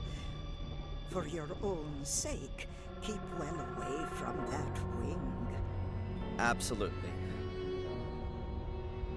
Your domestic help, this Sally... Ah, have you already met her? She doesn't really seem to fit in here. With us old people, do you mean? She seems to be the exact opposite of Bates. That's a sharp observation. She embodies everything which is the opposite of Bates. Undisciplined, untidy, unreliable. She gossips. Perhaps he wanted to demonstrate to you what you have in him. I know exactly what I have in him. But I also know he's not well. He can no longer care for the house and us old ladies all on his own. I will look for the next domestic help. And it will be someone rather more industrious. Someone who will rarely take the load off Bates. Do the names Edward or Bartholomew mean anything to you? Mean anything? What do you mean by that, Mr. Fogg? Perhaps you associate a particular symbol or sign with these names. Oh, I've always been interested in these kinds of things. Now, let me think. Now, Edward doesn't have any significance for me, but the name Bartholomew comes from the Bible. Saint Bartholomew. He was one of the 12 apostles. He preached in Persia and also in India, possibly. He died a martyr's death. He was flayed alive. His skin was removed. That's why his symbol is a knife. A knife. I think you may well have helped me with that. Glad to. Even if I do find your questions rather odd. Surely they can't all be to do with the dead girl. Oh, it's a complicated case. As I understand it, this house was built by your two ancestors, Marcus and Mordred. Is that correct? Well, they at least laid the foundation stone. Most of the foundations, the cellars, and a few walls are from that period. Not the rest. Oh, no. You don't seem to be too au fait with architecture, Inspector. In Marcus's time, they weren't able to build castles like this. That came much later. Who gave the castle its present-day look? Many of the masters of Black Mirror improved and extended the castle, laid the gardens, and modernized all of the fixtures and fittings. But the one who really had the greatest influence on the fabric of the castle, as you see it now, was Frederick Arthur Gordon. He gave the castle the appearance it has today. Frederick Arthur Gordon, then. Thank you. I'll go and take a bit of a look around. Of course.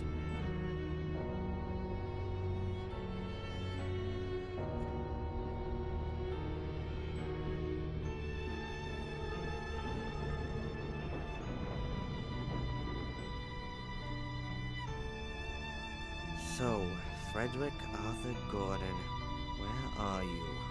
Ah, here he is. Frederick had 4 sisters. The oldest answered to the pretty name of Rose.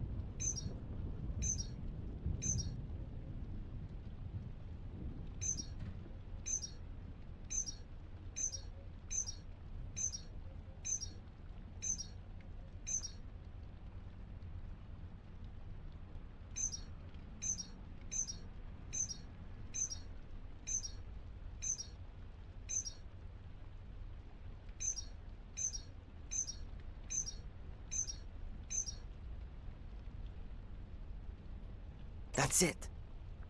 A big key. There's only one door here whose key you'd hide in a casket. And a small golden medallion. Or at least half a small golden medallion. It must have been one you could open originally. There's small hinges on it. Inside is a photo of me. Me as a little boy, 3 or 4. I'm certain it looks just like the pictures of me as a child in Boston. Was I adopted? There's something engraved on the back of it. Adrian. Is that my name? And if it is, why was it changed when I was adopted? To make it more difficult for the Order to find me?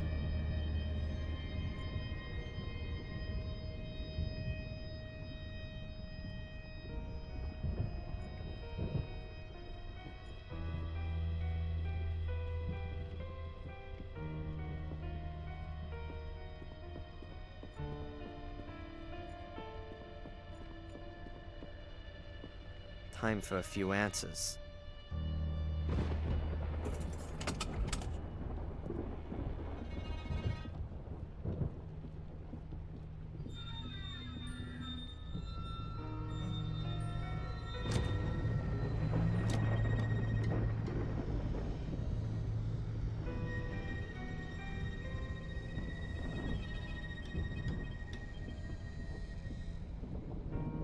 This is the only accessible room in this wing.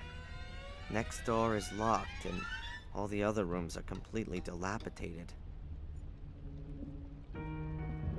There's a small wooden plate lying here. It looks like it belongs to a game. I've got the feeling I've seen it somewhere before. Someone has written Ralph on the back. There's a huge mirror built into the wall. Quite elaborate for such a simple mirror.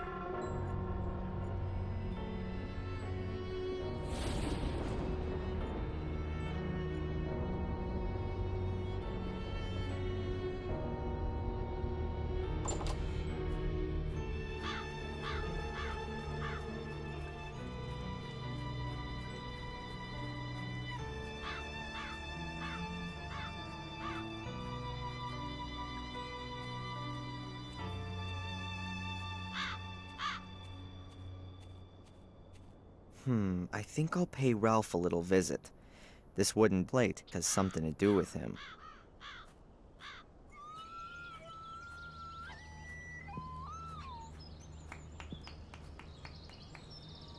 Hello, Ralph? Hi, Darren. Ralph?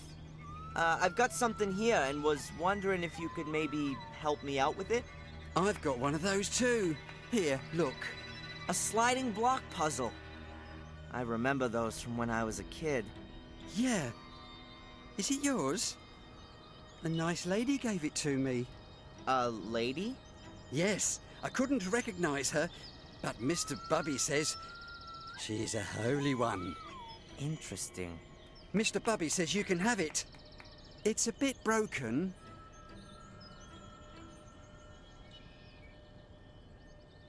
Well, that's very nice of Mr. Bubby. Thanks a lot. I need to get going, Ralph. See you.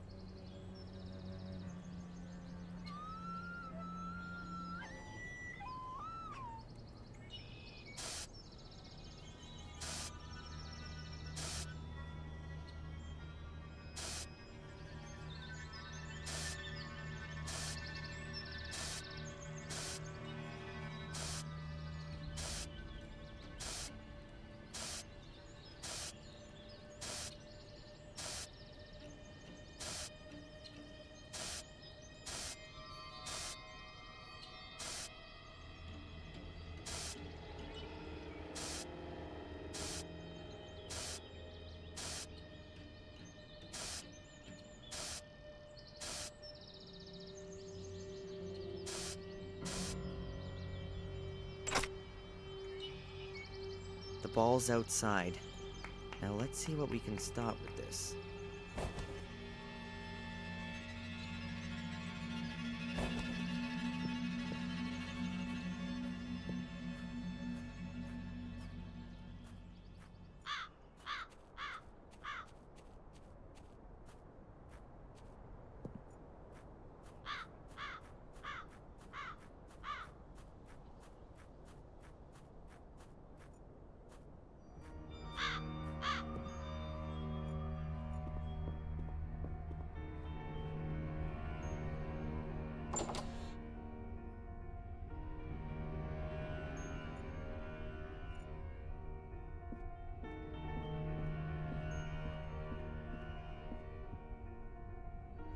Yes, it fits.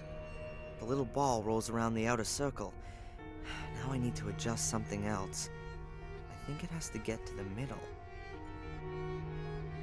Alright, and let's see.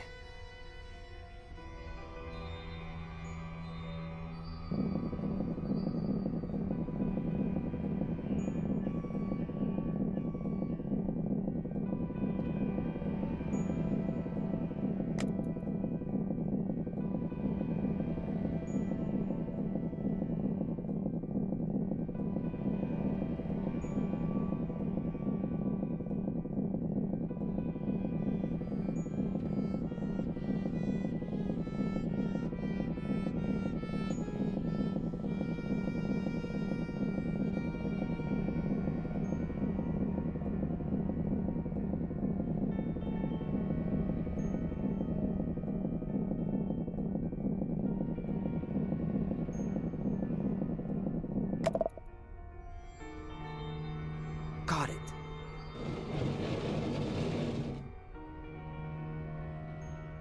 Ah, the mirror. It's actually a secret door. There isn't the slightest sign of decay. In fact, this is one of the most well-maintained rooms I've seen in the entire castle. It looks like a nursery in an old movie. A girl's room. Look at this. More little balls.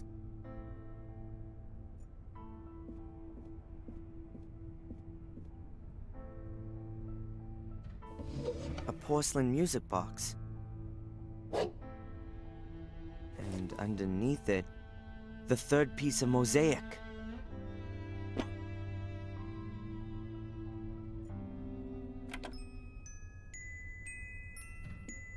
This melody.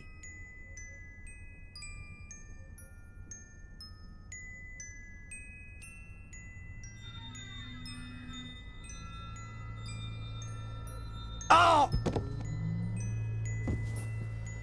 Oh! Ah!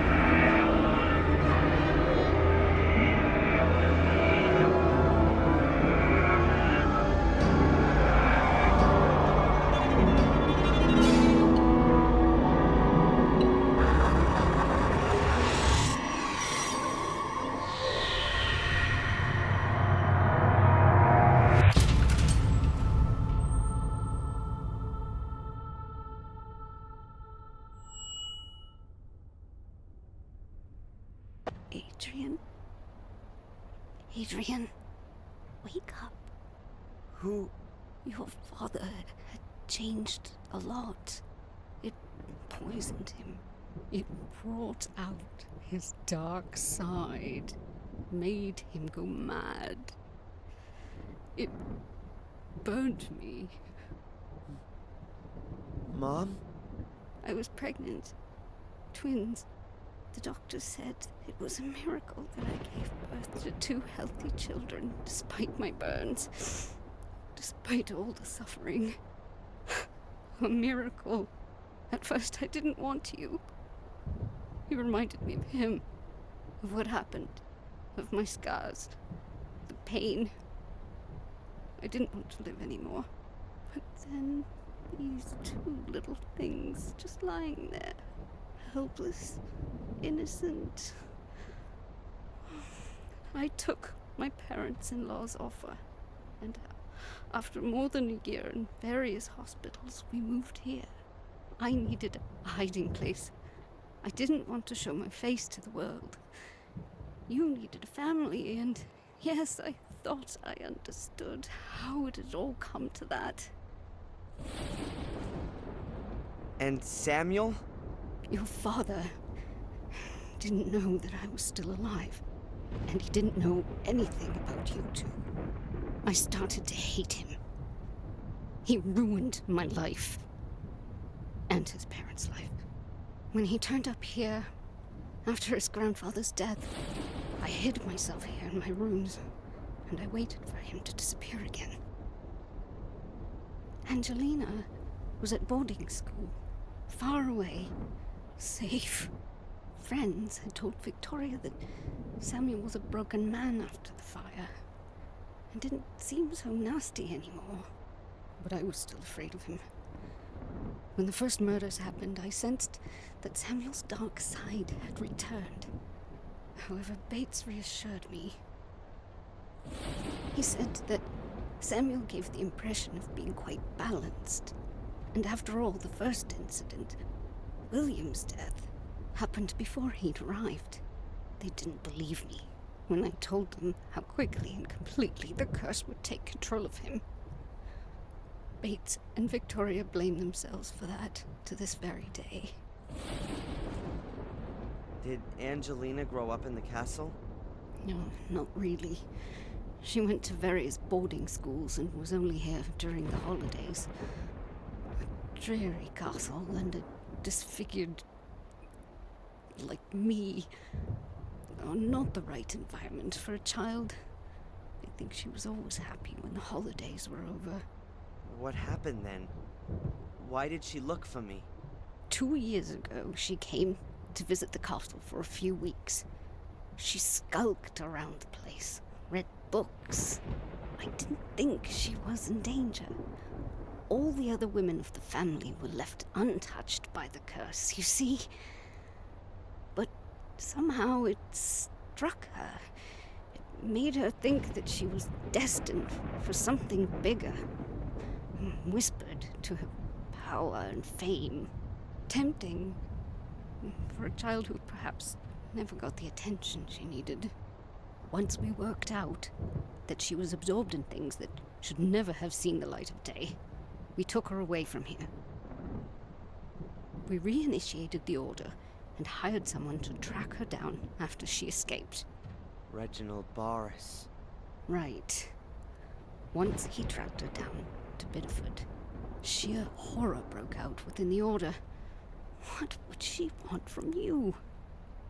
Your blood? We gave orders to do whatever was needed to keep Angelina away from you.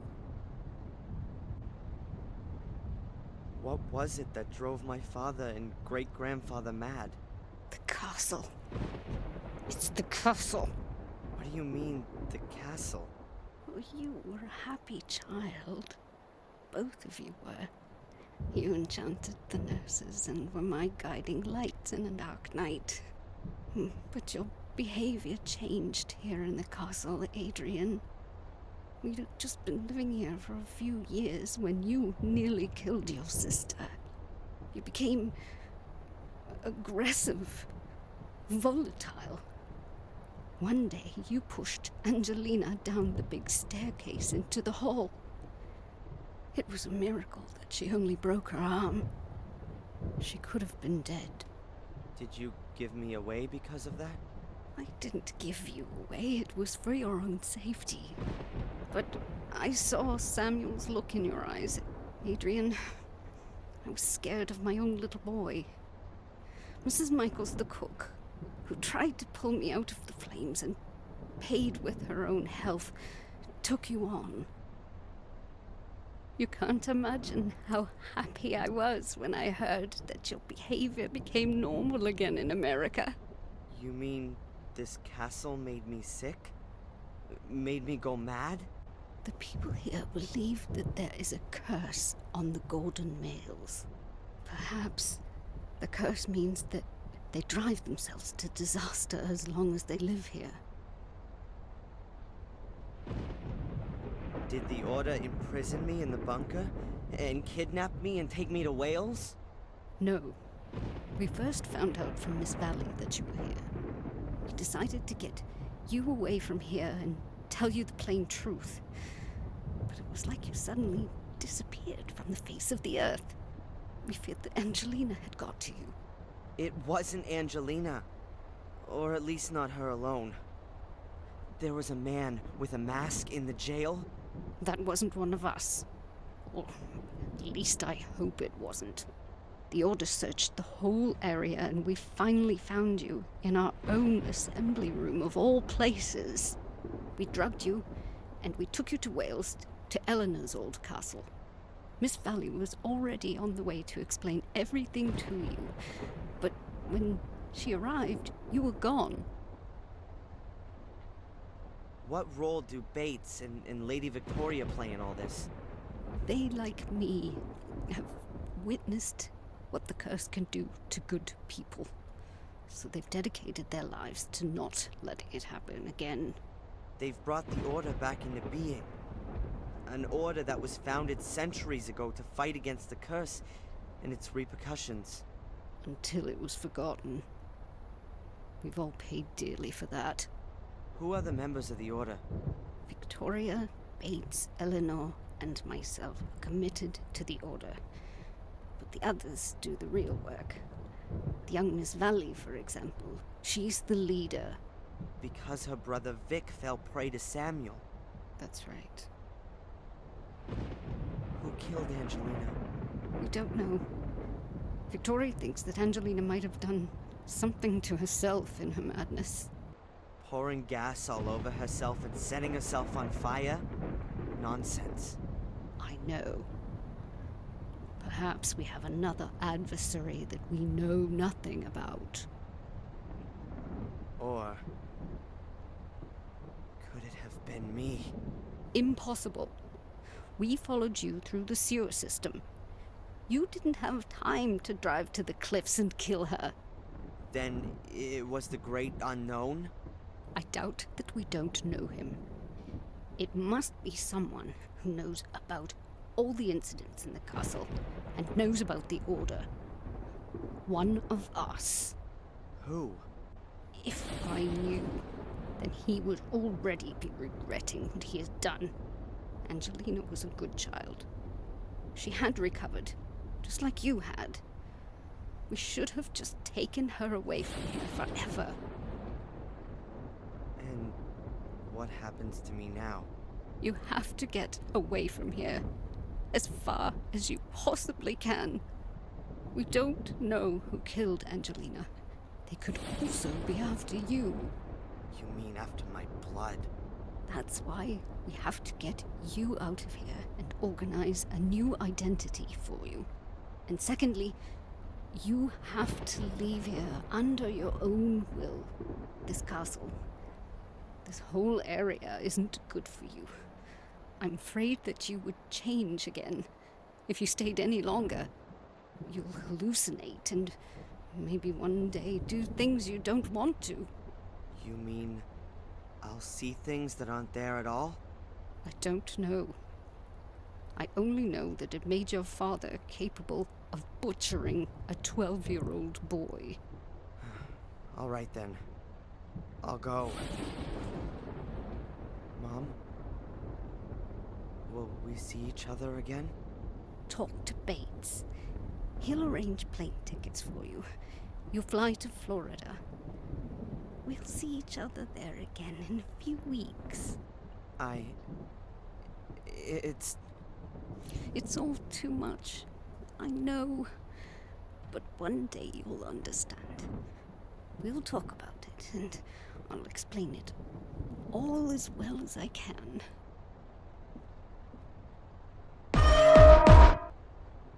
Goodbye, son. So, you know now, Master Adrian. Yes. Why didn't you say anything? When I heard your accent, I thought it might be you, Master Adrian. But I only knew you as a child, and from what your adoptive mother said, I was only sure once you showed me the photograph of Miss Angelina. You knew she was dead? Yes. Her ladyship and I drove to the scene early this morning. Our source in the police informed us. Why all the smoke and mirrors? Why didn't you just tell me what I needed to know? We didn't know how you'd react. I went to the village a short while ago to inform Miss Valley and the others, but I couldn't find anyone. Lady Victoria thought it would be best to keep you occupied and keep an eye on you until... yes, until reinforcements arrived. That won't be necessary. I'll go of my own will. I'm glad to hear that. Ask Lewis for the tickets. Sally should instruct him to collect the tickets from a travel agency in the next town. Thank you, Bates. Where are the ladies? They've retired. The last few days were very stressful for them. You know, there must still be an unknown antagonist. Yes, I believe someone was working with Miss Angelina. Someone from the castle? Or from the village. At least someone who really knows their way around. And ultimately cleared their partner out of the way.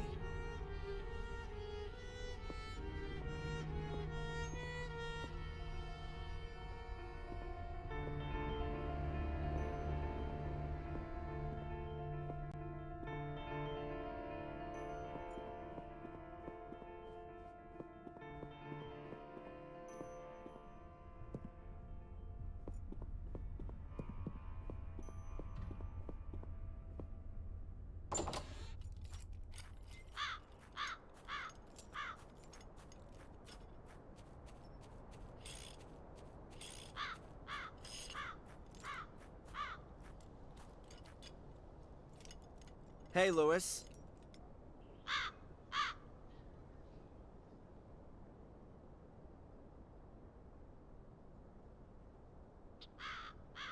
What is it now? Are you back already? What are you talking about? Bates said he'd sent Sally to you, so you drive her to the travel agent. Why a travel agent? If he's thrown her out, it would be just as easy to put her on a train. You mean Sally wasn't here? I haven't seen her since this morning. What's going on? Is he lying? Or Sally? Or is it Bates? Are one of those three the murderer? Only one of them has left the ground since I got here. Well, see you later. Not if I see you first.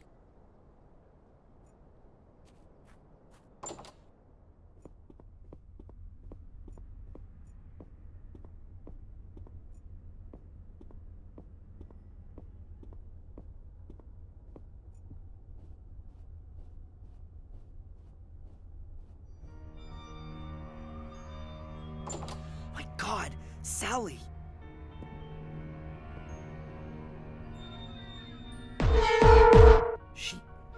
She's dead.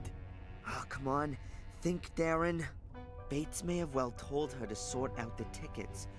The unknown antagonist then murdered her before she could reach Lewis. That means all three of them could be innocent. Or better yet, anyone in the castle could still be after me. Yeah, well, apart from Sally. She's the second young woman that was getting in someone's way.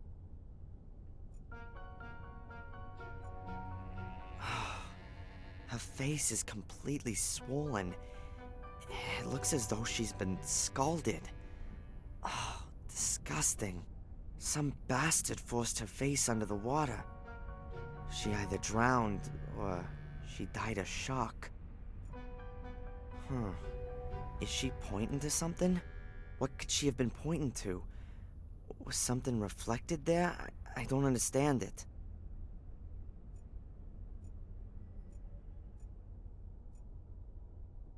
The window's open, but no one could have climbed in here. It'd be quite difficult to climb up the facade.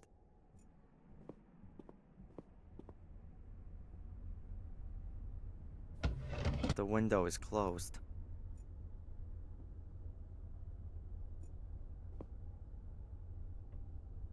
The water is boiling hot.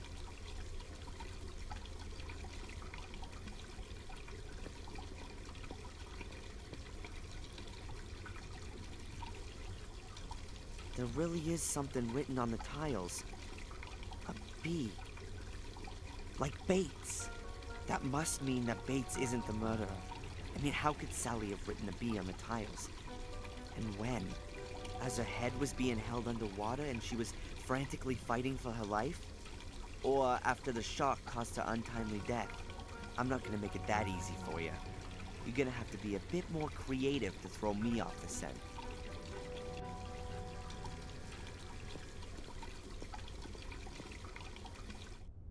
Bates is the one I can trust the most. It seems the murderer wanted to keep me away from him. I have to talk to Bates. The killer wanted me to suspect the butler, but his misguided message only achieved the opposite.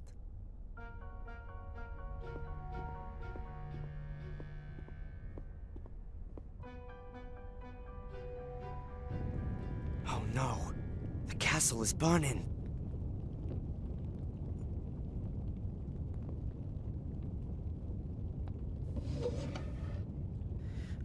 Okay, think, Darren. Towels. Some of them are huge.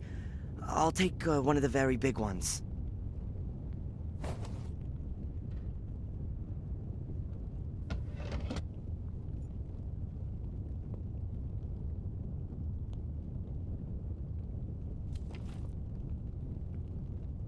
Excellent. It's dripping wet.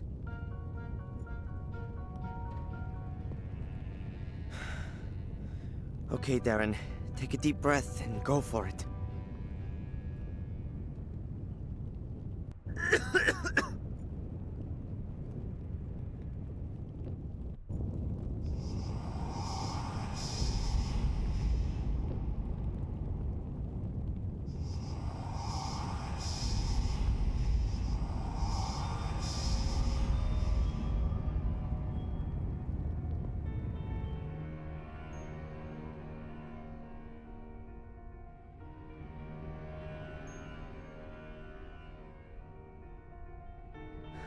Bates! Can you hear me? Adrian, my boy, it's all over. The castle. Don't worry, I'll get you out of here. No. I've spent my whole life in this castle, and I want to die here. But you... Listen, boy. This castle drove your father and his father before him to disaster. Don't let it corrupt you too. Defend yourself against it. How should I defend myself against it? Get away from here and don't ever come back.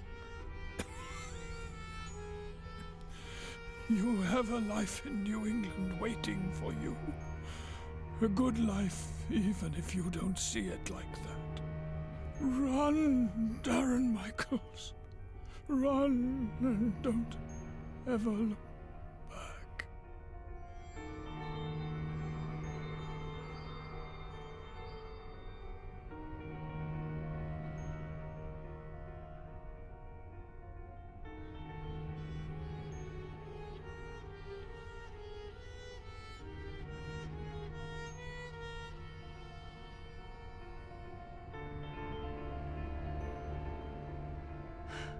Okay, I'll go, but not before I found Angelina's murderer.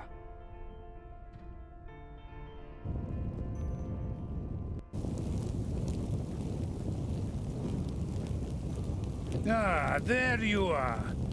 I was starting to worry I'd started the fire too soon. What? It was you? You killed Angelina and the others? You set fire to the castle and imprisoned me? I started the fire, yes. And I locked you in the bunker. But I'm no murderer. So don't force me to be one. What is all this? What do you want? This is no time for long explanations. The car's waiting. We're going on a little trip.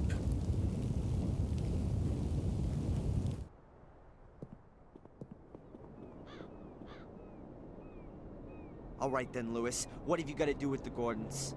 Why are you chasing this illusion? I'm not interested in the curse. He's only after the money. That's impossible! Hello, dear brother. So, you still haven't worked it out? What? What are you doing? I'm fulfilling my destiny. I will evoke Mordred's power and use it for my own purposes. And Boris? And Sally? And my adoptive mother?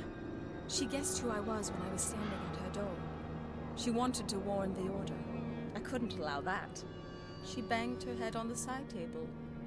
I thought she was dead. What's this all about? What do you want from me? I cannot enter the Academy nor the Summoning Chamber without the blood of a male Gordon. You just can't imagine my disappointment when I had to acknowledge that Richard's blood wouldn't do, and my delight when I found you. And the whole time you never knew about me? No. Our mother and the others kept the secret very well hidden. But then I found some writings which told me everything. I came to Bideford to wrap you around my little finger, and it worked well. I knew that we were bonded by something, and that you'd do anything for me.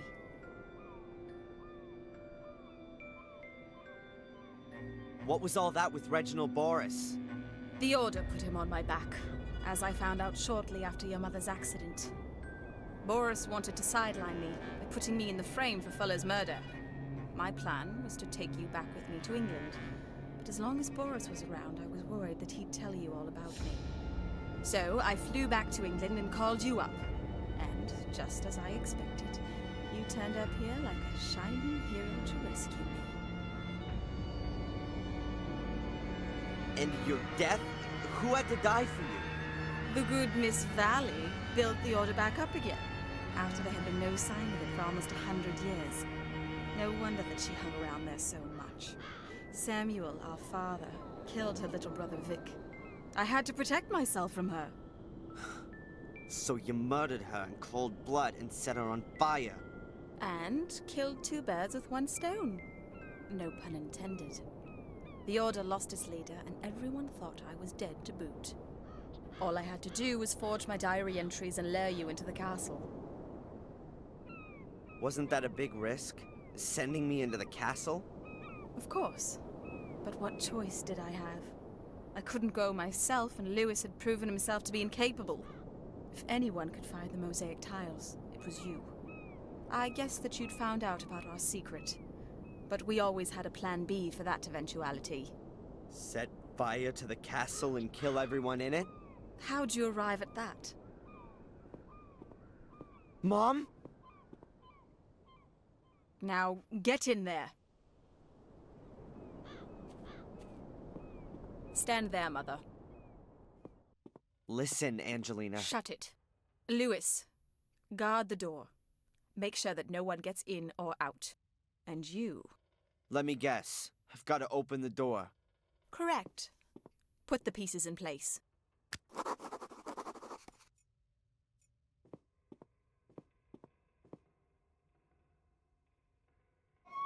The tile fits exactly into one of the grooves. The second tile fits too. There's just the last one missing. Okay, all the tiles are in place.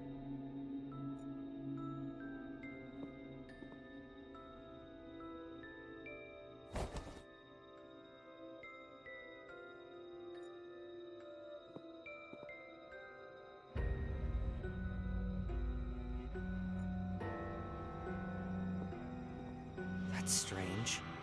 The candle on the plinth is burning. Who lit it?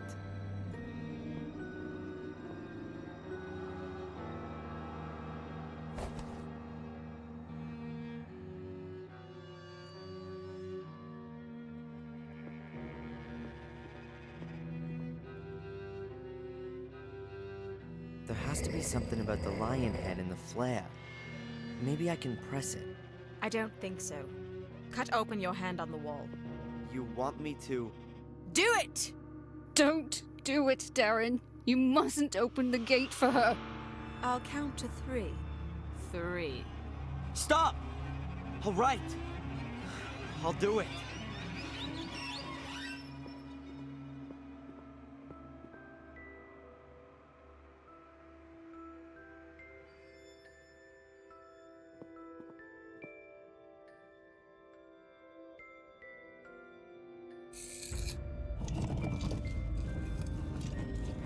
That's it!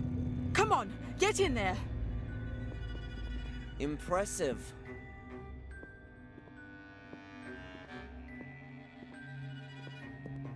It looks like it's been a real long time since anyone has been in here. This is just the beginning. I can feel the power. Mordred is here. Very close. Crap. The Academy's builder picked 8 chosen ones who guard over the power. The gate should only be opened when all 8 are standing on these stone slabs. Otherwise, death will follow. So it says in the old writings. Oh well, I guess we can forget that. There's just 4 of us. Don't be stupid. You'll think of something, dear brother. She's completely nuts. It's no good.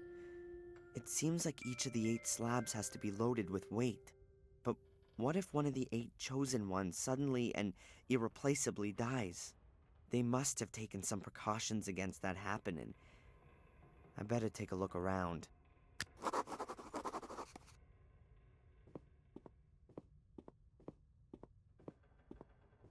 There's a note lying here. There's a semicircle drawn on the note. It's made up of 8 different symbols. I reckon that this is some kind of a user manual for the floor slabs. There's a knife or something drawn on the 3rd tile from the left. Also, there's a flower on the outer left one. The left-hand middle one has a sun. The right-hand middle one has water. And the outer right one is a snowflake.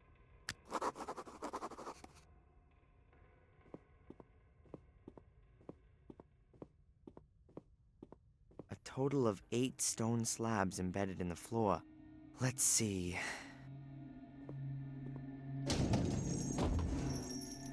That wasn't so great.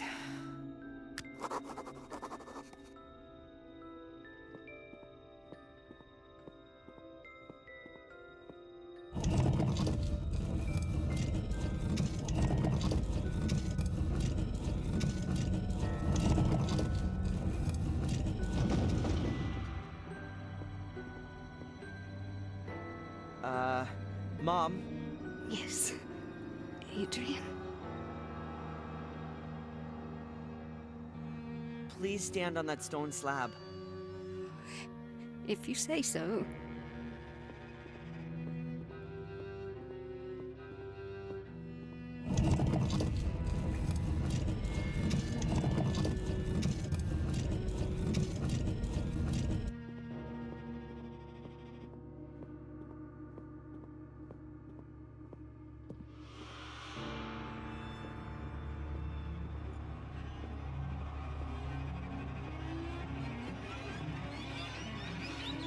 says here, dress of green and hat of white, all would agree a welcome sight, with bells that in the wind do swing, heralding the start of spring.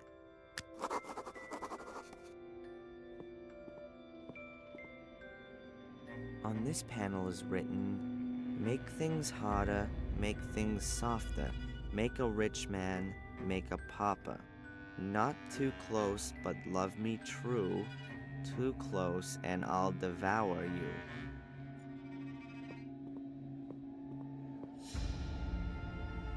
There's a rhyme on the panel. Sails I have, but sail I don't, at least not on the sea. But round and up and down, working hard for thee, grinding up with my back teeth, producing, as I said, the main ingredient which you need to make your daily bread.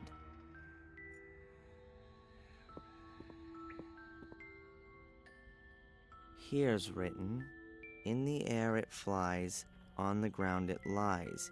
It adorns the trees, makes old men wheeze. On the stove it melts, from gray skies it pelts.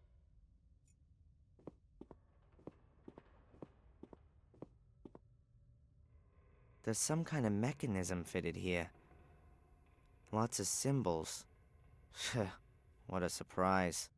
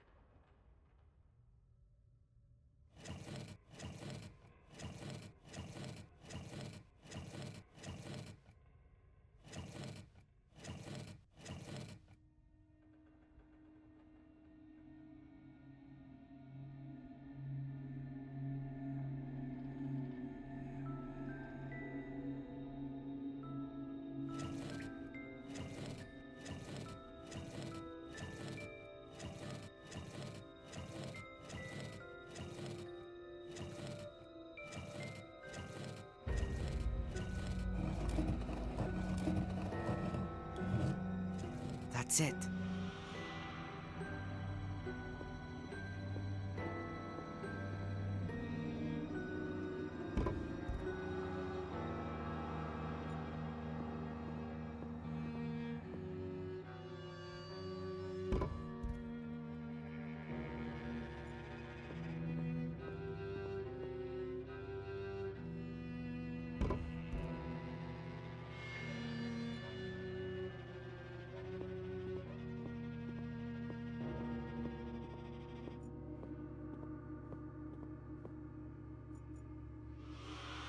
A richly ornate staff from out of the puzzle room. I think it's supposed to symbolize the spring.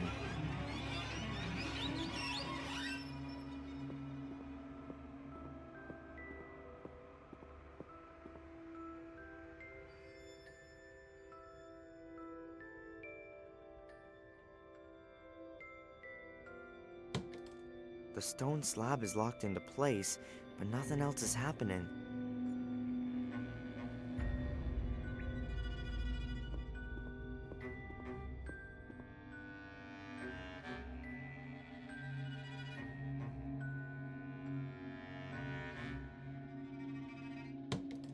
Looks like the stone slab is locked into place.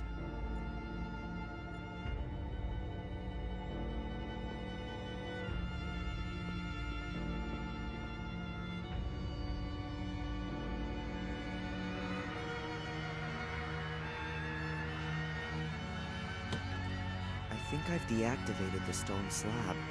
At least it's locked into place.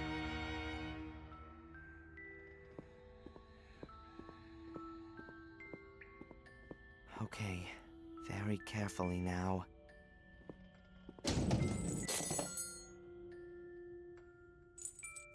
A knife was released when the trap was sprung. I'll take it.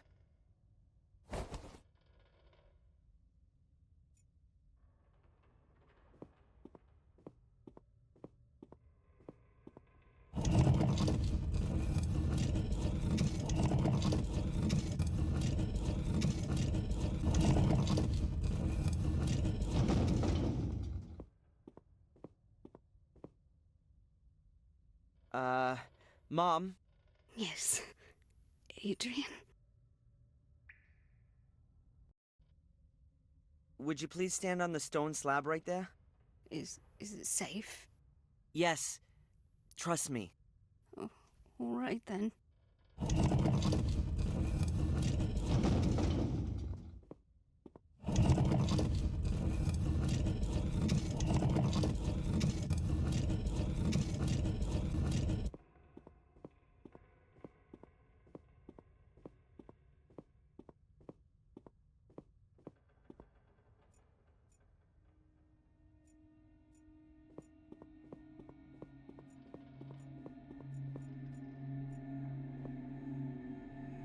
A rope that must be connected to the mechanism.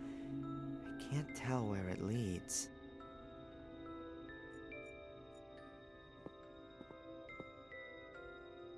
They're the same symbols here as on the big panel next to the stairs.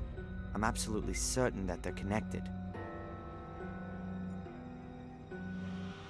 A huge block of stone. It's gotta weigh at least a ton. The weight must be keeping the big lattice gate down there closed.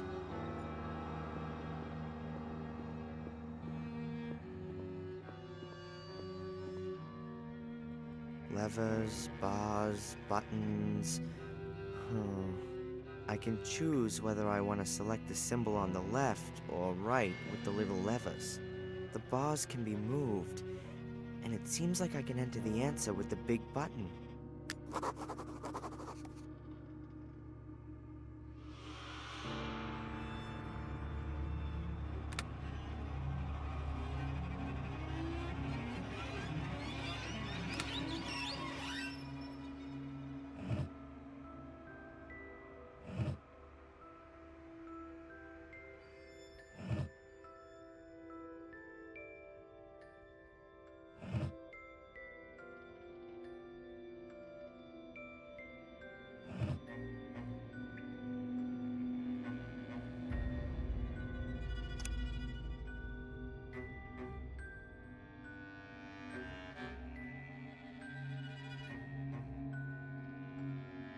Okay, I think I know now which rope I have to cut to spring the right trap. The stone block should land on the slab. Oh, I hope I'm not mistaken.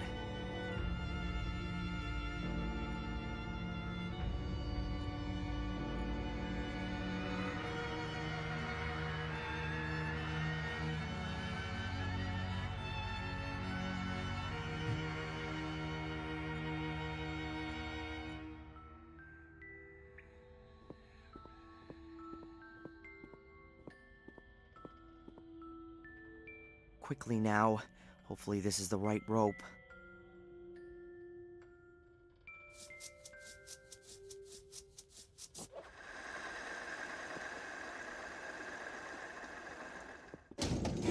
What are you doing? That was...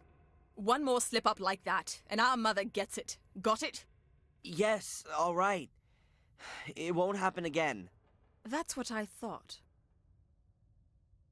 Okay, now 4 of the stone slabs are deactivated, and Catherine's standing on one of them. This is my chance. I've got to convince Angelina and Lewis to stand on the wrong slabs. Hopefully my plan's gonna work. Angelina? What is it? Listen, there's really no other way. We'll have to stand on the remaining slabs if the gate's gonna open. All right, then. But if there's any messing around... Got it. I think I've disarmed all the traps.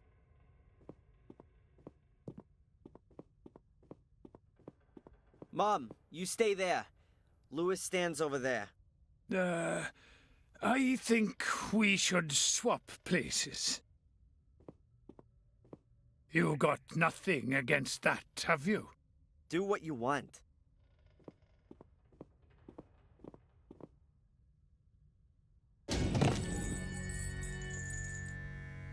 Oops. Very clever.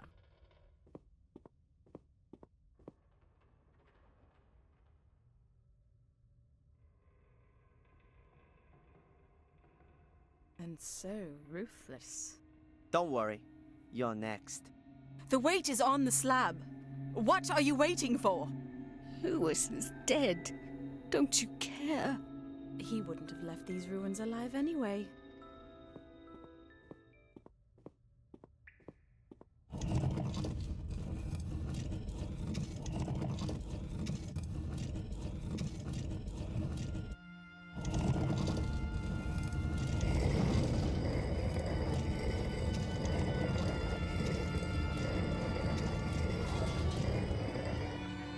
Go on.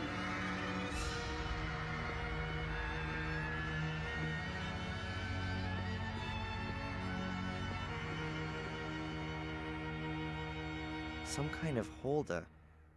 But what goes in it?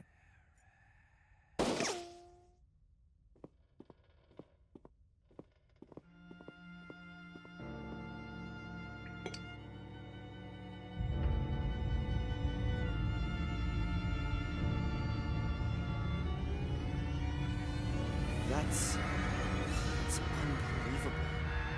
Finally. Go on, lead the way.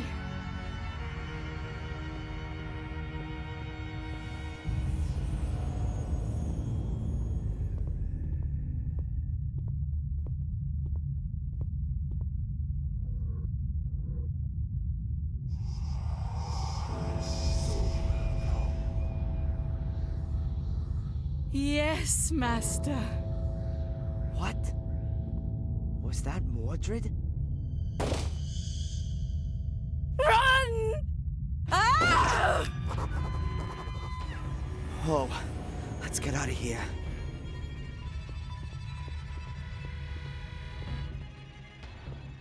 I heard something.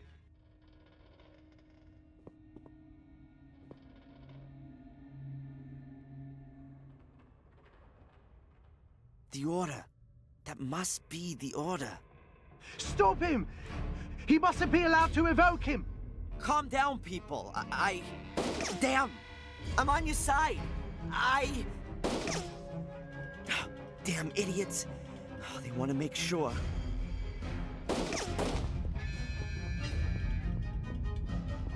Angelina isn't here, and she hasn't gone past me. Either she's still in the summoning chamber, or got in the labyrinth some other way. Whoa! The side doors closed when the big gate opened.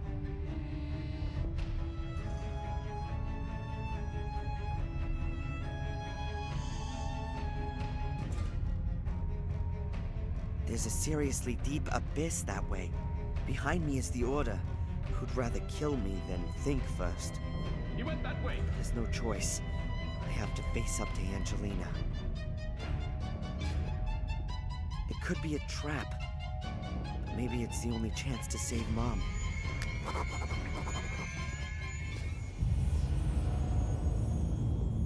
Is she here? No. Come, let's get you out of here. No. Don't you understand, Adrian? It's not about me. It's not only about you either. Your father caused a lot of suffering, and I don't want you to become guilty too. I don't intend to. That's not your decision. These are powers that are greater than a single person. Exactly. It's about infinite power. Divine power. Power that has been sleeping for too long.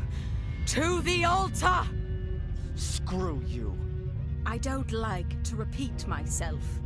Go to the altar and read from the book. I don't like to repeat myself either. Screw you. The next bullet is going through your kneecap. You won't get any further without me. You can't kill me. You need me. But I don't need her.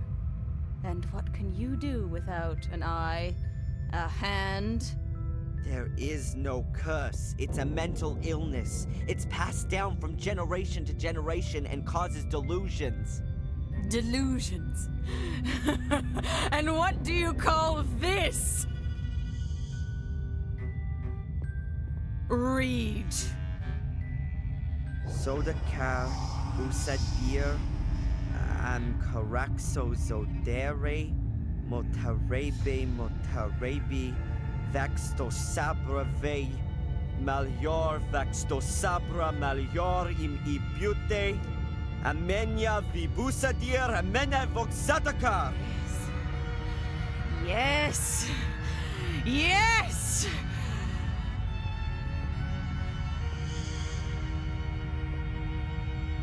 And now?